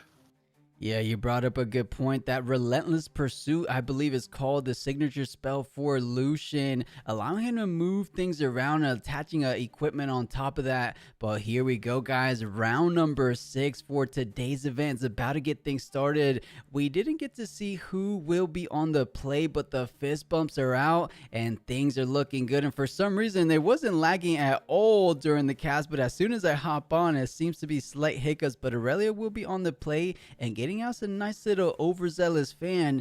Surprising though, because we're used to seeing treasure hunters, not so much overzealous fans. Have you seen that in Aurelia builds, Aguito? I haven't really. Like you said, it's mostly on more of a you want to be on the play, getting your gold going as much as you can. The deck is quite greedy for gold and power overall, but at the same time, this is pretty good of getting your opponent off the battlefield if they want to contest it later on. Yeah, I mean, honestly, it's just a good card whenever you need it. So just gonna play another overzealous fan. It looks like it drew a whole lot of them. Following that up with a good Guardian Angel to try to keep these protected units down the line. Most likely target should be that Aurelia Fairvaunt, able to get deployed out the very next turn. Let's take a little sneak peek at Lucian's hand. I'm seeing a Hex Drinker give your unit a deflect. Other than that, I didn't get to see. Did you catch anything on that Lucian hand? I didn't really catch much either, but yes, the Hex Drinker is obviously very good for Lucian. Deflect is always good. The extra power is very good for Lucian, and obviously equipment is what Lucian needs and wants most of the time, so that's going to come straight down now. Yeah, let's see if he decides to play out one of these equipments. That looks like it will. Earlier, the red equipment from Mr. Pantheon, the Skyfall. Right. The crazy combo, right? So you're just going to let that die, okay? I'm going to play it out. Oh! Double Conquering. Not too bad. It looks like he didn't get the conquer fully. It was the overzealous fan paying for his ability because he didn't want the Lucian ready for the conquer. And on top of that, I don't think he wanted to allow the Forge of the Fluff to go off, but does get the conquer now thanks to that first mate readying the Lucian. And then, of course, Lucian's ability proccing, returning it back to base. So 101. But is it time? Aurelia Fairvaunt, the chosen champion for this player. Is it looking like a decent opportunity? You have the Guardian Angel to keep it safe down the line, but you usually want to play it out when you're trying to push a battlefield. At the minimum, you could get a simple +1 draw on Sunken Temple, but I would imagine if he has any of the units, perhaps he's going to elect to choose one of those. But I'm looking at hand, I don't see any other units, so he might be a little shy on options, honestly. I do think in this case where you are, as you said, shy on options, you should get more bodies onto your base just so you're ready to go. Lucian, as red and orange, doesn't have really any way to kill you in the back. They don't really run Falling Stars. They don't really run anything that's going to mess you up too much. Obviously, Guardian Angel is going to help in this situation. They also have access to Swifties, so they can start ganking backwards and forwards if that's what they want to do. Very Aurelia of them. But I think they're both in good positions here. Yeah, I think in a decent position. No one overwhelming over the other. One thing I do want to point out, we did see one card, though, that orange decks do tend to run, and I think it might be ran in these Lucian builds because they're so equipment-centric. It's the Strike Down. It's basically like a challenge, but for 3 energy, 1 power. You choose a unit that's equipped and you do the might to an enemy on your opponent's side. So that could be something Aurelia has to be mindful of going throughout this match. But as Lucian goes ahead and passes it to his turn, let's see what he has. As you mentioned, he does have that Skyfall. When you conquer and hold, you repeat. No. How does it read exactly? My hold abilities are conquer abilities, and conquer abilities are hold abilities. Exactly. So you get. What I do like though is, like you said, challenge is also a very good orange card. You don't have access to removal in body, but challenge is close enough.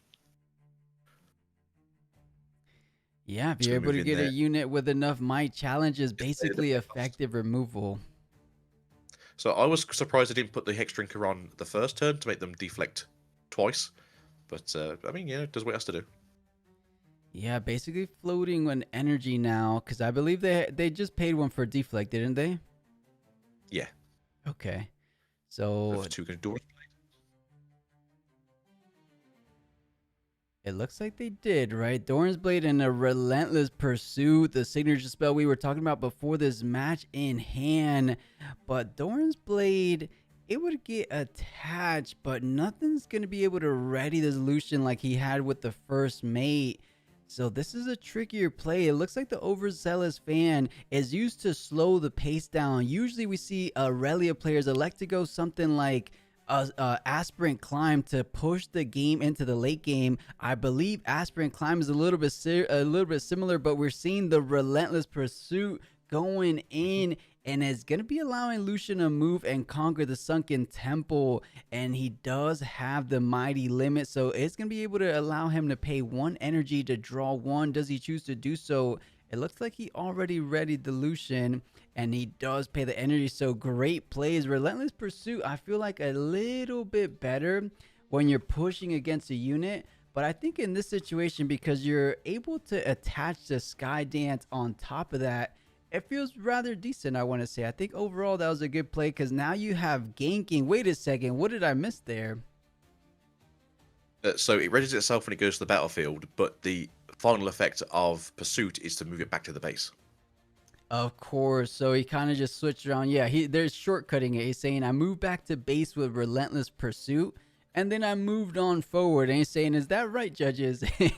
Go ahead and read the card, as we'll read it here on stream as well. So you got to dash in and dash out, and then you get to go again. Mm-hmm. So, yep.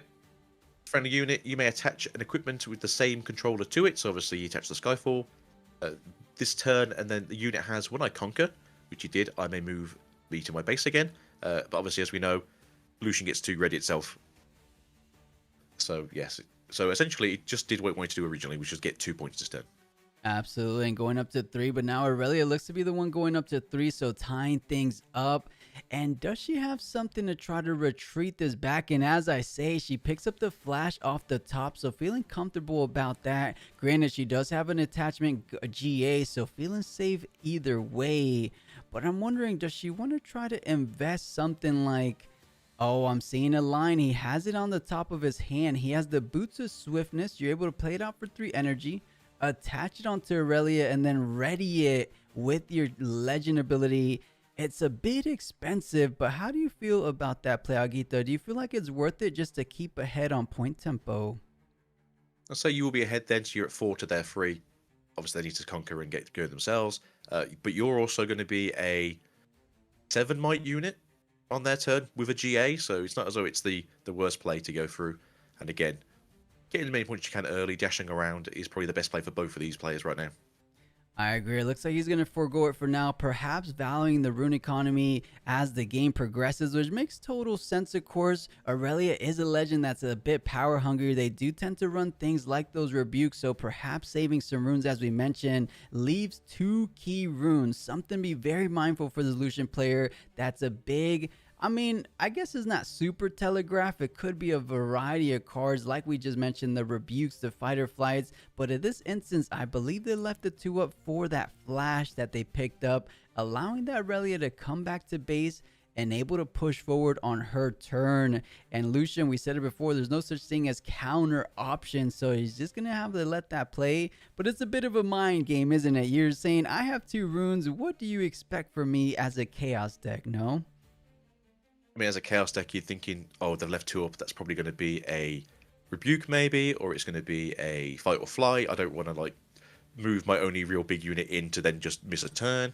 Obviously, it's very important. You can also just move the first mate over to the fluff to get your 1 point for conquering anyway. So you're not too far behind if that's the worst case scenario. But again, you do have access to more equipment in hand. You want to play that out this turn. Another Hex Drinker, okay, so it's going to cost you the 2 for.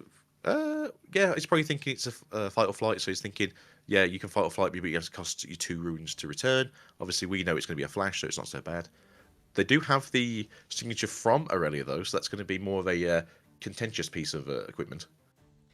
Yeah, you know, I do like this play from the Hex Drinker. If you attach it on Lucian, perhaps that could be a bit of the safety net that Lucian needs to feel comfortable pushing onto Sunken Temple. He will be equipping. There's a whole lot of equipment on that Lucian champion. And, you know, they don't have a lot of might on top of it. So it looks like he's still going to just be swinging in for a total of 7 might. Aurelia currently is at 5, so you do have enough.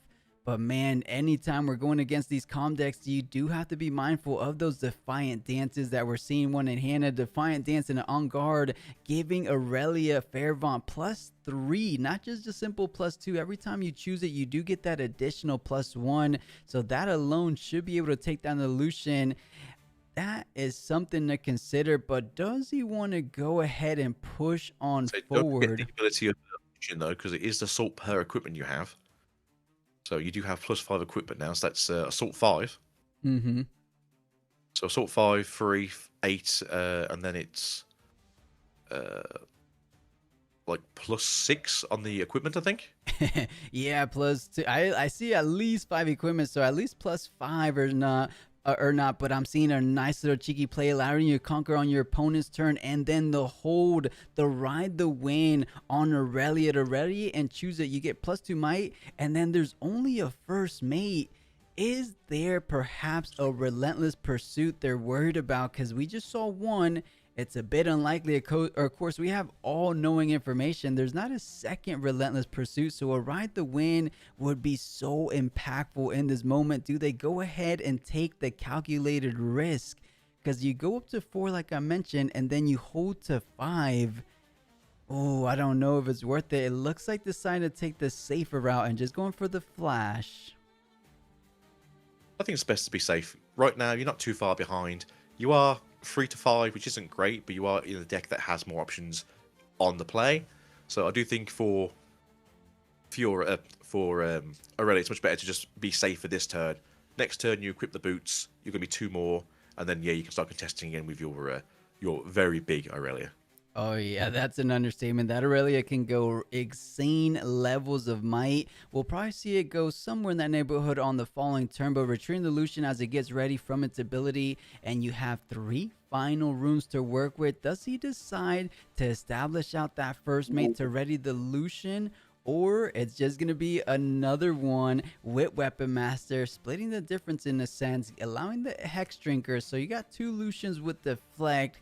Feeling decent. You're at 5, so you would feel a little bit better if you were at 6, but you are ahead on points. The most points Aurelia could score the following turn will match you, so you're feeling ahead and you're feeling in a bit of a driver's seat. But I have a funny feeling this Aurelia might not feel this way, and he still feels like he can win this game. Yeah, you should always give it your best. You should always try. Aurelia, again, normally not known for having lots of units, but can generally make that one unit pretty big, like Lucian itself.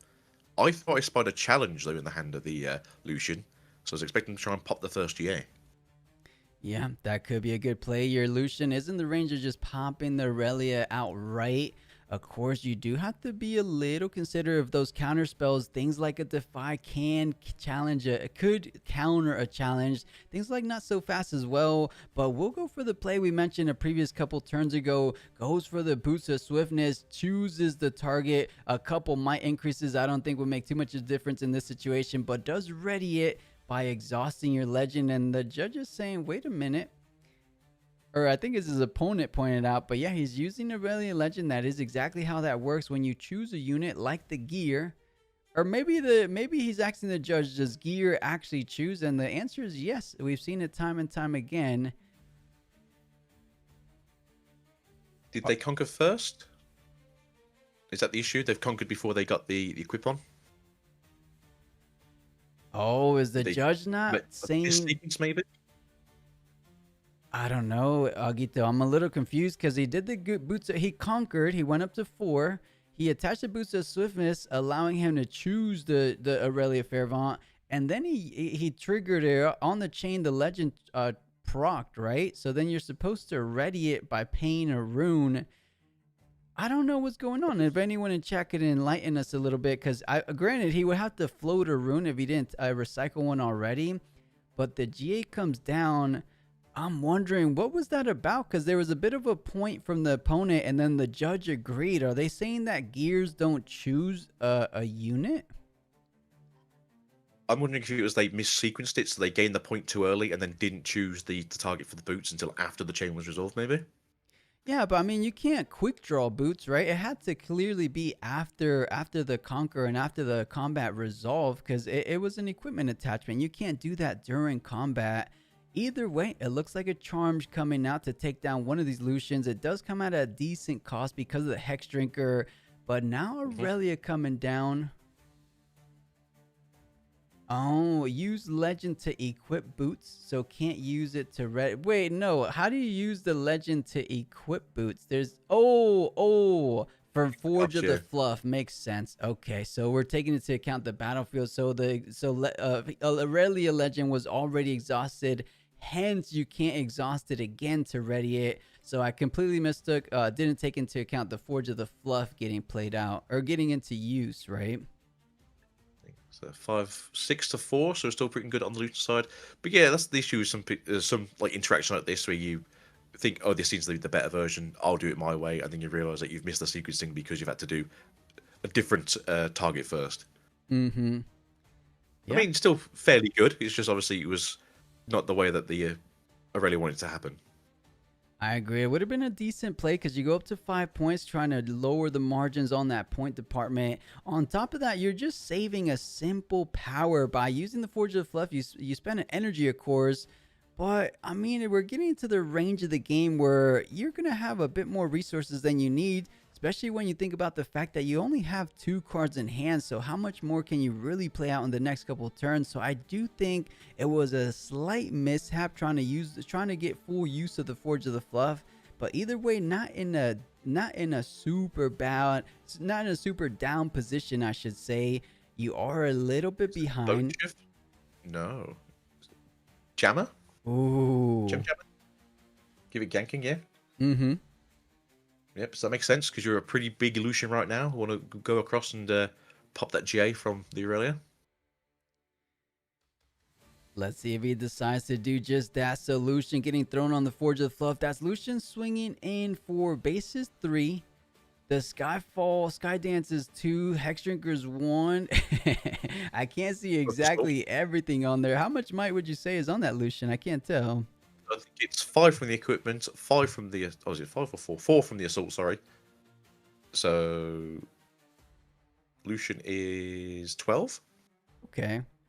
Swinging in for enough. So allowing the Aurelia saying, let's go rendezvous on the other battlefield. So you conquered a 7, which is a little bit scary, I will say. But I'm going to be going up to 6 points on this following turn. And now if I could take down your Lucian... Bone Shiver coming down, though. It looks like Lucian should be able to attach it by using the Forge of the Fluff ability. And I think you still have to pay a power, is it? Or is it just attach outright for the Forge of the Fluff? I think just attach that right. Let's check the wording. So I think it is you pay it and you can attach it. Forge of the Fluff is, while you control the battlefield, friendly units have attached an equipment you control to a unit you control.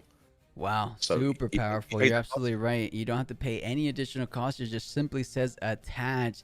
So Lucian looking in a dominant position, but Aurelia, all she has to do is take care of this Lucian. Of course, a bit easier said than done, but they're actually, no, you can't even take it out because they readied and moved it onto base. So they are making their stand. They're saying, if you can't take care of my base, I am pushing forward and winning. That being said, though, Aurelia is a champion that could try to hold it down and just hold with some combat tricks. Do you think she's going to be able to hold from Lucian, first mate, and a Jammer coming her way? I'll have to relook at the hand again. I mean, right now Aurelia is 4 and then 4. So she's currently 8. We do know she's got the signature in hand still. That would take it to 10. Mm-hmm. And then she also has access to an Engard as well, which would take it to 12. Lucian on the play is, I think, about 13. No, he's got 5 now, so he's 15 maybe? Yeah, I'm seeing So 4 take it down. equipments, so at minimum plus 4 assault. Ooh, that's what you just do. Yeah, there you go. That is how you close out the show. Of course, this is reaction speed we're talking about. So Ongar coming out +3, bringing up that Aurelia up to 13. Discipline on top of that, make that 16. You're going to be able to draw a card. If you could stack this up, there could be a world, because things like Defiant Dance do target baseline units. That's going to be a Defiant Dance, as we said. So going up to 19 total might, I believe. Lucian gets subtracted too. I think this is going to be a little bit of an impenetrable wall. That is a whole lot of might this Aurelia player is building up. So if they're at 19, Lucian is currently at Let's take off that for the sake of it. So 3, 4, 5, 6, 8 plus assault 13. Jammer's 2, so that's 15. They are one short. They do need to do something else to push the damage. Yeah, I couldn't agree more. And on top of that, we didn't account for the Tide Turner adding 2 more. So I believe they're defending with a total of 21 might. I think it just very well might be enough. So trying to find another way around is saying, you know what? I know you have the boost of swiftness and you could gank over, and that Aurelia player is ecstatic about that. Not even the Brynir Thundersong can stop him from getting all those off. If only it mattered right now. It could perhaps. No, there's just way too much might.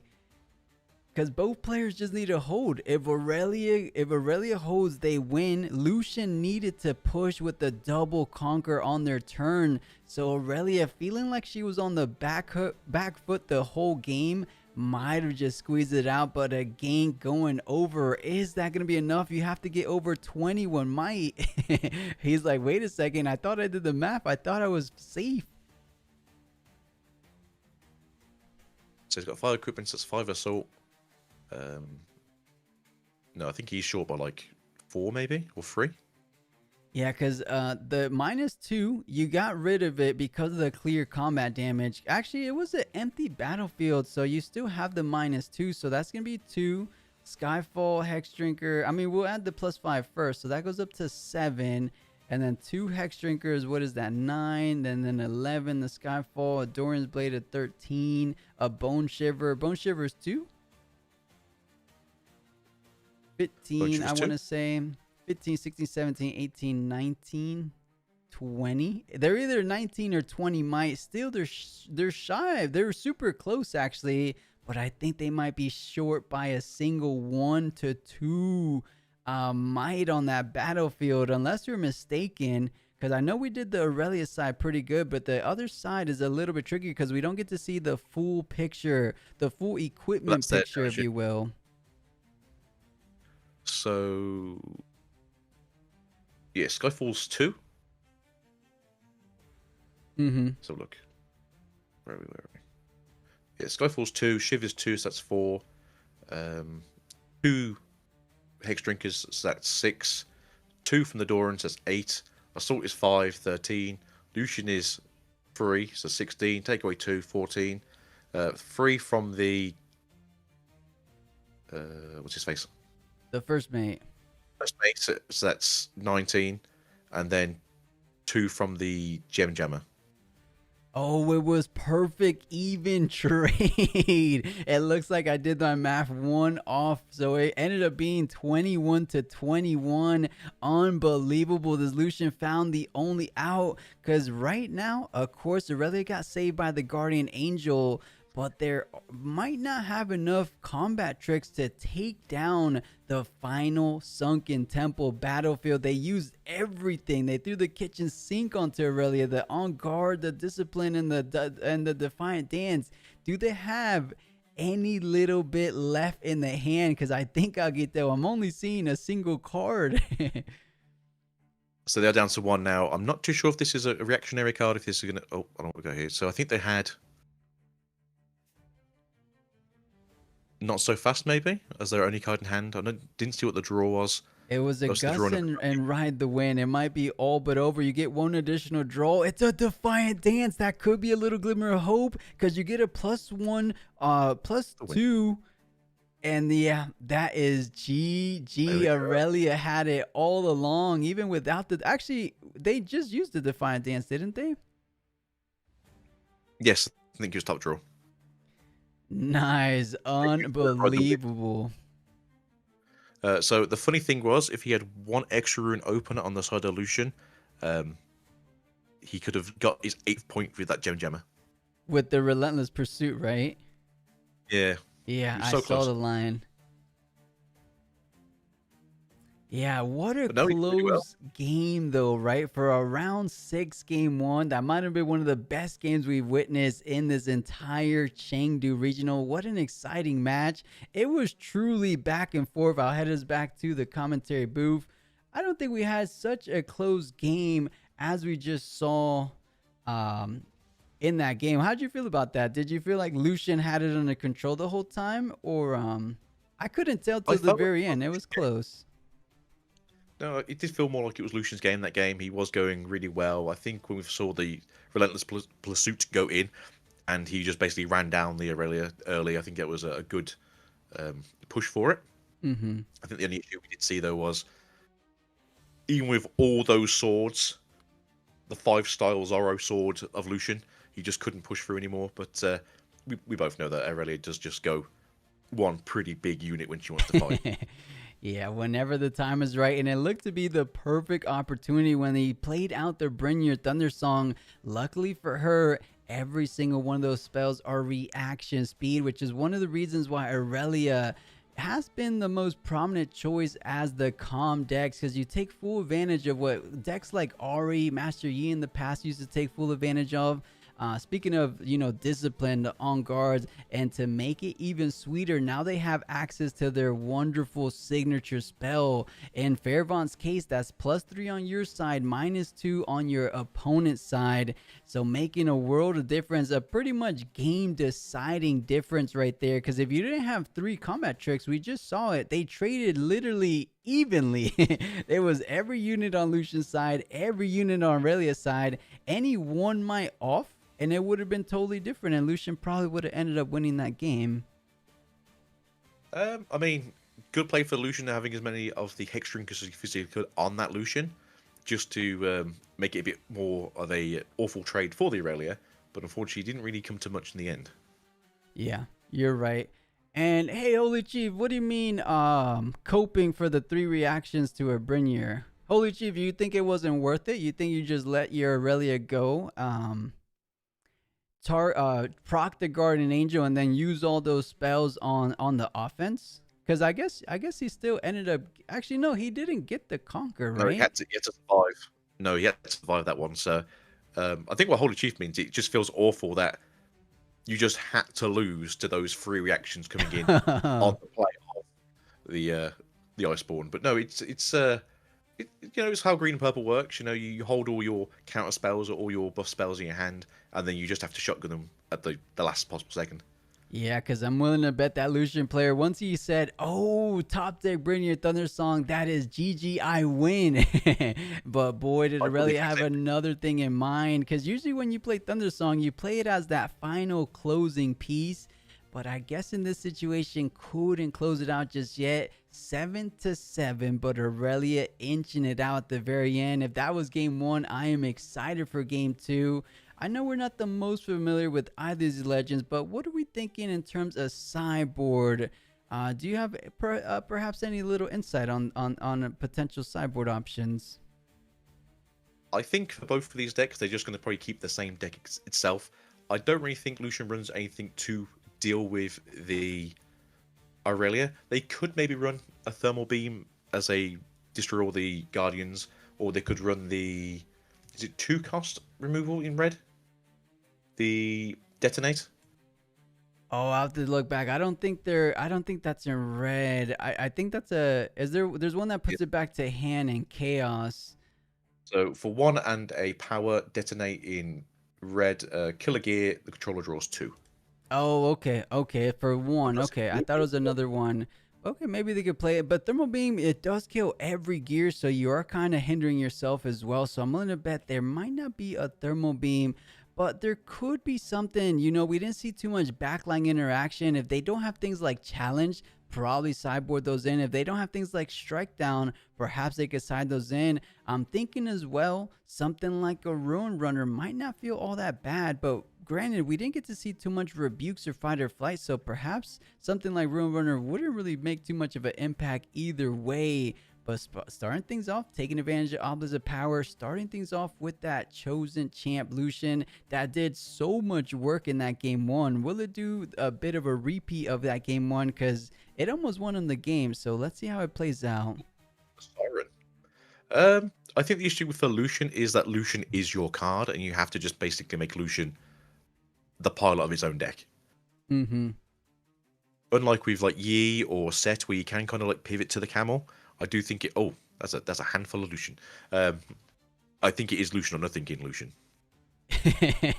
All right, Lucian everywhere to the eyes can see, but Gus does get the first point, and it is a doubless obelisk power battlefield. So these guys are going real up real fast in that rune economy and trying to take full advantage. I will say I feel like runes, starting off with a whole lot of runes at that, does benefit Aurelia's game plan slightly more, able to get the Fairvaunt easier out deployed. On top of that, you're able to back things up with equipments on that same play, because now they're going up to 7 total might. So you could do something like Fairvaunt into a Guardian Angel if you do have that kind of card combination, or at the very minimum you leave something up for a not so fast. And was that an Adaptatron? I don't know if you caught a glimpse of that, Agito. An Adaptatron seems like a good sideboard option. No, it's great in green. Obviously, it's destroy any gear, so you're generally going to be poking your opponent's long swords or hex strings. Does it target, or is it making the controller destroy something? No, you choose. When I conquer, you may kill a gear. If you do, buff me. So you get a little bit of a double dip. You get a conquer, so you gain up a point. So that's an advantage. You kill their gear, that's a decent advantage, and then you buff it. So now you're defending for 4 total might. Adaptatron might have been the perfect sideboard piece in this matchup. Decently good into the overall Spiritforged meta, but even better against the like solution. I like this tech. I wasn't expecting an Adaptatron in Aurelia, I will say. Oh. We do see a Triforce though. I actually like the fact that it's also a you may kill a gear rather than you have to kill a gear. So if the only gear are your own, you'd have to kill your own. True. Very well said. I didn't think about that, but yeah, at least it does say may. But double the trouble, the Lucian's coming out to play. It looks like he's drawing all of them. So you're able to double conquer, spreading the distance quite handsomely. You're going up to 3. You're most likely going up to 4. And you are feeling good if you are this Lucian player, because you're able to retreat him back. Keeping everything in the base never feels too bad, because we said it before, Aurelia might be the legend that has the least amount of base interaction. Oh, another Lucian. Oh yeah, the triplets coming out in game 2, and you're feeling good. The only thing that you're not feeling the best about is you've yet to develop out an equipment. These Lucians would feel a whole lot better if they were getting their Weapon Master ability online as well. I think what you need to do is have the Aurelia push that out first, so you can kill it on the crackback. Okay. But with Siren there, you just use Siren to pull it back out, right? Yeah, Siren does allow you to pull it back out. And you know, I was just talking about things that interact with the base for Lucian. If you're able to pull in the Aurelia onto one of these base, you're able to play out something like a charm. A charm would be quite nice, but there's just not a huge value target. Every Lucian is just at current 3 might. There's not like a Lucian with a whole lot of gear on top of that. So, I mean, you could expend a charm, but it doesn't feel all that great. So, going in for Adaptatron. And funny enough, thinking about it though, perhaps the lack of equipment so far from Lucian, because I would imagine it's in his hand.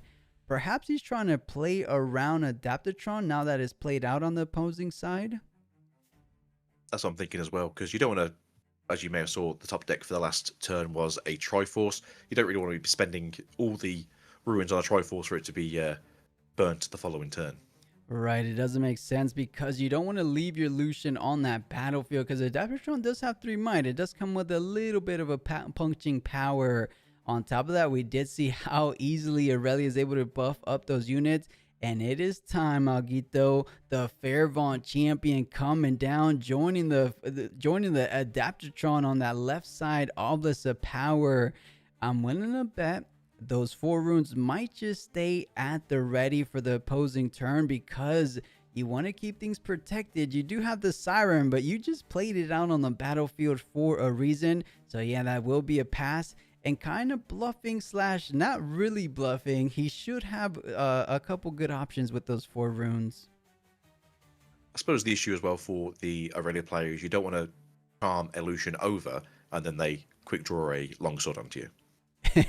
Yeah, something to consider for sure. But he does have the triple Lucian to try to make some kind of push. And yeah, something we brought back, he does have equipments. He was just trying to play around the Adaptatron. Now that it conquered, it's a little bit tougher to double conquer because it would require the Siren. I guess it's not impossible, but because Aurelia controls both battlefields, you can essentially conquer on those next turns. So it should be reasonable. Lucian probably going to go ahead and establish a bit of some equipment presence onto his board. Bone Shiver, Trinity Force are the available options to him at the moment, and they both look like great options. But it looks like you're gonna. Is that also a longsword? What was that? I think the back card might also be a longsword. I can see a 2-cost 1 power card at the back there, which looks like longsword. So there's quite a lot of might in the hand to be played around with. Definitely. We'll see how that ends up being played out. The only thing I was going to mention is you're going to have to hard play those units, or you're going to have to hard pay for the equipment, because Weapon Master is not retroactive. So having to pay an energy, having to pay a power for the Bone Shiver, getting attached onto the first Lucian. Does he decide to get out any other equipment? And is he going to go for the game plan of just stacking a single Lucian first? And I think he's going to bait out the first overzealous fan with his first mate, but perhaps looking to trade 1-for-1 on Adaptatron, saying, what are you going to do to defend that Aurelia battlefield? Let's test the waters. Are you going to bait out something like a Discipline we saw in the previous game? Or are you going to let that go? Because I would like to take this Adaptatron before I commit to more equipment, wouldn't I? Personally speaking, I'm going to probably just fill up one Lucian with all the equipment I can, swing into the battlefield with the Adaptatron, kill the Adaptatron, because it doesn't matter if it's dead then if it conquers, because it's off the stack already. And then you just equip all your equipment to a different Lucian and then attack the Aurelia instead. I love that play. You're taking full advantage of equipment's never hitting the trash unless they're killed, of course. So it's almost like you're pushing in, seeing what they have. It's almost a bit of a win-win either way. You kind of bait out resources in one sense, and in the other sense, you do get the conquer, perhaps. So you can't slow down the quick draw. Yeah, so you just want to take out the Adaptatron. You don't mind the first mate dying. Put that then onto the evolution with the Bone Shiver, and then you just want to start attacking the Aurelia. Yeah, let's see. I mean, thinking about the worst case scenario for Aurelia, if they don't have any combat tricks on this opponent's turn, I saw at the bare minimum, we did see a Defiant Dance. So you're keeping it decently protected, but perhaps Lucian with that Lucian Legend ability of providing Assault 1 for every equipment, it could be a little bit tall. We are talking about just a base Aurelia at the very moment. That's just 4 might. A Defiant Dance would only be bringing it up to 7. So I think if that's the only card available to increase these might, to do a might increase on that unit, Lucian might be getting this, because if you take out the Aurelia champion, you are feeling good. That is the best card in these decks for Aurelia players. And I feel like if that goes down, you didn't lose the game right in that moment, but it is a huge pivotal moment, I want to say, for any player to take that legend out or champion out. I still feel like you want to go for the Automaton anyway, because just keeping that on the field is just too much just too much for your game plan of just wanting to have a lot of equipment. Because you currently got 6, you go down to 4, you're still bigger than the Automaton, you kill the Automaton, and then you just equip the Triforce to the Lucian, and then you swing again. Yeah, he does end up taking the Adaptatron anyways. Gonna be Trinity Force in the back, and now is it time to attach it. Like you said, I believe the line of play you mentioned before, you stack up one of these Lucians, because now you know what to expect a little bit in that might department. Aurelia holding it down with 7 total might from that Defiant Dance, and they decided to -2 the first mate. They didn't decide to -2 any of these Lucians. So perhaps they're trying to say, or they're trying to bluff in a sense, saying, I have more combat tricks where that came from. Do you dare to swing in? Or are you just going to be losing another Lucian? It seems like a worthy risk in my opinion, because you have 3 Lucians to work with, but each of those costs power to attach to equipment. Let's say you've got enough cards there to equip everything again. I'd essentially throw a Lucian at the board, because then it's down to the Aurelia. Do you have some way of saving your Aurelia? Worst case scenario is even if you trade, you still walk out with 2 Lucians that can still conquer both sides this turn.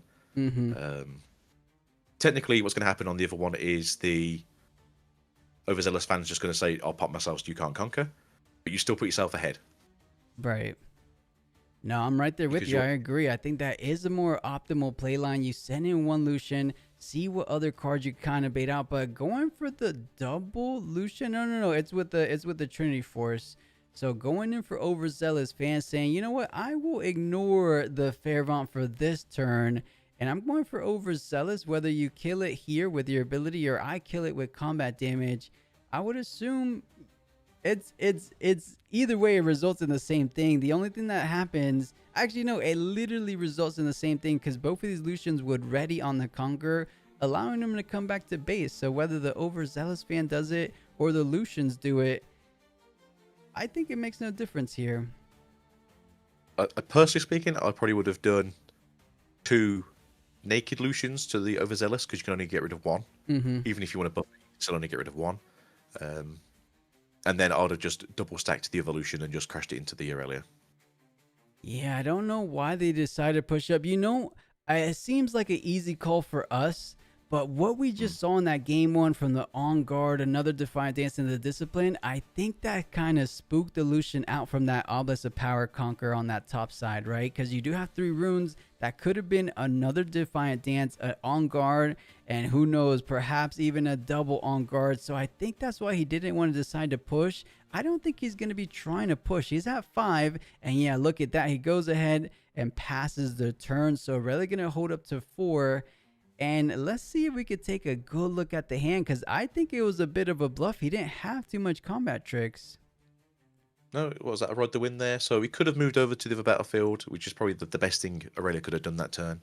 But you'd have still gone to 5 either way. Yeah, I mean, probably would have ended up being about the same, but does use the Siren, pushes on forward, so Aurelia evening things out 5-5, but you have no more units, so you have to try your best to try to defend it, but you have a Charm, you have a Defy, a Ride the Wind, and a Not So Fast. Those aren't the cards you want to defend with. As we saw in game 1, you were able to get up to a whopping 21 might. I don't think you're going to be moving forward like that for this next turn, so doing what you can, going to be charming one of the Lucians, but So do you use the longsword now? I feel like you should, just to get it on the board. use which one? The longsword, so you can just quick draw it out, right? Yeah, he's going to do it. So just so it's on the board, so you can equip it to a different Lucian next turn. I like Obviously, that. not assaulting, being dragged in, so you're technically on the defense. So you're still only a 5 might unit versus the 4. Or is it 5 currently? 5-5 with the targeting of the Siren.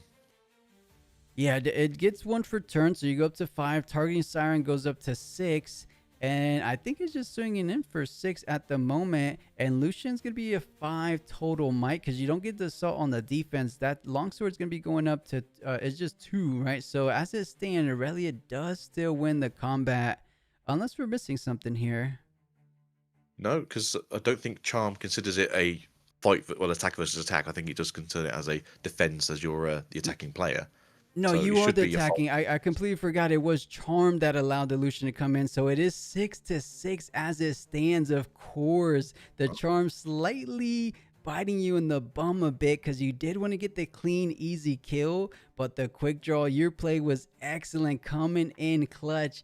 And oh, you had nothing to say Oh, we about got it. it. There you That go. is GG, the Lucian player, bringing us to that infamous game 3. What a heck of a round 6, hasn't it been?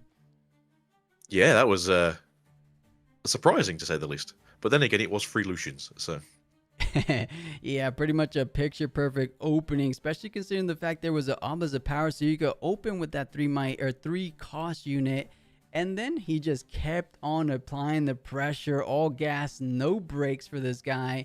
And now we will find ourselves in that game 3. You know, we got kind of hyped off Adaptatron, but slightly underwhelming, unless you feel, did the Lucian player just play around it super well? Because I was expecting a little bit more from that Adaptatron. I think the Lucian wanted to get a body presence first, so that's why they played all the units out, hoping to see what Aurelia had for their like turn 3 or turn 2. saw the Adaptatron and went like, all right, I'm going to wait for them to leave it on the field so I can take it out, which is what they did. Yeah, I mean, they executed that game plan perfectly, so well done. I feel like in this game 3, both players definitely know what to expect. They know exactly what what cards to play around. One of those cards being, of course, that Adaptatron. And we didn't get to see too much adaptations from this Lucian player. I was expecting things like we mentioned before, challenge or strike down, or there was another one in the set deck we watched before. Is that a body card? There was one called marching orders. Let me double check that for us. Marching orders. Yeah, Gito, it is a body. It's very similar to how challenge work. It says choose a friendly unit anywhere for your side, and then an enemy unit on the battlefield, and they deal damage equal to each other's might. So it's just another form of removal in a sense. It is just battlefield removal, but removal nonetheless, especially when you're able to stack up that equipment on one of these units. But it looks like they're ready. It looks like they didn't have too much to do with the sideboard as they prepare for this final game. Sunken Temple, Dreaming Tree will be the battlefields. And these are great battlefields, I want to say, for Aurelia, or maybe both, but I can't think of any card that Lucian could truly benefit from Dreaming Tree. Am I forgetting one? Does Lucian's Dreaming Tree... Sorry, Preza. Does equipment work the same way because it's targeting? No, because Dreaming Tree specifically reads unit spells. I know that because I was maining Aurelia for a little bit. I'm like, oh, gears are so busted for Dreaming Tree. But it does read when you play a spell each turn, so it doesn't say gear. But a lot of people kind of misread that as well. I thought that at first. Maybe Pursuit? Maybe is there anything I can think of as it is a spell? Yeah, kind of how Ride the Wind works. As long as you're on the Dreaming Tree already to kind of essentially gank on over to the other battlefield, that will be one of the cards. But yeah, as we kind of say, not the strongest battlefield for Lucian, but definitely super strong for Aurelia. And Sunken Temple, we saw her start things off in game number 1 with Sunken Temple, and she's on the play. If there's one game for Aurelia to win and close things out, it will be this final game 3 of this round 6. And Tide Turner, decent opening, better than starting with no units as some Aurelia players tend to do. But there is no other units in hand, so might just be that Siren getting developed out this turn. Siren's still a fantastic card, as we've seen before. It comes in, you tap it, move a unit back out again. I have seen Siren played more with the Traveling Merchant engine that occasionally you see with Aurelia's. I think they might be moving away from that now because losing cards in hand is generally not great. But Yeah. Siren's a great tech for any moving deck, really, that is not essentially wanting to just stick on the board. Absolutely. I mean, paired up with Stellarcorn Herder is probably the #1 target for something like Siren. But of course, it also turns on the Aurelia Legend ability because it is choosing a chosen unit. So it does add a little bit extra synergy. And Lucian doing work again, trying to conquer on that Dreaming Tree. Tide Turner feeling like he doesn't have to hold. You could trade that, or you could just let that go. But we just said before, he's really lacking on units. Perhaps you should spend something like that Fight or Flight.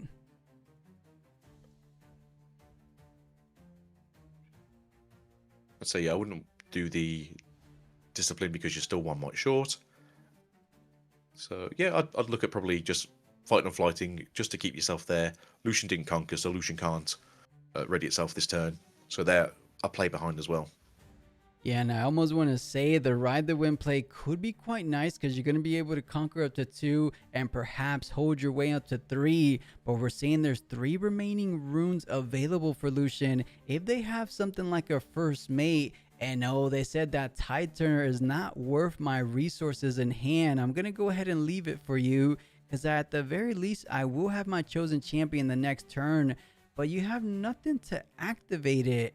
Because you play it for 5, you have a single rune available. Man, if Lucian has a way of taking out this champion while they only have a single rune, that could be exactly what Lucian needs to take the edge of being on the draw in their favor. But I don't know of a card because we haven't seen those challenges or strike down just yet. And I don't think your Lucians are going to be getting over 4/5 too easily on their turn. So this is tricky. Very, very tricky. I'm curious to see what Aurelia does now that they let go of that Tide Turner. I'd probably get the Tide Turner, try and keep it going for another turn or two. As you've said, they are very light on units. Next turn will be when Aurelia comes out, but currently that just puts the Lucian into a 3-1 position right now.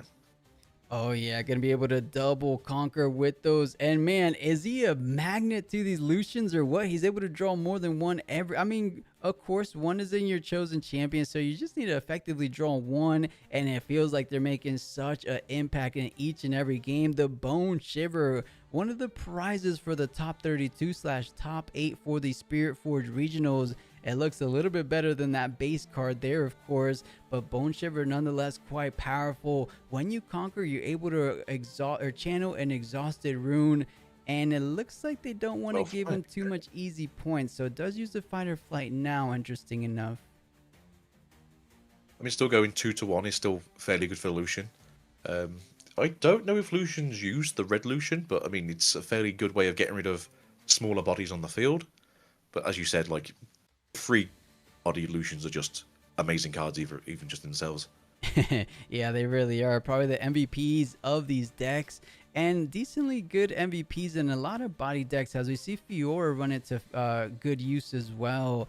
But oh, Aurelia running into the classic Aurelia problem. A whole lot of great cards, but no units to use them. So forced out to bring out your chosen champion, because that is the only unit available. But you don't even have any equipment to make it nice and efficient to bring it online. So forcing to pay 2. Oh, of course, you what am I talking about? You have your boost of swiftness. It's getting a little bit early/late for me, guys. Forgive me for that, but able to push on forward as soon as they come online, and will stack it up on the Dreaming Tree, prepare for something like the double draw discipline turn. Aurelia feeling decent about that conquer, as long as you leave those runes available for the following turn. I mean, how do they feel is the question now, because obviously double discipline's great. Are they feeling a bit cheeky? Do they want to try and get the Ride the Wind to move over to the battlefield and just try to score an extra point and then maybe move back to base? Yeah, that could be a line. It does come at a decent cost, because you're going to be using one of your only 2 chaos, but perhaps you're going to be channeling more on this next turn. I wonder if he wants to save it on defense.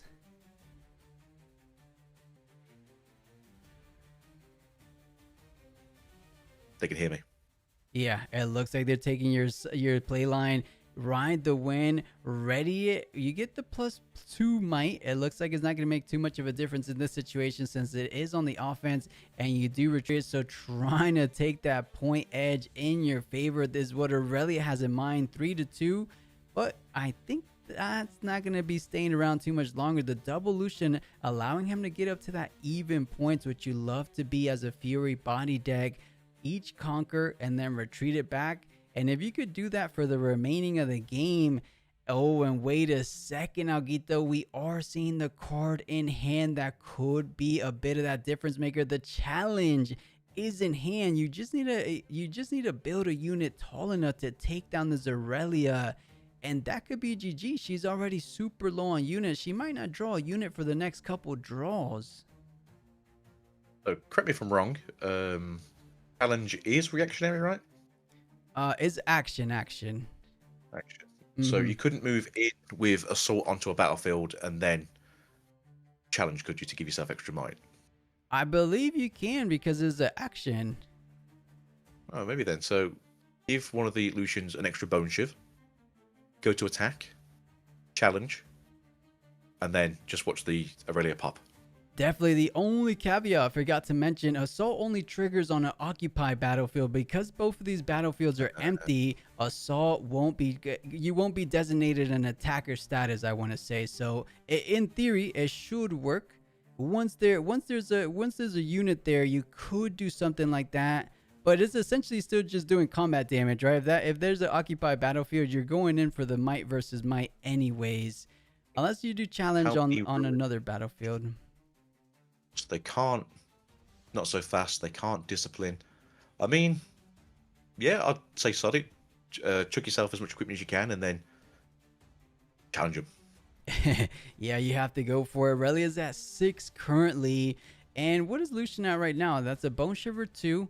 And I didn't get to catch the other one. What's the first equipment under there?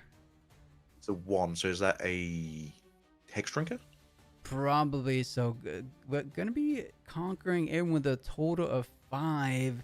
So still a little bit out of the range of challenge. That is the perfect card you need, but not able to pull it off just yet. So trying to save it for later down the line. But honestly, later down the line is only more runes available for Aurelia. And you said it before, there is already a not so fast in hand. Or is there? Because I thought there was, but I just saw the hand. I think that was a Guardian Angel, 2 Gus, and a Discipline perhaps. I think it's 2 disciplines, a gust, a not so fast, another. Well, there you go, an Engard now. Okay, maybe there was the counterplay option then. Does get that additional draw, as you said. They couldn't gust it to hand, so they couldn't use the gust. Everything else was a 2 cost. So I think they were. I think if they challenged it, I think it would have been a 1-for-1, but it would have been much better in Lucian's case. Yeah, I believe in that situation was just trying to play around the 5, because whenever you see a green player holding up a single rune and your spell doesn't cost more than a power, you're just terrified of that defy. You don't want to give your opponent max value. But we did say the more turns that go on in this game, the more runes this green player is going to be able to leave on the defensive side. So if you couldn't challenge before, you're definitely not going to be able to challenge now. We see that infamous punch first, though. Can you take it down with raw might power? So obviously we know what's in the hand for Aurelia. They do have the Engard, they have 2 disciplines, so if they want to go full in, that is +9 might. So that's a 13 might Aurelia. Yeah. I don't think it would be too smart to do that. Not in this circumstance, because that's double discipline, that's 4 energy, and then a single on guard. As you mentioned, a total 9 might increase on top of the double draw you do get for the Dreaming Tree. But the Sky Dance coming down, I don't think it's going to be doing too much in this situation, but at least it's something to be cognizant going forward, because if you hold, you do get your conquer abilities, but all you're going to do is kind of ready. I believe, funny enough, I don't know if anyone saw this in chat, there was a bit of a meme going on this week, pairing the Sky Dance or Skyfall with the Lucian, saying, when I hold, I ready. And it was just a meme because it doesn't get too much value on the hold, of course. I'm double ready. Right, double ready. Double ganking, double ready. We're all ready to go. Oh, and So there I'm we not too go. sure what to be fair, when it comes to the Aurelia. Because like you said, we're just going to like buff the life out of Aurelia now just to fight back. I don't know if they've got a handful of longswords. Maybe they can try and fight back with that. Each time you equip a longsword while you're the one engaging in the attacking, you'd get the assault. Illusion is currently a 7-10 might. Punch first takes 15.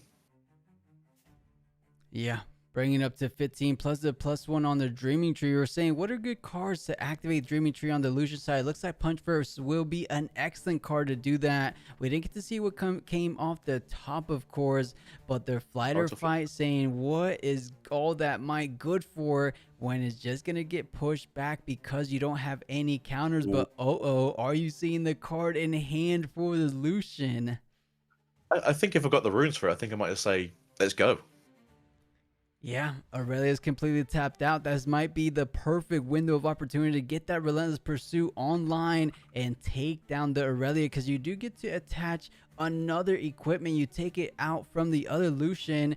And is this going to be enough? I don't think there's a Guardian Angel on Aurelia. This could be exactly what Lucian needs to take it over the edge, as we're approaching a final minute in this game 3, and the Aurelia has been eliminated. This is a huge moment in this game.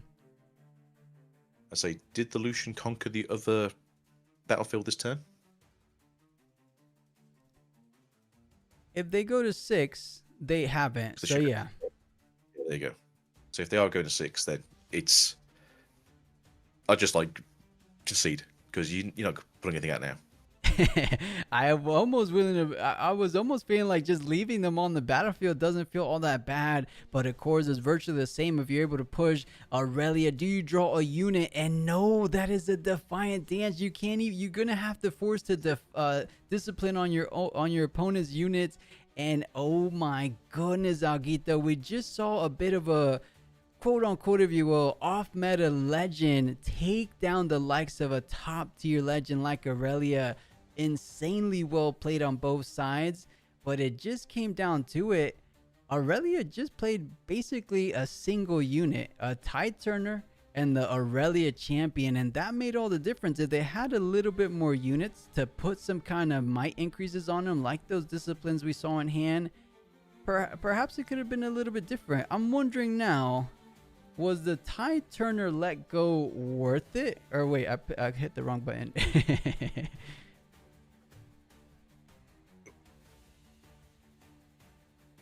Here's somewhere. So, Hell have no fury, like a Lucian Scorn, but I still think that the play would have been to try and keep that Tide Turner alive at least another turn or two, just because we knew they had nothing to play out other than the Aurelia on turn 3 or 4.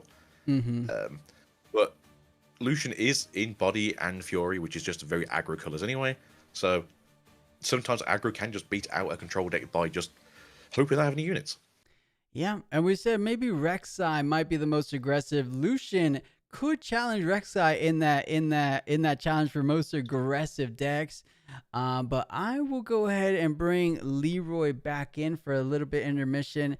Aguito, that was awesome. How did you feel about those 3 rounds there? Was it a little longer than you expected? Were you prepared for this kind of time frame? This is sort of what I was expecting, about 4 to 5 hours for like 3 rounds from what we've seen from the other events in China.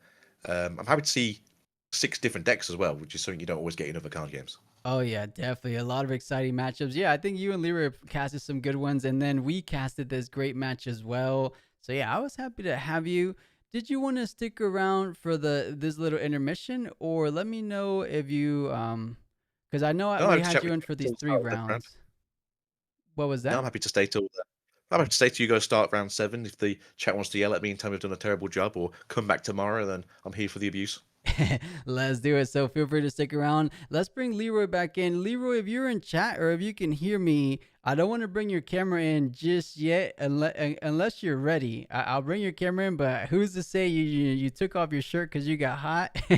I get scared to bring your camera in without any warning, if you will. And here, I'll unmute the mic to see if he's here. I'm good. There we go, Leroy, and welcome back in. Let me get that going. And Leroy, were you able to catch a bit of that game? Yeah, for sure. Always happy to see some less represented legends doing really good against the big boys or the big girl for the matter. But yeah. Yeah, I had a great time with that matchup too. And hey, Aguito, you said it. Chat, let him know how he did. I thought you did awesome, Aguito. We'll see how Leroy feels about it. But Holy Chief says you done a great job casting. So we'll be happy to have you back on tomorrow if you're down as well. It was fun. I think for the first time casting with us, you could tell you're a true natural. And you casted in the past, of course. How'd you feel about Aguito, Leroy? Yeah, did a great job. It was really, really fun casting with him. Yeah, I agree. We'll do it again, 5 out of 5. Yeah, we'll do it again in the future for sure. But as we approach, that went to a game 3. We had just hit the 1 hour mark, the 60-minute mark. So I'm winning a bet. We don't have the longest of breaks going forward as we approach the very final round. Is this the round we're gonna get the Draven Mare match, or is the production team gonna say no, we'll save that for tomorrow? What else can we see? I can't ask for much more. I feel like we've seen everything I wanted today. And Aguito did not get to see us here. I'm okay. We got Renata. I'll take that as a good runners-up prize. Yeah, Renata was an awesome matchup. The only thing I wish about the Renata matchup, I wish we got to see the full breadth of what Renata can do in both games. And if they could play that out, in a world without any time limits, I wish they went to a game 3 because that would have been an epic showdown. But we would have been here for perhaps an hour and a half because those guys were playing super slow, but rightfully so. There was just a whole lot of interactions, wasn't there? Yeah, it was Yeah, right we back and can't blame forth. them. Yeah. Yeah, I'm excited, guys. We have just the one more round remaining. Trying to see what decks might be going into the top cut. I feel like the Lucian we just saw, Aguito, I don't know if you're paying attention to it. Did we catch the record? Or if anyone in chat caught the record, what was the Lucian's record? Does he look pretty good on getting into top cut? So both of them in that round had 4 wins and 1 loss, if we are to believe chat from last week. Okay. Wait, what do you mean He's- from last week? This week is different records, no? Chat says that it's win draw loss rather than It is, win. it is. Yeah, I confirm. You Okay, I have to see what you mean. translate the little Chinese characters. How they have it on screen is wins is the first one, draws is the middle, and loss is the end. So yeah, we'll believe chat on this occasion. So both 4-1 for this one, and then Lucian would be 5-1. So he's looking really good for tomorrow. Yeah, 5-1. So if I you go think the 5-2, cut would be at 5-2. I can calculate that actually. Yeah, run the numbers, Leroy. Let us know. But I agree with you, Aguito. I think he's looking really good on his chances of getting into top cut. At the bare minimum, I think he's looking even better at his chances of locking in that coveted best of pricing for Lucian. And Lucian is a good character in League of Legends, right? I mean, maybe not the most famous. You guys tell me. You guys know the League of Legends lore a whole lot more than myself, but I feel like it's probably a popular one to sell if you want to sell or just to collect as a collector, of course. Lucian's a very cool character, very lore dependent with the last few sort of like stories that have gone in the last few years. Used to be a massive meta champion. As you can see, he's very mobile both in game and card game. And his wife has been brought back to us after 10 years away from him. So I'm looking forward to when we see Senna in the game later on. And again, you spoke earlier about 2v2s. I can definitely see a Senna being a support for Lucian and just watch Lucian just dash around the field and get on all the points. Oh, that'd be a whole lot of fun. I remember Senna from TFT. And hey, Jala saying, bro, plus you have to step up your style. You got to match Aguito's freshness, Leroy's freshness. All right, chat, maybe I will. Maybe I will. I always keep it a little casual, but we are talking about the Chengdu Regional Open coverage, the English coverage. So might as well step it up a notch. So maybe I'll take you up on that, Jala. We'll see what I wear tomorrow. But yeah, that would be cool to see a Senna. Lucian, both lore and league, he's so cool. Yeah, I think he's a popular, probably one of the more popular set 2 legends in general if we're talking League of Legends lore, right? Yeah. I'd say a lot of the set 2 ones are quite popular with the player base. Yeah, Lucian is decently popular. I mean, it's a really aggressive ADC, so a lot of people like it. Quite some ability with a dash that comes back often. This being said, it's not like a huge pick either because it's if you get behind with Lucian, the game is just nightmare. So yeah. What is the most popular set 2 legend? Is it Aurelia this set around? Just like, who's the Ari of set 2, chat? Or what would you guys say? Because Ari, I think, was the most popular set 1. Not the most played, but like League of Legends lore wise, no? Yeah, give me a moment. I need to see all the legends right now. Ezreal is coming to the top of my mind, but give me a second. I'm going to split the vote here. I'm going to say with the boys, it's probably Draven. Oh, really? And with the Okay. ladies, probably no, Ezreal. Ezreal would be more popular than Draven. I think think the so. I sometimes base it off like the YouTube views. Like whenever I put a legend on YouTube, they get some legends get a whole lot more hits than the other. I don't know if it's Draven. Everyone hates the boogeyman of the meta, right? Draven not as popular as EZ or Ezreal, but perhaps they're even in like League of Legends. But I feel like I've heard a whole lot of good things about Draven. And perhaps they spiked his power level so much because he's so popular. They wanted people to play him, so they wanted to make him super powerful. So I see where you're coming from, Gito. It could very well be Draven, but you guys tell me, because I do not know Well, my league lore as you much as know, you guys. the way to see it is just you count the number of skin in League of Legends. True. Should be number And one I then. think 27 skins. Azrael would be first. Irelia is really popular too, I guess. I'd say the most popular skin wise would be like Misfortune, Lux, Ari, Aurelia. I think Israel is the most skinned male champion. I would say so, yes. Okay. And then I'm trying to think what else. I'll agree, guys. Yeah, Ezreal might be like the best of class, the best of pricing card to go for, but it's probably gonna be a challenging one to get because they're saying Ezreal is the counter to Draven. So we'll see. We'll see how much comes into fruition. 39 players blew all their money Wait on until they Kai'Sa. release the Ice Queen skin for Irelia, and then we can talk again, because this skin is really popular. The League of Legends for Aurelia skin, you're saying? Yeah. I could see that. I thought she was the most popular because she was on the cover art for Spiritforged. So I thought that maybe female Aurelia, male Ezreal. So for Aurelia, lore-wise, she's kind of like the leader of Ionia at the moment. So that's why she's Spiritforge's like main champion, because she's kind of that like makes the one sense.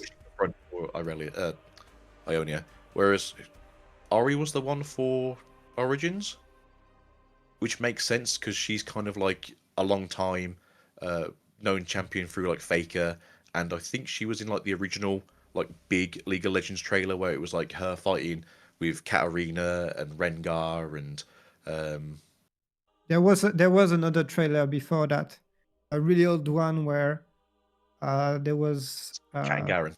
Nocturne Rise and the old Yes, Fiddlestick. the super old original one, yeah. Yeah. Yeah, I wish I knew, but I think I get the general gist of what Right, so chat's saying 22 about these skins for skins. Ezreal. Perhaps they're super revealing. Is that what you guys are getting at? For Aurelia, I wouldn't say they were revealing. I'd say they're quite Yeah, sleek. no, it was just because there was a meme controversy with Irelia with this Ice Queen skin, because basically they they reduced the size of the champions, and the community went crazy, and they had to revert back to the normal size of Irelia size, and yeah. Oh, I She was never working looked at her thighs. Honestly, are they naturally like super thick thighs or something, like thunder thighs, or are they just normal? I never looked.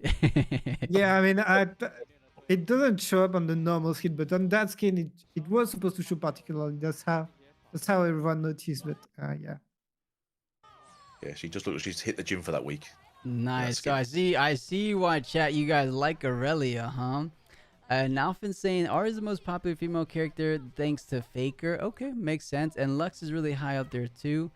Did they also modify them in China? I could see that, Holy Chief, where China's a little bit more conservative, have a bit more censorship naturally. I could totally see that. And Yeah, Oliver's especially saying, what? Evelyn got hit a lot by that censorship. So I checked 17 skins for Irelia and 22 skins for Ezreal. Yeah.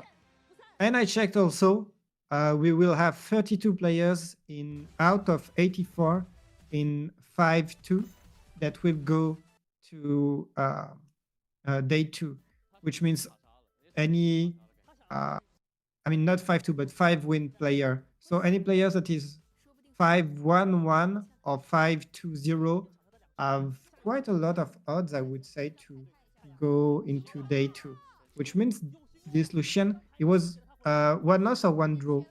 Mm-hmm. So probably looking good to lock his spot into day 2. Now, Leroy, how are you taking into consideration the draws? Are you just kind of averaging things? Because I would imagine, like we said before, a teeny bit more draws than normal.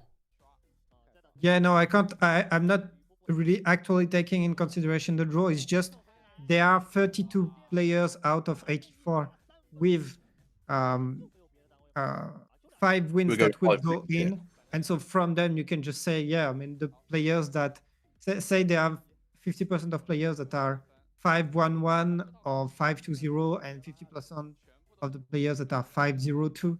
I mean Okay. 5-2 loss. Yeah, I don't know. It's just if we got at least one draw, you are likely to get in.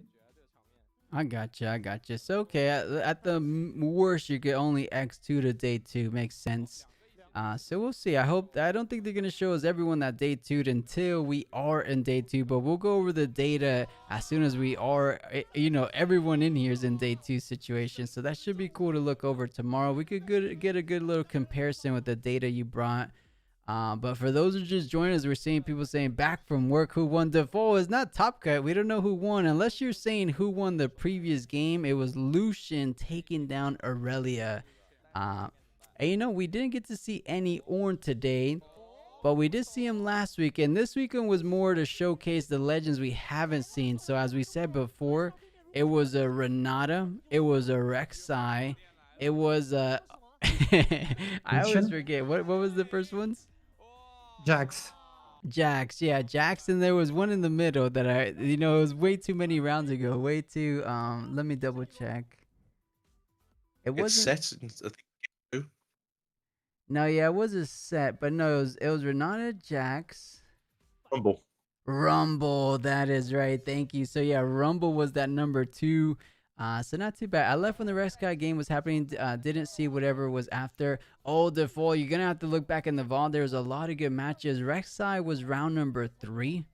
So there was a round number 4, which you guys casted. What was that one? The Renata game? Again. Versus Draven. Yeah, Renata versus Draven. And then what was round number 5? Jinx versus Yi. That's right, Jinx versus G. And then the game we just watched, as I mentioned, Lucian versus Aurelia. So yeah, Default, you're gonna have to look back because a whole lot of good games being played out today. And K Joe Big saying Yasuo won a game on stream with Windrider. No, Yasuo wasn't on stream. I think you're talking about Last week, maybe? Yasuo Champion was on stream, but the Yasuo Legend was not on stream. I don't remember seeing it, but maybe if it was the other way around, I missed it. Yeah, I don't know if you guys remember, but I don't think we saw a Yasuo. But now that we're on a little intermission, I know you guys shared with me a little bit of some of the content you guys been doing. If you guys want to let some of these guys in chat know about it, we could start with Algito. You said you started recently a bit of a Riftbound channel? Yeah, so I was lazy and tried to pivot my current channel into both Digimon and Riftbound, kind of realizing that no one wants that. So I started a Riftbound channel. So Gito is Riftbound is the channel, but we mostly do live commentary, live gameplay from the local area, just see what's going on. So we've got skirmishes on there, and then when we move into set 2, we'll be doing more skirmishes in the area as well. Quite lucky here, we have 3 current locals that have skirmishes. I think 2 or 3 more are coming up soon.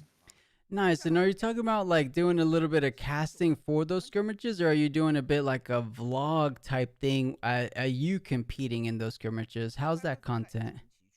So I'll also be in those skirmishes. Generally, I'm just doing whatever table 1 is, so it's easy to just record and I gotcha. hopefully get a lot of different decks throughout the day. Generally, towards the end of the day, you'll probably see the same decks you've already seen. And then what I'll do is that's all live for everyone to see on the day. And then I'll do what you guys do similarly, which is chop it up into actual game side stuff, and then I'll do overlays on it so it looks a bit nicer. There we go. That's a great idea. So yeah, guys, check out his YouTube channel. A whole lot of good Spiritforged scrimmages coming up. See what's taking over the local scene out in his area. So that could be good. What about you, Leroy? I know you've been uploading a couple videos recently, right? Or in general? No, recently not much, but I need to get back on that. I got pretty hard by winter depression, but that's something else. Yeah, I mean, I want to go back on the meta, on the game analysis. I would like to do a bit of lore for the cards because that would be fun. Yeah, let's see. I would love to do some content when I go to Bologna. And yeah, if you want, we talked about that last week. We could work together to do some. If you do co-streaming of that, it could be the on-field guy. Yeah, Definitely, definitely. We'll definitely keep it in mind. I'm definitely gonna do something like a watch party for Bologna. So yeah, we'll be in touch, Leroy, about that.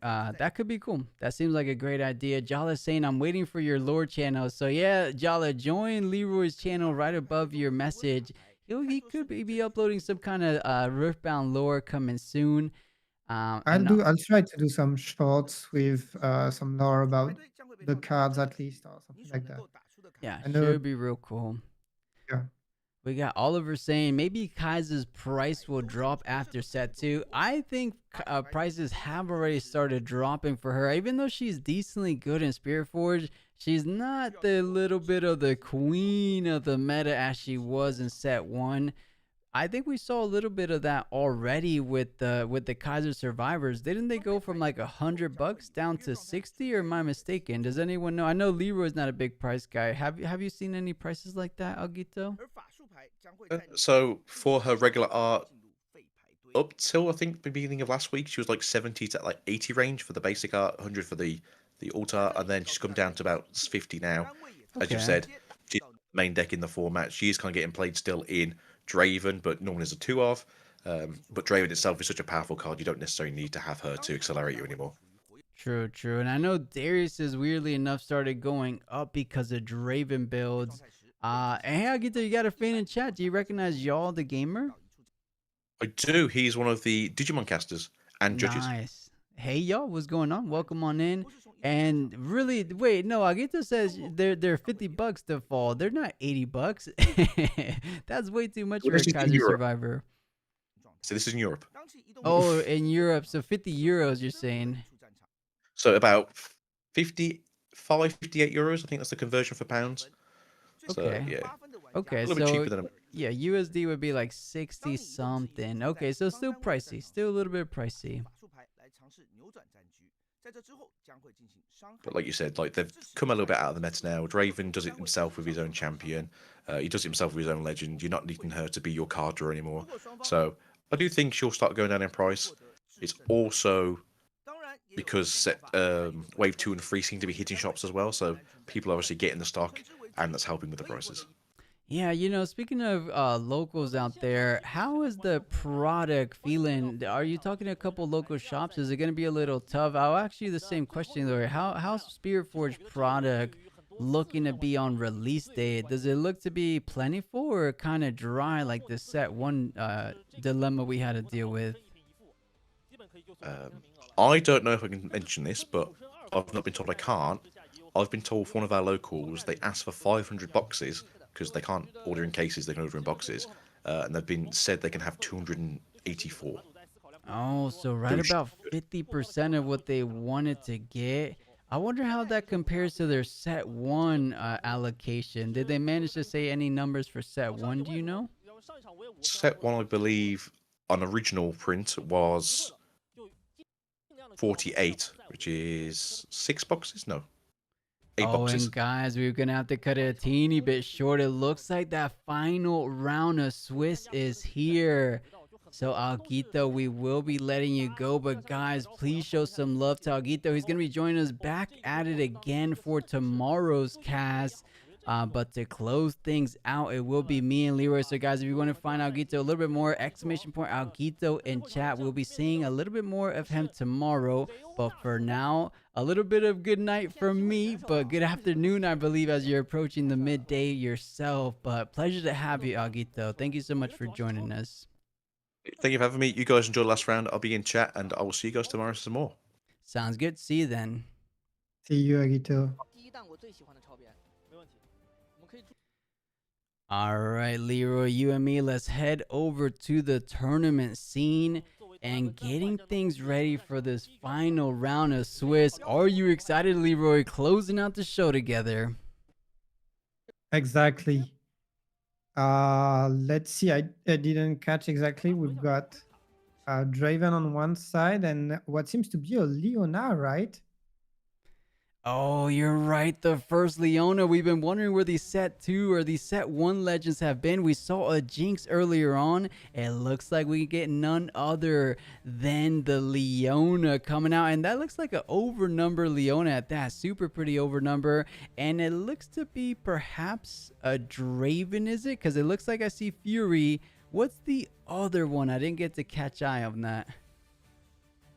Yeah, it is a Draven. I saw the spinning axe. Yeah, it's a Draven. It's a Draven. And from the cards in hand, it's a standard mid-range Draven. No miracle here. Facing Leona, let's see. Let's see indeed, chat, as we close things out for the very last round of the Chengdu Regional Open here today. Draven and Leona closing out the show. As Leroy said, this is going to be a traditional Draven build as we see the Reaver's Row being that battlefield selection for this game 1. And Monastery of Harana. Interesting decision. We don't get to see it too much in Leona builds.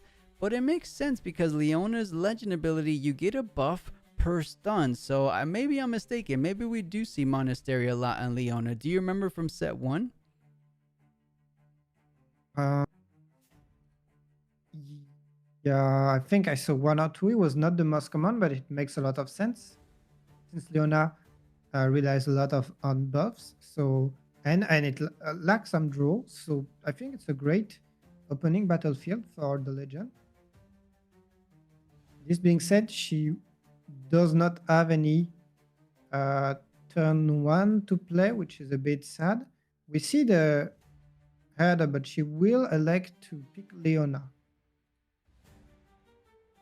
Yeah, gonna go ahead and play out the Chosen Champion with the four runes available on that second turn. Nice little pickup because you do have the same might as the Hopeful, but of course one of your units or one of those units in combat will be stunned, so favoring you. On top of that, you do get the +1 buff, bringing that Leona up to 5. So on top of the stun, you're feeling good against a Noxus Hopeful. So far, not looking too bad. If Draven wants to go ahead and get a Conqueror, I'm eyeing that Reaver's Row, allowing you to keep it nice and safe for the remainder of that combat. So he does do exactly that. Goes into Reaver's Row, score 1 point. Does he choose the Draven Champion? Is it just that straightforward sometimes, Leroy? Well, it's that straightforward, but he won't go with the Draven chosen, and he will prefer apparently that Kai'Sa. Makes a lot of sense because you want the draw early, and you can deploy the Draven champion in any battlefield later on and still have the might. So you would rather conquer with Kai'Sa. A draw is still better than a gold. Mm-hmm. Yeah, I agree. Makes about the same impact on your runes, but it makes a whole lot of bigger impact on your Hana cores. And we're seeing some fantastic options for Leona: the Call of Glory, the BF sword, the Not So Fast. So you have defensive and offensive options. And is that a Stella Corn herder? Wow. yeah, it's a herder. That is awesome. I feel like every green deck benefits greatly from playing a card like Stella Corn. I mean, in Reaver's Row, in this situation, it would do wonders. I'm wondering, if you're able to conquer, do you just play Stella Corn onto the battlefield? No, because then you have 2 units. That one's tricky. Yeah, then you have 2 units. Mm-hmm. Will elect to retreat the Noxian, and of course before using the Gauge of Night. Yeah, and something to keep an eye on. That all resolves before the initial stun, because attack, it puts on the chain first, but defend is actually the first one that comes out. So the Reaver's Road on defend gets triggered before, not allowing him to get a stun. So the stun not allowing the Leona legend to provide a buff onto that Leona champion, of course. But the card we said could do a whole lot of work. If it's able to get a bit carried away, will be that Stellacorn Herder. When you move, you draw a card, and that is on every single move. You do have things like Zenith Blade to actually move that card on top of standard moves. So we could see something like a good old ride the wind plays we see from Aurelia players with a Stellacorn. But I think they're just going to be going for standard moves. If you move that Leona back, Stellacorn in, and then you get the Reaver's Roan ability, that is a whole lot of card advantage being built up on top of the big hand you already have. I like Leona's position, but Draven is Draven, right? Even if you're looking good by the end of things, they somehow always find a way of winning it, don't they? Yep, and getting 2 draws just like that. What a great legend! What a great legend! Yeah, you can And say now that Leona again. yeah. I mean, she's not that late. She's just driven. She was on the play, but could Draven manage to play first? Because she didn't have any 2 drops, and now it's gonna be such a long path to get back in this game. The falling star hitting the header, and now um, you won't have that draw. Yeah, pretty tough. I see a BF sword in Leona's hand that could do a lot of work. What do you think? I think it can if he had available units. And in this situation, like you mentioned, the falling star just being quite disastrous for that Stellacorn. You wanted to try to get some movement going, getting some card advantage. You didn't even have a buff because of the Reaver's Row, because in some situations, if you're allowed to get the buff on Leona, you have the Call to Glory to bring her out of the range of falling star. But it's just looking a little bit too tricky from this moment, because keep in mind, Leona's record is really good. If she was able to win this game, or I should say if she is able to win this final round 7, they will be locking in that spot to top, because Leroy told us all X2 most likely make it. That will put Leona at 5-1-1. So a lot on the line for these players.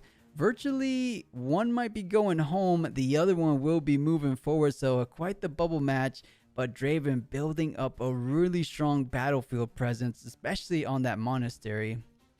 Yeah, Draven doing what he does best, and now Leonard is facing this with only 1 unit, and not only that, but she's late on score. It's already so hard. The Nox is up full. The Draven that can come up really quickly. It's so much might.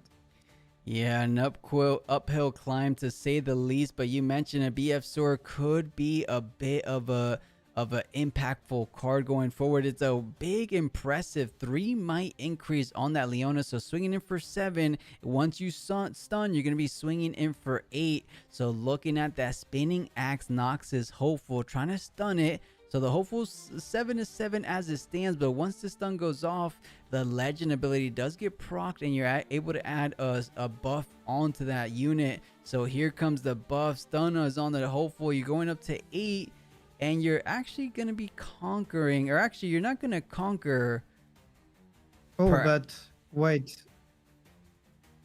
There's more. Going up to 10 now.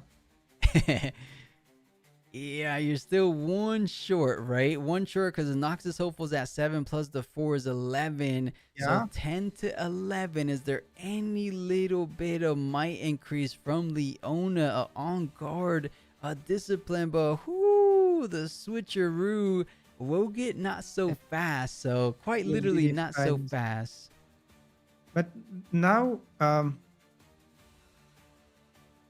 Call of Glory accomplishes nothing, right? Yeah, absolutely nothing, because it was trading with just one of those hopefuls anyway. Yeah. So I'm right there with you. It really was no value added for the call to glory. I wonder what he had in mind. Just forget that uh he would lose the buff. That did he miscalculated? Oh, That you could be think he was trying to do 11 to 11? yeah. That could be something else. I don't know.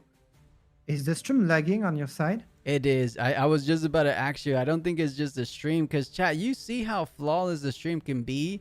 That's usually how it's supposed to be. Whenever you see a little bit of hiccups like that, that's going to have to be on the Chinese side, especially with Leroy saying the same thing. We're on two different sides of the globe. It's not our internet, right? I think it's a Chinese stream because it's definitely causing some hiccups. Is it a Yeah. lot actually? Because mine is really stuttering here.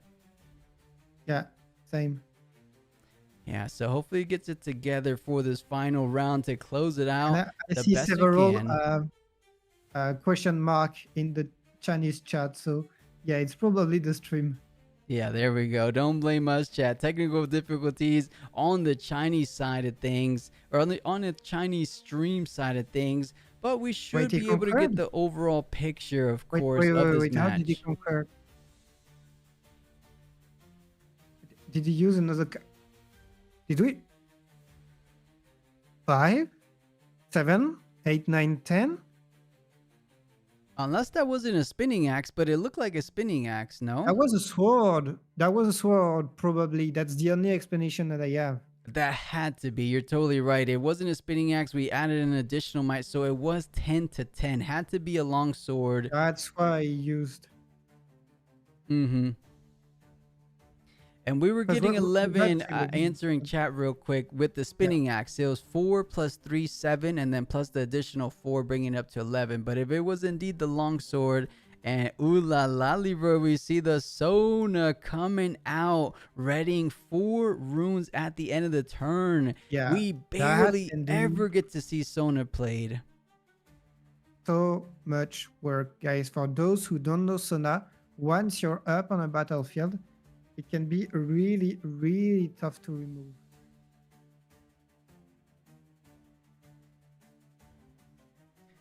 Yeah, it looks like we're getting confirmation. Maybe it just looked red or something, but the Edge of Night was the card under that hopeful, which makes sense because that was a card. I thought the Edge of Night was under the Kaiser though. But I'll take Chad's word for it. But Sona looking good, hiding a card on top of it, knowing Leona players that hidden card is most likely one or two options. The most likely target, in my opinion, would be something like Facebreaker. Are you familiar with that card? Yeah, of course, it's the one that double stuns, and that would allow you to buff Sona. Yeah. Buffer and then allowing you to save from a potential conquer coming in from Draven. Ooh, But the Zenith Blade now. I love it. I love it because that could have been a double draw conquer for the side of Draven. But now you have to be a little bit careful. There's still 3 runes, or there's only 2 runes available on this side. You stun one of them, and then the Leona coming in, stunning the other Kaiser. That's a double stun. You buff 2 units. And I think you get the conquer, or do you not? BF sword is 8, 4, 4. Yeah, you're gonna be trading, but both of these units are stunned, and you're not. This being said, you're not stunning both units because Leona is not attacking; she's defending. Ah, true. Absolutely, you're so right. I completely forgot. It started the combat as attacker status on the Kaiser. So yeah, Leona has to unfortunately come in as that defender. So only 1 stun, but you're still gonna be surviving as only 4 damage is coming your way. If there's no other combat tricks from Draven, I think that was a fantastic play. Who can play around a Zenith Blade? I feel like it catches everyone off guard every single time.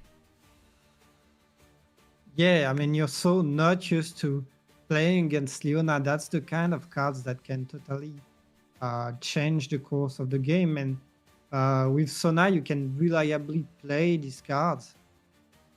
Yeah, it feels like it's doing wonders for this matchup. So now Draven having to use the spinning sword, the spinning axe, bring that Kaiser up to 7. You still survive. Yeah, wait, where did the buff go? Because you still 7 to killed 7. something. Oh yeah, no, she's got the wait. No, that's 7 to 8 then, He right? buffed Sona. Look, there's a buff on Sona. Wasn't Sona buff before? Oh no. Wait.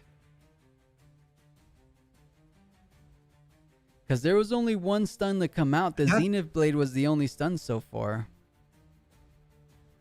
then isn't it weird to buff Sona? Oh no, that was to force the Draven to use some resource, I guess, to conquer the battlefield with Sona. Oh yeah, I get the idea now. But Yeah, seems tricky, but Leona swinging in for 7, so most likely just going to be taking down a single one of these Kaisers, allowing one of the Kaisers to still come in and conquer, drawing 2, 1 for the Draven combat, 1 for the draw as we saw before. So this is a big key moment in this matchup. If Leona doesn't have any other might increases in the hands of like something like On Guard, Discipline, if they do, you could be feeling decently good because not only do you win the combat, you take out both units, but Reaver's Row keeps your Leona protected. There's 2 cards in hand. Is one of those cards going to be something like a Discipline as we mentioned before? Because I feel like if there is, this is the perfect time to use it, but it looks like there's not, unfortunately. yeah, and Leona will go down, which is a huge win for the Draven.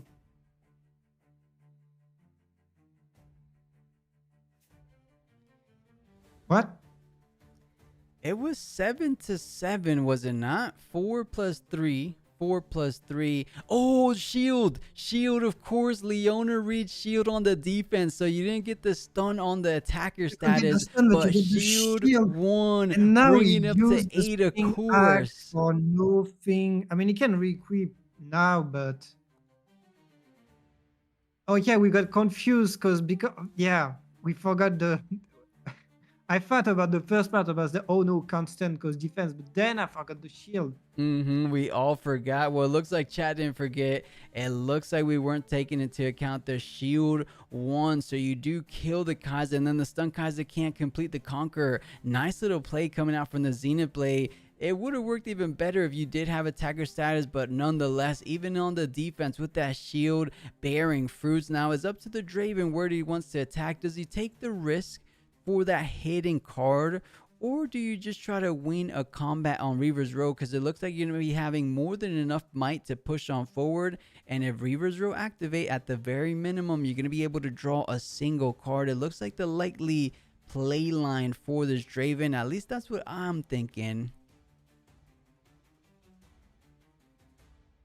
Yeah, now that she did a lot of damage, she will just retreat, but that's still 1 gold, 1 draw for Draven. This being said, he's really low on runes. Leona is too. So. Yeah, having to spend so much on those runes throughout this match. It would have been a heck of a play if they had something like Twonk for the Draven. I know Leona makes perfect use of cards like Twonk. And then what's the offensive one? Is Rune Prison, I believe. Yeah, exactly. Now I don't know if they're still running a lot of Rune Prison, but I'm seeing a Discipline right now. Yeah, I'll have to take a look, but Leona coming in for the stun. And if you guys were confused on the previous play, the stun wasn't from Leona. The stun was from Zenith Blade, of course. So that's where that confusion could arise. But Draven trying to decide, does he want to get pulled back on that Reaver's Row ability, and choosing to say yes. But if he doesn't, he could be choosing to get +2 increase. Does spend a Fury. Oh, this is risky. Oh, he's going for it. It's like, no, you're bluffing.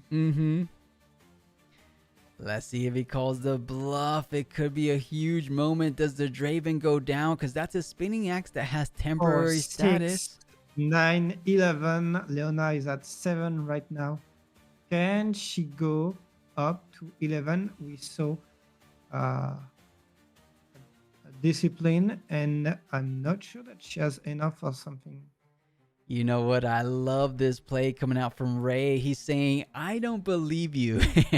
You can stun me all you want, but you are not taking this battlefield. And more importantly, I'm going to win this combat and draw a card If you have a discipline, go ahead and play it and draw one, but I believe that might just be your only combat trick, and it is. It looks like this bluff paying off, but it all depends. If he picks up another might increase type combat spell, that's exactly what he needs to get Yeah, over, but do because you? he's at 7, goes Yeah. to 9.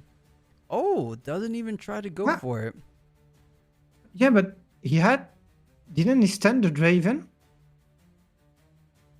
Oh, you're so right. What's going on there? It would just get recalled back to base. What happened What? to the stun? The stun and the buff, Yeah. he mistriggered twice. Wait, What chat. the What's going hell? on? The judges should, I mean, granted, we're 7 rounds in, 10 hours into the tournament, but the judges are there for a reason. Leona should be in the base. There should be a stun on top of that, and the BF sword should have stayed on Leona. This is really perplexing stuff going on. I don't understand. I'm really so confused right now. I think everyone and their mother might be a little bit confused at this very moment. Leona stunned, but perhaps Draven just getting the better of us sometimes, saying, you know what? I hate that he called my bluff. I'll take the L. It's just him saying, in a sense, like, I lost this card by the pure fact that you didn't retreat Reaver's Row. I think that's what threw him off. He pushed in expecting to get Reaver's Row push, so he wasn't thinking about the stun the whole time. But I guess, wait a second. No, it makes a big difference, doesn't it? Yeah, I mean, if you save your Leona, that's huge.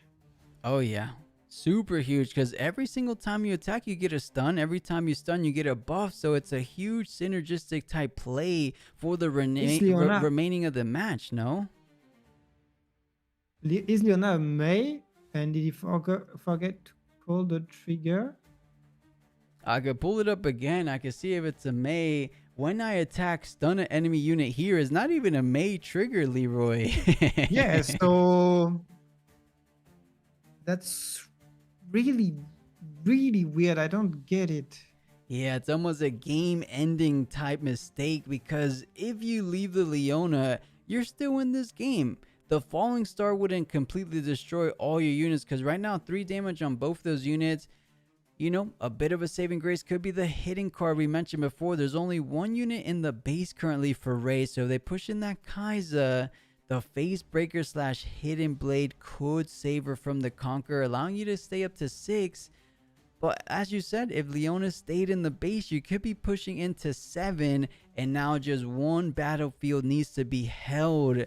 So, oh my goodness, we could have been on the cusp of a Leona taking game number 1 in this round number 7, but she completely punting it in this end game.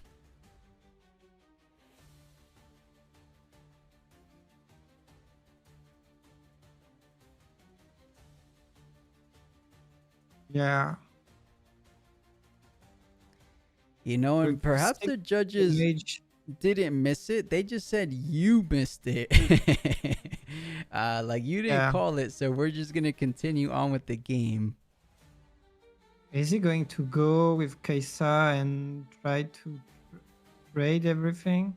That could be something, because if you remove every unit, you basically won. No. Okay.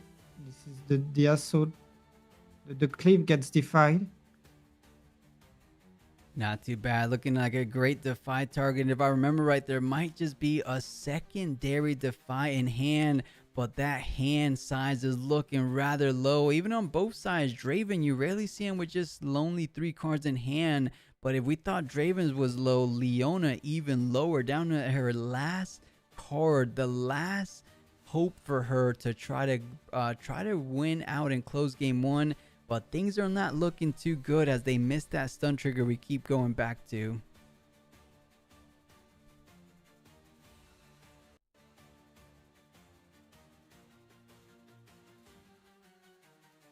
And guys, remember that there are like 7 hours in the tournament, and it's really easy to miss some triggers and so on. So don't be too harsh on them for that.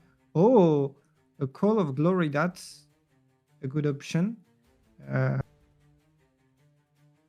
Is this Oh, it wasn't a Oh, face breaker. It wasn't anything offensive. It was something defensive. The Emperor's Guide, as some of you guys at home may know it as the Green Flash. And what I mean by that, it has basically the same effect. Choose any number of units at a and he's going to battlefield. draw two. Oh, that's such a good potential comeback for Leona bluffing with that card.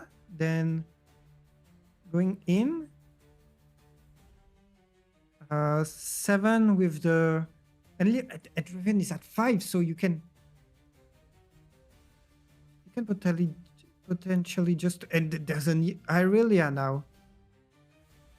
Wow, Aurelia seems to be decently good in Leona. I mean, in any green deck, she's just so powerful when you're able to back things up with those might increases. And for some reason, I'm not able to find Emperor's Guide, but take our word for it. Is this It's just because like it's the Emperor's Green Flash? Divide. Emperor's Divide. Okay, that's what it is.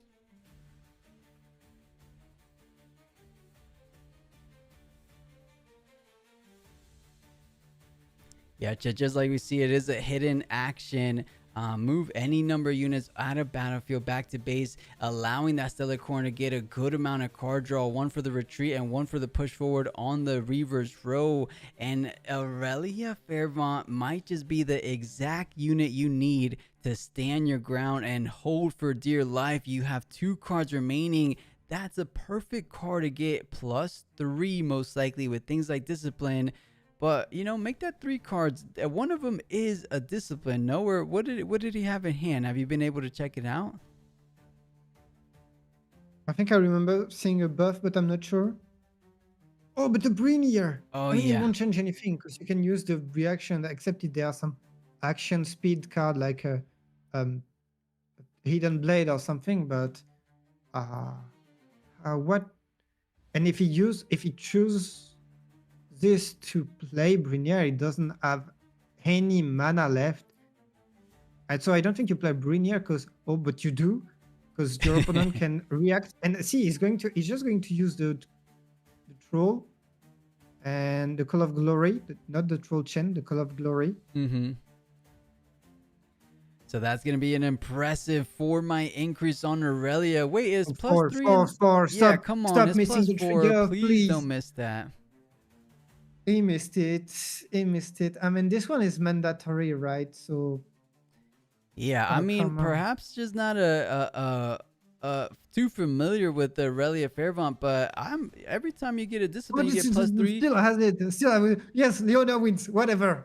It's over, guys. Call everything off. Turn. Yeah, Leona wins. Missed a bajillion trigger probably, but still, I mean, missed that, but still had some great lines of play, guys. You gotta recognize that, like the fact that the hidden cat put some pressure, but then use the Emperor's Divide to get 2 draws, reconquer properly, and so on. Give him some credit. Give him some credit. I'm right there with you, Leroy. These players have been playing for many, many hours. We're in the very last round of Swiss, and granted, he made maybe 1 to 2 mistakes, but at the end of the day, he still came out victorious, and that's really all that matters. We're seeing a Leona. I believe 1 of 6 Leonas, or let's take a look at the chart. How many Leonas came to this event? 4, Leroy. Guys, we're seeing 1 of 4 Leona, and it might just very well be a 25% conversion rate going into day 2 if they're able to take down this Draven in this final round. And it looks likely he has the tools, he has the stuns. We didn't even get to see the Rune Prisoners or Twonks. Those are really good defensive options as well. Does Leona have Draven's number in this matchup? Sorry? Do you think Leona has a decent matchup with all the stuns against Draven? Oh yeah, I think that especially, I mean, it would help less into Miracle, but this one with the one Draven that's supposed to get like free equipments and go up to like 18 mites, yeah. Yeah, Really good. I like Leona's chances. We saw some really good things. The Zenith Blade was the one card that Draven did not understand, or I wouldn't say maybe not understand, but did 100% not expect it coming in. And I've played against Leonas, and because you don't play too much Leonas, you just don't know what to play around. And matchup experience is really important at these big major events. So I think just Draven has a lack of Leona experience, as pretty much everyone in the tournament. Like we said, 4 total Leonas out of 512 players. Only 4 of them brought Leona today. So this is probably the first Leona he played all tournament long, and he's like, whoa, what am I getting myself into? That was Yeah, great to watch. and guys, remember that if this Leona wins, she's quite likely to get into day 2. So arms in the air, and let's go, Leona. Oh yeah, Now, Leona we definitely check- looking super good. And what? Oh, never mind. That's my We check keyboard. some stats from the last week. Leona, out of the 5 decks that were the least represented, which are Volibear with 3, and then Jinx, Leona, Garen, Darius with 2 pickup. Leona ranked the best out of all of these. And she Nice. had a really, really good entry top ratio, which is the number I was talking about, being the, wait, 1, 2, 3, 4, 5. I get what you're saying though. I feel like Leona perhaps very underrepresented. I know a lot of people are excited. Vonnie Cake saying go Leona. Jala cheering for Leona. Default saying looking forward to the deck list. Default, we're definitely going to see the deck list because this is most likely the best of Leona. You guys know I'll post the best of deck lists on Monday. So yeah, we will see what he's bringing to this event. And it looks to be doing work, because if he's 4-1-1, he's probably taken down a couple Dravens so far. I'm willing to bet it's probably 1 to 3 Dravens he's taken out already. This could be his 3rd or 4th one on the day, because 1 and 3 players brought Draven to this event. So perhaps he just feels very versed in this matchup. Like we said before, I think Leona Legend, or both the Legend and the Champion, seem to be doing some really good things against Draven, because you're able to stun his units despite him going up in the might department with things like Spinning Axe, Edge of Knights, or Longswords. I don't think we saw any Longswords, or maybe Dravens aren't even playing it anymore. But I think stuns is exactly what Leona needs to take down the meta king right now. And Lee Chink saying 3 mistakes. He won, Lee Chink. He won. We'll leave him alone. If he made the mistakes and lost, we would all bash him. But because he won, we'll say he did some of those on purpose, huh? Yeah, that's just BM. Call it BM now. Yeah, call it a BM. little bit BM.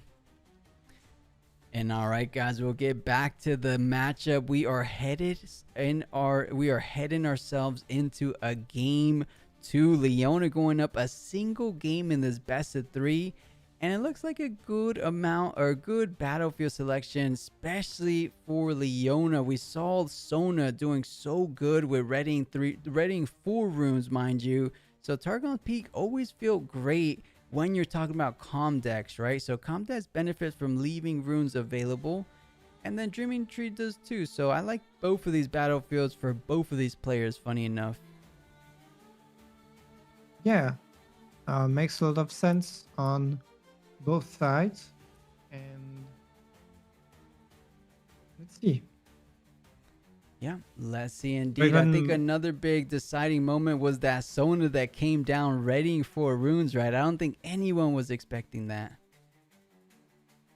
Yeah, that did a lot of work, I think, because without that Sona, would not have been able to play the same way. Draven will be on the play, of course. I mean, who chooses to be on the draw these days? The Draven greatest fan? No, what is it again? I forgot. The overzealous fan, but we could call it Draven's Overzealous. greatest fan. I think everyone in chat would understand. Starting things off, and ooh, a little bit unfortunate for Leota not having an opening play. So Draven getting some free points here, most likely on this turn and the following 1 to 2 turns. The stack deck making sure he sees available turn 2 option is going to be a treasure hunter or mind splitter. And I couldn't see the middle one, but funny It's not a enough, treasure Leroy hunter. picks the mind splitter. Yeah, but he's got an auction of Noxus of full, so he doesn't care. I think Leona does not run a lot of turn 2 because we didn't see turn 1. I mean, 2 drops. We only saw the Guardian Angel, and else he was just other cards. Irelia will be played. She is exposed to a Falling Star right now. This being said, Falling Star, Irelia, that early, you're losing 4 runes, literally, as Draven. That hurts a lot. Very much so. So that's probably not a play. He does indeed have the Falling Star. Do you value tempo? Do you value going up to 3, perhaps 5 total points? I think it's worth the big investment. You're investing 2 for the power, 2 for the deflect. And yeah, look at that, Leroy, going down to a measly 2 runes. I think it's worth it because think about what he's doing. With Noxus Hopeful, he pushes Targon's Peak. He goes up to 3. Yeah, and then he holds up Draven to 5. Yeah, now let's see if this big tempo swing will make the difference. I can totally understand that play. Let's see if Leona can use this rune advantage to come back in the game. Yeah, we'll see indeed. I think the one thing that favors Draven is there's not a whole lot of accelerate interaction. Yes, you have Zenith Blade, but you need enough runes to play out a unit and the Zenith Blade. In this situation, you have just enough. Is this going to be the one thing he needs to try to take down? No, going to be going for the Guardian Angel, because you were completely tapped out for Zenith Blade, and then you're just exposed to the Draven, so it is probably the only play you had available. But as we said, Draven going up to 5 points, just 3 more points away from bringing us to game 3. I think Draven, with this much of a point disparity as early as turn 3 to 4, he's almost guaranteed to win this matchup, but we'll see, of course. Yeah. 5-0 is crazy. Now you isn't just, it? yeah, you just put Draven on the other battlefield. You just hold all of your runes, and you try to get the ult. I don't know. Yep. Looks like he's liking your playline because you have Draven's greatest fan to protect Draven at that. Even if you get stunned, I don't think he's going to be able to reach the battlefield because of that overzealous fan. So he's going to try it anyway. He's going for the push on Dreaming Tree, saying, are you going to activate both of these? He's deciding to activate the fan first, so pushing the Leona back. Ooh. Yeah, and he used the not so fast to deny the effect. Oh. Yeah, he's gonna not so fast the fan ability, so it doesn't die. We does actually die. covered this on the rules. On the judge ruling, the overzealous not fan die? doesn't die. Oh. Okay.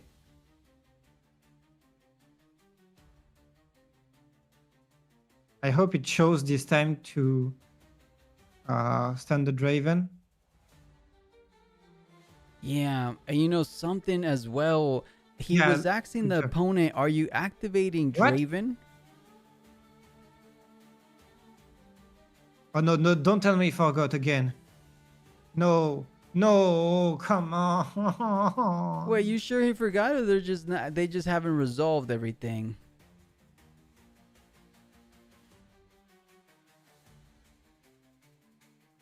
Oh my he's waiting goodness, to see if Leroy. he I has think they any forgot reaction. because the priority window seems to be favoring Draven right now. So not so fast came down. And then the attackers, I guess you say, no, Oh, no, no, maybe it's okay, they're it's okay, they were resolving. waiting to There resolve. we Let's go. go. Good stuff.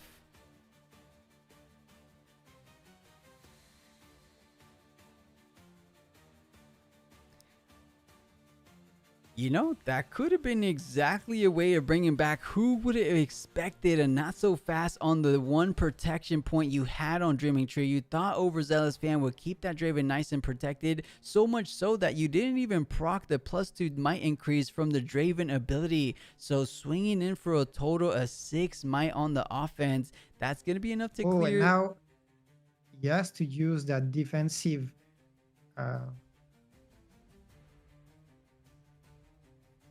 the defensive Rider Win, sorry, which will be defied.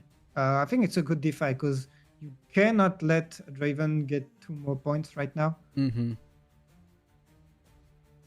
I think it's an excellent defy at that, because you take down the Draven very similar to how you take down Aurelia Fairvont and Aurelian Legends. You're feeling pretty comfortable. It looks like both of these. Wait. What? That's not a hard bargain. He's completely confused. That straight up got defied. Unless there was a second ride the There was win? a second Rider Win. There was a second Rider Win. Okay, that had to be. Yeah. Unfortunate for the other player, didn't have a second defy. He does have a Zenith Blade, Leroy. He could react to that Conquer. So you got your Conquer. You go up to 1. And at action speed, you could go for the stun, but maybe trying to save it down the road. Seems like a really good play, because you will have some runes to work with next turn. Draven is still really low on runes. What can he do? And he will not have the Conquer Dagon effect for that turn. Leona will be able to go back in base and be ready through the Zenith Blade next turn. There are some options.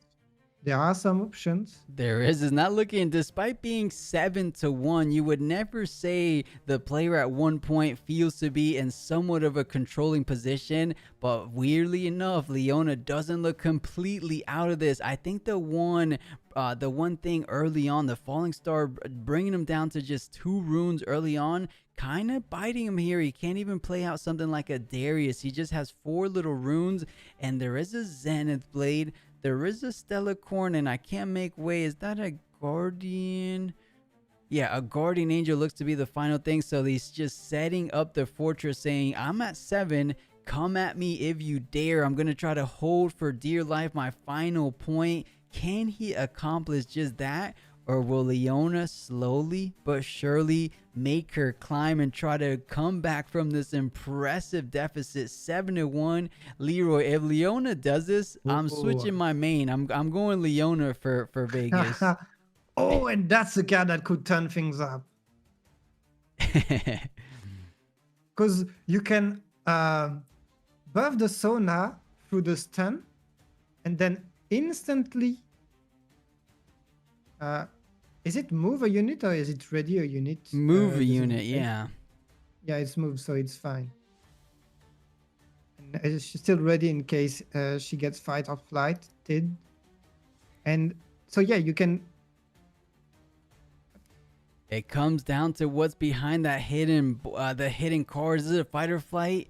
Or what else can it be? A switcheroo. You don't have a counter in your hand, but it looks to be getting a +1 draw at the minimum for the Dreaming Tree. Deciding to buff the Sona as the Leona's already buffed up for the stun. But you have to choose a target for the stun first. The target obviously going to be the Draven. Does he have a fight or flight? It is going to be readied anyway, so it might not make a difference. This is the exact moment Leona was hoping for. Unless, of course, there's a rebuke in hand. Everything's going out the window. Is there a final rebuke or something of the like in Draven's hand? I'm not seeing one it right now. And now that you buff Sona through the stun, you can directly use the troll chant, the Call of Glory. God damn it, the Call of Glory. We can call it troll chant for the Legend of Runeterra players as well.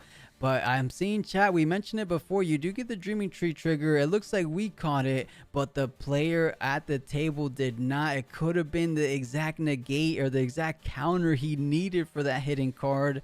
But it almost feels like that hidden card might just be an Edge of Night. It feels that way. Yeah, so you would use it on the Nox is hopeful, but if you don't have anything else to go with it, that won't achieve much. You know, in this What? No, no, situation, no, no, you no, no, are no, the no, Sona, Sona, attacker. Sona, Sona, Sona. You know, Leroy, he stunned Draven for the Zenith Blade, and now because you are on the attacker designation, you could also stun the Noxus Hopeful, right? Did he miss the window for that? No, no, what I'm saying is the I think so, but the troll chant. Wait, oh, it's so messy. The troll chant used the Leona buff instead of using the Sona buff. Oh, yeah, he played out the call to glory before triggering the stun, saying you missed the window to stun. So now the Zenith Blade is going to be the only stun. That could be a big moment because now this hidden card, if it's an Edge of Night, could bring one of these units out of the range. But I think because the call to glory getting played out, it's still going to have Leona be more than enough to take down Targon's Peak. Unless there's a fight or flight on your own unit, that might be the best line of play. Save the Draven down the road and try to allow him to conquer going forward. And it looks like he's floating a rune here. Yeah. Okay, trying to save the Draven. Okay. Please use the Sona. Now you got a second chance. Yeah, second chance because the Draven just used it. If the Draven used it, you could say Leona's stun. And there it goes. The judges are actually working in Leona's favor in this situation, saying you forgot your stun. Stun first. Wait, why didn't he go ahead and stun? Because he missed the trigger. And now he's still using the Sona buff instead of using the Leona's buff instead of using the Sona's one. If it makes a difference, because okay, so now he's at Leona is at 478. Yeah, Or, it oh should no, be it's more because than he enough. used. Okay, no, so he called the thing. That's why he doesn't care. He called the thing. He used the troll chant in reaction to the stun, and now he is standing behind and getting back the. Okay, that was why. So he didn't miss any trigger. Yeah, I think he's It's still so hard playing to this as follow best he without can the. because the Zenith Blade wasn't even fully resolved. It still stand what is behind that hidden card on Targon's Peak. Is it a fight or flight? Is it a switcheroo? Switcheroo would be effectively useless.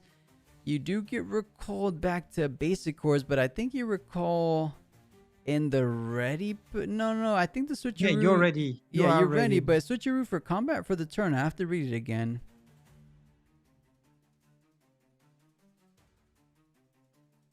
What's going to happen? Edge of Night and two. Okay, he's using so much to protect that Draven. Now Draven is at 4, 6, 8, 11. Leona is at 4, 5, 6, 9. It needs another buff, or he's doomed. Yeah, he needs just a little bit more. This Draven getting out of the might range, able to get over the Leona as it stands. And if that's the case, Draven's going to be holding up to that 8th victory point, bringing us to a game 3. It looks very likely, as you said, Draven's holding for 6 plus the 2 going up to 8 plus the 3 going up to 11. Got a GA and a header, so no, it's over. It doesn't have enough. He doesn't have enough without something like a discipline. Even if he did, I mean, as you said, the herder and the GA is going to be all his available options. The hold is successful. Well played. Rayfolk will bring us to the very last game of this entire day 1 Chengdu Regional Open. I am excited to close out the show, but I'm excited to see who's going to be taking it down. Will Leona have what it takes to take down a Draven in this final game? I am itching to find out. Can this Leona do it? She looks so powerful in game number 1. Was it just something like Draven being on the play? Every time Draven is on the play, he tends to win. Or was there something we could pinpoint how Draven actually? it was the falling star, wasn't it? I guess it did pay Yeah, dividends in the the falling long run. star was actually the correct decision because he took so much tempo advantage, so much points advantage, and from there it was insanely hard to come back. I'm curious to see what would have happened if Leona got that Dreaming Tree draw, because if it Hmm. was a discipline, uh, Right. Because that could she have led to another draw, yeah. maybe a on guard. So yeah, so many things could have happened.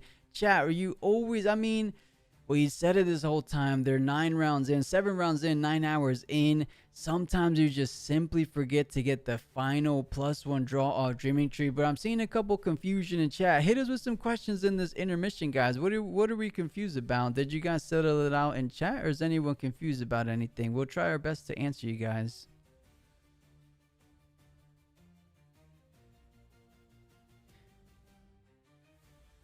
I see Tuki saying so. Leona stun gets bound, or Leona gets bounced, or a call to glory on draw. Okay, maybe everyone's on the same page now. Hopefully, everyone's on the same page. Super close, but the spinning axe just a little bit too tall on that Draven. It's tough, Leona is in the order domain. They have access to salvage. I feel like that's a pretty decent cyborg card. What about you? Are you feeling like salvage might be coming Yeah, in for salvage spinning could axes?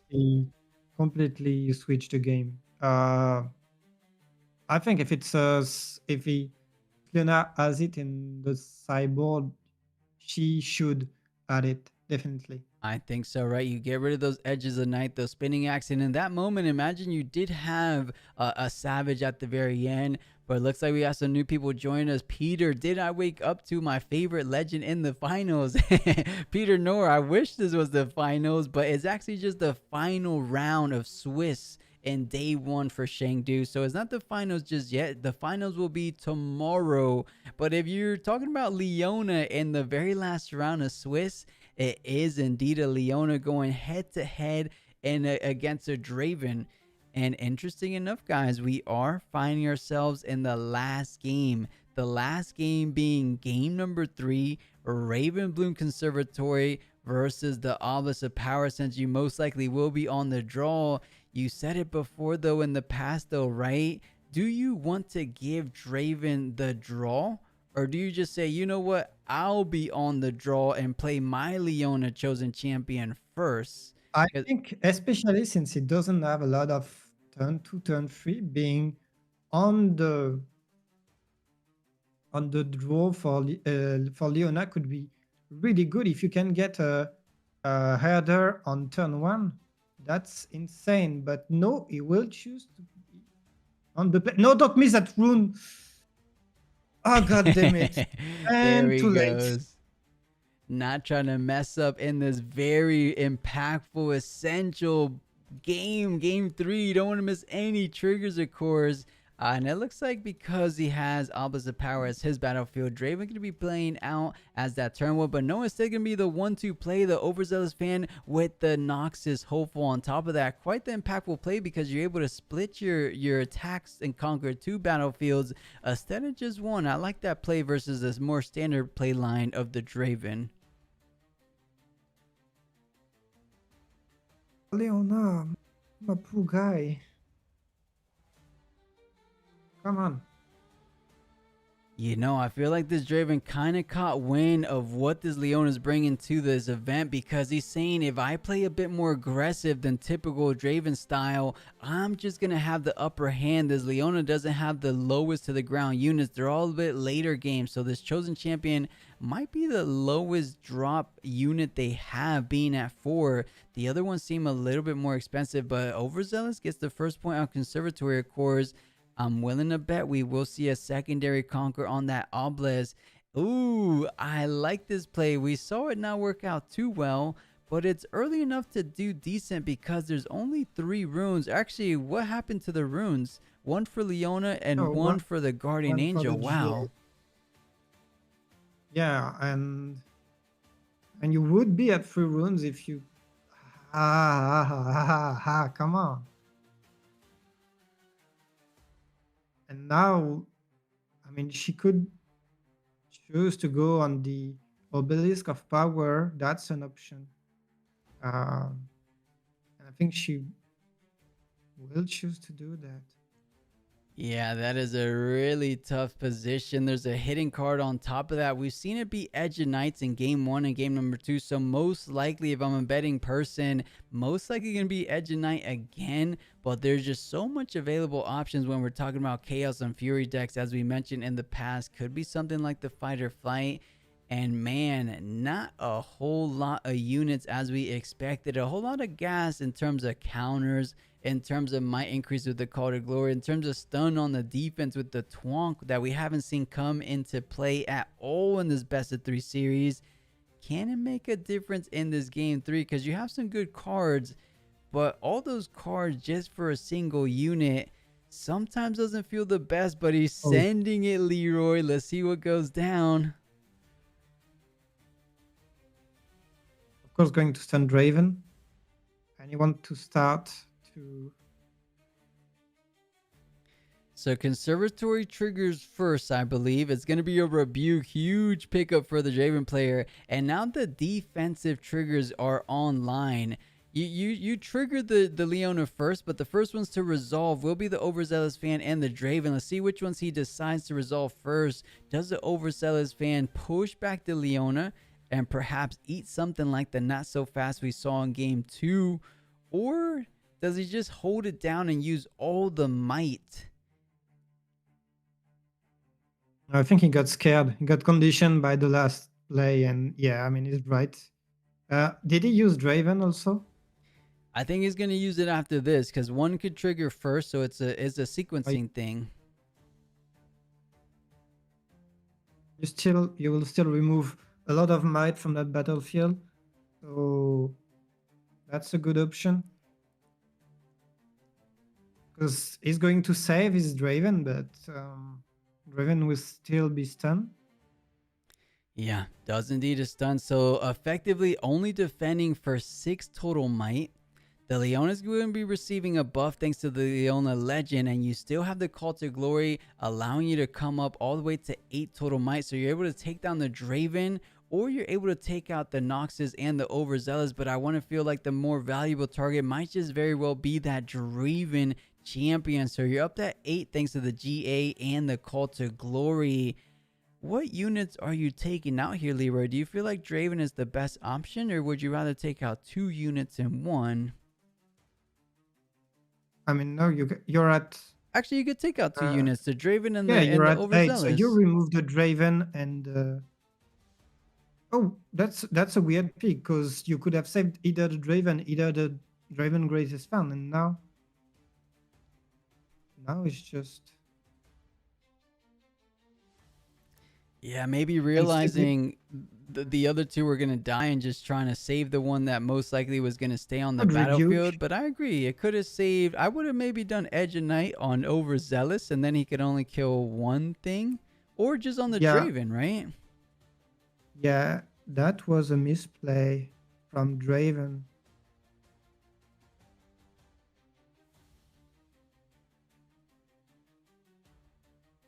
You know, that only signals to me with those last remaining 2 runes. Does he want to go ahead and play something like a Rebuke? We saw it get the hit off the top for the Ravenbloom Conservatory. He was aggressive. He was very, very ambitious with his rune economy in game number 2, and it paid off. Do you have another Not So Fast? And you do. And now you're back at the same amount of rune. You're going to remove a lot of might.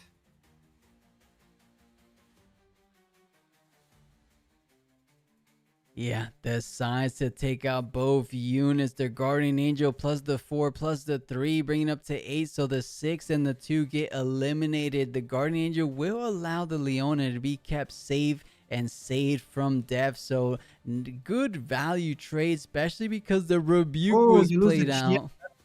Okay, that's why he equipped on the... Oh, but yeah, that's why he equipped on the Noxus Full, so that he could kill the GA from the Leona.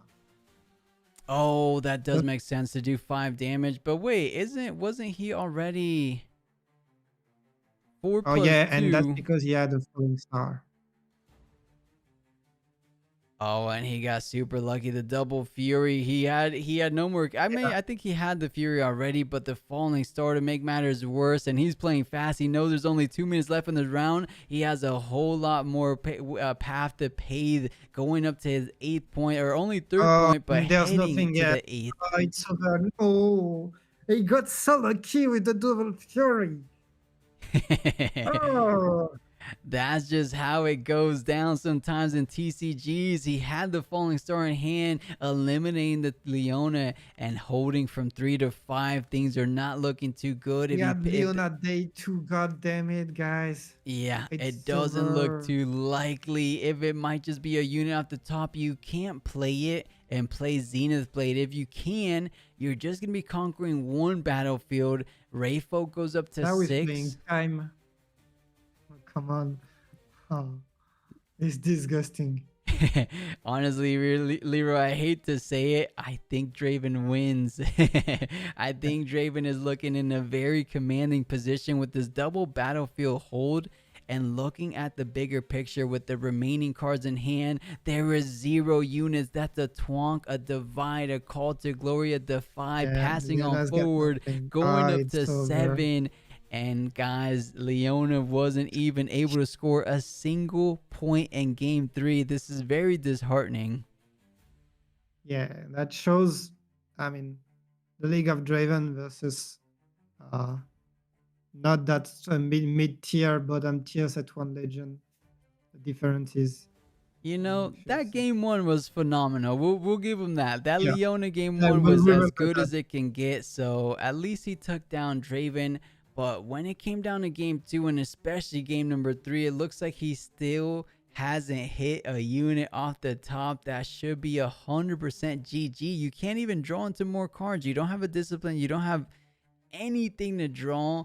And Rayfolk, I believe, receiving the concession. Out comes the fist bump, and Draven will be closing out the Chengdu Regional Open with the victory. So we see most likely another Draven heading into day 2, and Leona probably falling short, but maybe not going home empty-handed, right? I think he's definitely going to be receiving that best of metal card. Yeah, I would love that because he deserves. He deserves. Yeah, he definitely does. And I think Leona's popular enough to get a good attention out there. I'm curious to see if anyone knows what the prices are being sold for out in China. But we see here on the screen, Rayfolk might have just locked his seat into Top Cut. But man, chat, long stream just like the past one. How was this though, Leroy? Kind of splitting it up. Are you feeling better towards the end that we didn't do the whole thing? I feel like it worked out, didn't it? Yeah, I mean, it was way easier to wake up not in the middle of the night. Let's be honest. Mm-hmm.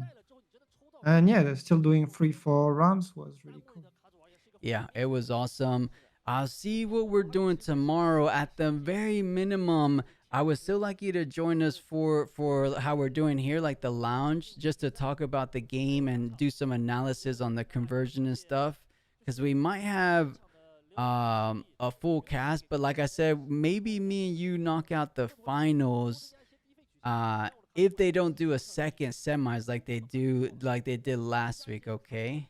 But I'll message you tomorrow too. Yeah, sure, no problem. Okay. Okay, but chat, that's gonna be everything for today. They're not gonna reveal who made top 8 or made top 64 until tomorrow. So man, if you guys are just joining the stream right now, it's either early morning slash what time is it for you now, Leroy? Is it like No, it's lunchtime. lunchtime, right around noon? If it's good afternoon for you guys, go ahead and rewind it. For me, it's early morning, so funny enough, I'm just heading straight to bed and sleeping until we get day 2 for tomorrow, which I am very excited for. I'm more excited to see the meta share. We had Draven coming in with an extraordinary 62% representation. Did those numbers kind of die down? Because from the looks of things from this round 7, I don't think they did. What about you, Leroy? Do you think, despite the day 1 numbers coming down, do you think the day 2 numbers came down or no? Uh, I don't think so. It usually takes more time, right? No, yeah, no, I'm saying just a prediction. Do you feel like it's gonna still Oh, be like 30 to 40 Dravens in top 64? no, No? no. I think Draven, there will be less Draven. There were already way less Draven right now on day one. Like, as we say, that's we went to 35% Draven to 28, Yeah. and which is already a lot. And I think people adapted to Draven overall. So, no, I would predict less Draven in day two, Okay. and we might see another legend taking it all. I'm gonna I would love predict at least 30 Dravens. I hope I'm 30 wrong though, Draven is Leroy. I really hope I'm wrong. 30 Draven is realistic. Yeah, I But think so, Chad. We might still have relatively 45 to 50% tomorrow. And Seth Gio Leona unfortunately lost that matchup. But GG and CubeCan, day 2 is 40 minutes later than how day 1 started. If you're on our Discord, I tag you guys when we go live for the day 2 streams. Or I also post them on X for those that follow us there. But yeah, Tommy, Leona getting taken down from the likes of Dravens, but we saw so much of today's we saw so much of the Spiritforged meta today. As we said, it started off the show. And I don't know why I keep forgetting round 1, and maybe because it was 10 hours ago. But we saw Renatas, we saw the Jacks, we saw the Rek'Sais, we saw the Jinxes, we saw the Leonas, we saw a little bit of everything for Swiss. Like I said, I don't think I could have asked for anything more for day 1. I am excited because you know what day 2 brought us last week, didn't it, Leroy? The pit crew.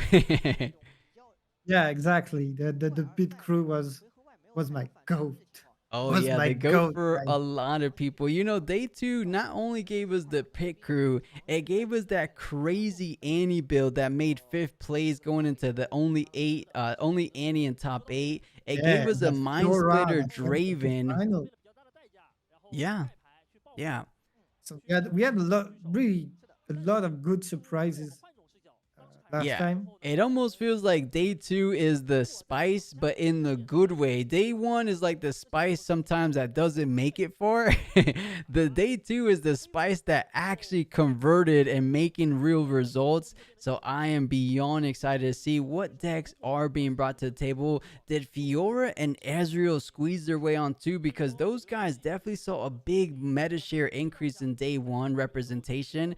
Maybe they see a little bit of a similar story in day 2. We'll have all that info for you when we go live tomorrow. So keep a lookout. We'll be live on Twitch and YouTube, the same as we did today. If you guys join us on those streams for for today's event, thank you very, very much. For now, I will be signing out very shortly. But before we do, I just want to give Leroy the chance to get any little final remarks. If you want to know where to follow Leroy going forward, guys, ! Leroy in chat. I gave these wonderful casters a command. So yeah, feel free to follow him on Twitter. But if you got anything to say, Leroy, feel free to close us out. Let's go pit crew. Guys, let's go pit crew. Let's see if we see a little bit of Ezreal tomorrow. But with that being said, chat, I am beat. For some reason, I took a nap, and last week I had all this energy. I might sound energetic, chat, but I'm slowly dying on the inside. I'm like, man, I can't wait to hit my bed.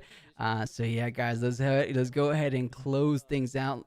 Like we said, thank you guys so very much for joining the stream. We'll be back at it one more time tomorrow to close out and find out who will be the second Spiritforged Regional Champion. Will it just be inevitable and beat Draven one more time? Or like Leroy said, people are coming more prepared. Will it be an Irelia, a Ezreal, a Kaiser, a Fiora? I'm trying to hope for the latter, hopefully. But I guess we will find out and get our answers tomorrow. Take care, everybody. I'll see you guys then. GG's. See you guys. Thank you so much.